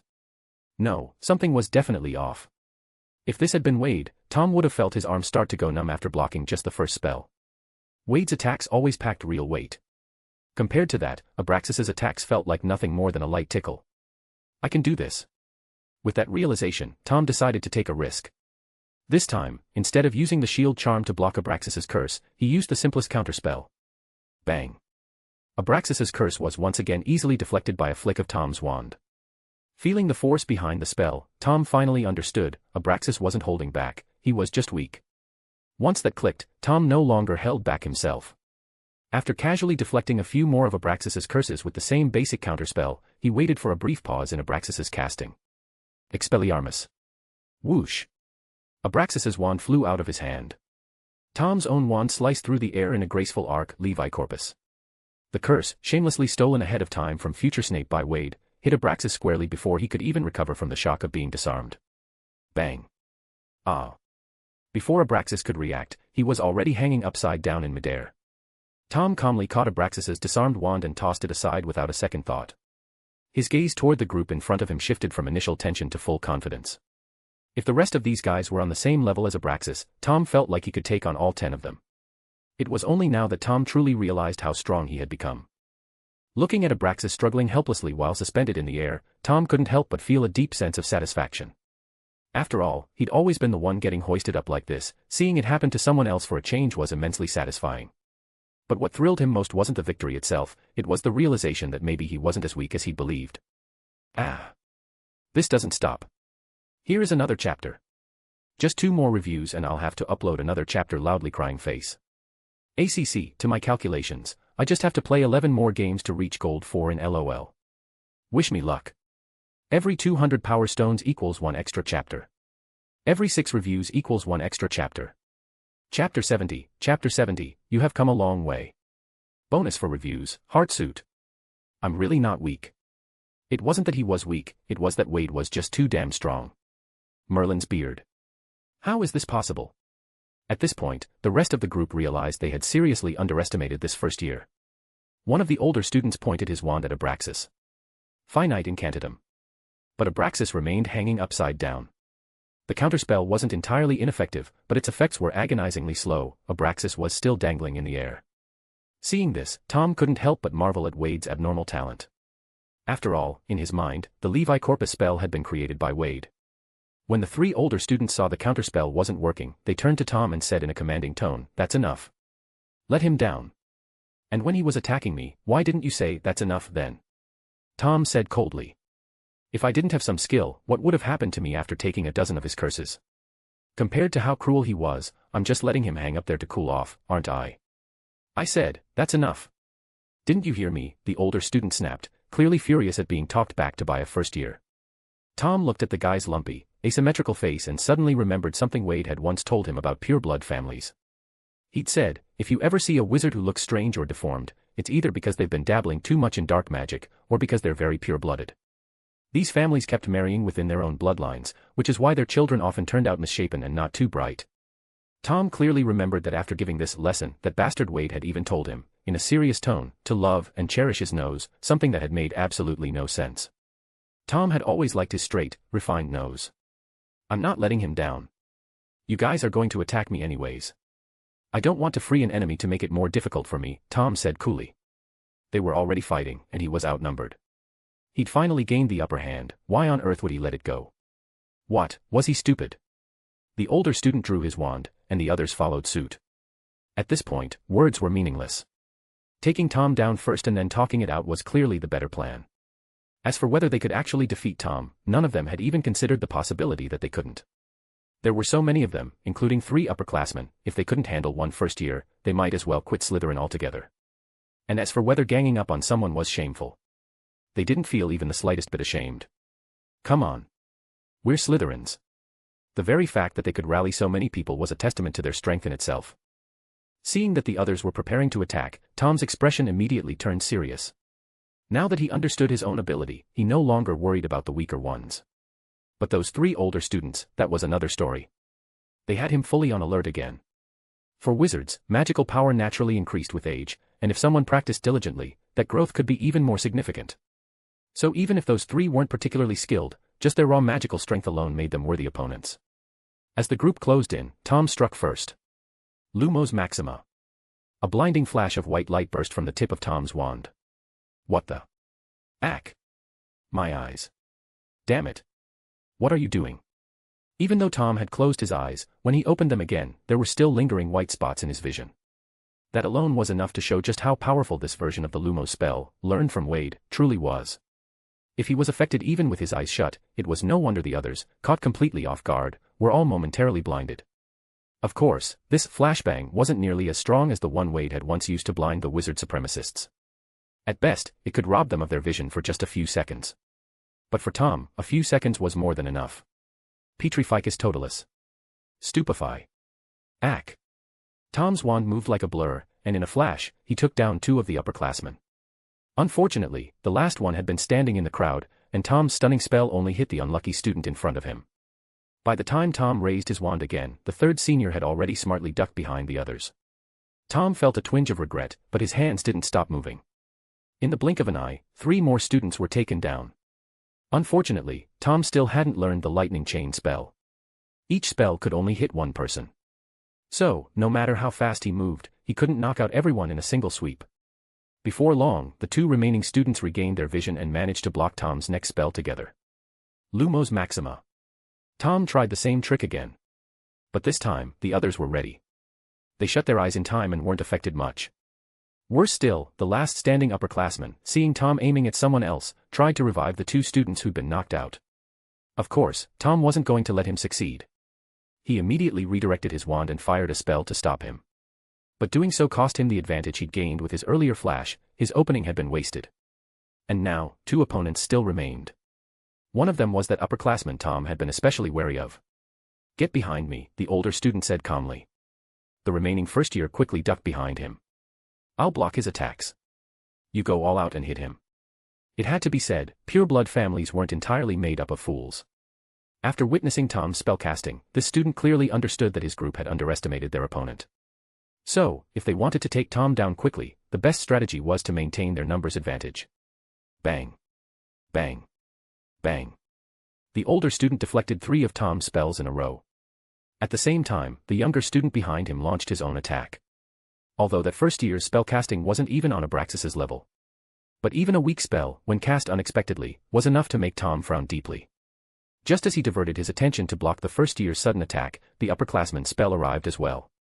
Bang. Ugh. Tom immediately felt the weight of the impact through his wand. Though this guy's power still couldn't compare to Wade's devastating force, he was a 4th or 5th year student, much older and with far greater magical strength than Tom. The spell hit with such force that Tom struggled to keep his footing. After all, he was still only 11, and his magical strength couldn't compare. At this moment, he was incredibly thankful that he had launched a surprise attack and taken out 2 of the upperclassmen right at the start. Otherwise, he wouldn't have stood a chance. Of course, even now, things weren't looking great. He had to hold off the heavy attacks from the older student while constantly watching out for the first year behind him, waiting for another cheap shot. Huff. Huff. Already struggling, having to split his focus to deal with another attacker was pushing Tom to his limit. Smack. At last, after another heavy hit from the upperclassman, a stunning spell from the first year followed immediately after. Tom's wand had been forced far to the right as he desperately blocked the previous curse. There was no way he could bring it back in time to shield against the new attack. Unless he had fully mastered the shield charm on Wade's level, but unfortunately, he hadn't. And now, he had neither the time nor the space to cast it properly. As the incoming stunning spell closed in, Tom shut his eyes with unwilling frustration. Bang. A spell collision rang out.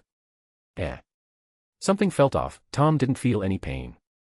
He slowly opened his eyes and saw a thick, solid shield charm completely enveloping him in all directions.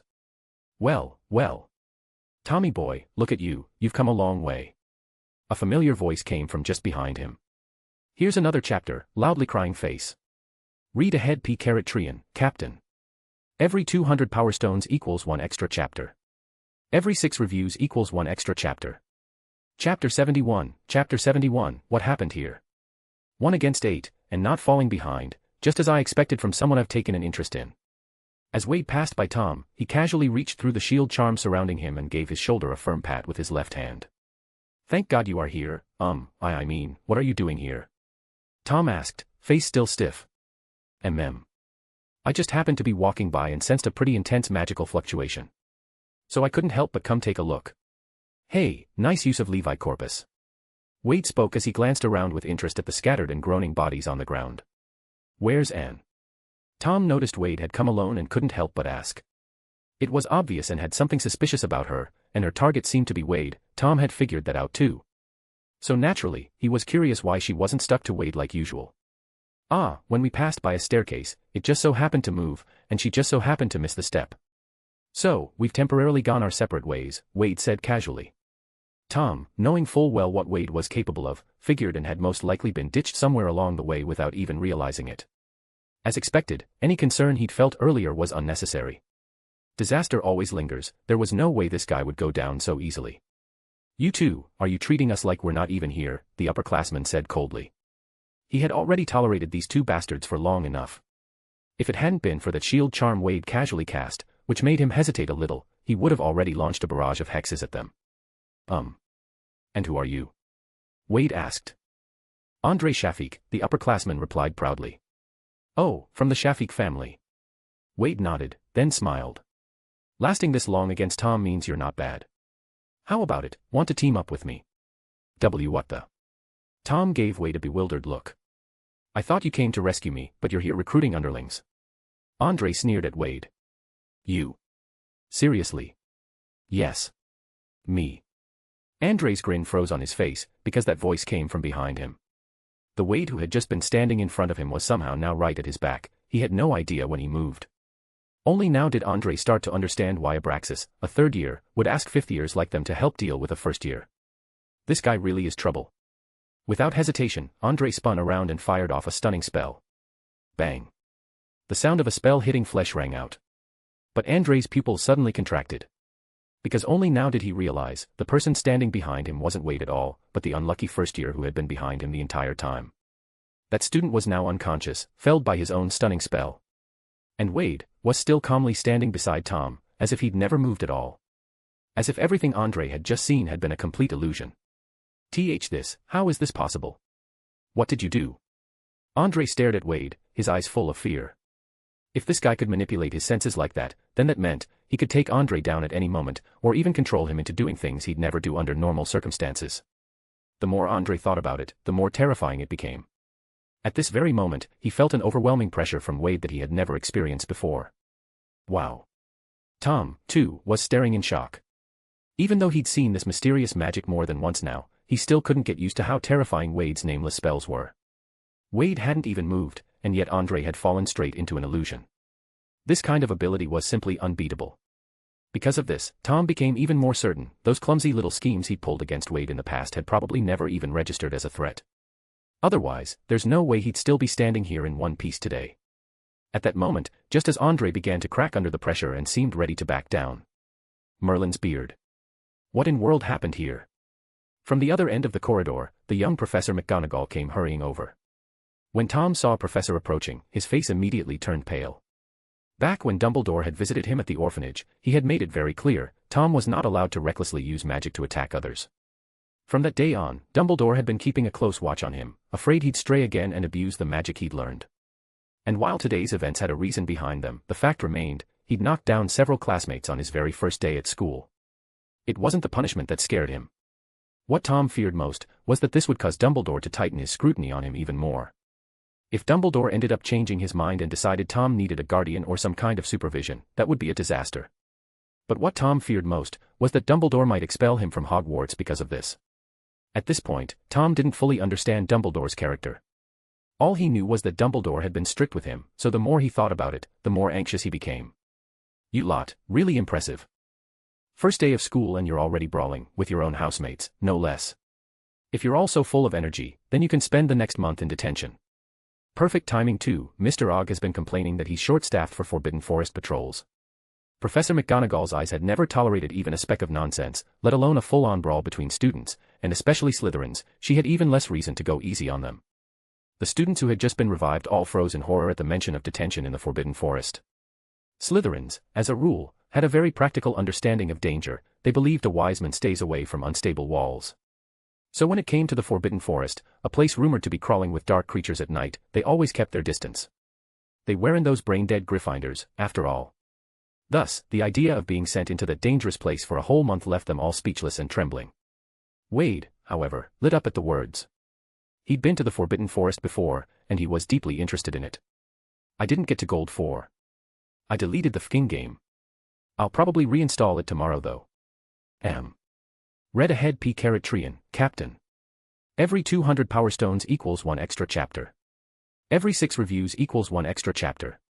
Chapter 72, he's my friend. Bonus for Power Stones, Heartsuit. Mom, save me from these guys. And thanks for the 1k Power Stones, Heartsuit. The only problem was, Wade wasn't familiar with the paths inside the Forbidden Forest. He didn't know what magical ingredients could be found where, nor did he have any clue which areas were home to which magical creatures. But now, if he were to be sentenced to detention, that would mean being led into the forest by a professional. That way, he'd have a perfect opportunity to extract as much information as possible from Mr. Ogg about all the crucial details hidden within the Forbidden Forest. So really, this detention was something he absolutely had to get. However, he'd just arrived, and technically, he hadn't lifted a finger. There was a chance he wouldn't be punished at all. In that case, Wade turned to look at Tom. His face was pale, and his eyes were filled with panic. After all, Wade understood Tom's background all too well, and with just a little thought, he immediately realized what Tom was afraid of. While Professor McGonagall was sternly questioning Andre about what had happened, Wade leaned in and whispered, "I know what you're thinking. Why don't you just pin everything on me? Pretend I was the one who took them all down." Tom stared at Wade in shock. I can't do that. I'm the one who cast the spells. And besides, they're not mute. Won't they just tell her everything? The professor's bound to figure out it was me. Don't worry, Wade said calmly. I have my ways. I can make them say exactly what I want them to say. Tom immediately thought of Wade's strange, seemingly hallucinatory magic. It seemed, he really could pull it off. Tom quickly added, more urgently, if that's the case, then why don't we just blame everything on them? We can say we just got here.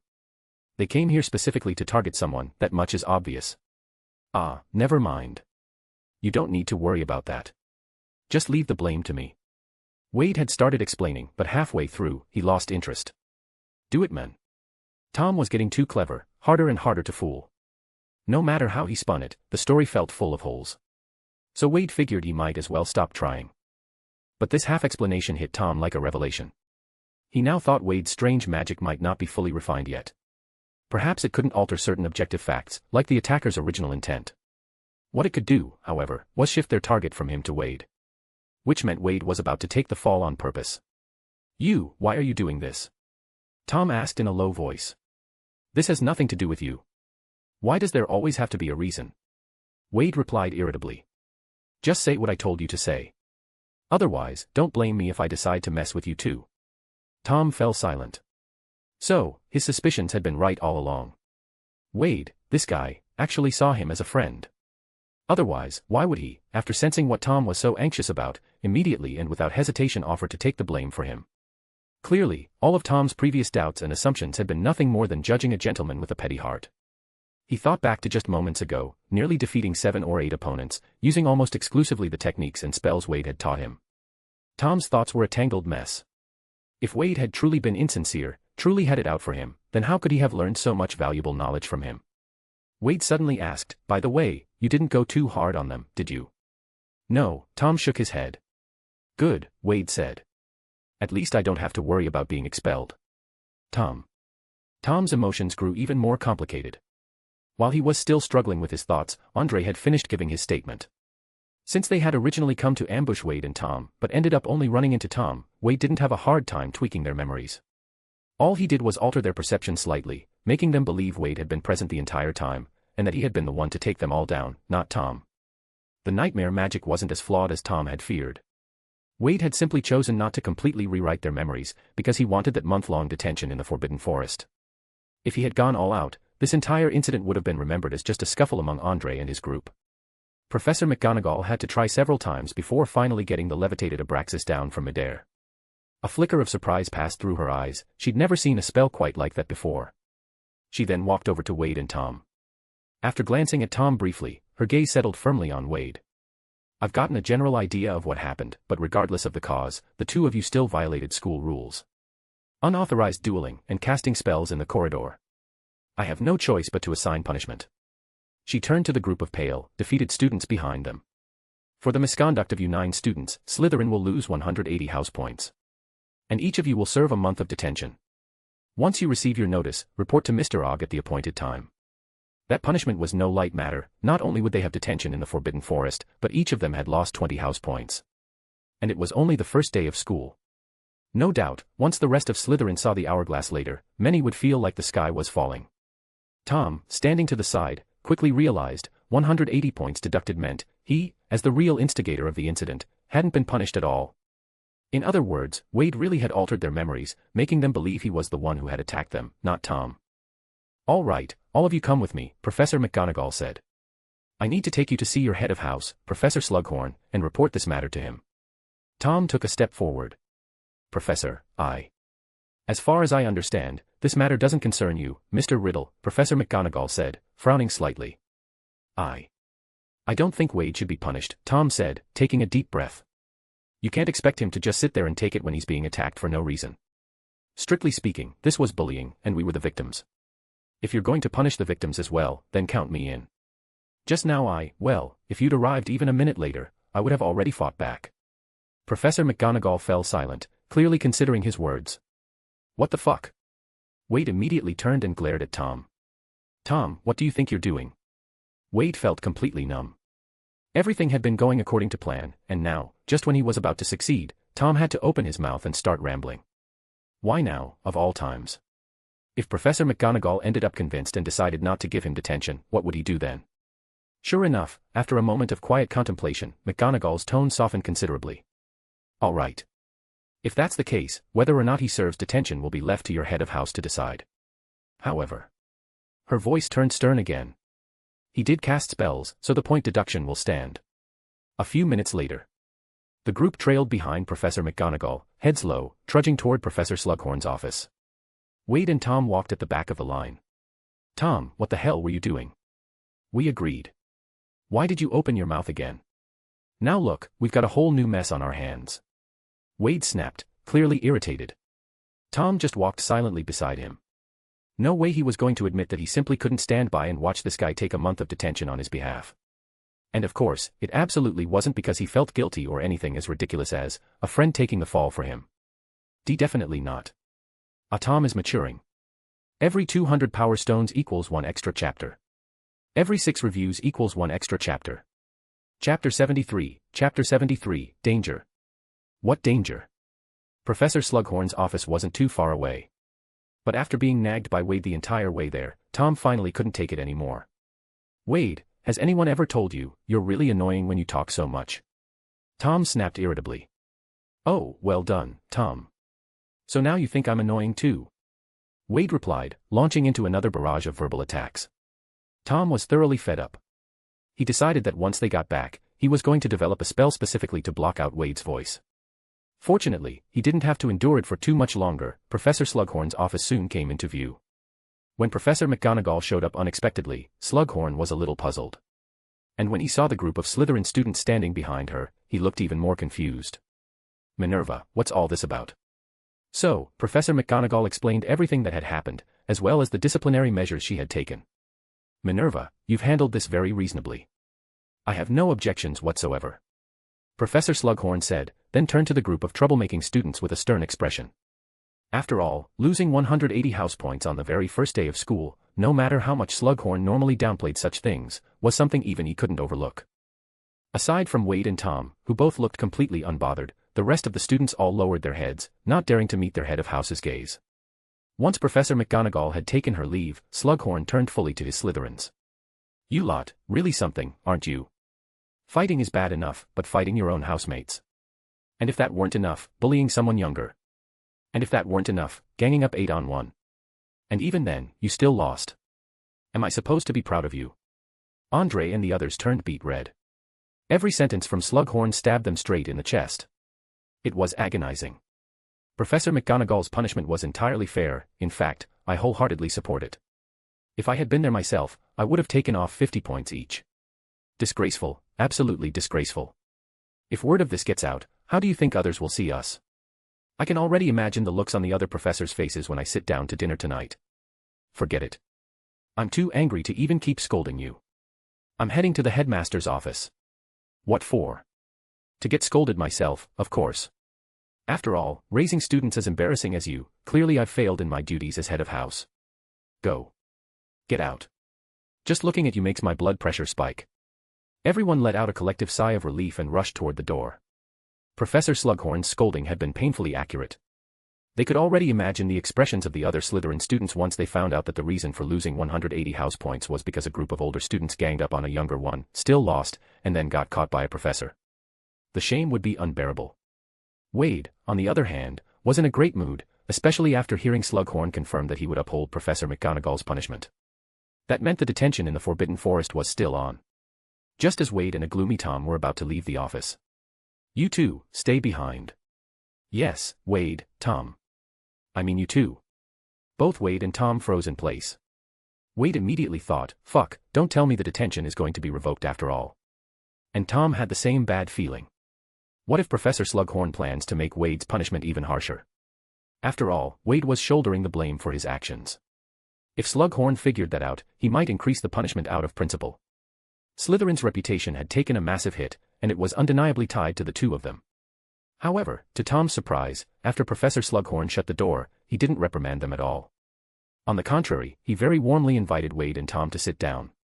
Would you like some candied jackfruit? A cup of tea, perhaps? With a flick of his wand, 2 teacups and a teapot floated over and poured tea for each of them. Then, he pulled a dish of candied jackfruit from his drawer and set it in front of them. Seeing the thick white sugar coating on top, even Wade couldn't help but suck in a breath. That's a lethal dose of sugar. I've already gotten a very clear picture of what happened, Slughorn said, popping a piece of candied jackfruit into his mouth. All those students trying to bully just the two of you, that's textbook bullying. So, your retaliation was entirely justified. Minerva told me I could decide whether or not to uphold Wade's detention, and I've decided to cancel it. As for the lost house points, Professor Slughorn smiled. For standing up to bullies, showing both bravery and skill in fighting against the odds, I've decided to award the two of you 50 points each, for your courage and talent. In truth, Professor Slughorn had always had a fondness for exceptional students. Whether pureblood or not, whether from Slytherin or any other house, so long as you were outstanding, he liked you. And more than that, he especially enjoyed collecting such talented students into his little club, like adding stamps to a prized collection. Wade and Tom, who had courageously fought back while outnumbered, and displayed excellent magical ability, had clearly caught Slughorn's eye. That was why he was being so warm toward the two of them. The more Tom listened, the better he felt.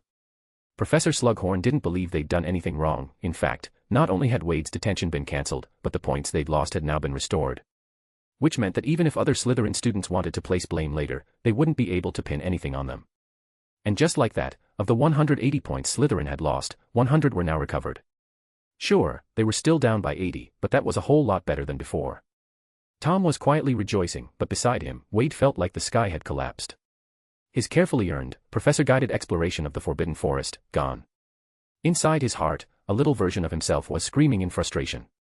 Tom, this is all your fault. How are you going to pay me back for this? What made it worse was that Tom even raised his eyebrows smugly at Wade, clearly proud that it was his earlier words that had swayed Professor McGonagall into handing the punishment decision over to Slughorn. He had no idea Wade was moments away from grinding his own teeth into powder. Professor, thank you so much. Your insight and fairness are truly remarkable. Tom began, slipping easily into flattery. But before he could finish, Wade stood up. Professor, I really appreciate your kindness. But I did take part in the fight, which means I really did break school rules. I think, at the very least, the detention shouldn't be cancelled. Tom looked at him in utter disbelief. Has this guy been kicked in the head by a hippogriff? Professor Slughorn was just as surprised. You're sure?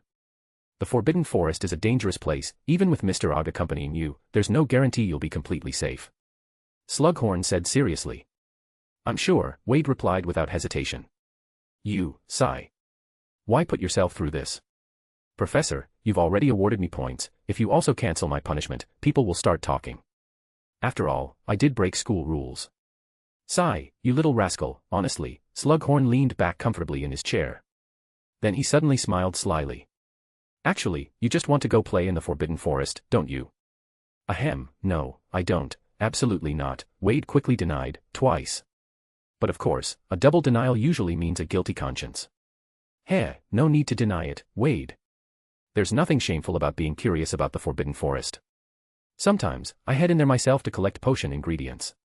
All right, you've seen right through me again, Professor, Wade admitted, then suddenly his eyes lit up.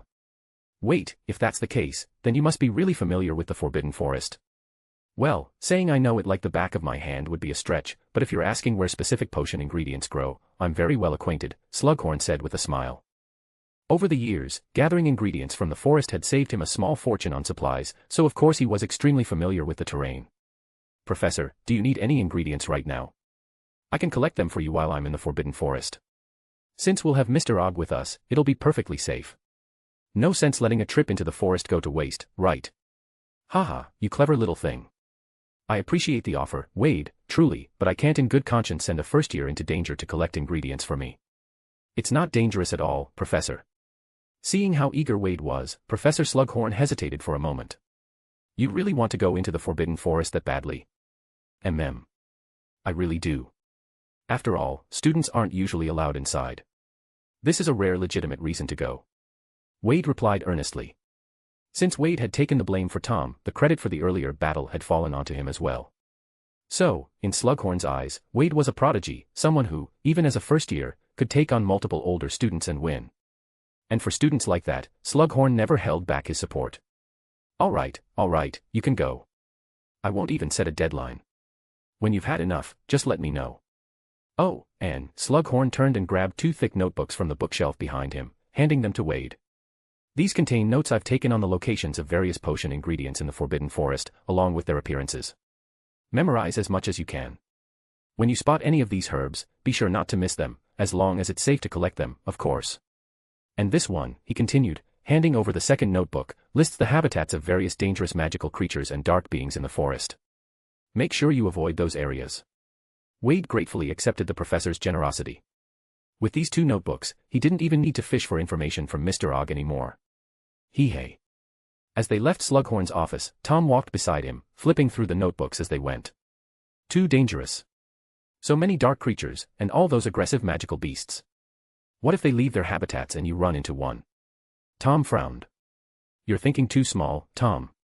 Too small. Wade said excitedly. Danger. Dark creatures. To me, they're all shining galleons. You've gone money mad. You're willing to risk your life for a few coins. Tom asked, his brow twitching. It's not my fault, Tom.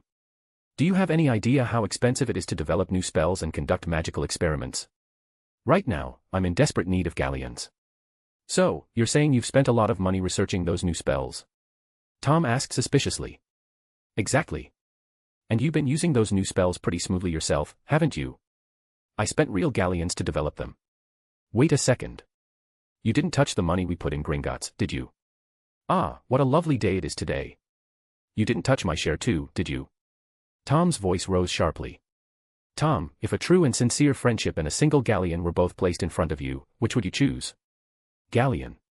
Tom answered without hesitation. Pft, cough. Tom, you've changed.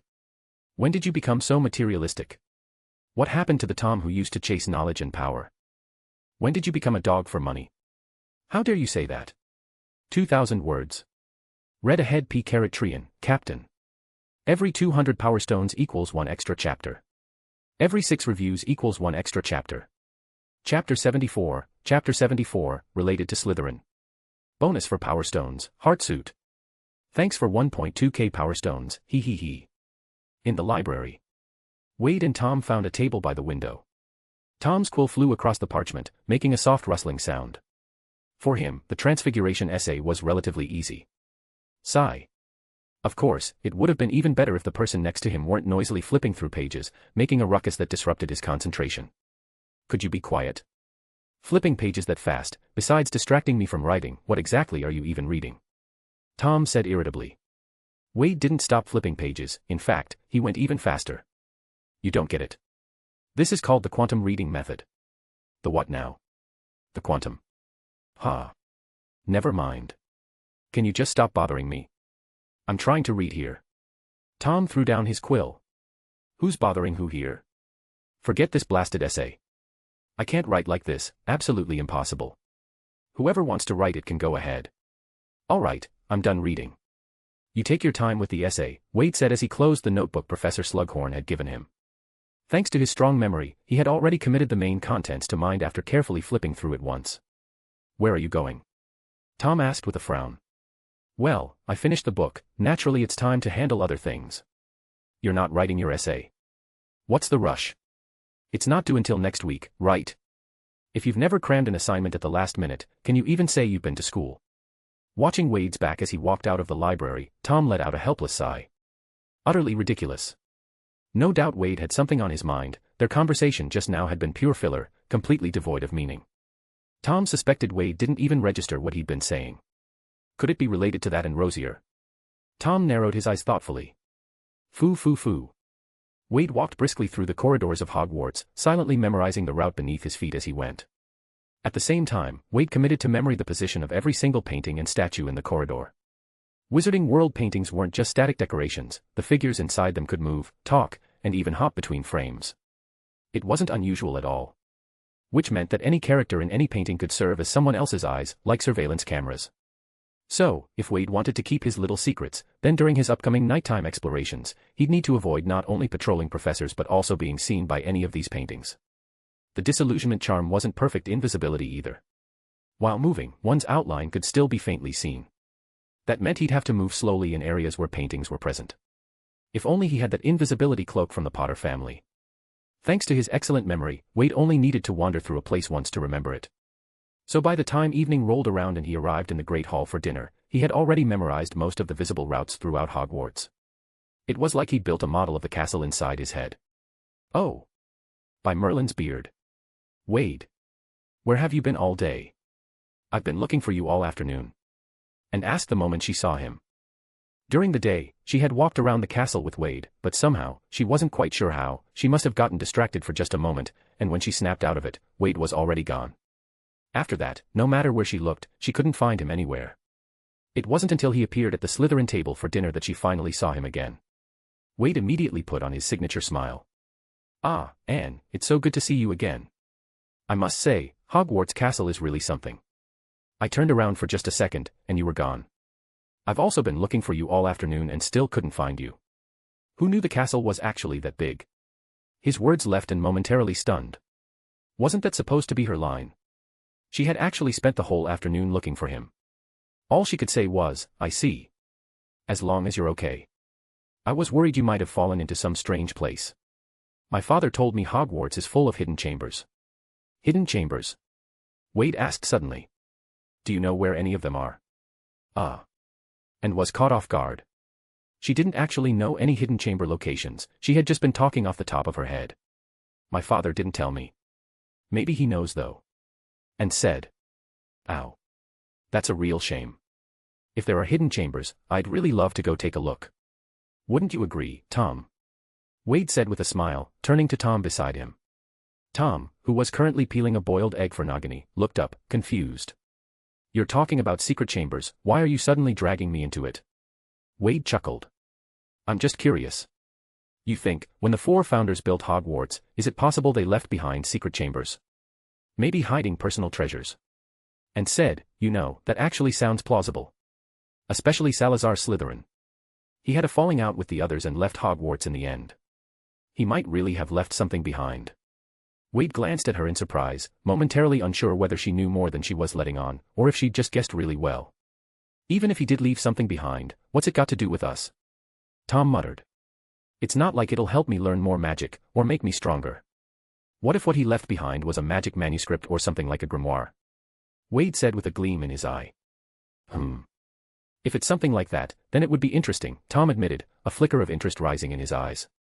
But the wizarding world has developed so much since then. Any spells he left might not even compare to modern magic. Wade gasped in mock shock. Tom, you're being so rational right now, it's honestly a little unsettling. I've always been perfectly clear-headed, Wade, Tom said flatly, placing the 2 peeled eggs in front of Nagini's dish. Hiss hiss hiss. Eat up. and stared at him in surprise. "Were you just talking to that snake?" "Yeah." "Why?" Tom asked, his tone indifferent as ever toward this obviously suspicious girl. "You don't know." And said excitedly. "Salazar Slytherin could speak Parseltongue. It's said that his descendants can too." "Tom, could it be, are you related to Slytherin by blood?" Tom's usually emotionless eye suddenly lit up with a strange gleam upon hearing those words. "Oh, ***, read 2 weeks ahead at P. Trian, Captain. Every 200 power stones equals 1 extra chapter. Every 6 reviews equals 1 extra chapter. Chapter 75, bullshit no jutsu." "I'm not really sure, are you telling the truth?" Tom asked, a little urgently. "Of course it's true. But it's not absolute. Throughout history, it hasn't only been Slytherin's descendants who could speak Parseltongue. There were a few other wizards who could as well," and added. Even though and mentioned that Parseltongue wasn't exclusive proof of being a Slytherin heir, it still piqued Tom's deep interest. Wade silently observed everything from the side but didn't step in.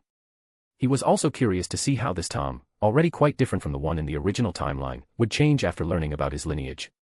However, it did surprise Wade that Tom was already getting clues about his ancestry from Anne. It seemed the ripple effects of his butterfly wing were stronger than expected. This also served as a reminder for Wade, going forward, he absolutely couldn't rely too much on impressions from the original canon. After dinner, Tom headed to the library once more. As soon as he arrived, he started searching for books. But this time, he wasn't looking for spellbooks or transfiguration tomes. He was digging into history books and anything related to the Slytherin bloodline. Wade didn't follow Tom to the library. For Wade, the books available to students in the Hogwarts library no longer held much appeal. Only the restricted section still attracted him. That section stored the black magic manuscripts and books that Hogwarts had collected over the years, books that were nearly impossible to acquire outside. In terms of sheer volume, the Sonderland family's private library couldn't compare to the restricted section at all. Besides all the magical knowledge, the most important thing was, the senior's notebook was hidden in the restricted section. Naturally, visiting the restricted section during the day was out of the question. If a student wanted to borrow a book from there, they first had to get a professor's signature. Then they had to tell the librarian which book they wanted. The librarian would then retrieve it for them from the restricted section. During this process, students were strictly forbidden from stepping foot inside the restricted section, approaching it would even earn them a warning. So, if he wanted to sneak in for a proper look, he would need to use unconventional methods. Wade had already scoped out the place during the day, so he decided that tonight, he would head to the restricted section and retrieve the senior's notebook first. Next would be entering the Forbidden Forest and, according to the notes, locating those ancient magical hotspots. "Why did you go quiet all of a sudden?" Anne's voice interrupted Wade's train of thought. "Oh, nothing. I'm just a bit tired," Wade replied casually. At the moment, they were walking together back toward the Slytherin common room. Since Wade was quite curious about her true intentions in approaching him, he hadn't rejected her attempts at contact. For now, at least, they could be considered friends. Or rather, and was, temporarily, the first friend he and Tom had made since entering Hogwarts. "After wandering around all day, I'm feeling pretty tired too. Let's turn in early tonight. We've got classes again tomorrow." "All right." Pure blood. As soon as the password was spoken, the entrance opened. And just as it did, they happened to catch sight of 2 people exiting the common room. "Hey, Wade." Alfred greeted him with a miserable expression. As for why he looked so miserable, well, it was entirely because a girl was currently yanking hard on his ear. Wade took one look and instantly recognized her. Wasn't this the same girl outside platform 9 3/4 who had called him a mudblood? "Hello, Alfred. That's quite a unique look you've got going on," Wade said with a smile. Alfred looked like he was about to cry. "Help me." "You again." Walburga glared at Wade furiously. She couldn't help it, what Wade had said to her back then had hit a nerve, especially for a proud pureblood witch like her. The lingering frustration was still very much there. "Ah, Miss Black, we meet again. I wonder, where might you be dragging my roommate off to?" Wade asked calmly. "I'm disciplining my brother." "It has nothing to do with you," she snapped. "All right, if you insist it's a family matter, then I suppose it really doesn't involve me. However, Alfred is my friend, and I would hope that, as a pureblood wizard, he might still be treated with a shred of dignity." Wade's tone shifted into the same slow, theatrical cadence Snape was known for. At the sound of that infuriating voice again, Walburga flinched back half a step like she'd been triggered. Ow. Ow. Ow. Poor Alfred's ear was still in his sister's grip, so when Walburga recoiled, he was yanked sharply and grimaced in pain. "What do you mean by that?" Walburga asked coldly. I mean, as purebloods, especially those from a family with such a distinguished history, grace should be a quality etched into your bones. And yet, I haven't seen the slightest trace of that word reflected in anyone from the Black family, Wade replied. He gave Walburga that same pitying look again. As I suspected the other day, I wasn't wrong. It's truly sad, born into a pureblood family and yet completely ignorant of what it means to be elegant. The Black family, what a disappointment. You. Walburga was fuming, but despite herself, her grip on Alfred's ear loosened. Alfred straightened up in relief, massaging his now reddened ear, his eyes filled with gratitude as he looked at Wade. Wade had not only saved his ear, but had said exactly what Alfred had always wanted to say aloud. His sister, a so-called lady of a pureblood family, immediately resorted to physical violence when angered. How undignified. On the contrary, Wade continued, look at my friend Anne. As the young lady of the Rosier family, she has maintained the grace of a true pureblood witch at all times. I've never once seen her lose her temper. P.S. I always thought it was Rosier. Then I checked Google. Now I'm correcting it to Rosier. Sray. Anne, who had been enjoying the show from the side, was caught off guard by the sudden praise. However, when met with Walburga's sharp, thorny glare, and could only return a composed and ladylike smile. It had to be said, as a child of the Rosier family, and truly had an air of nobility. That graceful smile made Walburga falter with shame, and Alfred was completely stunned. I. Deeply wounded in her pride, Walburga's eyes turned red. Without saying another word, she spun on her heel and left. Alfred stared after his sister's retreating back. Wade, you're amazing. I've never seen my sister like that, she's always the one making others cry, and now you've actually made her cry with just words. Wade tilted his head upward and said, that's because your sister has finally realized her own shortcomings and feels ashamed. When she understands what truly defines the virtues of a pureblood family, I'll be happy to be her friend. Alfred caressed his still red ear and asked, by the way, your family is one of the pureblood families that helped establish Canada a century ago, right? Where did your family originate? Wade paused, considering his answer. He vaguely recalled the most populated country in the world, but also remembered Dumbledore mentioning Bhutan in the canon. Finally, he replied, Alfred, you really shouldn't go around prying into other people's family matters, but if you must know, my family originated from the kingdom of Bhutan. Our ancestral home was located in the Ari. The Ari. That explains it. Sigh, your Reynolds family is incredible, no wonder it's such an ancient pureblood family from the East, always so refined. Our family simply can't compare, Alfred sighed with admiration. P.S. It's canon, guys. I'm not worshipping China or something. The Ari is a magical place which held the wizarding world's most ancient magic. He was now fully convinced by the nonsense Wade had spouted back at King's Cross. After all, even his father had been intimidated into silence at the time. Wade curled his lips. If they believed he came from a prestigious and powerful family, that was only to his advantage. However, Anne, who had been quietly observing the whole time, suddenly had a glint in her eye. An ancient pureblood family originating from the East. Then his family should be very old. Yo dear brothers and beautiful girls, the Power Stones have reset. I want you to throw as much as Power Stones as you can, and I'll be sitting here editing bonus chapters. I swear it's not for me, it's for Batman. Read 2 weeks ahead at P-Trian, Captain. Schedule, 10 CHS/week. Every 200 Power Stones equals 1 extra chapter. Every 6 reviews equals 1 extra chapter. Chapter 76, Take Me With You. Bonus chapter for reviews.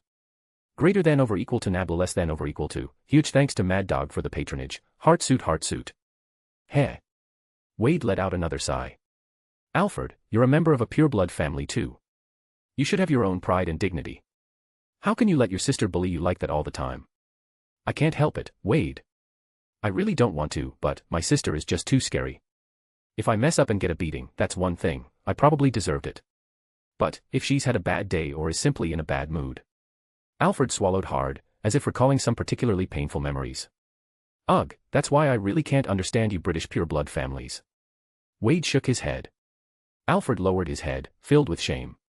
The Black family was considered a long-standing pureblood family, but compared to Wade's, in every aspect, they fell far short. Well, I've said what I needed to say. It's up to you now, Wade finished with a flourish, brushing past Alfred and stepping into the common room. And didn't follow him in right away. Instead, she turned to Alfred and asked, how did you know about his family being one of the founders of Canada? He even told you his family's origin. I'm his friend too, but he's never once talked to me about his background. Alfred replied, he said it himself. That time, my sister thought he was a mudblood. Wade was furious. Honestly, my sister really went too far. Even if someone isn't pureblood, that's no excuse to use such offensive language. He said it himself, and no one else has confirmed it. And asked. Alfred shook his head. Does it even need to be proven? I've never seen anyone more like a pureblood than him. That statement made and fall into deep thought. Thinking back to her interactions with Wade, recalling his demeanor and behavior. And realized that although Wade always wore a gentle smile no matter who he spoke to, deep down, he carried a profound pride. It was as if he was always standing above everyone else. If he were merely muggle-born, or even from an ordinary pureblood family, it would be impossible for him to possess such a distinct air. Alfred was right, and also hadn't seen anyone who seemed more like a pureblood than him. Her thoughts drifted to Tom. Compared to Wade's restraint, Tom's pride was worn plainly on his sleeve. Yet, only in front of Wade did Tom unconsciously reign in that pride. It was something worth pondering. Tom didn't return to the dorm until quite late. However, his expression didn't look good. It seemed he hadn't found the answers he was looking for in the library. The library closed relatively early, which meant Tom had wandered outside for quite some time after leaving it before returning to the dormitory. It was clear that what he had learned had left a deep impression on him. By now, both of their roommates, Alfred and Henry, were already asleep. Wade was also lying quietly in his bed. After glancing at Wade, Tom said nothing and got into bed. You didn't actually take Anne's words seriously, did you? Wade suddenly asked in a low voice. Whatever the case, it's still a lead, isn't it? Tom replied weakly. But I searched every record I could find on Slytherin and couldn't find anything connected to the name Riddle. Maybe, you could look into your mother's surname instead. Do you know what her name was? Wade asked. Mrs. Cole once told me. Her name was Mary Gaunt, Tom replied. Then I think you should definitely look into the Gaunt name, Wade suggested again. Tom frowned, staring up at the ceiling. But how is that even possible? If my mother really was a descendant of that man, then how could she have died in such a pitiful, worthless way? Wade said calmly, Tom, you've seen what most of the pureblood family's heirs are like. You should know what level the majority of them are really at. That sentence left Tom in silence. For a moment, he couldn't accept the most likely conclusion, that his mother had been a mediocre witch. As he'd said before, he'd rather believe in his previous assumption, that his father was a wizard, and his mother merely a muggle.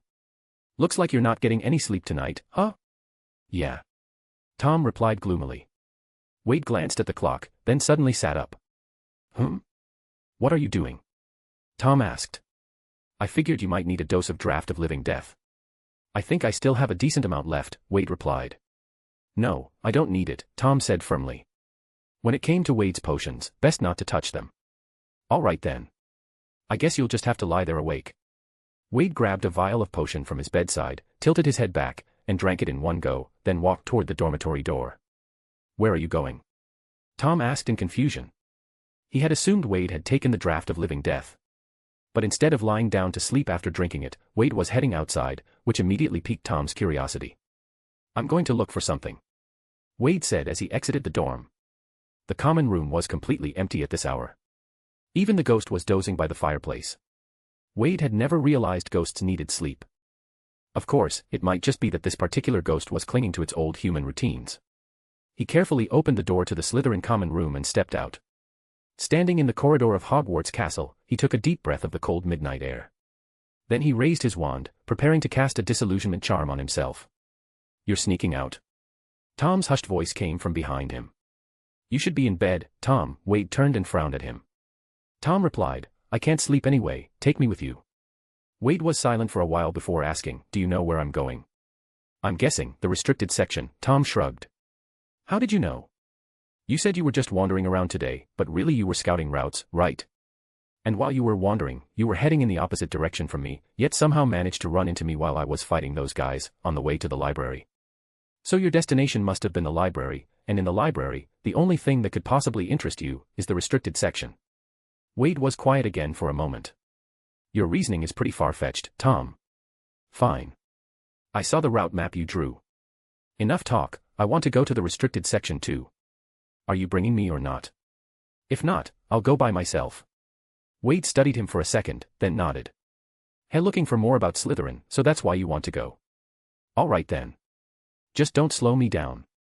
As he spoke, he tapped Tom's shoulder with his wand. A chill ran through Tom's body, and he watched as his form began to shimmer and blur. Disillusionment charm. You've mastered even that advanced spell. Don't think you're the only one who works hard, Tom, Wade replied. As he spoke, he cast the disillusionment charm on himself as well.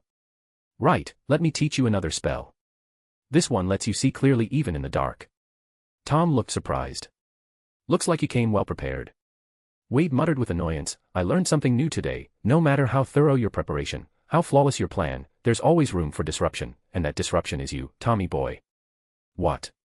Oh. Knowing he was in the wrong, Tom didn't argue. He was afraid Wade might change his mind and knock him out with a stunner.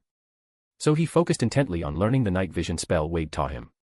With that, they wouldn't need to carry lanterns or use the Lumos spell for light. Having a light source during a night excursion would defeat the purpose of the disillusionment charm entirely. And this is the whispering charm, Wade added. It lets your voice carry only to a designated person's ears for over an hour. I call it party chat mode. Tom was astonished by the whispering charm. What is your brain made of? How can you even create spells like this? Ah, it's noting it's just a minor modification of the silencing charm. Wade replied calmly. Tom's talent was truly frightening. It didn't take him long at all to master the two spells Wade had just taught him. 5 minutes later, they were already making their way toward the Hogwarts library. What exactly are you looking for? Tom asked. Because of the party chat effect of the whispering charm, they could speak freely, and not a sound would be heard in the dark corridors around them. Wade said, That's a funny question. I mean, why else would someone go to the restricted section? Obviously to look for books. It's not like we're going there to have a meal. Tom was speechless. Did you eat something spicy tonight? Why are you so fiery? Wade, guess why? Tom sighed. All right, it's because of me. Got it. I'll shut up now. Wade was extremely cautious along the way. In areas cloaked in darkness, he moved quickly, but wherever there was moonlight or any kind of illumination, he would crouch down and creep past any paintings that looked like they might just be dozing off. His level of expertise left Tom in awe. If it weren't for the fact that today was their first day of school, Tom would have thought Wade had done this sort of night excursion countless times before. To be fair, Wade had every reason to be careful. On this short journey alone, they'd already run into Professor McGonagall doing her nightly rounds, a group of ghosts who didn't need to sleep, and even the castle caretaker. We're finally here. Wait, is that someone over there? Tom suddenly pointed toward the library doors. Wade glanced in that direction and immediately recognized who it was. Peeves. A mischievous poltergeist, maybe even worse than a ghost. If he catches us out of bed, we won't have to wait until morning. Give it 5 minutes, and we'll be sitting in Dumbledore's office, watching our hard-earned 100 house points vanish in a puff of smoke. So, I saw that the 6 reviews were completed. Until I realized someone doubled up. Nice try, Internet Diddy, thought you could sneak past me with that 2-for-1 special. Face with steam from nose, but since it's technically my fault for not clarifying, and I know you guys will crucify me, here's another chapter. Loudly crying face, loudly crying face. No more skemming though. I'm watching you. Eyes collision. Oh, ***, read 2 weeks ahead. P. Trian, Captain. Every 200 power stones equals 1 extra chapter. Every 6 reviews equals 1 extra chapter. Chapter 77, The Disappearance of the Book. Bonus for power stones, Heartsuit. What do we do? He's just sitting there at the door, we can't get into the library like this. Tom was starting to worry. Peeves wasn't like the other ghosts. Even the slightest disturbance and he could cause a huge commotion. Tom definitely didn't want Peeves drawing a patrolling professor over. Wade didn't answer. He simply raised his wand. Tom saw a wisp of white mist curl from the tip of Wade's wand. The next thing he knew, his vision wavered slightly, and then, a ghost dripping with silvery blood appeared right in front of them. Tom stared in shock at the ghost. Isn't that our house ghost, the Bloody Baron? What's he doing here? A faint smile curled on Wade's lips. Take a guess. Tom shut his mouth without another word. At that moment, the Bloody Baron floated straight toward Peeves. Ah. It's the esteemed Baron. Might I ask what brings you here so late, Baron? Is there anything I can do for you? The moment Peeves saw the Bloody Baron, his legs practically turned to jelly. The Baron was Peeves' one true nemesis. For reasons unknown, he was absolutely terrified of the ghost. Move. Don't block the way, the Baron said coldly. At once. Peeves bolted, phasing straight through the corridor wall and vanishing in a flash. Once Peeves was gone, the Bloody Baron also disappeared, right before Tom's astonished eyes. Wait. What just happened? Can ghosts even vanish like that? Hold on. Tom finally pieced it together. That wasn't the real Baron, it was an illusion. In other words, Wade had conjured that image himself. Now Tom understood why Abraxas and the others had fled in terror on the train. Wade must have shown them something they couldn't bear to see. And this time, by allowing Tom to experience the illusion as well, Wade had sent him a clear warning. Click. Tom was still lost in thought when Wade had already picked the lock and opened the library door. Snapping out of it, Tom hurried to catch up. Just after they slipped inside, Wade suddenly turned back toward the hallway. He narrowed his eyes, scanning the corridor suspiciously, but saw nothing. Still, Wade couldn't shake the feeling that something, or someone, was watching him and Tom. After a moment's pause, Wade tapped the door with his wand. The library door quietly shut behind them and locked itself again. Tom's vision suddenly wavered, and the next thing he knew, the door appeared wide open again. In other words, what he was seeing was yet another illusion. Tom was now certain, if anyone were to approach, they'd simply see the library door firmly locked. No one would realize it had already been opened. This confirmed what Tom had already begun to suspect. Wade was thoroughly prepared. Every step had been methodical, every risk accounted for. Suddenly, Tom thought of something. Was his joining in also part of Wade's original plan? Otherwise, why would Wade have prepared spells like the Whispering Charm ahead of time? How did you even do that? Tom asked. I've never seen magic like that before. That's one of my trump cards. Want to learn it? Wade asked. You're willing to teach me? Tom asked excitedly. In your dreams. Would you hand over your best secrets to me? Wade said coldly.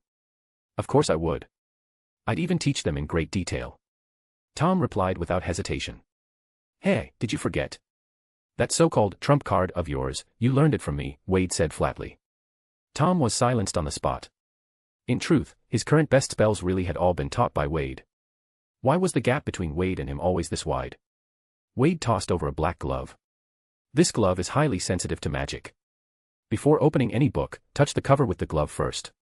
If it reacts strongly, it means the book contains powerful dark magic. Definitely don't open it. As far as I know, the kind of book you're looking for is more historical and secretive in nature. It shouldn't be heavily enchanted. Tom stared at the glove in surprise. He'd heard before that many of the books in the restricted section were heavily cursed. Opening one carelessly could easily land you under a curse. But now, with this glove to test for danger, his safety was significantly increased. Where did you get this glove? It's incredibly useful, Tom asked in amazement. Found it in a junk shop, Wade said casually. He couldn't exactly tell Tom it was one of the few remaining magical artifacts from the Somnolent family. Be careful. I really don't want to spend the middle of the night hauling you to the hospital wing for emergency treatment. Got it. Tom replied weakly. After dealing with Tom, Wade decided to get this over with quickly. That strange feeling from earlier had made Wade increasingly alert. But now that the arrow was already drawn, there was no turning back. Doing so would only alert whoever, or whatever, might be watching. So, Wade silently revised his plan. Tonight, he would pretend to browse the restricted section as originally planned. Then, while passing the spot his senior had mentioned, he would sneak a glance to see if the notebook was still there. After all, so many years had passed. If he spotted it, he would come back another time to retrieve it. Bringing Tom along had proven to be a smart decision. In a way, Tom's presence helped divert suspicion from his real objective. When it came to ancient magic, Wade didn't dare be careless in the slightest. Even when it came to fighting, he preferred using nightmare magic whenever possible. As he contemplated all this, his face remained expressionless while he casually dismantled the red warding line in front of the restricted section, casting a series of counter-curses so dazzling it left Tom wide-eyed. However, this barrier line didn't seem to have any actual protective magic on it. Beyond the line was the restricted section. Not far from it was a long staircase leading down to the lower levels of the library. In fact, the restricted section was divided into multiple levels. The first level wasn't all that dangerous. But starting from the next level, it was filled with truly dangerous things. And according to what his senior had told him, each level seemed to be guarded by ghosts. Which meant their disillusionment charms still couldn't be removed. Sleepless, tireless ghosts really did make for the best sentries. Still, under Wade's nightmare magic, these ghost guards wouldn't be a problem. All he needed to do was conjure up just a little illusion, enough to obscure their senses. Ghosts had long since lost their magical power as wizards, so Wade's nightmare magic was more than enough to deal with them. Alright, let's split up to search, Wade said. Tom knew Wade didn't want him to know what book he was looking for. But he didn't really mind. After all, who didn't have a few secrets of their own? Tom nodded to show he understood, then began searching from the ground floor. Wade, on the other hand, headed straight to the next level down. The basement level had a front desk similar to the one upstairs for the librarian. As soon as Wade stepped in, he saw a ghost sitting behind the desk reading a book. Wade raised his wand, and the ghost's gaze immediately turned vacant. Wade carefully walked past him and headed to the rows upon rows of bookshelves at the back. Hogwarts truly lived up to its 1,000-year legacy. The number of restricted books collected here was staggering. In comparison, the books on the ground floor were merely the tip of the iceberg. Following his plan, Wade didn't head straight for the spot where the notebook was located. Instead, he put on a glove and slowly ran his hand along the shelves. When he came across something interesting or that piqued his curiosity, Wade would pick it up and flip through it. Just like a student sneaking into the restricted section just to peek at forbidden books. Time ticked by, minute after minute. Wade made his way from the first basement level down to the third. Finally, he slowly approached the shelf that the senior had described in such detail. Shelf label, 3-5-5-1, third row from the bottom, far right. Wade, as usual, ran his gloved hand over the books. He quickly stopped at the far right of the shelf. His hand paused for a moment, and then, expressionless, he pulled out a book and began flipping through it. And right beside that book, there was a mark. Wade's face remained calm, but inside, waves were surging through his heart. Because the notebook from the senior had disappeared. This wasn't exactly something unimaginable, after all, that senior had left Hogwarts many years ago. Even if the notebook had gone missing, it wouldn't be all that surprising. But judging by the dust imprint left on the shelf, the notebook had only recently been taken. That changed everything, and Wade couldn't help but think deeper. It had been there all this time, and the moment he learned its location from the senior, it was suddenly taken. What was going on? Wade's thoughts raced. After pretending to browse through a number of other books, he quietly retreated from the lower levels. At that moment, Tom was sitting by a window on the ground floor, staring blankly outside. In front of him lay an open, pitch-black book. "Tom, we need to go." "Wade. I found it." "What?" "Gaunt, my mother's surname." Tom's eyes gleamed with a strange light. "Even though I still don't know who my father is, my mother's family, they're descendants of Slytherin. That means I'm not a mudblood. The blood of Salazar Slytherin himself flows through me. When the holidays come, I'm going to find the Gaunt family. Maybe someone from my mother's side is still alive. Wade, will you come with me?" Wade nodded. "Then let's go, but you need to be clear about one thing. If your mother's relatives are still alive, and yet she still died wretchedly at the orphanage door, what does that tell you? I suggest you don't imagine them as some noble and loving family from the start." Wade's words hit Tom like a bucket of cold water, dousing the fire burning in his heart. But he had to admit, Wade had a point. If his mother's family had truly been kind and worthy, then how could his mother have ended up at the orphanage, in rags, dying while pregnant? 1,800 words. Wait, what? Y'all hit the Power Stone's goal already. I turned my back for a while to play DMC5, and you maniacs were out here summoning chapters like a 5-star gotcha pull. Loudly crying face. You monsters of motivation. Fine. Take your chapter. And my sanity. I hope you're happy. Skull face with tears of joy. I'm gonna post another chapter in 4 hours, so stay tuned. Or go to sleep, depending on your time zone. Greater than over equal to nabla less than over equal to, read 2 weeks ahead P. Trian, Captain. Every 200 Power Stones equals 1 extra chapter. Every 6 reviews equals 1 extra chapter. Chapter 78, Thief should be inside Hogwarts. Yes. You are right. If my mother's family had truly been kind and worthy, then how could she have ended up at the orphanage, in rags, dying while pregnant? I can't believe she was a witch with Salazar Slytherin's blood in her veins and yet. Life is unpredictable, Tom. It is what it is. Wade placed a hand on Tom's shoulder. Yes, I still have to face it. Tom said with conviction. It was one thing not knowing before, but now that I finally have a lead, I can't just do nothing. Wade smiled. That's why I support you going. I'm just reminding you to be mentally prepared. Quite a few fallen pureblood families live worse than beggars, even if they're descendants of Slytherin. Tom nodded, then asked, enough about me.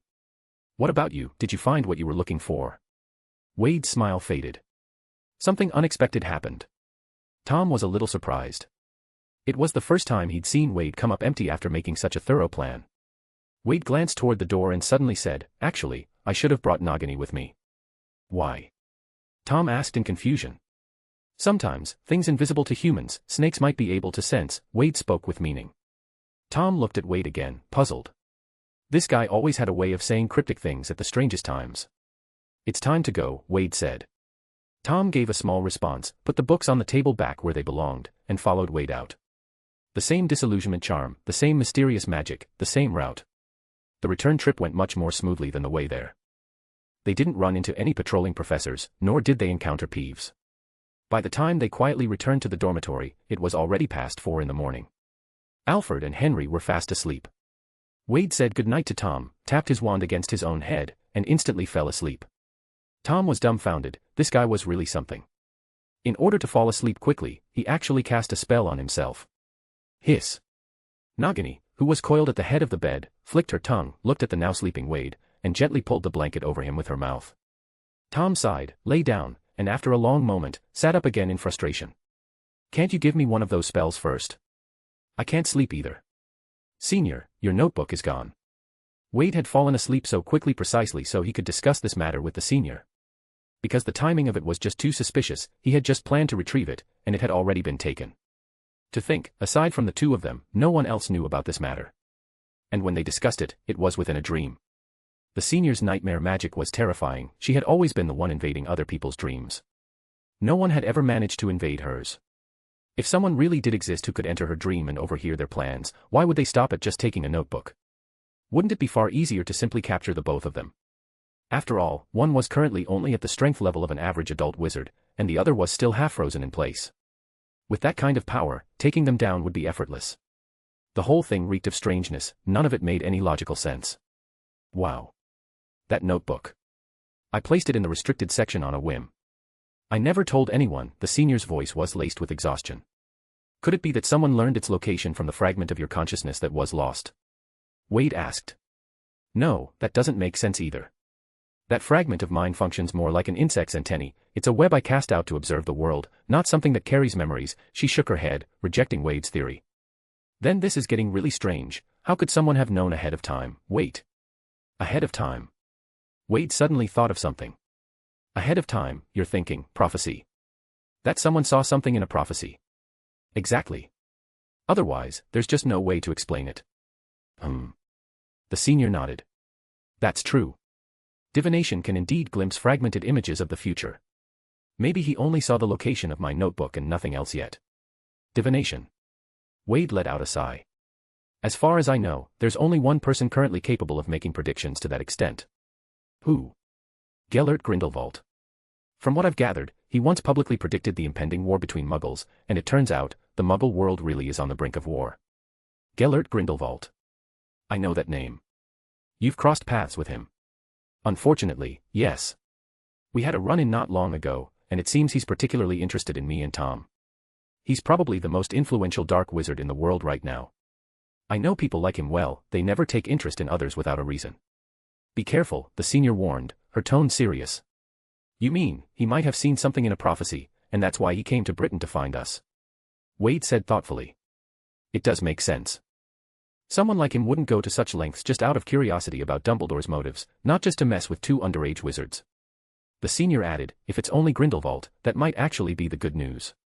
At least you haven't yet caught the attention of the one who ambushed me. Wade said quietly, I will find out who took that notebook. Do you have a plan? The senior asked. Wade smiled. If I were the one who took the notebook, I'd definitely want to check out the locations written in it. And the only people who could get into the restricted section like that are people inside Hogwarts. I see, the senior replied. But the notebook had a lot of locations. I don't remember all of them anymore. Wade grinned. Do you remember the first few locations at the beginning? Of course. That was the first time I explored ancient magic. It's etched into my memory. Good. I figure most people read a book from the beginning. If he starts from the middle, well, I guess I'll just have to be unlucky. You're planning to wait and catch him in the act. But didn't you say the notebook's already been taken? He might have already visited those places. Unlikely. The mark left behind by the notebook was still fresh. It couldn't have been taken more than 3 days ago. And we've only just started school, less than 2 days in. He probably hasn't had time to explore any of the locations yet. Which means, I still have a chance to catch him. All right then, be careful. Don't worry. Unless Grindelwald himself sneaks in using a disguise, I should be fine. Ugh, I shouldn't raise red flags like that. Now I'm gonna go and sleep. By Heartsuit. Read 2 weeks ahead P. Trian, Captain. Every 200 power stones equals 1 extra chapter. Every 6 reviews equals 1 extra chapter.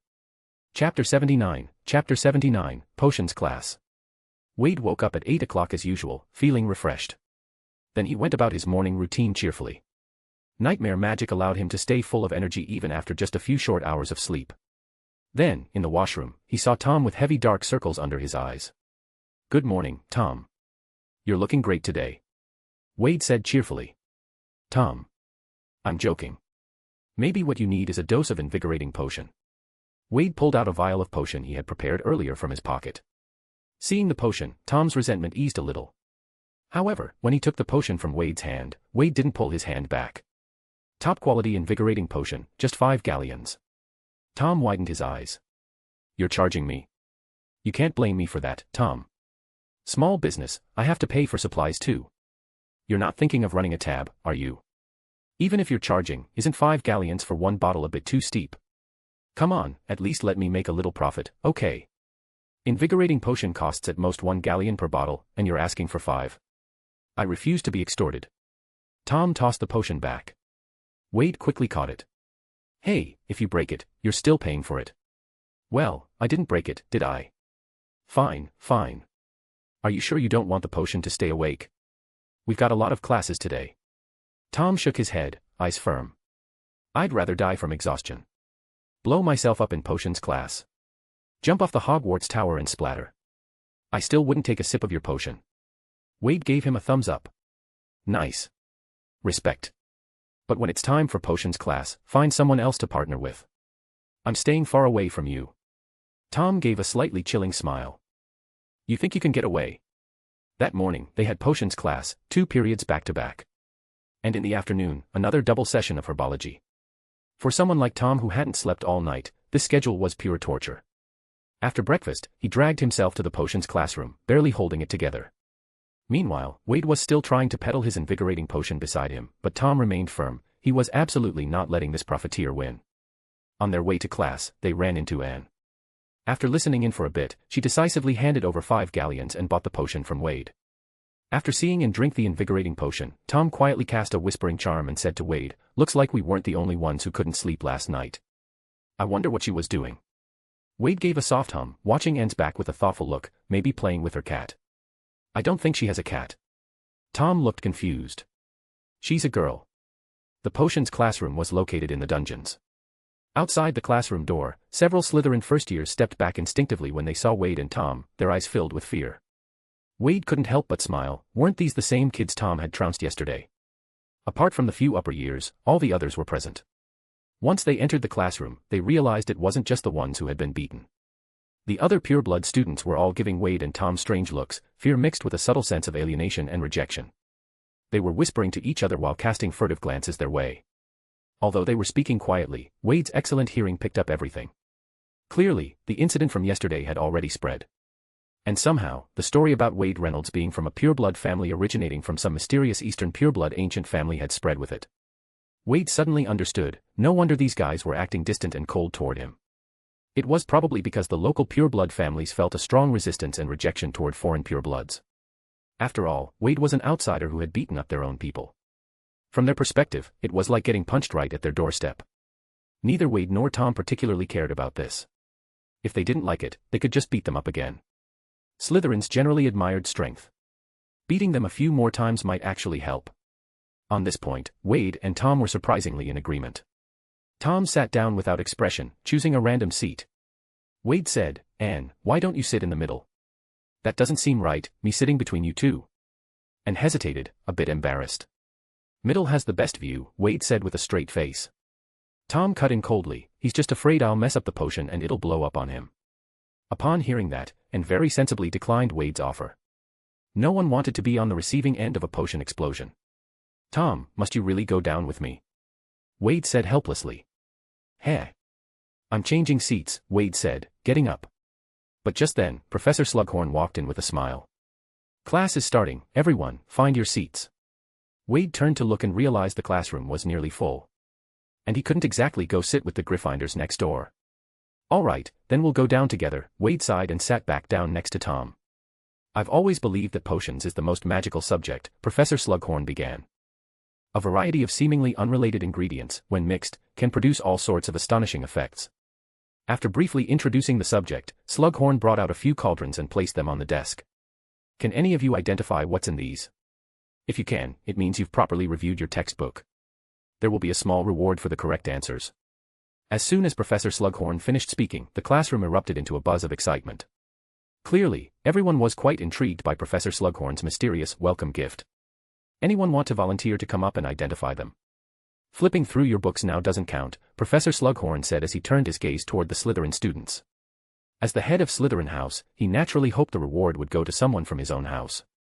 Seeing that most students were still hesitating, he added, "How about this, everyone come up and take a look first, then write your answers down on parchment." Before he could even finish speaking, 2 hands shot up. Professor Slughorn looked up and smiled in satisfaction. "Wade, Tom, since you've both raised your hands, come on up together. Write your answers on parchment. If neither of you is correct, we'll let the others have a go." Slughorn did this every year with the first years. It was his way of identifying those who had a genuine interest in potions. After all, any student who had managed to read through the dull and tedious potions textbook before even starting school had to be at least somewhat passionate about the subject. Wade and Tom stepped forward immediately. Both of them knew that Professor Slughorn was clearly paying them special attention. There was no denying that this professor might become a major supporter for them at school in the future, so it made sense to play along with him, for the sake of long-term plans. Simply put, they couldn't let the teacher's question hang in awkward silence. Besides, both of them had a hunch about what the professor was trying to do. Sure enough, after Wade and Tom finished writing their answers, Professor Slughorn exclaimed with excitement, "Absolutely correct. I'll award each of you 20 points." Wade and Tom exchanged a glance, both thinking the same thing, just as expected. After losing so many points earlier, they definitely needed to find chances like this to earn some back. "Your slave, I'm here with yet another chapter. Read 2 weeks ahead P. Trian, Captain. Every 200 power stones equals 1 extra chapter. Every 6 reviews equals 1 extra chapter. Chapter 80, who are you trying to harm this time? Bonus for power stones, Heartsuit." As soon as Professor Slughorn announced the points award, the Gryffindor students started getting restless. At this point, even a fool could tell what Professor Slughorn was trying to do. Immediately, a Gryffindor girl with braided pigtails raised her hand and said, "Professor, since you haven't announced the answers yet, why don't you let us have a try too?" "Haha, Miss McLagan, this little test of mine isn't just to see if you've reviewed your homework, it's also a test of your courage. Since Mr. Reynolds and Mr. Riddle were the first to raise their hands and answered correctly, they're the winners. If you were confident, why didn't you raise your hand right away?" Professor Slughorn's words left the Gryffindor students speechless. Was he saying that the courage of Gryffindors was inferior to that of 2 Slytherins? A grave insult. Several hot-headed Gryffindors were now looking at Wade and Tom with dangerous expressions. Wade and Tom ignored their sharp glares completely. Gryffindor and Slytherin had always been at odds, being targeted was unavoidable. In any case, whether it was hitting Slytherins or Gryffindors, it was still a fight. What difference did it make? Professor Slughorn then announced the answers and laid out the notes written by Wade and Tom for everyone to see. Sure enough, their answers matched what Professor Slughorn had just explained. "Come now, Wade, Tom, come up and receive your welcome gift," Professor Slughorn said, pulling 2 small glass vials from his pocket. Inside each vial was a single drop of golden liquid. Tom eyed the liquid with suspicion, as if he wanted to say something but held back. "Professor, this is too valuable," Wade said. "Oh. It seems you both recognize what potion this is," Professor Slughorn asked, clearly pleased. "If I'm not mistaken, this should be Felix Felicis," Wade said. "That's really far too valuable. We only passed a small quiz, it's not worth that much." "Ha ha ha, no, you are worth it," Professor Slughorn said with a smile. "I've taught many students. You may be young, but I dare say you'll be among the best I've ever had. My eye is very keen, so I believe you deserve a bit of extra encouragement." Professor Slughorn had always been confident in his judgment. Any student he had ever taken a liking to never turned out ordinary after graduation. And Wade and Tom left an even stronger impression on him. Whether it was their love for potions or their courage and strength to stand against many senior students while so young, everything pointed to the fact that these two were not destined to remain obscure. Most crucially, even Professor Slughorn could sense the hostility coming from the other Slytherin students, as well as the Gryffindors, directed at these two. Yet these boys remained completely unafraid. That kind of composure was especially rare and valuable. So, when he asked them to come forward and receive their welcome gift, he quietly swapped out the original reward for the far more precious Felix Felicis. For Slughorn, discovering and drawing talented students into his circle was his greatest passion. After all, once these gifted young people graduated, grateful to him and likely to rise to prominent positions, they would become part of his invaluable network of connections. Slughorn, hoo hoo hoo. Felix Felicis was also known as liquid luck. So even those least interested in potions had at least heard of this rare brew. The moment the students realized that the prize was actually Felix Felicis, every pair of eyes turned toward Wade and Tom with undisguised envy. Over on the Gryffindor side, more than a few students were visibly regretful, especially Miss McLagan. They all thought that if they hadn't hesitated earlier, the Felix Felicis might have been theirs. With things said this far, Wade and Tom had no choice but to accept the reward. After thanking the professor, both of them returned to their seats with cheerful expressions. Even though Wade had already exchanged for a bottle of Felix Felicis through the system, when it came to such a rare potion, who would ever think one bottle was enough? Tom, on the other hand, was so thrilled that he felt his drowsiness completely vanish. Alright, next we'll begin learning how to brew the boil cure potion, Professor Slughorn said as he pulled over a blackboard and quickly jotted down the precautions for brewing it. Who knows what kind of potion this is? Miss McLagan. It's a powerful potion used to treat measles, boils, and other lymphatic infections. It has a rather volatile nature. If brewed incorrectly, instead of curing boils, it can actually cause them. Ah. A perfectly accurate answer. I can see you've done a very thorough job previewing the material, Miss McLagan. 5 points to Gryffindor.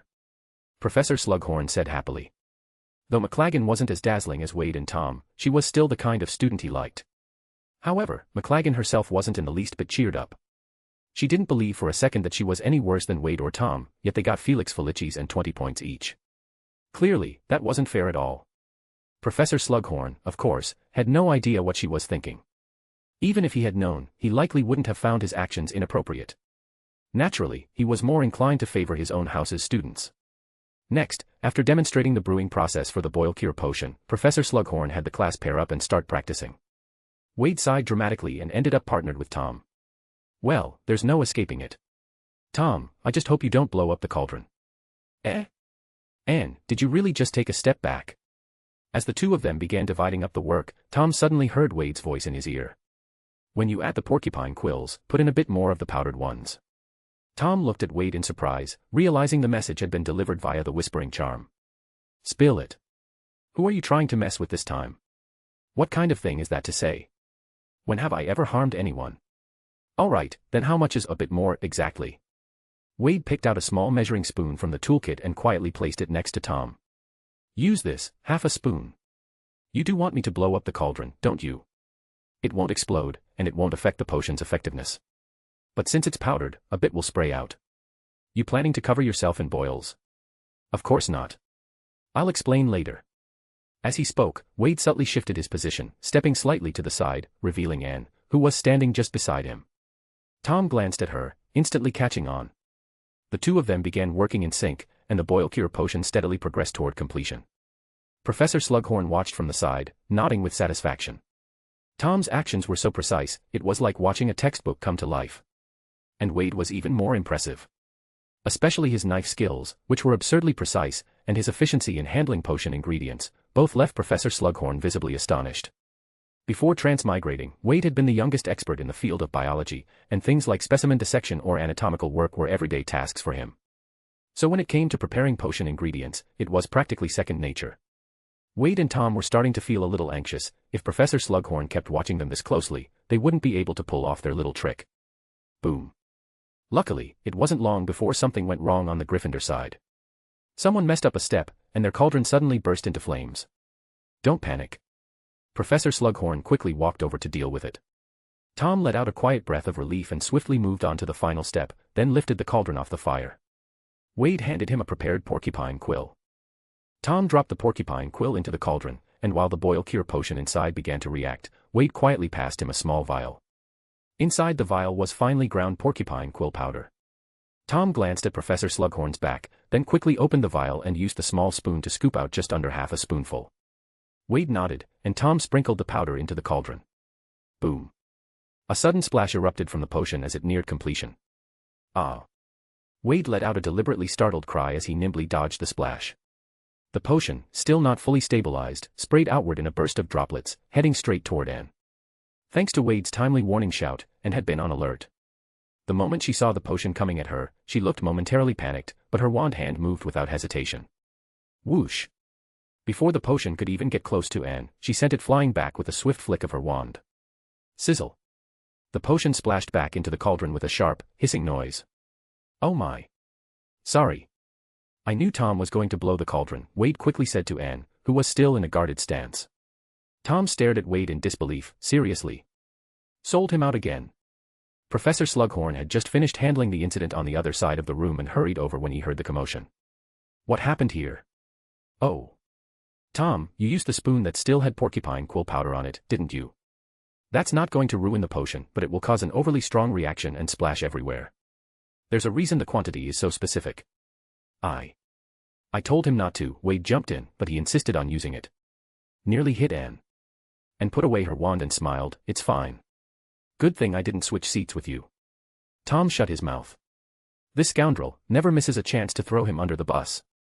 Clearly, Wade was the one trying to test Anne, yet in the end, he refused to take the blame. This had to be payback for not buying his potion. What a conniving bastard. Forget it. Tom was used to it by now. Off to the side, McLaggen had also noticed the scene. She sneered in disdain. Seriously? Cauldron mishaps over a simple boil cure potion, and this was the kind of talent that got rewarded with Felix Felicis. The potions class finally came to an end. Tom dragged himself out of the classroom, exhausted. Using the whispering charm, he asked, I went through all that trouble. Did you figure anything out?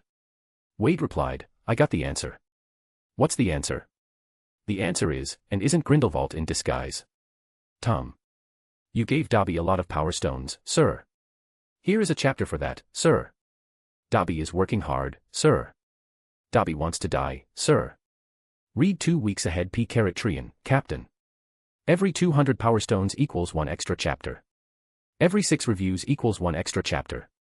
Chapter 81, reported to the ministry, Colin Orr. You actually thought he might turn into a little girl to sneak into Hogwarts?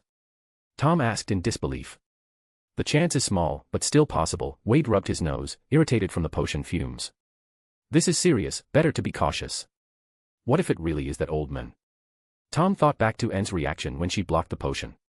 Even if she's not that old man, she doesn't seem like an ordinary first year. Do you think she might be another member of Grindelwald's party? Wade shook his head. Probably not. In the moment an accident happens, people's instincts are hard to hide. Her reaction was fast, and she handled it well, but her magical strength hasn't reached the level of an adult wizard. At most, it's about the same as yours right now. Besides, a battle-hardened Alliance member would be constantly alert to their surroundings.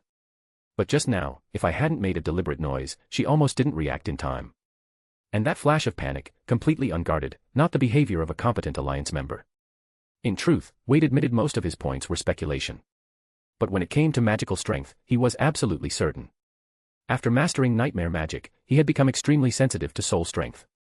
If Anne had been deliberately suppressing her magical strength, Wade would have noticed immediately. So, she's clean? Tom asked, still unsure. That's not necessarily true. Who says Alliance members can only be adults? Plenty of people join them from a young age. Didn't you almost go with him back then? Wade said. Tom flushed with embarrassment at being called out and muttered under his breath, well, back then, I really thought he made a lot of sense. Wade continued, anyway, as long as she's not that old guy, then it's much easier to deal with. The two were whispering through their internal communication spell when suddenly, Tom was shoved hard from behind, nearly stumbling. He turned to see the McLaggen girl glaring at them with disdain. Even messed up brewing a simple boil cure potion, people like you actually got Felix Felicis as a reward. Humph. Slytherins.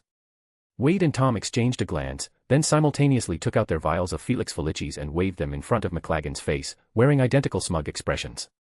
Tom said, what, jealous? Go ahead and bite me. Wade added, got a problem with it. Reported to the ministry, Colin Orr. You too, don't be so arrogant. McLaggen snapped. Don't think just because the professor favors you, you can do whatever you want. Wade arrogantly tilted his head back. Oh. Sorry, but yes, being the professor's favorite does mean we can do whatever we want. McLaggen exploded in fury. I've never met anyone as insufferably arrogant as you two. Oh. Well, now you have. Anything else? If not, get out of the way, we're off to lunch. We've still got class this afternoon. Wade and Tom swaggered off without a care, completely ignoring the fuming McLaggen, who stood frozen in place, utterly stunned. The afternoon herbology class was much calmer compared to potions. This time, Slytherin shared the class with Hufflepuff. The professor was a young and beautiful witch named Ilia Garlick. Professor Garlick was very approachable. Her great-aunt, Mirabelle Garlick, had also once taught her biology at Hogwarts, and it was said the two looked quite alike. Though her family was Muggle-born, with only the occasional witch or wizard appearing every other generation, they all seemed to have a natural talent for herbology. Ugh. 2 hours later, they emerged from the greenhouse covered in mud. Tom felt like he had barely survived. Ha. Thank goodness. Herbology had so many hands-on activities. Otherwise, I think I would have fallen asleep standing up. He said in relief. Wade shook his head. No, that's just your imagination. In fact, you did fall asleep during class, for quite a while. What the? Tom was shocked.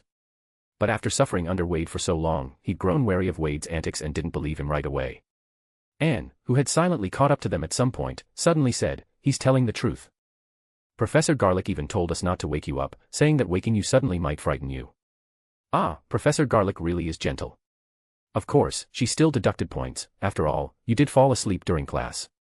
Yep, you lost 5 points. I actually slept through class. And got points taken off. But, why didn't I notice?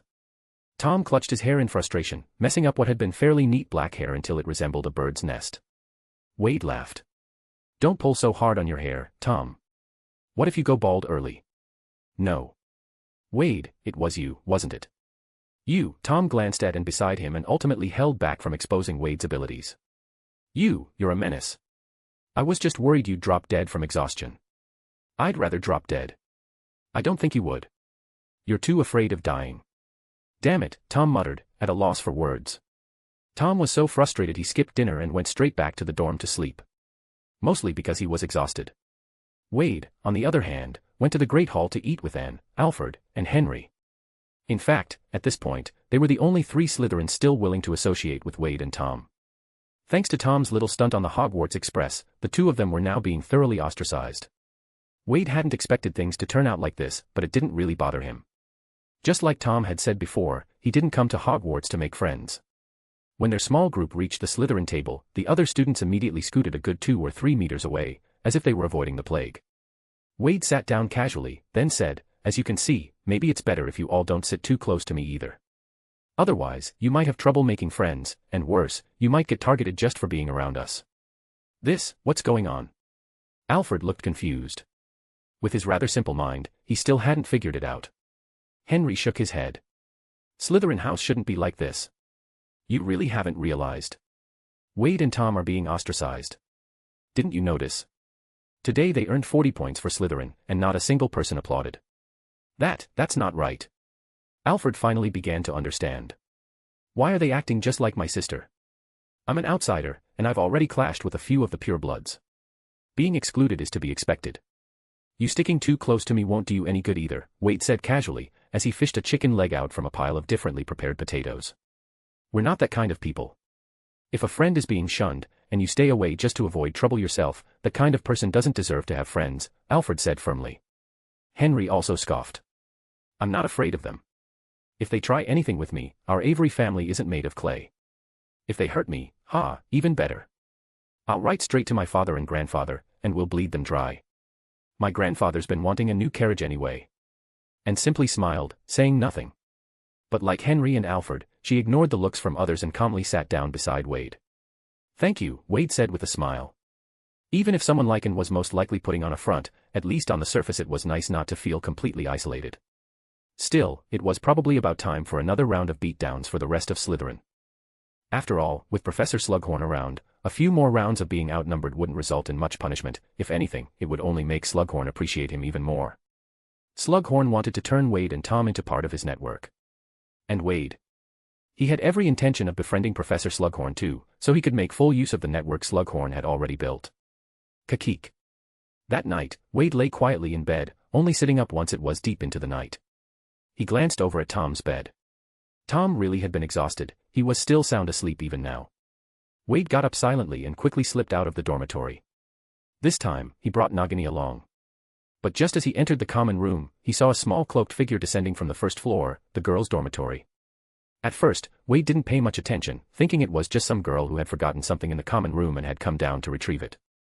But very soon, he sensed something was off. That girl had vanished the moment she turned behind one of the stone pillars. Wade was a little surprised and quickly cast a disillusionment charm on himself at the corner. Just as he stood still, now completely invisible, the door leading out of the Slytherin common room suddenly opened on its own. Then, it closed by itself, as if an entirely invisible person had just walked through. Wade instantly became alert. Hiss hiss hiss. Suddenly, Nagini spoke to Wade in Parseltongue. After all this time studying, Wade had already mastered a significant portion of the snake language thanks to his exceptional memory. So he could understand what Nagini was saying. She had sensed something leaving the common room. Based on the body temperature, it seemed to be a human girl. She has an invisibility cloak. Wade immediately understood. Maybe the person he felt spying on him last night in the library was that girl. Nagini, lead the way. Wade said. Snakes, besides using their eyes to see, could also detect prey through body heat. So even if the girl was wearing something like the Potter's invisibility cloak, she wouldn't be able to escape Nagini's deliberate search. Nagini nodded, motioning for Wade to follow her. And here is today's scheduled chapter. Now I'm going to sleep. Consider subscribing to my P-Carrot-Trian so I can buy a coffee after waking up while you read 2 weeks ahead of WNP-Carrot-Trian/Captain. Carrot-A. Every 200 Power Stones equals 1 extra chapter. Every 6 reviews equals 1 extra chapter. Chapter 82, Chapter 82, The Girl Inside the Invisibility Cloak is. Hiss hiss, come this way. Nagini nodded, motioning for Wade to follow her. Hiss hiss hiss. Are we going to catch this girl? Nope, Wade said through a whispering charm. Hiss hiss hiss. What will you do after finding out who she is? Hee-hey, Wade let out a low chuckle. Hiss. Hiss hiss. You are not thinking of anything perverted, are you? Ew, shut up. Wade nearly broke the whispering magic at that remark as he looked at Nagini like he was betrayed, and Nagini seemed smug. How can a snake look smug? The moonlight was bright and clear, casting an eerie glow over the castle corridors. Wade walked quietly through the corridor, his gaze fixed on the seemingly empty space ahead. At this moment, all was silent, so even without Nagini leading the way, he could faintly hear the subtle sound of footsteps up ahead. With his disillusionment charm enhanced by ancient magic, Wade's figure was completely hidden within the shadows of the castle, like a viper lurking in the darkness, staring intently at its prey. Hiss hiss. Okay, now turn left, Nagini directed at a fork in the corridor. I like this GPS very much, Wade turned into the left corridor. Hiss hiss. What's a GPS? You. Hiss.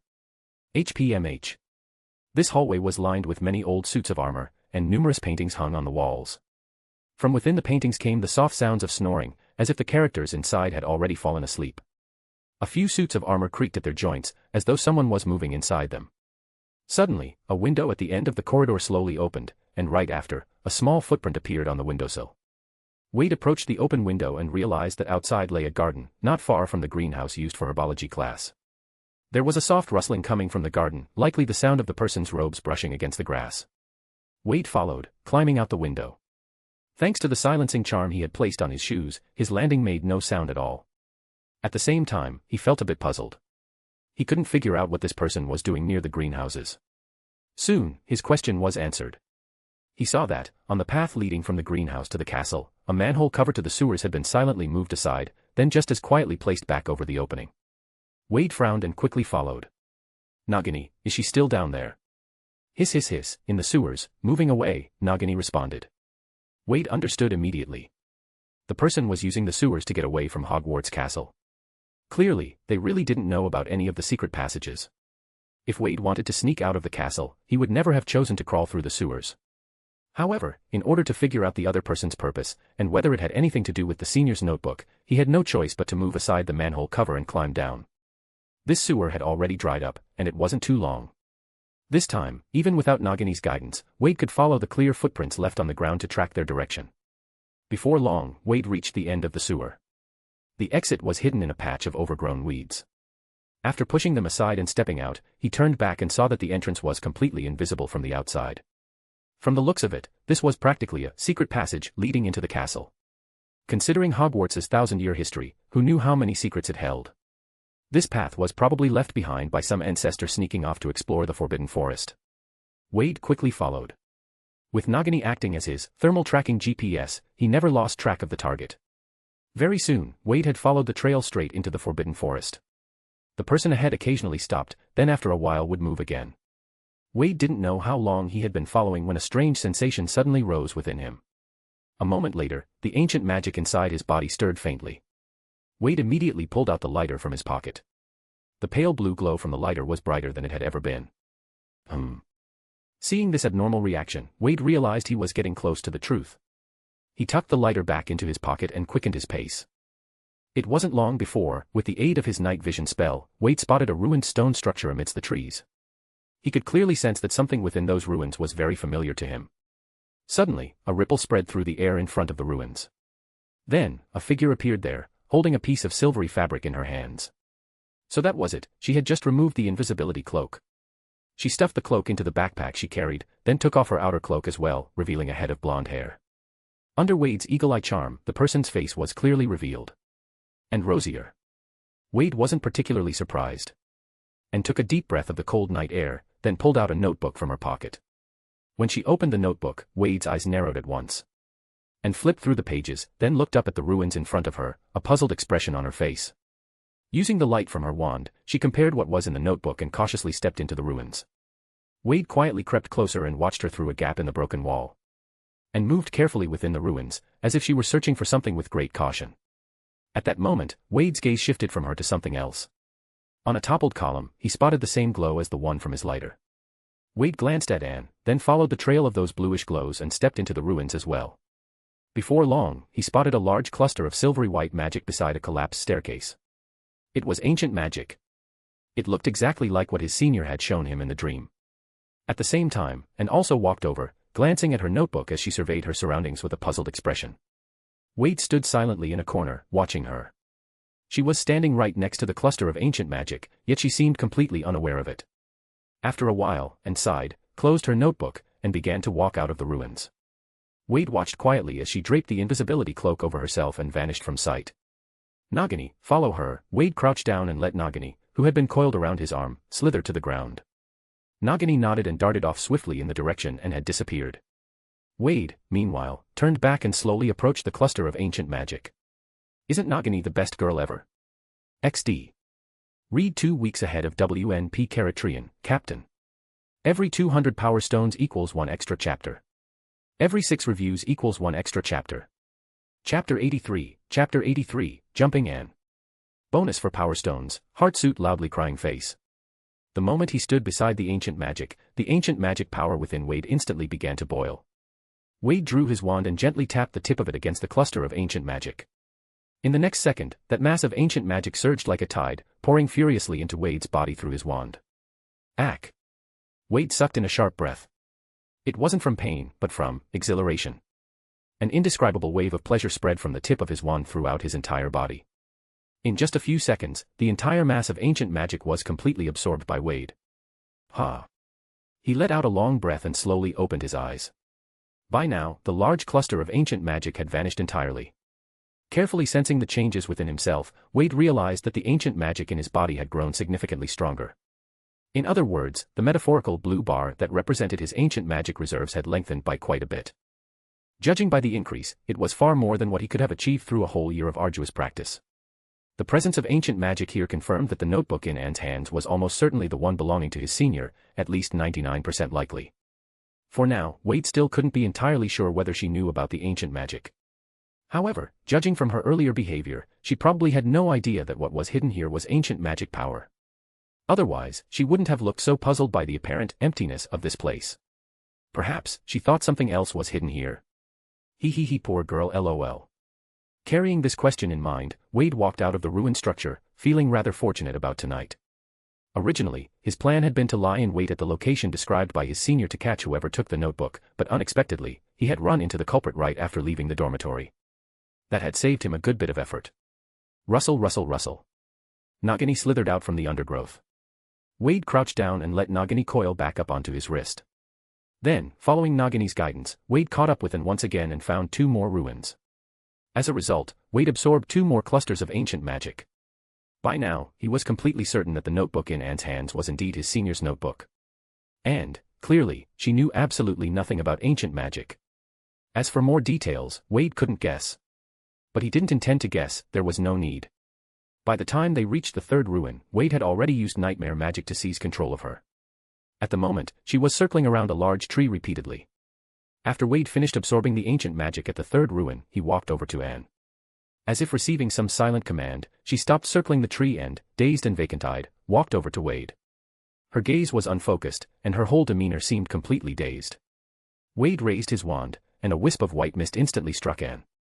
Thud. Her eyes rolled back, and she collapsed to the ground on the spot. Hit by nightmare magic, and had completely fallen into a crafted dreamscape. Without Wade lifting the spell, she had no way of waking up on her own. With a light wave of his wand, Anne's body gently floated into the air. They were already deep in the Forbidden Forest, beyond the reach of Hogwarts' anti-apparition spells. So Wade grabbed hold of Anne's arm and, with a crack, disapparated from the forest. Somnolent Wizard Tower. Ground floor. And was laid out on the only long table in the room, still fast asleep. Meanwhile, Wade sat flipping through the notebook in his hands. This was indeed the notebook from his senior. But after flipping through it thoroughly, Wade put the notebook back into Anne's bag. Whoosh. Wade turned an empty bottle into a chair, then dragged it over to the long table. After sitting down, he immediately used nightmare magic to enter Anne's dreamscape. Inside Anne's dream, she was quietly sitting under a tree, reading a book. She was completely unaware of Wade hiding nearby. In fact, this dream she was experiencing was also created by Wade. So, as long as Wade didn't choose to appear before her, she had no way of noticing him. Senior, are you there? Wade felt a slight ripple in the nightmare magic beside him. Then, the senior, her whole body exuding dark mist, appeared beside him. She's the one who took my notebook, right? Yes. Do you know the reason? I'm about to investigate. So I invited you to join. All right, let's begin then. As she spoke, the senior was about to make a move. But Wade stopped her. I plan to use a different method, Wade said. A different method? The senior asked, puzzled. Isn't this way the fastest? I want her to remain unaware. She's still useful to me. There were, in fact, two ways to probe into someone's secrets using nightmare magic. The first method was exactly the one the senior had been planning to use. This method was very straightforward, interrogation. It involved directly appearing in the target's dream and subjecting them to endless nightmares. In these nightmares, the target would experience horrors worse than hell itself. No matter how strong their will, anyone would eventually collapse in the face of such relentless torment and reveal all their secrets. However, people who had been interrogated this way would retain the vivid memory of those nightmares after waking. It could be said that this was not only a method of interrogation but also a form of torture even crueler than the Cruciatus Curse. The second method, however, was the one Wade intended to use. Rather than interrogation, it involved using specific keywords to awaken memories buried in the target's subconscious. Then, within the dream, the target would reenact past events. It was somewhat similar to observing someone's memories through a pen sieve. Although this method was a bit slower, the target would not remember anything from the dream after waking. And Wade currently had no intention of letting Anne find out about what had happened tonight. Because, if it turned out that Anne had been sent by Grindelwald as a spy, Wade could still use her to feed false information back to Grindelwald. And that way, I can be one step ahead of Grindelwald. This would benefit Wade's future plans. Therefore, keeping her in the dark worked to Wade's advantage. All right, then you do it. In fact, I'd like to see how far you've come with your nightmare magic, the senior witch had no objections. Thanks. Wade nodded, then turned his gaze to Anne, who was reading not far away. After a moment of thought, he spoke, keywords, notebook, and Rosier, Vinda Rosier, Gellert Grindelwald. The next second, the entire dreamscape dissolved into mist, and then the scene around them changed drastically. Anne, who had been sitting beneath the tree, now stood up, and her clothes automatically changed into a pale blue dress. The surrounding environment finally finished constructing itself. It seemed to be the interior of a castle. The confusion on Anne's face had vanished. She walked through the castle's long corridor, her expression a mixture of apprehension and anticipation. Wade and the senior witch followed behind her, just as if they were inside a pen sieve, quietly observing her memories. At the end of the corridor stood a massive wooden door. Anne walked up to the door and knocked softly. Come in, a familiar voice sounded from inside the room. Oh, ***, read 2 weeks ahead. P. Trian, Captain. Every 200 power stones equals 1 extra chapter. Every 6 reviews equals 1 extra chapter. Chapter 84, Anne and Grindelwald. Bonus for reviews, Heartsuit Skull. I've heard this voice before, Wade said calmly. Oh. Who is it? The senior witch asked. Gellert Grindelwald. At that moment, the door in front of Anne opened, and Vinda Rosier was standing behind it. Anne called out timidly. Yes, Anne, come in, Vinda said, letting Anne enter before firmly closing the door behind her. Wade and the senior witch paid no attention to the door, walking through it as if passing through a layer of mist. Beyond the door was a lavishly decorated office. The man sat behind a large desk, his gaze gentle as he looked at the visibly nervous and who had just stepped inside. "Miss Rosier, welcome to my family," Grindelwald said warmly as he stood up. "Hello, Mr. Grindelwald," Anne replied nervously. "There's no need to be nervous, Anne. May I call you Anne?" Grindelwald smiled. "Of course, sir. No need to be nervous, Anne. Since you've joined our big family, we are now family. Would you feel this tense around your own family?" Grindelwald said gently. "I wouldn't, sir." "Then relax, child. Would you like some dessert? Perhaps, like your aunt, you enjoy French pastries." As he spoke, Grindelwald opened a nearby cabinet, revealing the sweets inside. Anne's eyes widened uncontrollably. It was an enchanted cabinet, extended with an undetectable extension charm, and inside it was filled to the brim with all kinds of desserts. She had never seen so many sweets in her life. "Or perhaps you prefer English pastries?" Grindelwald asked. "No, French is fine," and quickly replied. "All right then." Grindelwald tapped on the cabinet door, and several plates of desserts floated out and landed neatly in front of Anne. "Would you like some juice? Or something else? Don't be shy, I have all kinds of drinks here," Grindelwald added. Anything is fine," Anne replied hurriedly. At this moment, even the senior watching from the side couldn't help but sigh. This man is truly terrifying. Even when facing a child, he never drops his persona. Wade crossed his arms and said, "Of course. Otherwise, he wouldn't have been able to gather so many loyal followers. Honestly, as a leader, he does have a certain unique charm." Just then, Grindelwald didn't rush to the point. Instead, he quietly watched and enjoyed the desserts and juice. "Is it good?" Very good," Anne replied, a bit uneasy as she set down the pastry. "Sir, do you really agree to let me join your cause?" "Of course. I welcome any talented witch and wizard willing to join our family." "So, when I learned you wished to join, I had to bring you here," Grindelwald said with a warm smile. "But, even though I want to join, I'm too young, and I don't know how I can be of any help," Anne said, looking a bit anxious. "Everyone has their rightful place, Anne," Grindelwald replied gently. Hearing this, Anne seemed genuinely moved. "As long as you need me, I'm very willing to serve you." "Not to serve me, Anne, but to serve our great cause," Grindelwald said solemnly. "Yes." Anne nodded earnestly. Suddenly, as if casually, Grindelwald asked, "I heard that this year you're set to enroll at Beauxbatons." "Yes, Beauxbatons. My parents are over there," Anne replied. "A very fine school indeed." Grindelwald mused for a moment, then added, "In fact, we happen to have something that requires your help. Our cause needs your assistance." "Really? What is it?" Anne asked excitedly. "I was wondering, would you be willing to attend Hogwarts instead?" Grindelwald asked. "Of course, if you're unwilling." "I'm willing." Anne nodded repeatedly. "If it can help our cause." Grindelwald's face lit up with joy. "That's wonderful. I believe you will complete this task perfectly. Besides, Hogwarts is no less than Beauxbatons. You don't need to worry about this assignment affecting your studies." "What do you need me to do?" Anne asked eagerly. "I need you to help me keep an eye on two people. Like you, they are first-year students this year, and they're extremely important to our cause. So, get close to them, become their friend, and then report everything you learn about them back to me." As Grindelwald spoke, he pulled a file folder from a drawer. "All the information about the two of them is in this file. Go through it carefully once you're back. Also, between the two, if possible, pay closer attention to Wade Reynolds," said Grindelwald. "Understood." And replied eagerly, taking the file. "Is there anything else I should be aware of?" "There is one more thing. This is even more important than observing your two classmates," Grindelwald continued. "I need you to help me find a notebook and figure out what's recorded inside it. This task might be a bit heavier, and there's some danger involved, if you're unwilling." "Of course I'm willing," and responded anxiously. A faint smile played at the corners of Grindelwald's lips. "Good. Remember, even if you can't figure out anything, just bringing the notebook back to me will suffice." "Understood. The people will remember your contribution to our great cause, Miss Rosier." At this point, the dream gradually faded, the castle and Grindelwald dissolving into white mist. Anne's clothing reverted to what it had been, her expression returning to a dazed state as she stood blankly amidst the swirling fog. This foolish girl, so easy to deceive. But this at least confirms the mastermind is Grindelwald. "However, we still don't know what his motive is," the senior remarked. "Maybe it's still like we speculated before. He might have seen some fragmented images through his prophecy, and in those images, there could have been something that threatens his ambitions. What he's doing now is probably just to confirm it, Wade said. Because tonight, when I followed Anne, I saw that she was looking for the places marked in the notebook, but once she got there, she had no idea what exactly she was supposed to find.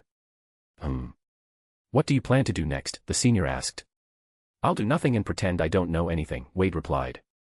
The senior frowned. If you do that, you won't be able to take the notebook. What about your ancient magic?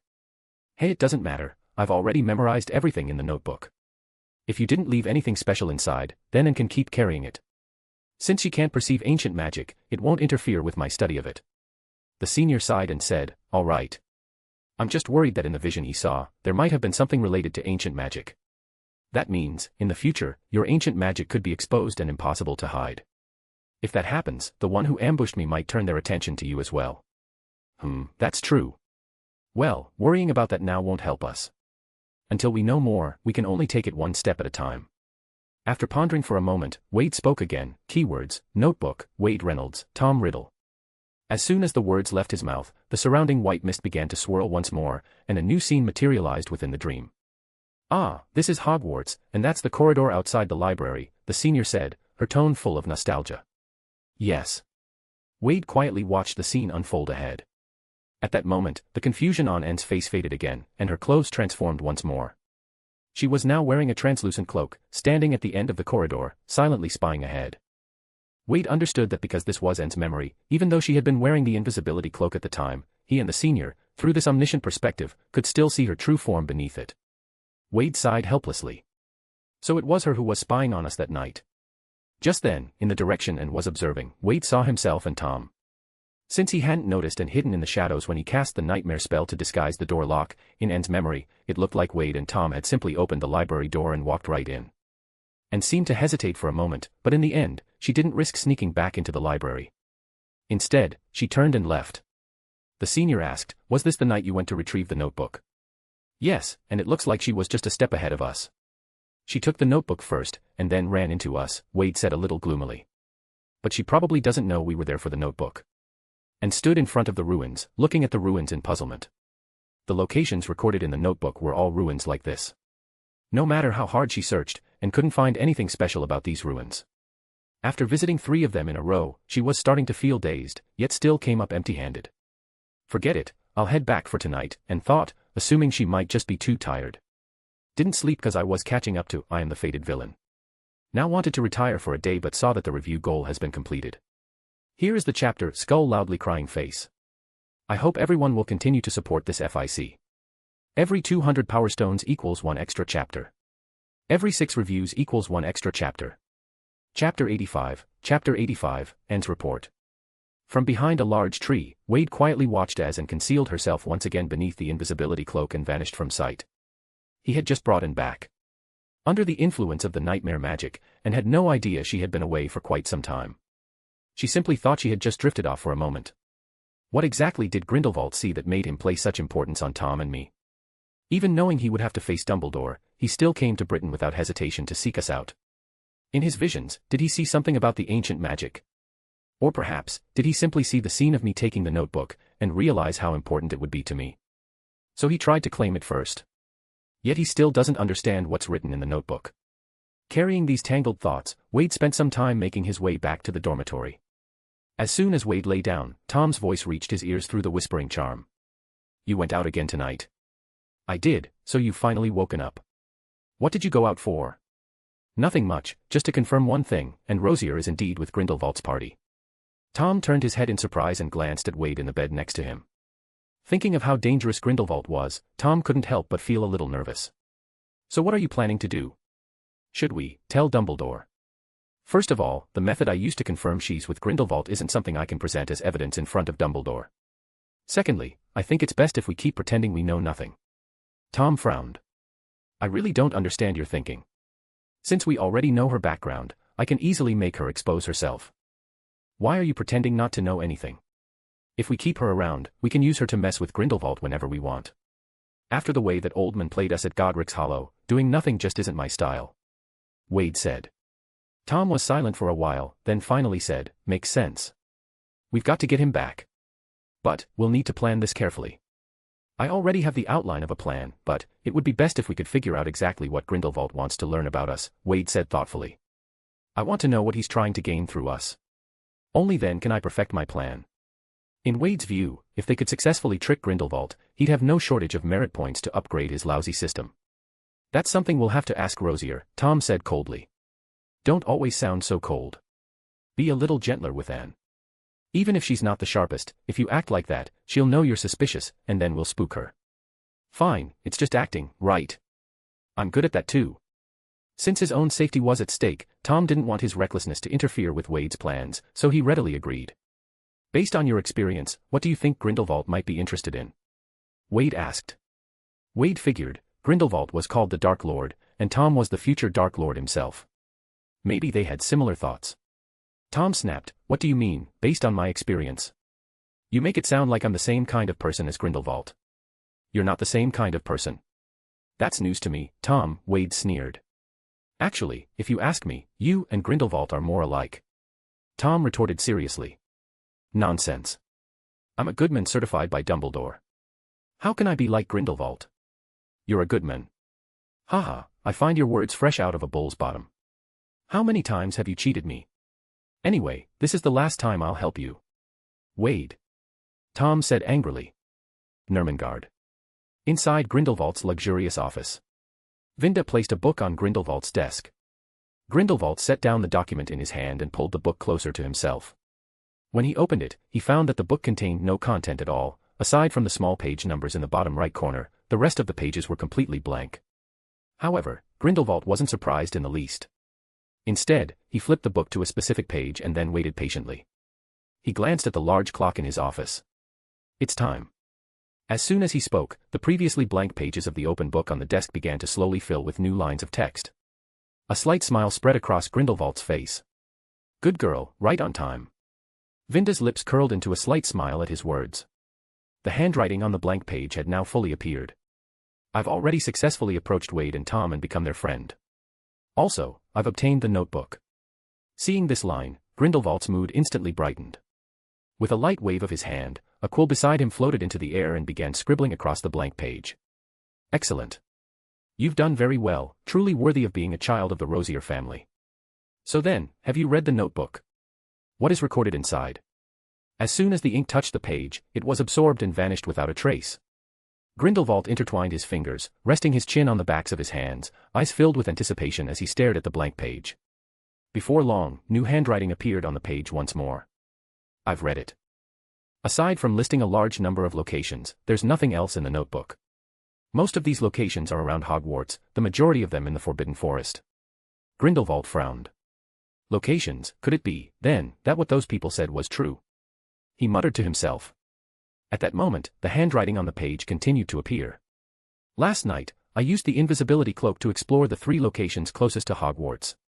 All 3 turned out to be ruins of some kind of structures. I couldn't tell what these buildings used to be, but they all seemed to date back a very long time. A trace of disappointment flashed across Grindelwald's face. Nothing at all, only ruins. The words on the blank page emerged again. I will continue to explore the remaining locations. If I discover anything, I will contact you immediately. Grindelwald's quill wrote across the page, good, stay safe. By the way, have you noticed anything interesting about Wade and Tom? There was a brief pause before more words appeared on the blank page. Speaking of which, I do have an observation. It's about Wade. He seems to come from a pureblood wizarding family with the surname Reynolds, but he himself is very secretive about his past. This information only slipped out when he was mistakenly insulted as a muggle-born and lashed out in anger. Considering his unique bearing, I personally think this is highly likely. Of course, there's no solid evidence at the moment to confirm whether this is true. After reading this, a knowing expression spread across Grindelwald's face. He had suspected as much regarding Wade Reynolds' origins. An 11-year-old wizard, even before starting at school, had already managed to tangle with so many of his elite followers, and even taken down several of them. If he didn't have some kind of background or deep foundation, how could that possibly be? Also, more handwriting appeared on the blank page. On the night I took the notebook, I saw them sneaking into the library as well. I had just retrieved the notebook at the time and didn't dare take any risks, so I didn't follow them in.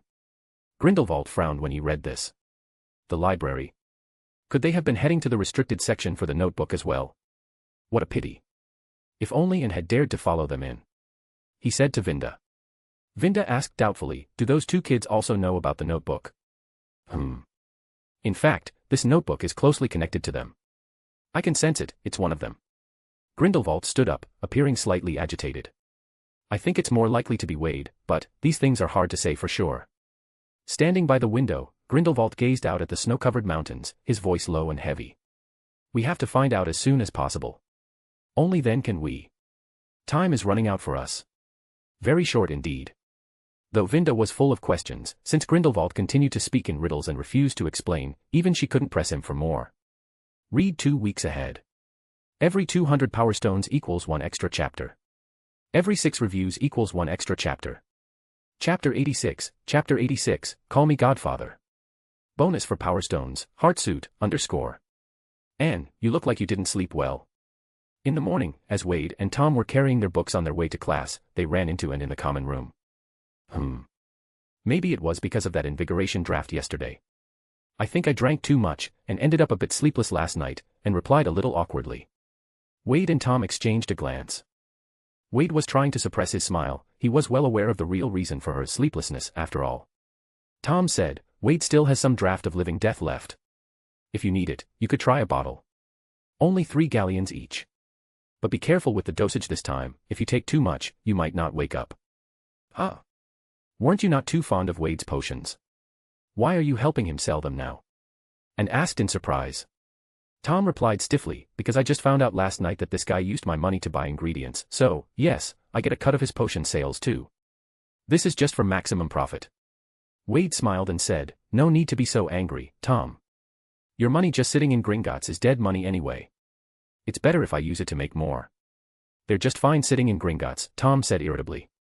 Besides, what really bothers me is that you used my money without telling me. Ahem. I don't need the draft of Living Death for now, Anne said, declining the offer. She still had to sneak out tonight to check those locations, how could she possibly drink something to knock herself out? But, your relationship seems closer than I expected. Wade can even open your vault and use your money freely. Anne's gaze turned a little curious. Ahem, I think you misunderstood. He's just keeping the money with me for safekeeping, that's all. Vaults at Gringotts aren't cheap, you know. It's much more economical to just open one, Wade explained. Is that so?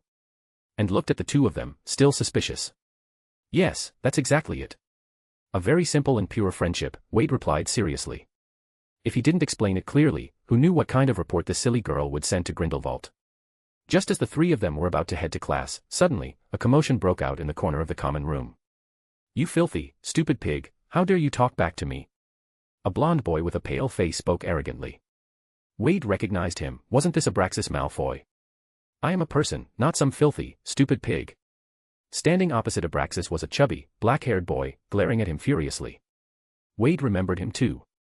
He was also a first-year student this year, named Charles Prince. P.S. Snape's mom comes from the Prince family. Wade recalled that he had performed quite well in yesterday's potions class. He was one of the few students praised by Professor Slughorn during the lesson. Oh, please. Even if you're not a stupid pig, as for the word filthy, I don't think there's anything wrong with that. After all, your father is a filthy muggle, isn't he? Abraxas sneered. How dare you insult my father? Charles shouted angrily. So what? I'm just telling the truth. Carrying half a filthy muggle's blood in your veins, aren't you filthy too? Abraxas remained as arrogant as ever. Hearing this, Wade couldn't help glancing at Tom. It was just that Tom hadn't yet discovered that his own father was a muggle. Otherwise. At the same time, Tom felt a sudden surge of irritation, an inexplicable anger rising from deep within him. By now, he had confirmed that his mother was a witch. But what about his father? Tom was exceptionally clever, in fact, he had suspected for quite some time that his father was a muggle. The possibility was at least 80%. After spending these past days mingling with the pureblood families, Tom had come to understand their character very well. From the bottom of their hearts, they looked down on muggles. If his mother really came from the Gaunt family, then she must have been a pureblood. And if there were still family members alive, yet they had allowed one of their own to die in misery at the doorstep of an orphanage, it meant she must have committed some grave mistake that crossed their bottom line. For example, having a child with a muggleman. Any pureblood family that prided itself on blood purity would surely cast out such a member from the family. In that case, his mother's pitiful death at the door of the orphanage made perfect sense. Tom's face darkened. At this moment, Charles was thoroughly enraged. I'm filthy. In my opinion, you purebloods are the truly filthy ones. A bunch of inbred freaks, growing up with the ones you bed in your adulthood. What right do you have to call anyone filthy? Bah. Disgusting. Damn. Wade inhaled sharply at those words. Whose brave soldier is this? Such ferocity. Even if it was the truth, this wasn't something you just blurt out. Especially here in Slytherin. The majority here were pureblood supremacists. He really offended too many people with that remark. Was he planning to not survive at Hogwarts? Sure enough, as soon as Charles finished speaking, the pureblood students who had been watching like it was a show immediately closed in on him. Kid. You'd better apologize for what you just said, one of the pureblood students said coldly. Apologize? Charles sneered. I only spoke the truth. You bastard. Are you looking for death? Oh. So it's fine for you lot to insult my family, but when I turn it back on you, you can't take it. Charles scoffed. Wade patted Tom on the shoulder and chuckled. This guy's got some guts, I like it. Unfortunately, this bold fellow probably won't survive in Slytherin from now on, Tom said coolly. Even though he himself felt uncomfortable with what Abraxas had said, recklessly speaking like that was tantamount to declaring war on all the purebloods of Slytherin. Tom thought this Charles Prince fellow might not even make it through the night. These pureblood families had plenty of dark magic that could make a person wish for death. Huh? Tom, where are you going? You're not thinking of saving him, are you? Wade looked at Tom, somewhat surprised. I am. We've already offended that lot of purebloods anyway, so what's one more offense? Tom said with disdain. My goodness. Tom's actually turned into a good person. Wade exclaimed in mock astonishment. I'm no good person, Tom replied flatly, but didn't you say before? The enemy of my enemy is my friend. We should have as few enemies as possible, and as many friends as we can. Right now, we have too few friends in Slytherin and far too many enemies. Amazing. I'm genuinely touched that you not only remember what I told you but understand it so well, Wade said with an expression of deep satisfaction. Tom kept a straight face and said, do you think I'm senile or something? Ahem, that's not what I meant. I just want to ask, can you really handle all of them? They're just a bunch of useless riffraff. It's not like I haven't fought them before, Tom sneered at the fighting prowess of these purebloods. Wade said, but there are quite a few upper years among them. Don't forget how badly they had you cornered last time. Ah. Well. Tom's steps faltered for a moment. If I can't beat them, isn't there still you? Last time, when you saved me, you managed to scare them off without much trouble. I reckon even if everyone here ganged up on you, they still wouldn't win. Besides, you wouldn't just stand by and watch me get beaten to death, would you? Sigh, so you do remember I once saved you, but even so, you're not willing to call me godfather. Tom erupted in fury, what did you just say? You damn scoundrel. Tom, I'm still debating whether or not to even be friends with you, and you're already thinking of how to become my father. What's wrong? Haven't I treated you well enough? Yet you, this ungrateful child, still think about how to stab me in the back every day. It truly breaks this old father's heart, Wade said, clutching his chest in mock anguish. You. If not for knowing he couldn't beat this scoundrel, Tom would have already thrown himself at Wade to fight to the death. If you two keep arguing, that guy might really get beaten to death, and interrupted. Also, you said you fought them before, the 180 points that got deducted, that wasn't because of you two, was it? We were merely acting in self-defense, Tom said seriously, then strode straight toward the commotion. And was surprised, this was valuable intelligence about these two's combat capabilities. She was already thinking about how to report it to Mr. Grindelwald. Wade sighed and followed after Tom. You're going too? Of course I am. If I don't, I'm afraid this ungrateful godson of mine might get beaten to death by the crowd. Here is another chapter. Tom has a wonderful godfather, if I may say so. Every 200 power stones equals one extra chapter. Every 6 reviews equals one extra chapter.